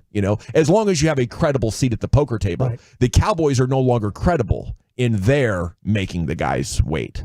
Because they're generally they're going to acquiesce at the end of the day. Dak's going to get all that he wants when the time comes, and likely happens for Lamb. Yeah, they cave, Until the Cowboys are like, no, seriously, we're done with you, they're going to cave, And that's what they did with Tank. And then Tank was like, wait a minute, I'll take half. And they're like, hey, looks like we got a deal here. So it's that business of negotiation.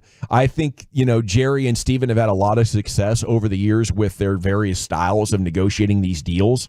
But when they did a bunch of deals early, like 8 to 12 years ago, and those deals backfired on them, they changed, they pivoted to waiting as long as possible, which was halfway right. The other thing they got to do, though, is say no after waiting.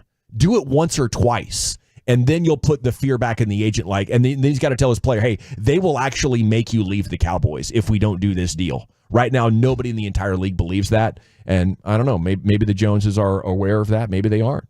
They do like to live the lifestyle more. And, they're great negotiators. So who am I to tell them anything about the way they negotiate their contracts? But I'll tell you right now, from a player's perspective, there's no reason to believe that they're going to actually do what they say.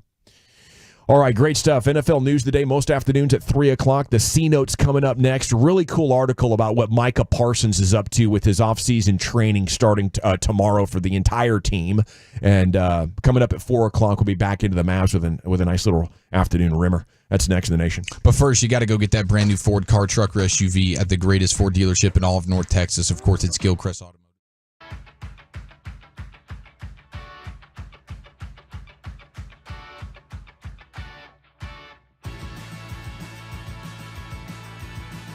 Do you think it's true that you've got to forget something else to remember that Uber Eats has groceries? No, that's absurd.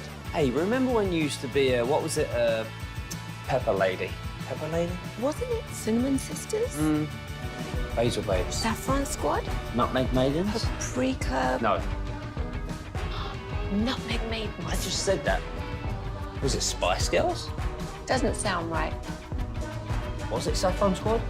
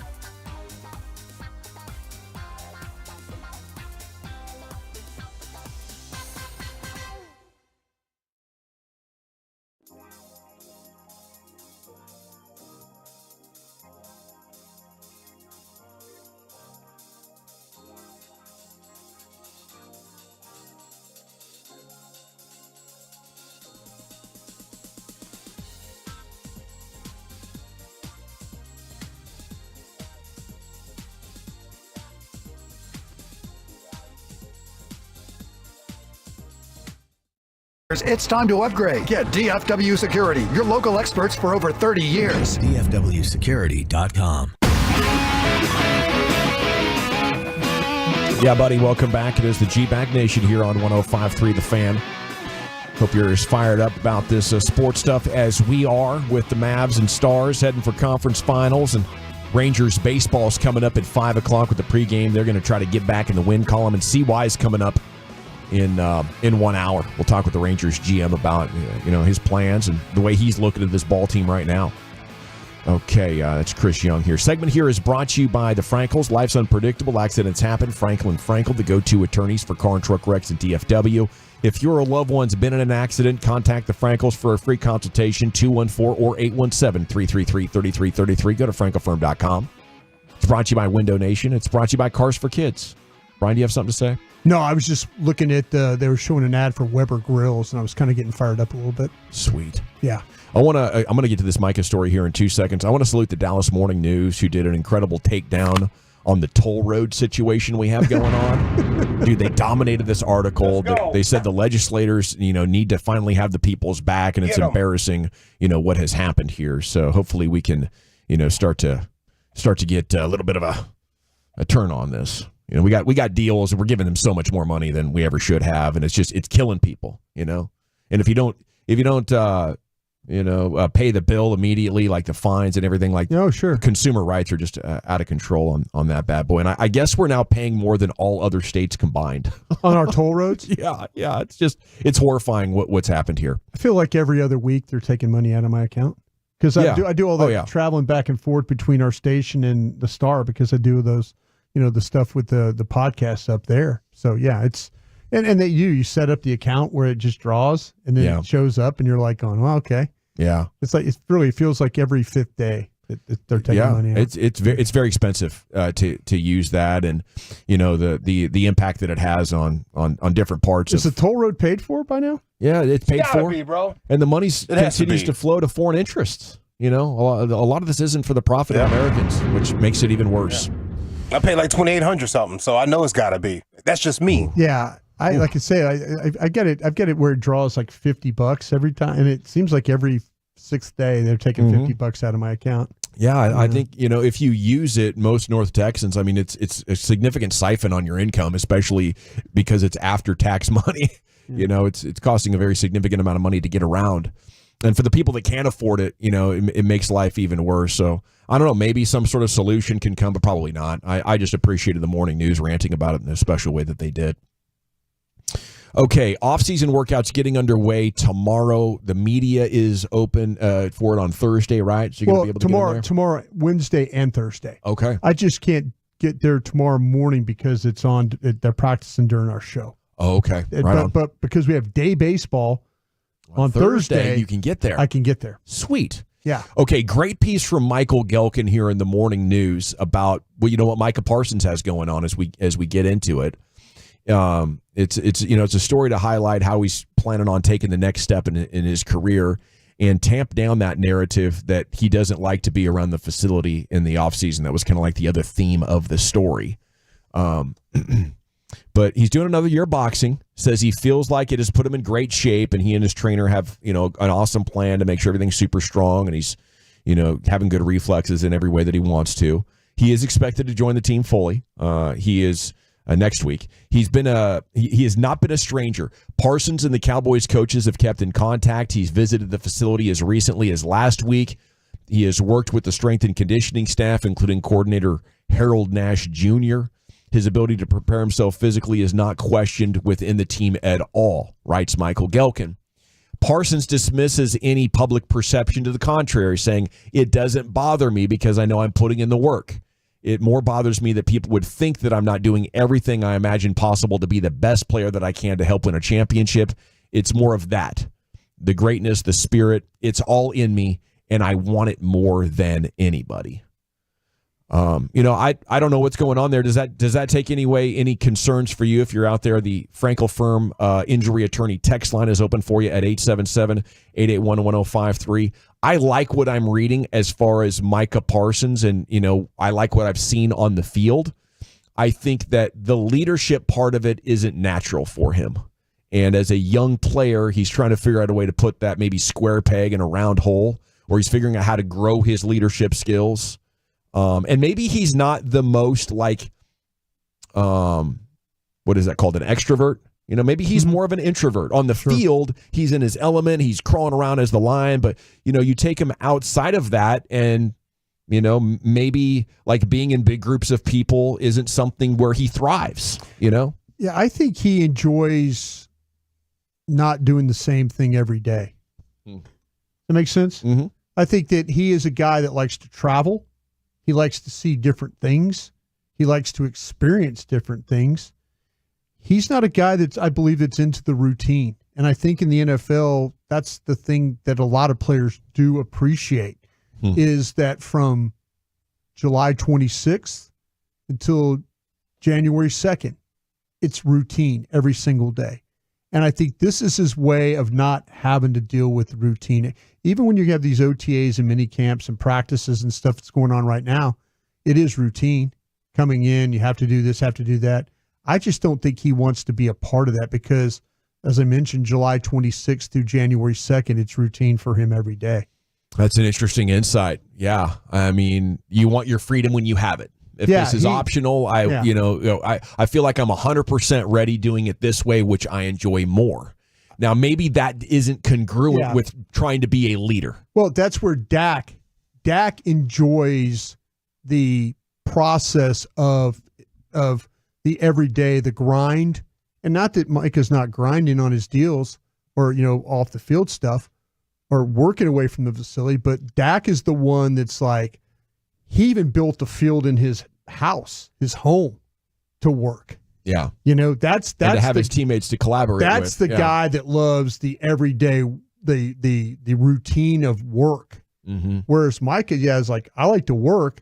I just don't like to work at the same place every day. So what I would try to do as the team is maybe try to convince him in a tactful way the value of being around your teammates and being able to combo up for solutions and learning each other a little bit more, you know, because once you can react to what you know your teammate is going to do, or you can see what he's thinking, now you have the opportunity to excel or to take your teammating to a higher level, and people benefit from that. It's a team sport. I don't think he wants to be a leader. Well, I don't think he wants to. I think he wants to play football. I think he wants all the accolades he gets by playing football at such a high level. I don't think he's interested in being Dak Prescott. Okay, so maybe this is part of him trying to be a little bit more, because the story goes on to read, Parsons is committing to daily activities that help him achieve spiritual, physical, mental growth. Yeah. He prays, trains, and reads or listens to the purpose of accruing knowledge. Yeah. That process lends itself naturally to reflection of how he can elevate both his own performance and that of teammates.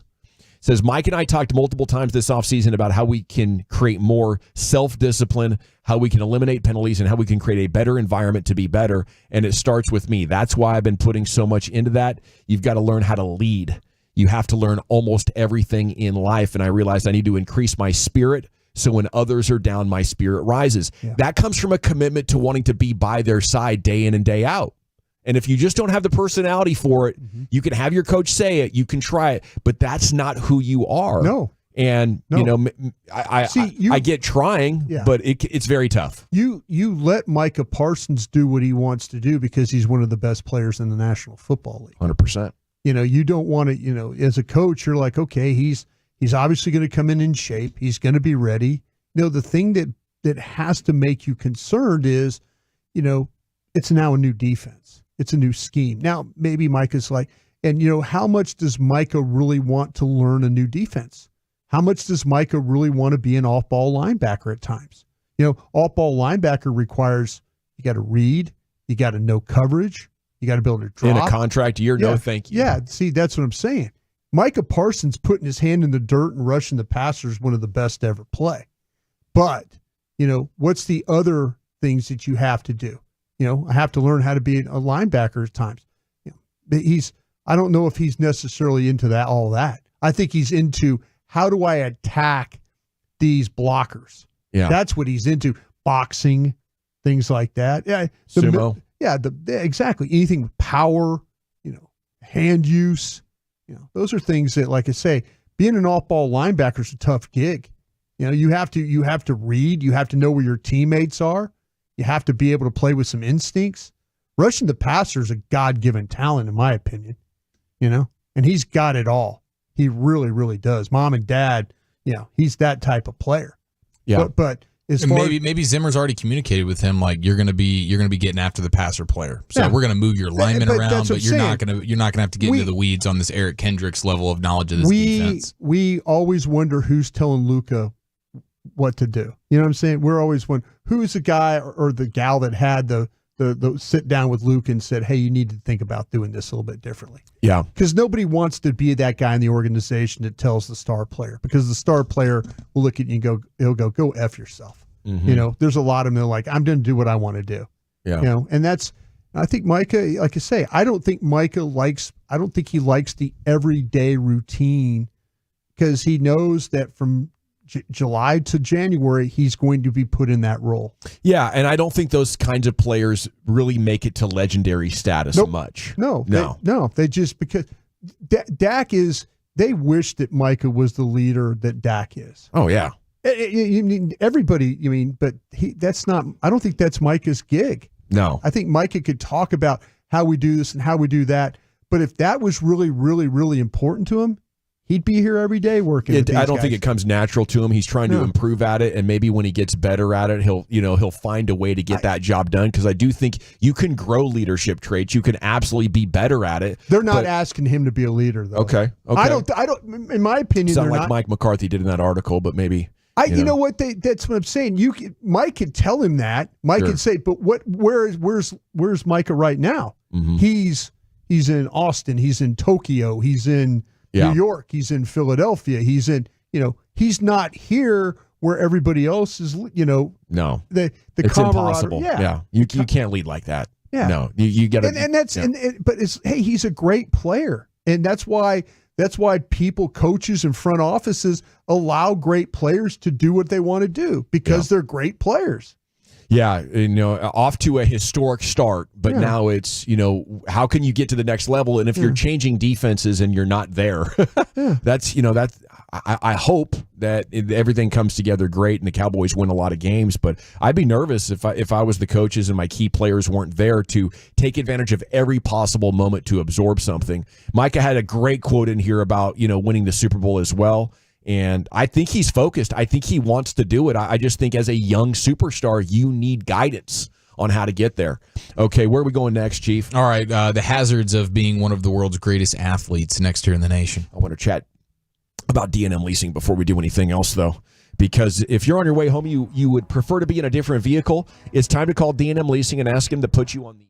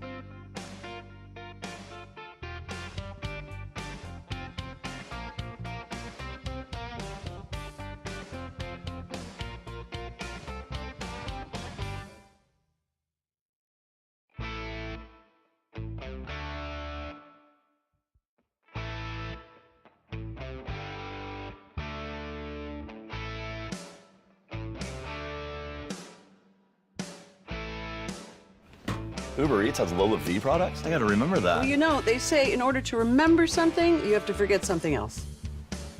Okay, now that is a very cute haircut. That's like a little shag. I've never seen that before. Well, I mean, of course you have. It's the Rachel. Oh, is that your name? No, I mean like your name. No, I'm Jen. My name's Jen. Right, but I just mean like this is your haircut. But that's hair on your head. I'm not saying this is your hair. Okay, freaking me out a little bit.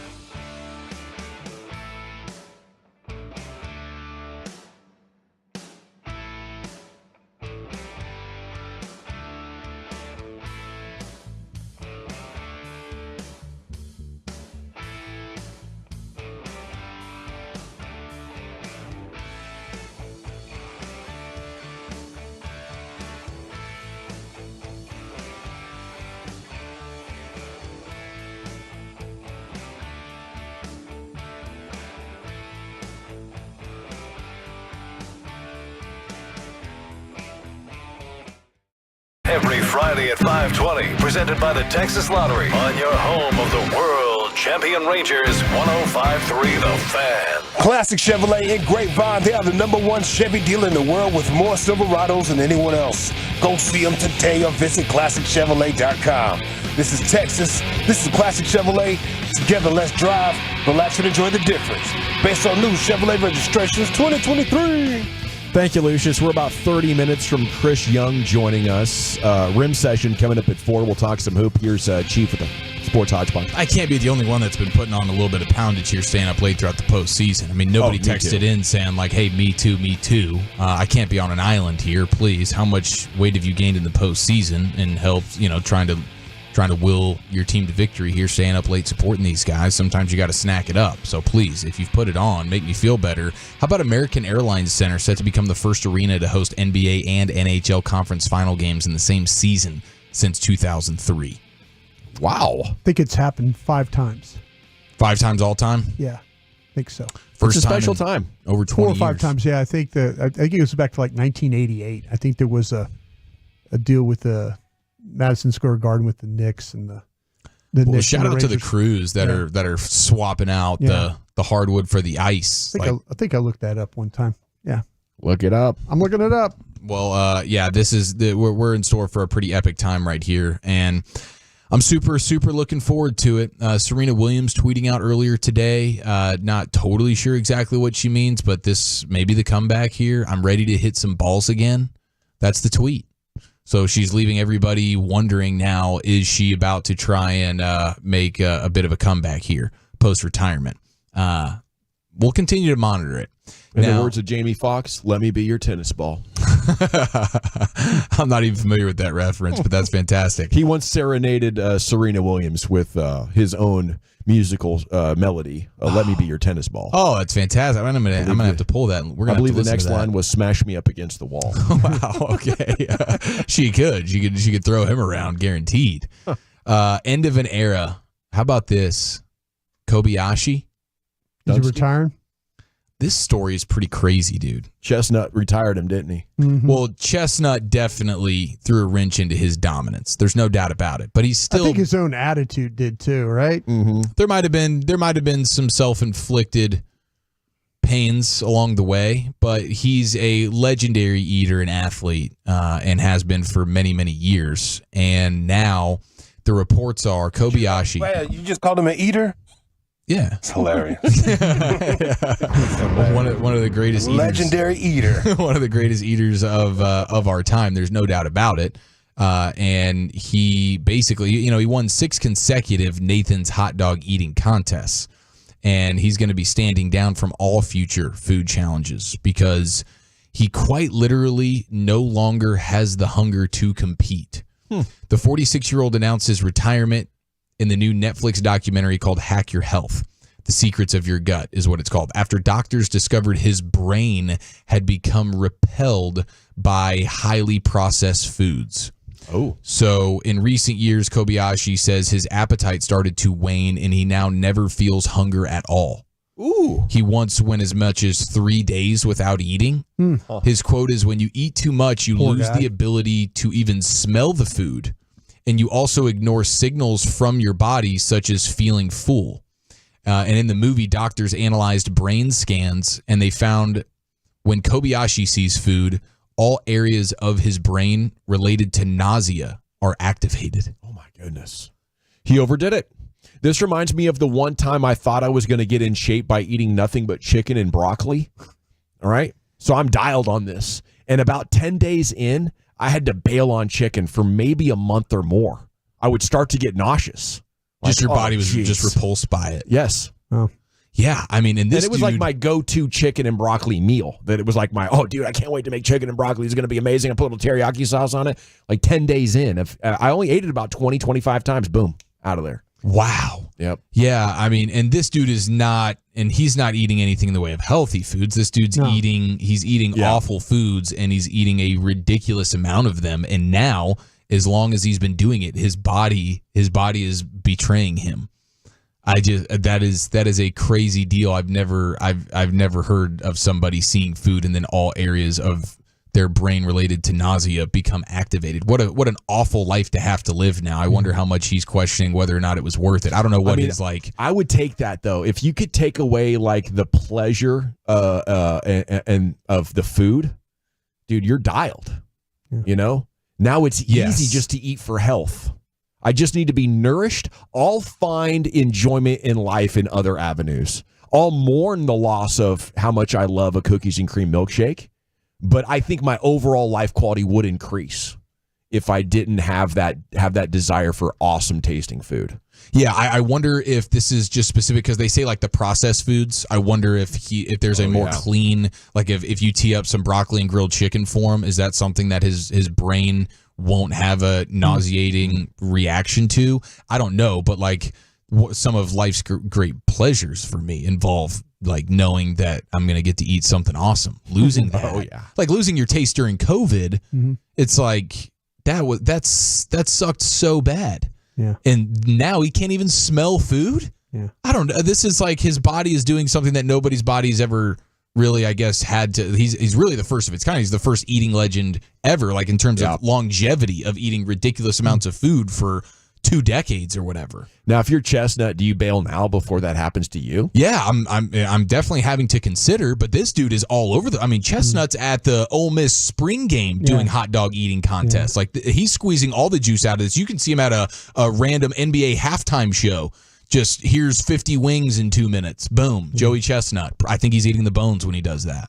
He might just be a poor sport and like he can't hack it anymore. So he's Kobayashi? He's trying to like poison pill the game for everybody else on his way out.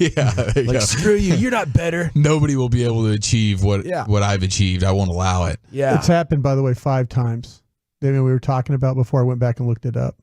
The thing with the same arena. Yeah, in '85, the 76ers lost the conference finals to the Celtics. The Flyers lost to the Stanley Cup to Edmonton. In 1988, the Celtics lost in the conference finals round to Detroit. Boston lost in the Stanley Cup finals to Edmonton. 1994, the Knicks lost the NBA finals to the Houston Rockets. The Rangers won the Stanley Cup against Vancouver. And the last it happened was 2003. The Nets lost the NBA finals to San Antonio, and the Devils won the Stanley Cup against the Anaheim Mighty Ducks.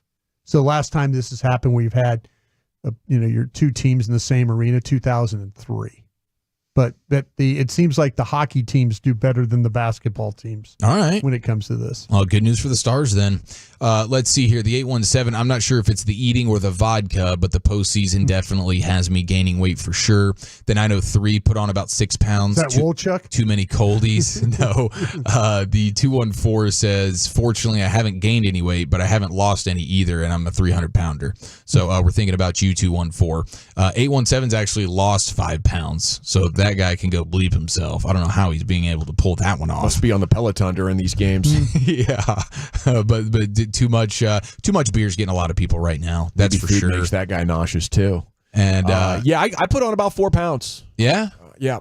Good for you, man. She brought home this giant thing of the donuts, and I tell her don't bring those home. Donuts in bulk. Yes. So 2 days later, she's like, "Why did you eat all the donuts?" I was like, "I freaking tell you." Don't bring them home. I'm going to eat them all. It doesn't matter how many you bring. It does not. I can eat whatever's in that bag. So you don't like the chocolate ones, right? No. No, those are it's not the powder I think ones. that's a But bad I did take. eat all those too. I think the chocolate ones are incredible. I can picture you in the pantry with a whole lot of donuts around you. Someone go away! Leave me alone. Leave me alone! The 817 wants 100 McNuggets in under 30 minutes as a bet, which is very impressive. Damn. It couldn't eat McNuggets for a year after he did that. Yeah. So, I mean, he's back in the McNugget wheelhouse now, but it took him 365 good cold turkey days of McNuggets before he could consume those once again. The 812 ate New York strips and broccoli for about a month and never had that again for 5 years. So that'll happen. This will happen quickly then. All right. Yeah.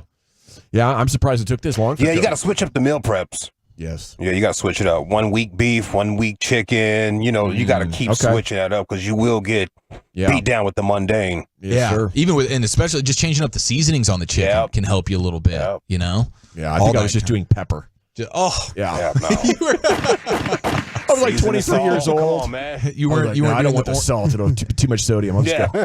Orange Magic grilled chicken could have got it done for you those days, dude. That's right. Who knows? I did recover, thankfully. That would have been a hell of a life affliction to give myself. Okay, let's we got 2 down, just 1 to go. Rangers pregame's coming up at 5:00 tonight, and we're so stoked about them taking on the Phillies. I think this is going to be a big bounce back series for them. Chief has a rim session coming up next. Where are you taking it? Well, I don't believe that at all, do you? It was a good promo. That's in our ratings window. No, hey, I'm all about that. And I'm bullish on these Rangers right now. I tell you what. Well, I'm bullish on Broadus's insights on how the Mavericks are going to be defending and their strategy versus these Timberwolves. And I do have the single worst Mavericks analysis in all of American media. I have it for you next in the nation. Ooh, looking forward to that. I do want to tell you about Men's T Clinic, though, the absolute best place to go for testosterone replacement.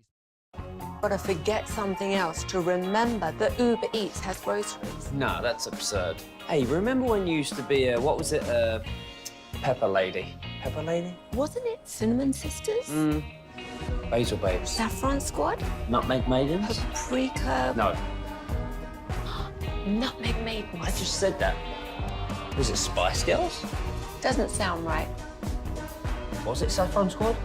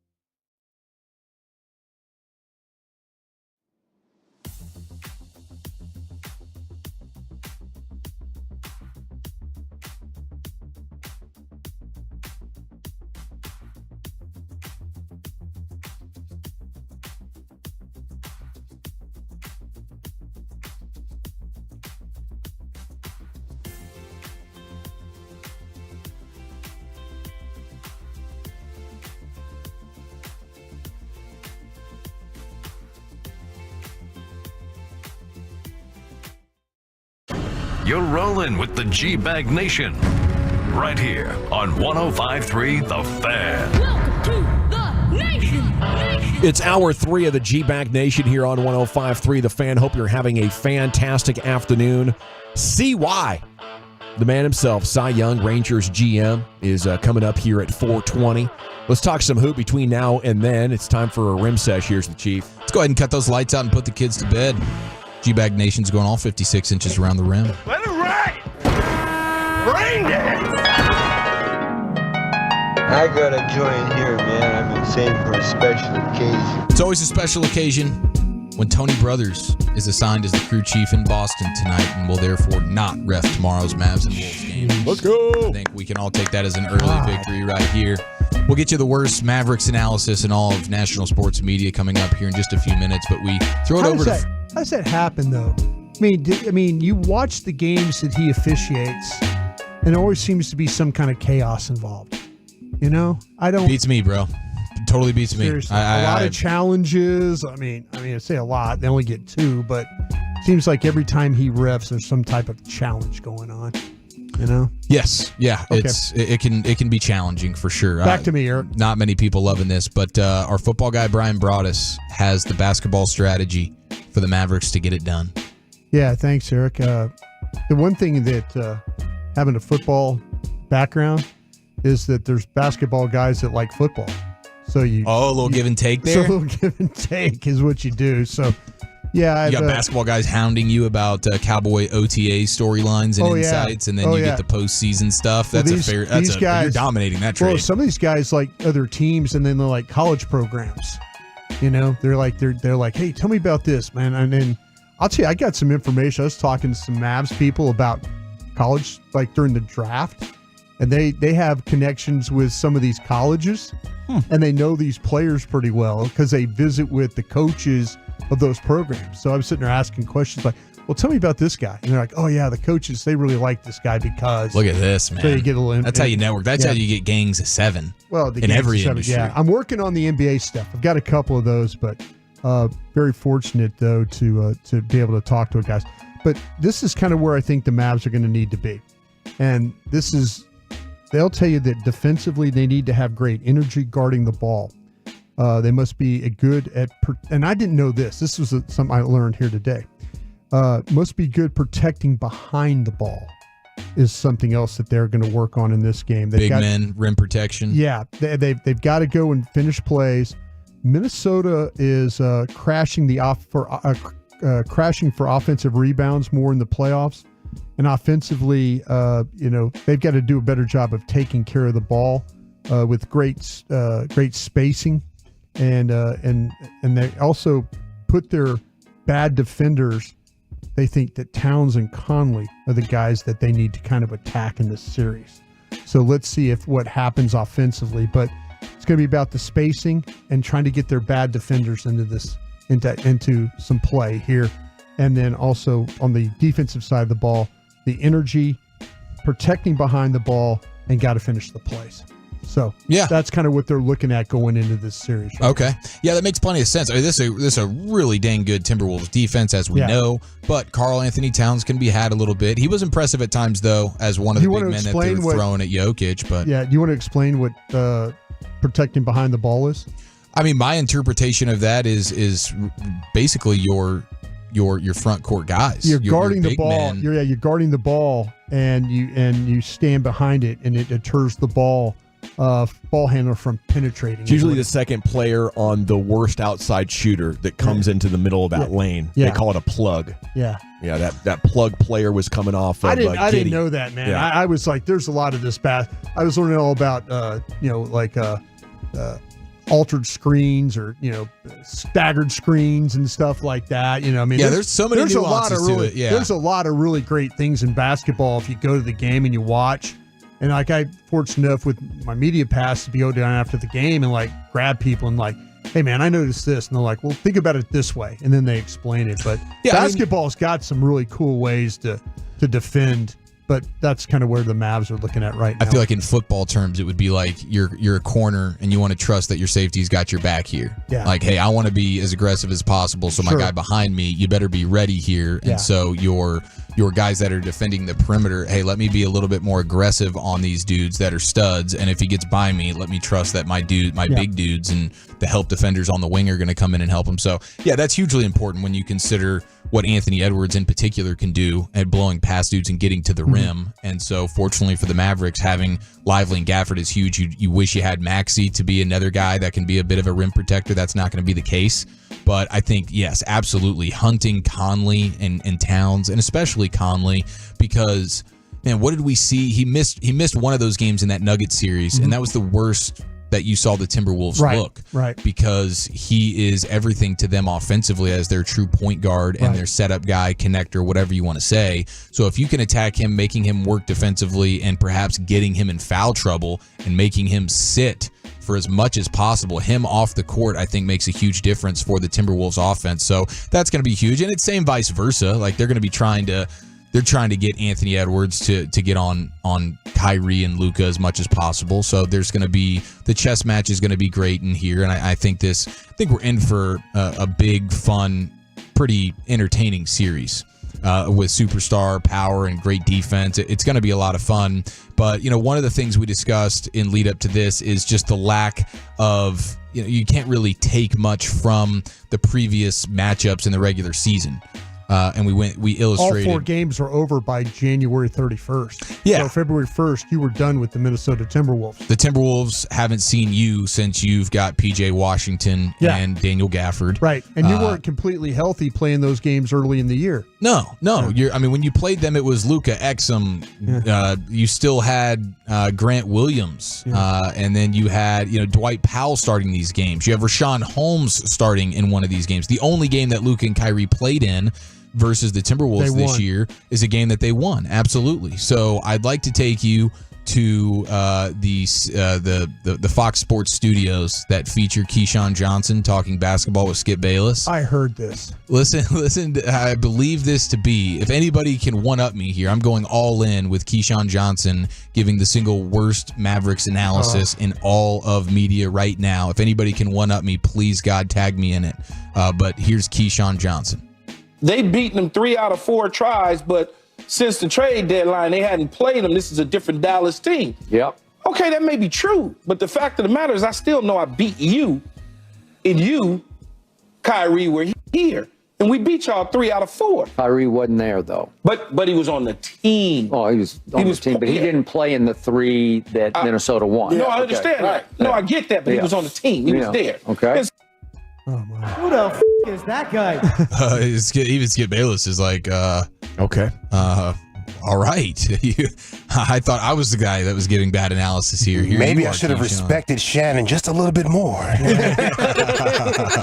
Oopsie. Yeah, dude. My gosh. How about Stephen A. Smith? As soon as you leave Skip Bayless, you become the man. And Stephen A's proved that, and now Shannon Sharp has as well. I don't think those same things are in store for Keyshawn Johnson post Skip Bayless, but we'll see. That was pretty bad right there. He was on the team.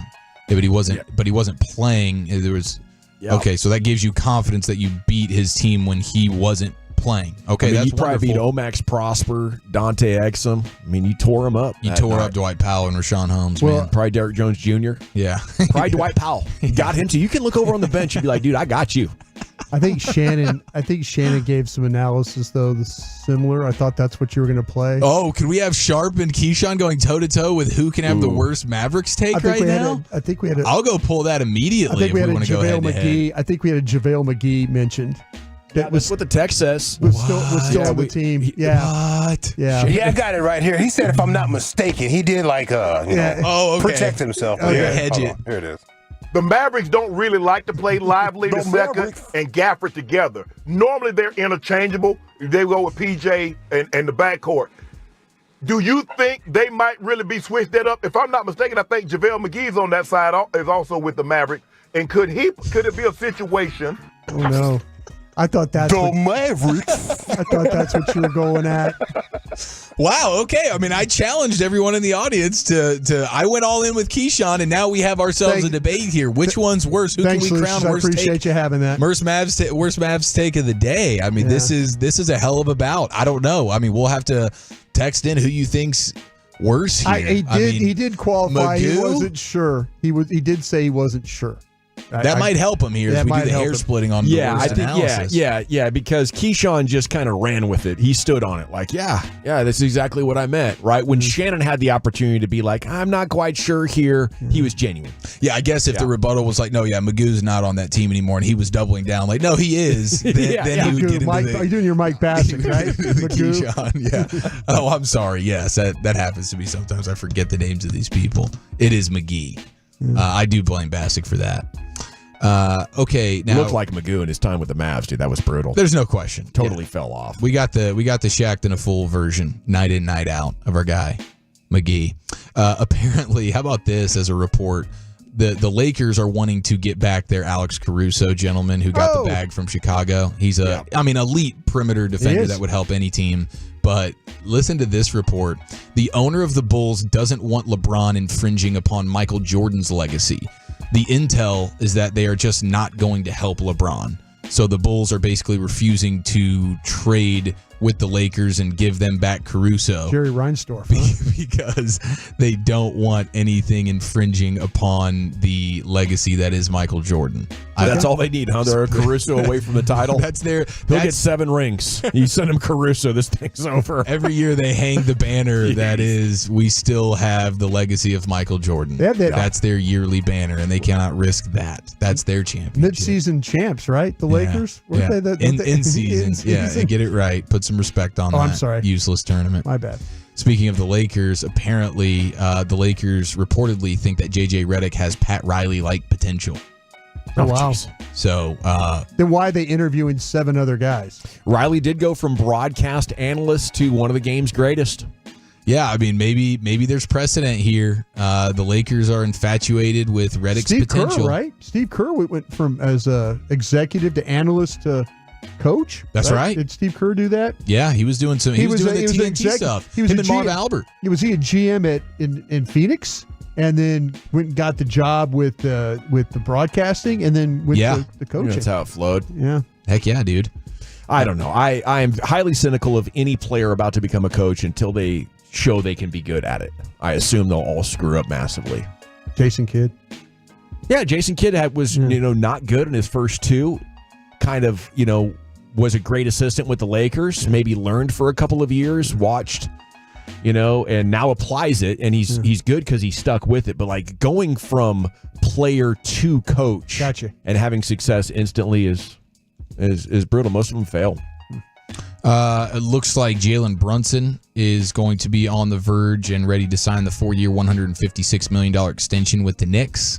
So that would add to his current contract, which would make it a 5-year, $181 million restructured deal for Jalen Brunson and the Knicks. So that looks like that is in the making. And then I did just want to play this sound from last year, Anthony Edwards. And again, we're going to start to probably have some sports hate for him over the course of the next couple of weeks. But this is him. Remember, Alex Rodriguez is one of the owners for the Timberwolves. They are. And as that was all going down, he was asked about his familiarity, Anthony Edwards to Alex Rodriguez. This is the interaction. Do you have any thoughts about him? Are you an A-Rod fan at all growing up or anything like that? What do you think about what he might bring to the team? A fan? Like, who is he? The baseball player, Alex Rodriguez? Yeah, no, I don't know what it is. Okay. I know he's going to be the owner, but I don't know nothing about baseball. That's pretty incredible, dude. I mean, a 21-year-old. He's honest, man. No, absolutely. No, Yeah. I think it's hilarious. Yeah. There's no issues with it. It's just funny. That's a messy ownership transfer, though, right now, man. That guy didn't want to give it up. Yeah, I know. It seems like they're walking that back. Yeah. But A-Rod is still sitting courtside and trying to get in the mix in the celebrations. So there it is. We look forward to tomorrow's Game 1 action, ladies and gentlemen. Thank you, Chief. Always enjoy it. Coming up next, it's time for Cy Young, the Rangers GM, set to join you and talk everything Rangers next in the nation. I have to chat D&M Leasing with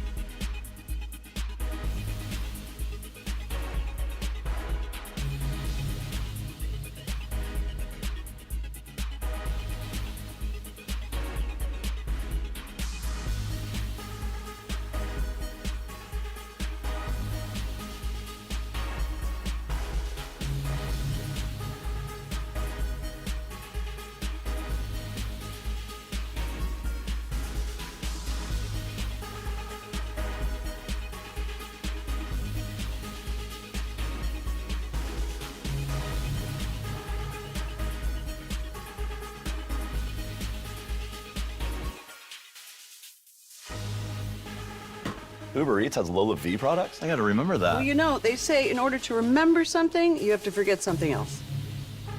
Okay, now that is a very cute haircut. That's like a little shag. I've never seen it before. Well, I mean, of course you have. It's the Rachel. Oh, is that your name? No, I mean like your name. No, I'm Jen. My name's Jen. Right, but I just mean like this is your haircut. But that's hair on your head. I'm not saying this is your hair. Okay, freaking me out a little bit.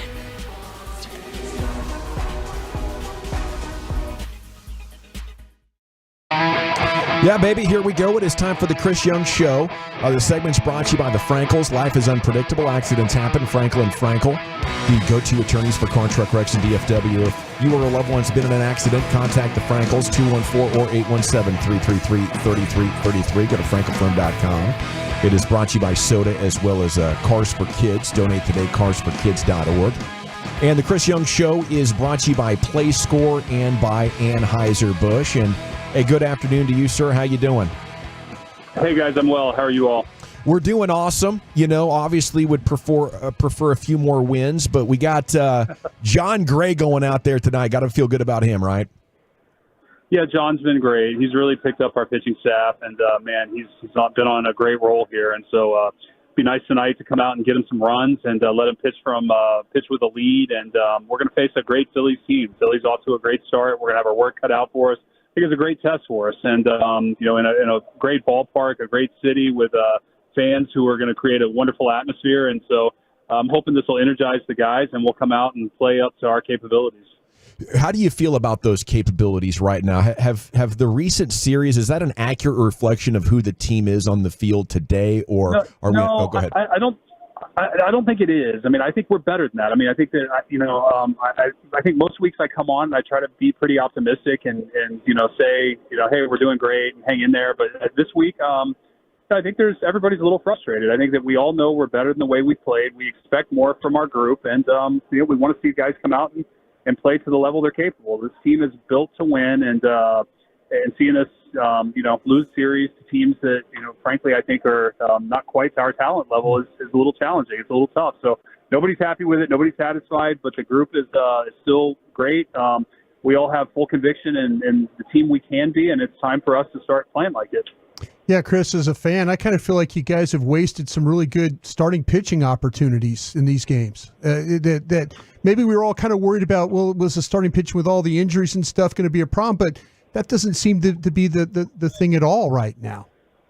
Well, the starting pitching has been terrific, and there's no doubt about it that we would have liked to have won a few more games, and we've gotten very good starting pitching performances. That said, I do believe our starting pitching is built to pitch well the rest of the year. That as we start getting guys back, and we should be getting Dane Dunning back on Wednesday, and then our hope is that we've got Evo and then Max and potentially Cody Bradford coming in the coming weeks as well. So our starting pitching is set up to be good throughout the year. And there are certain points in the season when sometimes you have to win with offense, you have to outslug. Other times you have to win close games with your defense, your starting pitching. And, you know, we've been in that stretch, and our starting pitching's done a great job of trying to pick up the offense when they've been down a little bit. But now's the time where, you know, if we can still continue pitching well, I expect the bats to break out, and we should win some games. So do you feel like Bradford has a chance to be back before the All-Star break? And same goes for Josh Young. What do you think the timeline is there? Yeah, Josh is still probably another week and a half from really being evaluated and how fast he can resume baseball activities. He's still been doing everything he can, but swinging a bat is kind of the last thing. And then really the vibration that comes when you make impact with a wooden bat to the baseball and how that's going to impact the bones that are healing in the forearm. That's the biggest thing we have to guard against. So we'll know more in about a week and a half on Josh. I'm optimistic that he'll be back, you know, before July 1st, but I can't tell you with any certainty at this point. Cody is still a work in progress. You know, this has been a very unique injury, so to speak, and he's making progress. The pain is dissipated. It's not completely gone, but is it at a level that he can start pushing through and we can start building him back up? And that's kind of what this week is going to determine. So can't commit to a full timeline with Cody. I do know it's going the right direction, and my hope is that we make some major strides here this week. How are we doing on certainty with Max Scherzer? Is there any kind of timeline or guarantee he will be back before this day or that day? No timeline yet. He's still got some tests to pass in terms of his daily throwing program, but he is feeling better. We've identified kind of the root cause of what's been really his source of discomfort, and I think that we're feeling pretty good about it. Now it's, can we manage it? Can we get him built back up quickly? And, I know he's chomping at the bit. He wants to be out there as badly as anybody, and he'll play catch tomorrow, and we'll see what the next steps are. Chris, as you look at what's going on in the outfield defensively, though, is that where you want it, or is it something that needs to be a lot of again, I know that was a way you want the best you can for your guys, but is it defensively? Yeah. It hasn't been up to what I think your standards are. No, it's not. I can't defend the performance. I mean, we're better than what we've shown, and we're working at it every day. And I know that the guys are committed to coming out every day and continuing to improve. And so I think some of it is a focus and intensity at which we're playing, and I think there's room for improvement with that. And my expectation is that we're going to start seeing that here. Rangers general manager Chris Young with us here on The Fan. Derek Hill in the lineup in right field today for Adolis. Where are things at with Adolis, and what do we need to know about Derek Hill? Yeah, Adolis swung this afternoon in the cages and felt okay, not great. He needs about, we're hopeful another day, and tomorrow hopefully can be back in the lineup, and we'll see where he is. But we certainly need him. We need him to get going, and he's a huge part of our team. So we're hopeful that tomorrow he'll feel better and be back in there. And Derek Hill has had a tremendous start at Round Rock this year. I mean, he's an elite center field defense. He can play, the corners as well. Adds an element of speed and energy, which I think this team needs right now. I think injecting some life and some energy into this group and adding a different dynamic. If we're not going to slug, then we need to find different ways to win games. And I think Derek complements what we need to do right now to win, which is catch the ball and manufacture runs, and then hopefully the slug will come. And speaking of the outfielder, guys, another banged up dude, unfortunately, Wyatt Langford. When it comes to the rehab starts for him, is there anything you need to see production wise before it's like, okay, we can get him back up here? Or is it just, hey, once he's healthy, he's back? No, it's just the physical. It's just the physical and the rehab from the injury. Production wise, he's been able to actually use this to kind of make some improvements mechanically to some bad habits that maybe he had developed at the beginning part of the season. But he's swinging the bat great. He's taking live batting practice right now and doing wonderfully.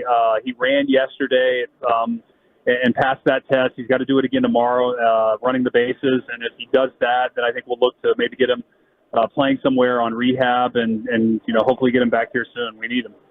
Hey, I was going to ask you though, CY, about Langford's situation. Is there any hindsight about or any regret about using him initially as a designated hitter?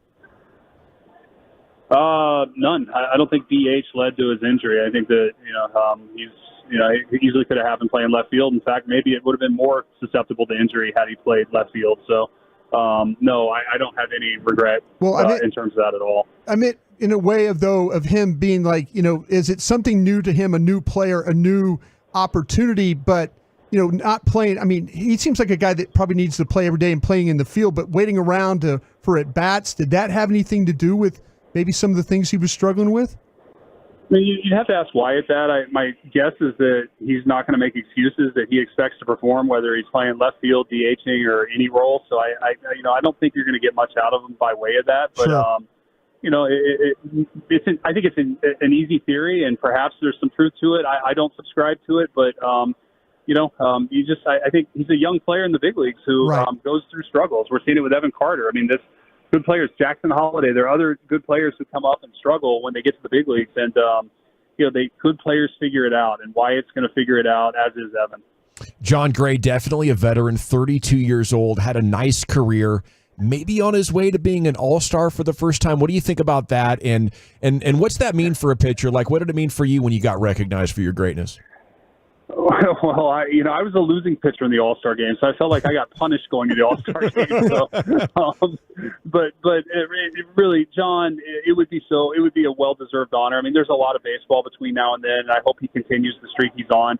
But he's worked super hard. He's pitching with confidence and conviction, and what he did last year in the World Series arguably helped us win it. I mean, he came in a game for Max and really was only supposed to face maybe 3 to 6 hitters, and I think he got 9 outs and just really dominated those 9 outs. So I'm hoping that confidence is carried over into this year, and that's what we're seeing. he's unbelievably talented. He's a great guy, hard worker. It would make me very happy to see him receive some accolades for his performance. So was your experience winning AL Comeback Player of the Year a better one for you in the All-Star? Much better, much better. That was a full season's worth of work, not a half season. So that was definitely a bigger, of more significance to me in terms of my career accomplishments. See, why is there a simple answer for why left-handed starting pitching has given this team so much trouble this year? No, but I'm working to figure it out. I'll tell you that. We're all sort of miffed as to why that is. I mean, we're certainly missing a big piece in Josh Young, sure, who crushed lefties last year. Zeke Duran, who's gotten some bats against left-handed pitchers, hasn't performed at the level maybe we saw last year. So, Corey got off to a slow start, traditionally hits lefties. So there are some reasons behind it, but really this is one we have to solve. We're going to solve, and we're going to keep working at it because I know that we're going to see lefties the rest of the year, and it's an important piece for us winning, and so we're working at it. And I wish I had a better answer for you, but I do know that I believe in the group and that they are capable of hitting left-handed pitchers. Are you with the team? Are you at the ballpark? Yep, I'm in the Watch This Take BP right now in the dugout in Philly. It's a beautiful late spring day here, and hopefully it means a lot of runs for the Rangers. Yeah, top team in the National League with these Phillies. Give them hell. We'll be pulling for you, CY. Guys, thanks so much. Great chatting with you. Cheers. There he goes, Chris Young. Brought to you by PlayScore and by Anheuser-Busch. And it's so cool. He's joining us pregame coming up at 5 o'clock. There you go. When we return, it'll be time to talk with Jared Sandler. His Rangers preview is coming up next right here in the G-Bag Nation. But first, it's time to take control of your financial future. I mean, my goodness, I wake up, I'm 30 years old.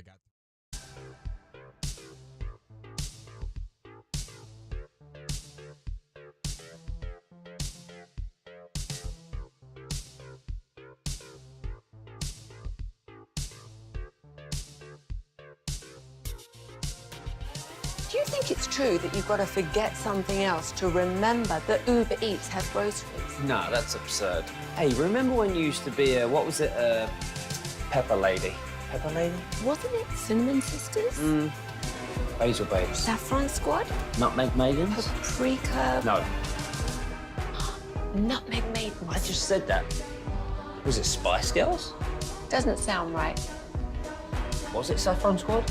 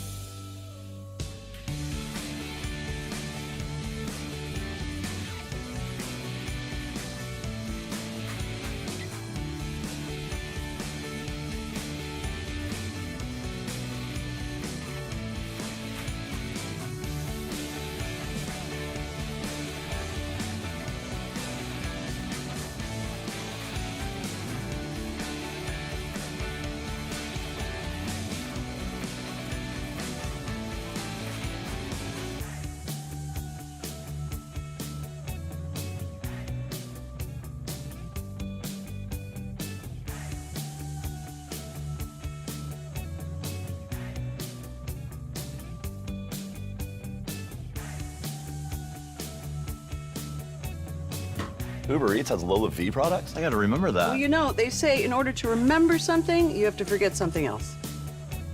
Okay, now that is a very cute haircut. That's like a little shag. I've never seen that before. Well, I mean, of course you have. It's the Rachel. Oh, is that your name? No, I mean like your name. No, I'm Jen. My name's Jen. Right, but I just mean like this is your haircut. But Hangs with the Jeep Bag Nation every Friday at 5:20. Presented by the Texas Lottery on your home of the world champion Rangers 105.3 The Fan. Classic Chevrolet at Grapevine. They are the #1 Chevy dealer in the world with more Silverados than anyone else. Go see them today or visit ClassicChevrolet.com. This is Texas. This is Classic Chevrolet. Together, let's drive, relax, and enjoy the difference. Based on new Chevrolet registrations 2023. Thank you, Lucius, and welcome back, G-Bag Nation. We have Rangers pregame coming up at 5 o'clock. It's time now to talk with Jared Sandler. His Ranger preview is brought to you by Blue Nail Roofing. And good afternoon, Jared. How the heck are you? Guys, I'm great. It's I feel like I'm in Texas with this Philadelphia heat right now, but otherwise, all good. We feel like we're in like Seattle or something with this DFW rain that we're experiencing. Is it raining today? Yeah, quite a storm. Wow. It's been off and on. I think we're going to dodge the bad stuff, but enough to rain out some practices, if you know what I'm talking about. Yeah. There, which, that's not always a bad thing, right? Get a little break. Not always. Is there a growing belief that maybe Max Scherzer doesn't make it back? What's your take on that one?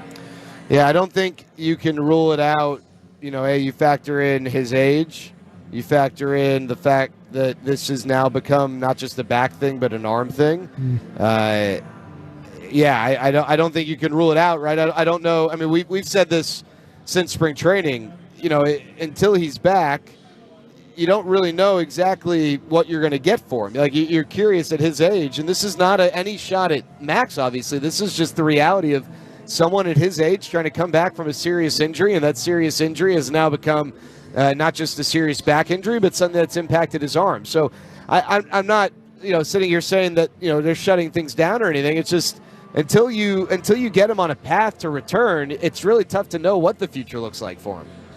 And then with Bradford, is that thing getting weird with his recovery? What's going on there? I just think it's taken a little bit longer. That one doesn't have the long-term concerns that I think the Scherzer one might. It's just it's a stress fracture, and they're waiting for. It was explained to me medically the other day, and I'm not smart enough to relay it without botching it, so I don't want to say the wrong thing. But essentially, there's still pressure in the back as he's trying to use those muscles. And it's going to subside. It's going to take a little bit more time than what they had initially expected. And so I don't think that they are I don't think that there's like this concern that, it's got the potential gravity of the Scherzer situation and what you asked there. I just think it's not going to have as quick of a turnaround as they had initially hoped. Jared, how do they get better defensively in the outfield?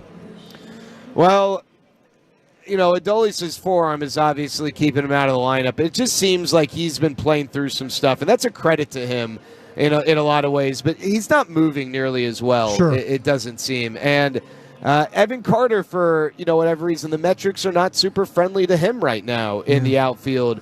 And I think some of that is maybe situational. Like when you're in a certain situation, maybe it doesn't make sense to be super aggressive to try and make a catch, and you pull up and play the ball on a hop because at the end of the day, that's the right play. But the computers are going to look at that, and they're not going to take that context into it. They're not going to take the fact it's the 8th inning and you're up by 3 or whatever it might be. And he's been dinged on a few of those. I've gone to the computers and tried to figure out the plays in which he's got negative points. But that aside, I don't know that he has played at the level that he played last year, and that's probably more sample size.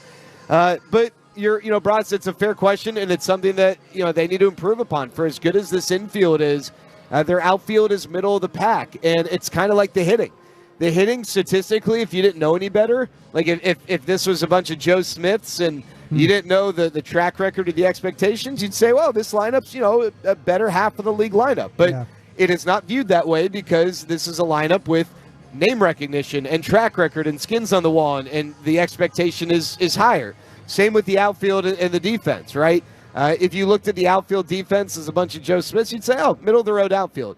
But when you look and consider that you got a Gold Glover in right, you got a future Gold Glover in left who can also play center, and you got a guy in center in Leody Taveras who's got elite ability in the outfield, if not, maybe inconsistently demonstrated, you expect this outfield to be a top 10, top 8, performing group, and they just haven't been this year.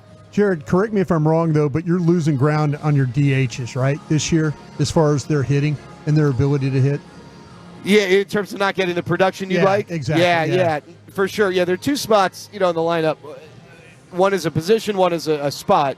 The DH, yes.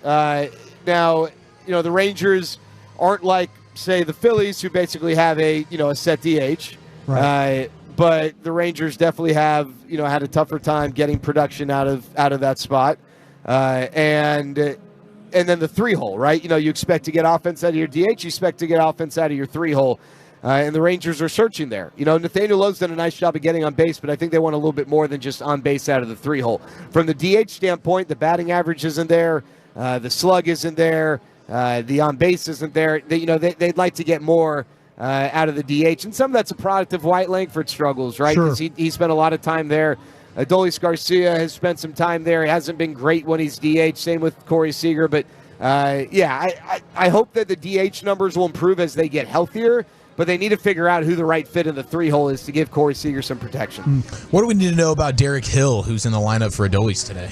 Really good defender. The reason he hasn't stuck as a major leaguer is the hitting, and he's hitting great in AAA. Now, the gap between AAA baseball and Major League Baseball is probably as wide as it's ever been. Teams are being more aggressive in calling guys up, and so some of those younger guys who are super talented aren't in AAA right now. They're maybe struggling and going through the growing pains in the majors. Now, Derek Hill, to his credit, he's had success as a hitter this year in AAA. He's hitting .333 with an OPS north of 1,000.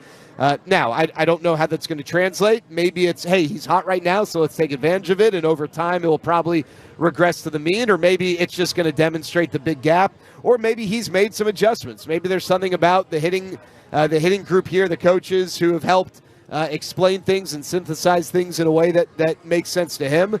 But, at the end of the day, the Rangers need someone who can provide a little bit of support right now while Adolis is not able to go. And he also provides great defense and great action on the bases. So, whatever they get from him offensively, that'll be a little bit of a bonus, but they can get him on the bases. That's a win. And, he's going to play really good defense for you.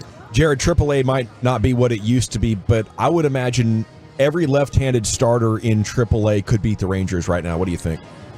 Yeah, I mean, it feels that way. I don't know that I'd endorse that comment in full, but certainly, they face some lefties who you do not expect to shut you down, and they've been shut down. And so, yeah, I mean, the joke would be if you throw left-handed, you can throw a quality start against the Rangers, and it's a hard game, and I obviously don't mean that literally, but right now it's an especially hard game for the Rangers when a lefty's on the mound. Now I'll say this: Tarek Skubal is going to be a Cy Young contender as long as he stays healthy over in the American League for the Tigers. And when the Rangers faced him, I thought they competed really well against him. They did. Ranger Suarez is right now one of the best pitchers in all of baseball, and so I don't know if it's a focus thing. I don't know if it's a, hey, you got to lock in because, this guy on the hill's not messing around. Whereas Joe Lefty maybe doesn't, or hasn't, I shouldn't say won't moving forward, but maybe they've kind of felt like, oh, we're going to be all right. It's just Joe Lefty. So I'm curious to see how they compete. And I'll tell you this, it's gotten to the point where they know the narrative. I mean, that's not new. And they want to change the narrative. And we're gonna figure out whether, they're able to with this group because they absolutely need to change the narrative. Because if not, first of all, they're going to naturally face lefties, in general, whether as a starter in the bullpen. But now you're going to start to see teams make sure that their lefties face the Rangers, and you don't want to put yourself in that position. Jared, are my eyes deceiving me though? Are teams trying to run more on the Rangers? Yeah, that's a good question, Broadus. And I think they're trying to run more on Rangers catchers. Yeah. Oh, sorry, excuse me, Broadus. Rangers pitchers. Yeah. Andrew Kinsler's not a great catch and throw guy, so when he's behind the plate, yes. Something weird just happened to your audio, Sands. Oh, my audio. You're like, you're hot. Can you guys hear me now? Yeah, we can, but it's like you're screaming into the mic, like you're raging against the machine. Can you turn me down a little bit, Pat? There we go. What about now? How about now? Yeah, there we Is that go. better? Yeah. All right. I think Andrew Kisner can get exposed behind the plate. I think teams are trying to do that. With Jonah Heim, he's still the same great catch and throw guy, but it seems like a lot of times guys are running on him and he has no chance. So I think a lot of that's on the pitchers to do a better job of holding the runners. And the Phillies run a lot. So this is another series in which the Rangers are going to get tested on the bases. Well, Jared, I know you love a good streak just as Love a much good streak. as the next guy. The facts are Maybe that more so. the Rangers have won 12 in a row against these Phillies, so I'm putting in the call. We're getting a dub tonight, Jared. I would love that. That'd be great. Great way to get this road trip started. Tough road trip, and they need to keep their Philly dominance. Well, as the great Ron Washington said, the lefty got us, and we'll hope that can get turned around. Now, with the rest of this series, how left pitching dominant are the Phillies? Well, if you look at their bullpen, they do have three lefties, right? So you always think about that. Jose Alvarado, Matt Strom, and Gregory Soto, good pitchers right there. So they're going to definitely take advantage of that. We don't really know exactly what's happening tomorrow yet from a starting standpoint. We know Zach Wheeler, the righty, is going to go Thursday, but they do have three lefties in the bullpen. That's a lot. A lot of teams have one or two, and so they'll, I'm sure, try to use that to their advantage. Did the Rangers get fortunate not having to play this team in the World Series last year?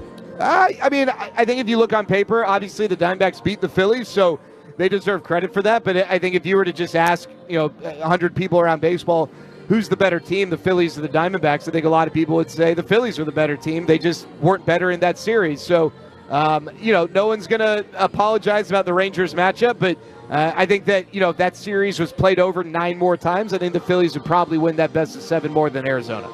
Right on, buddy. Have a great night. Have a great call, and we'll catch up with you tomorrow.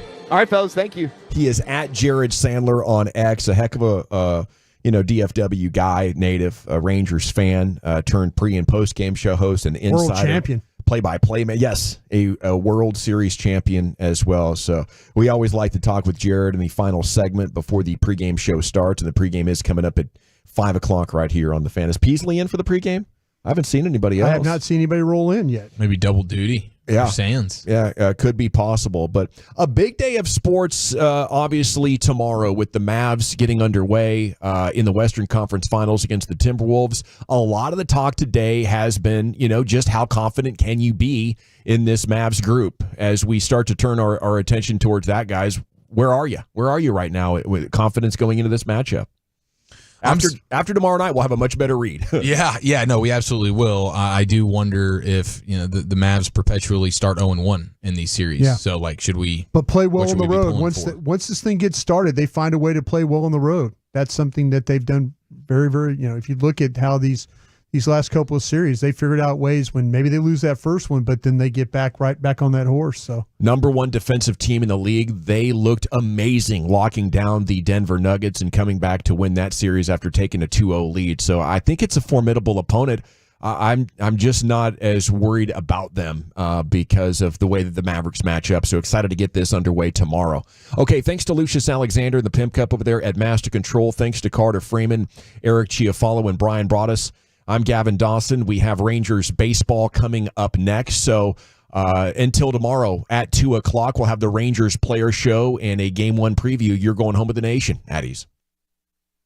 This Odyssey Sports Minute is sponsored by Bosch Power.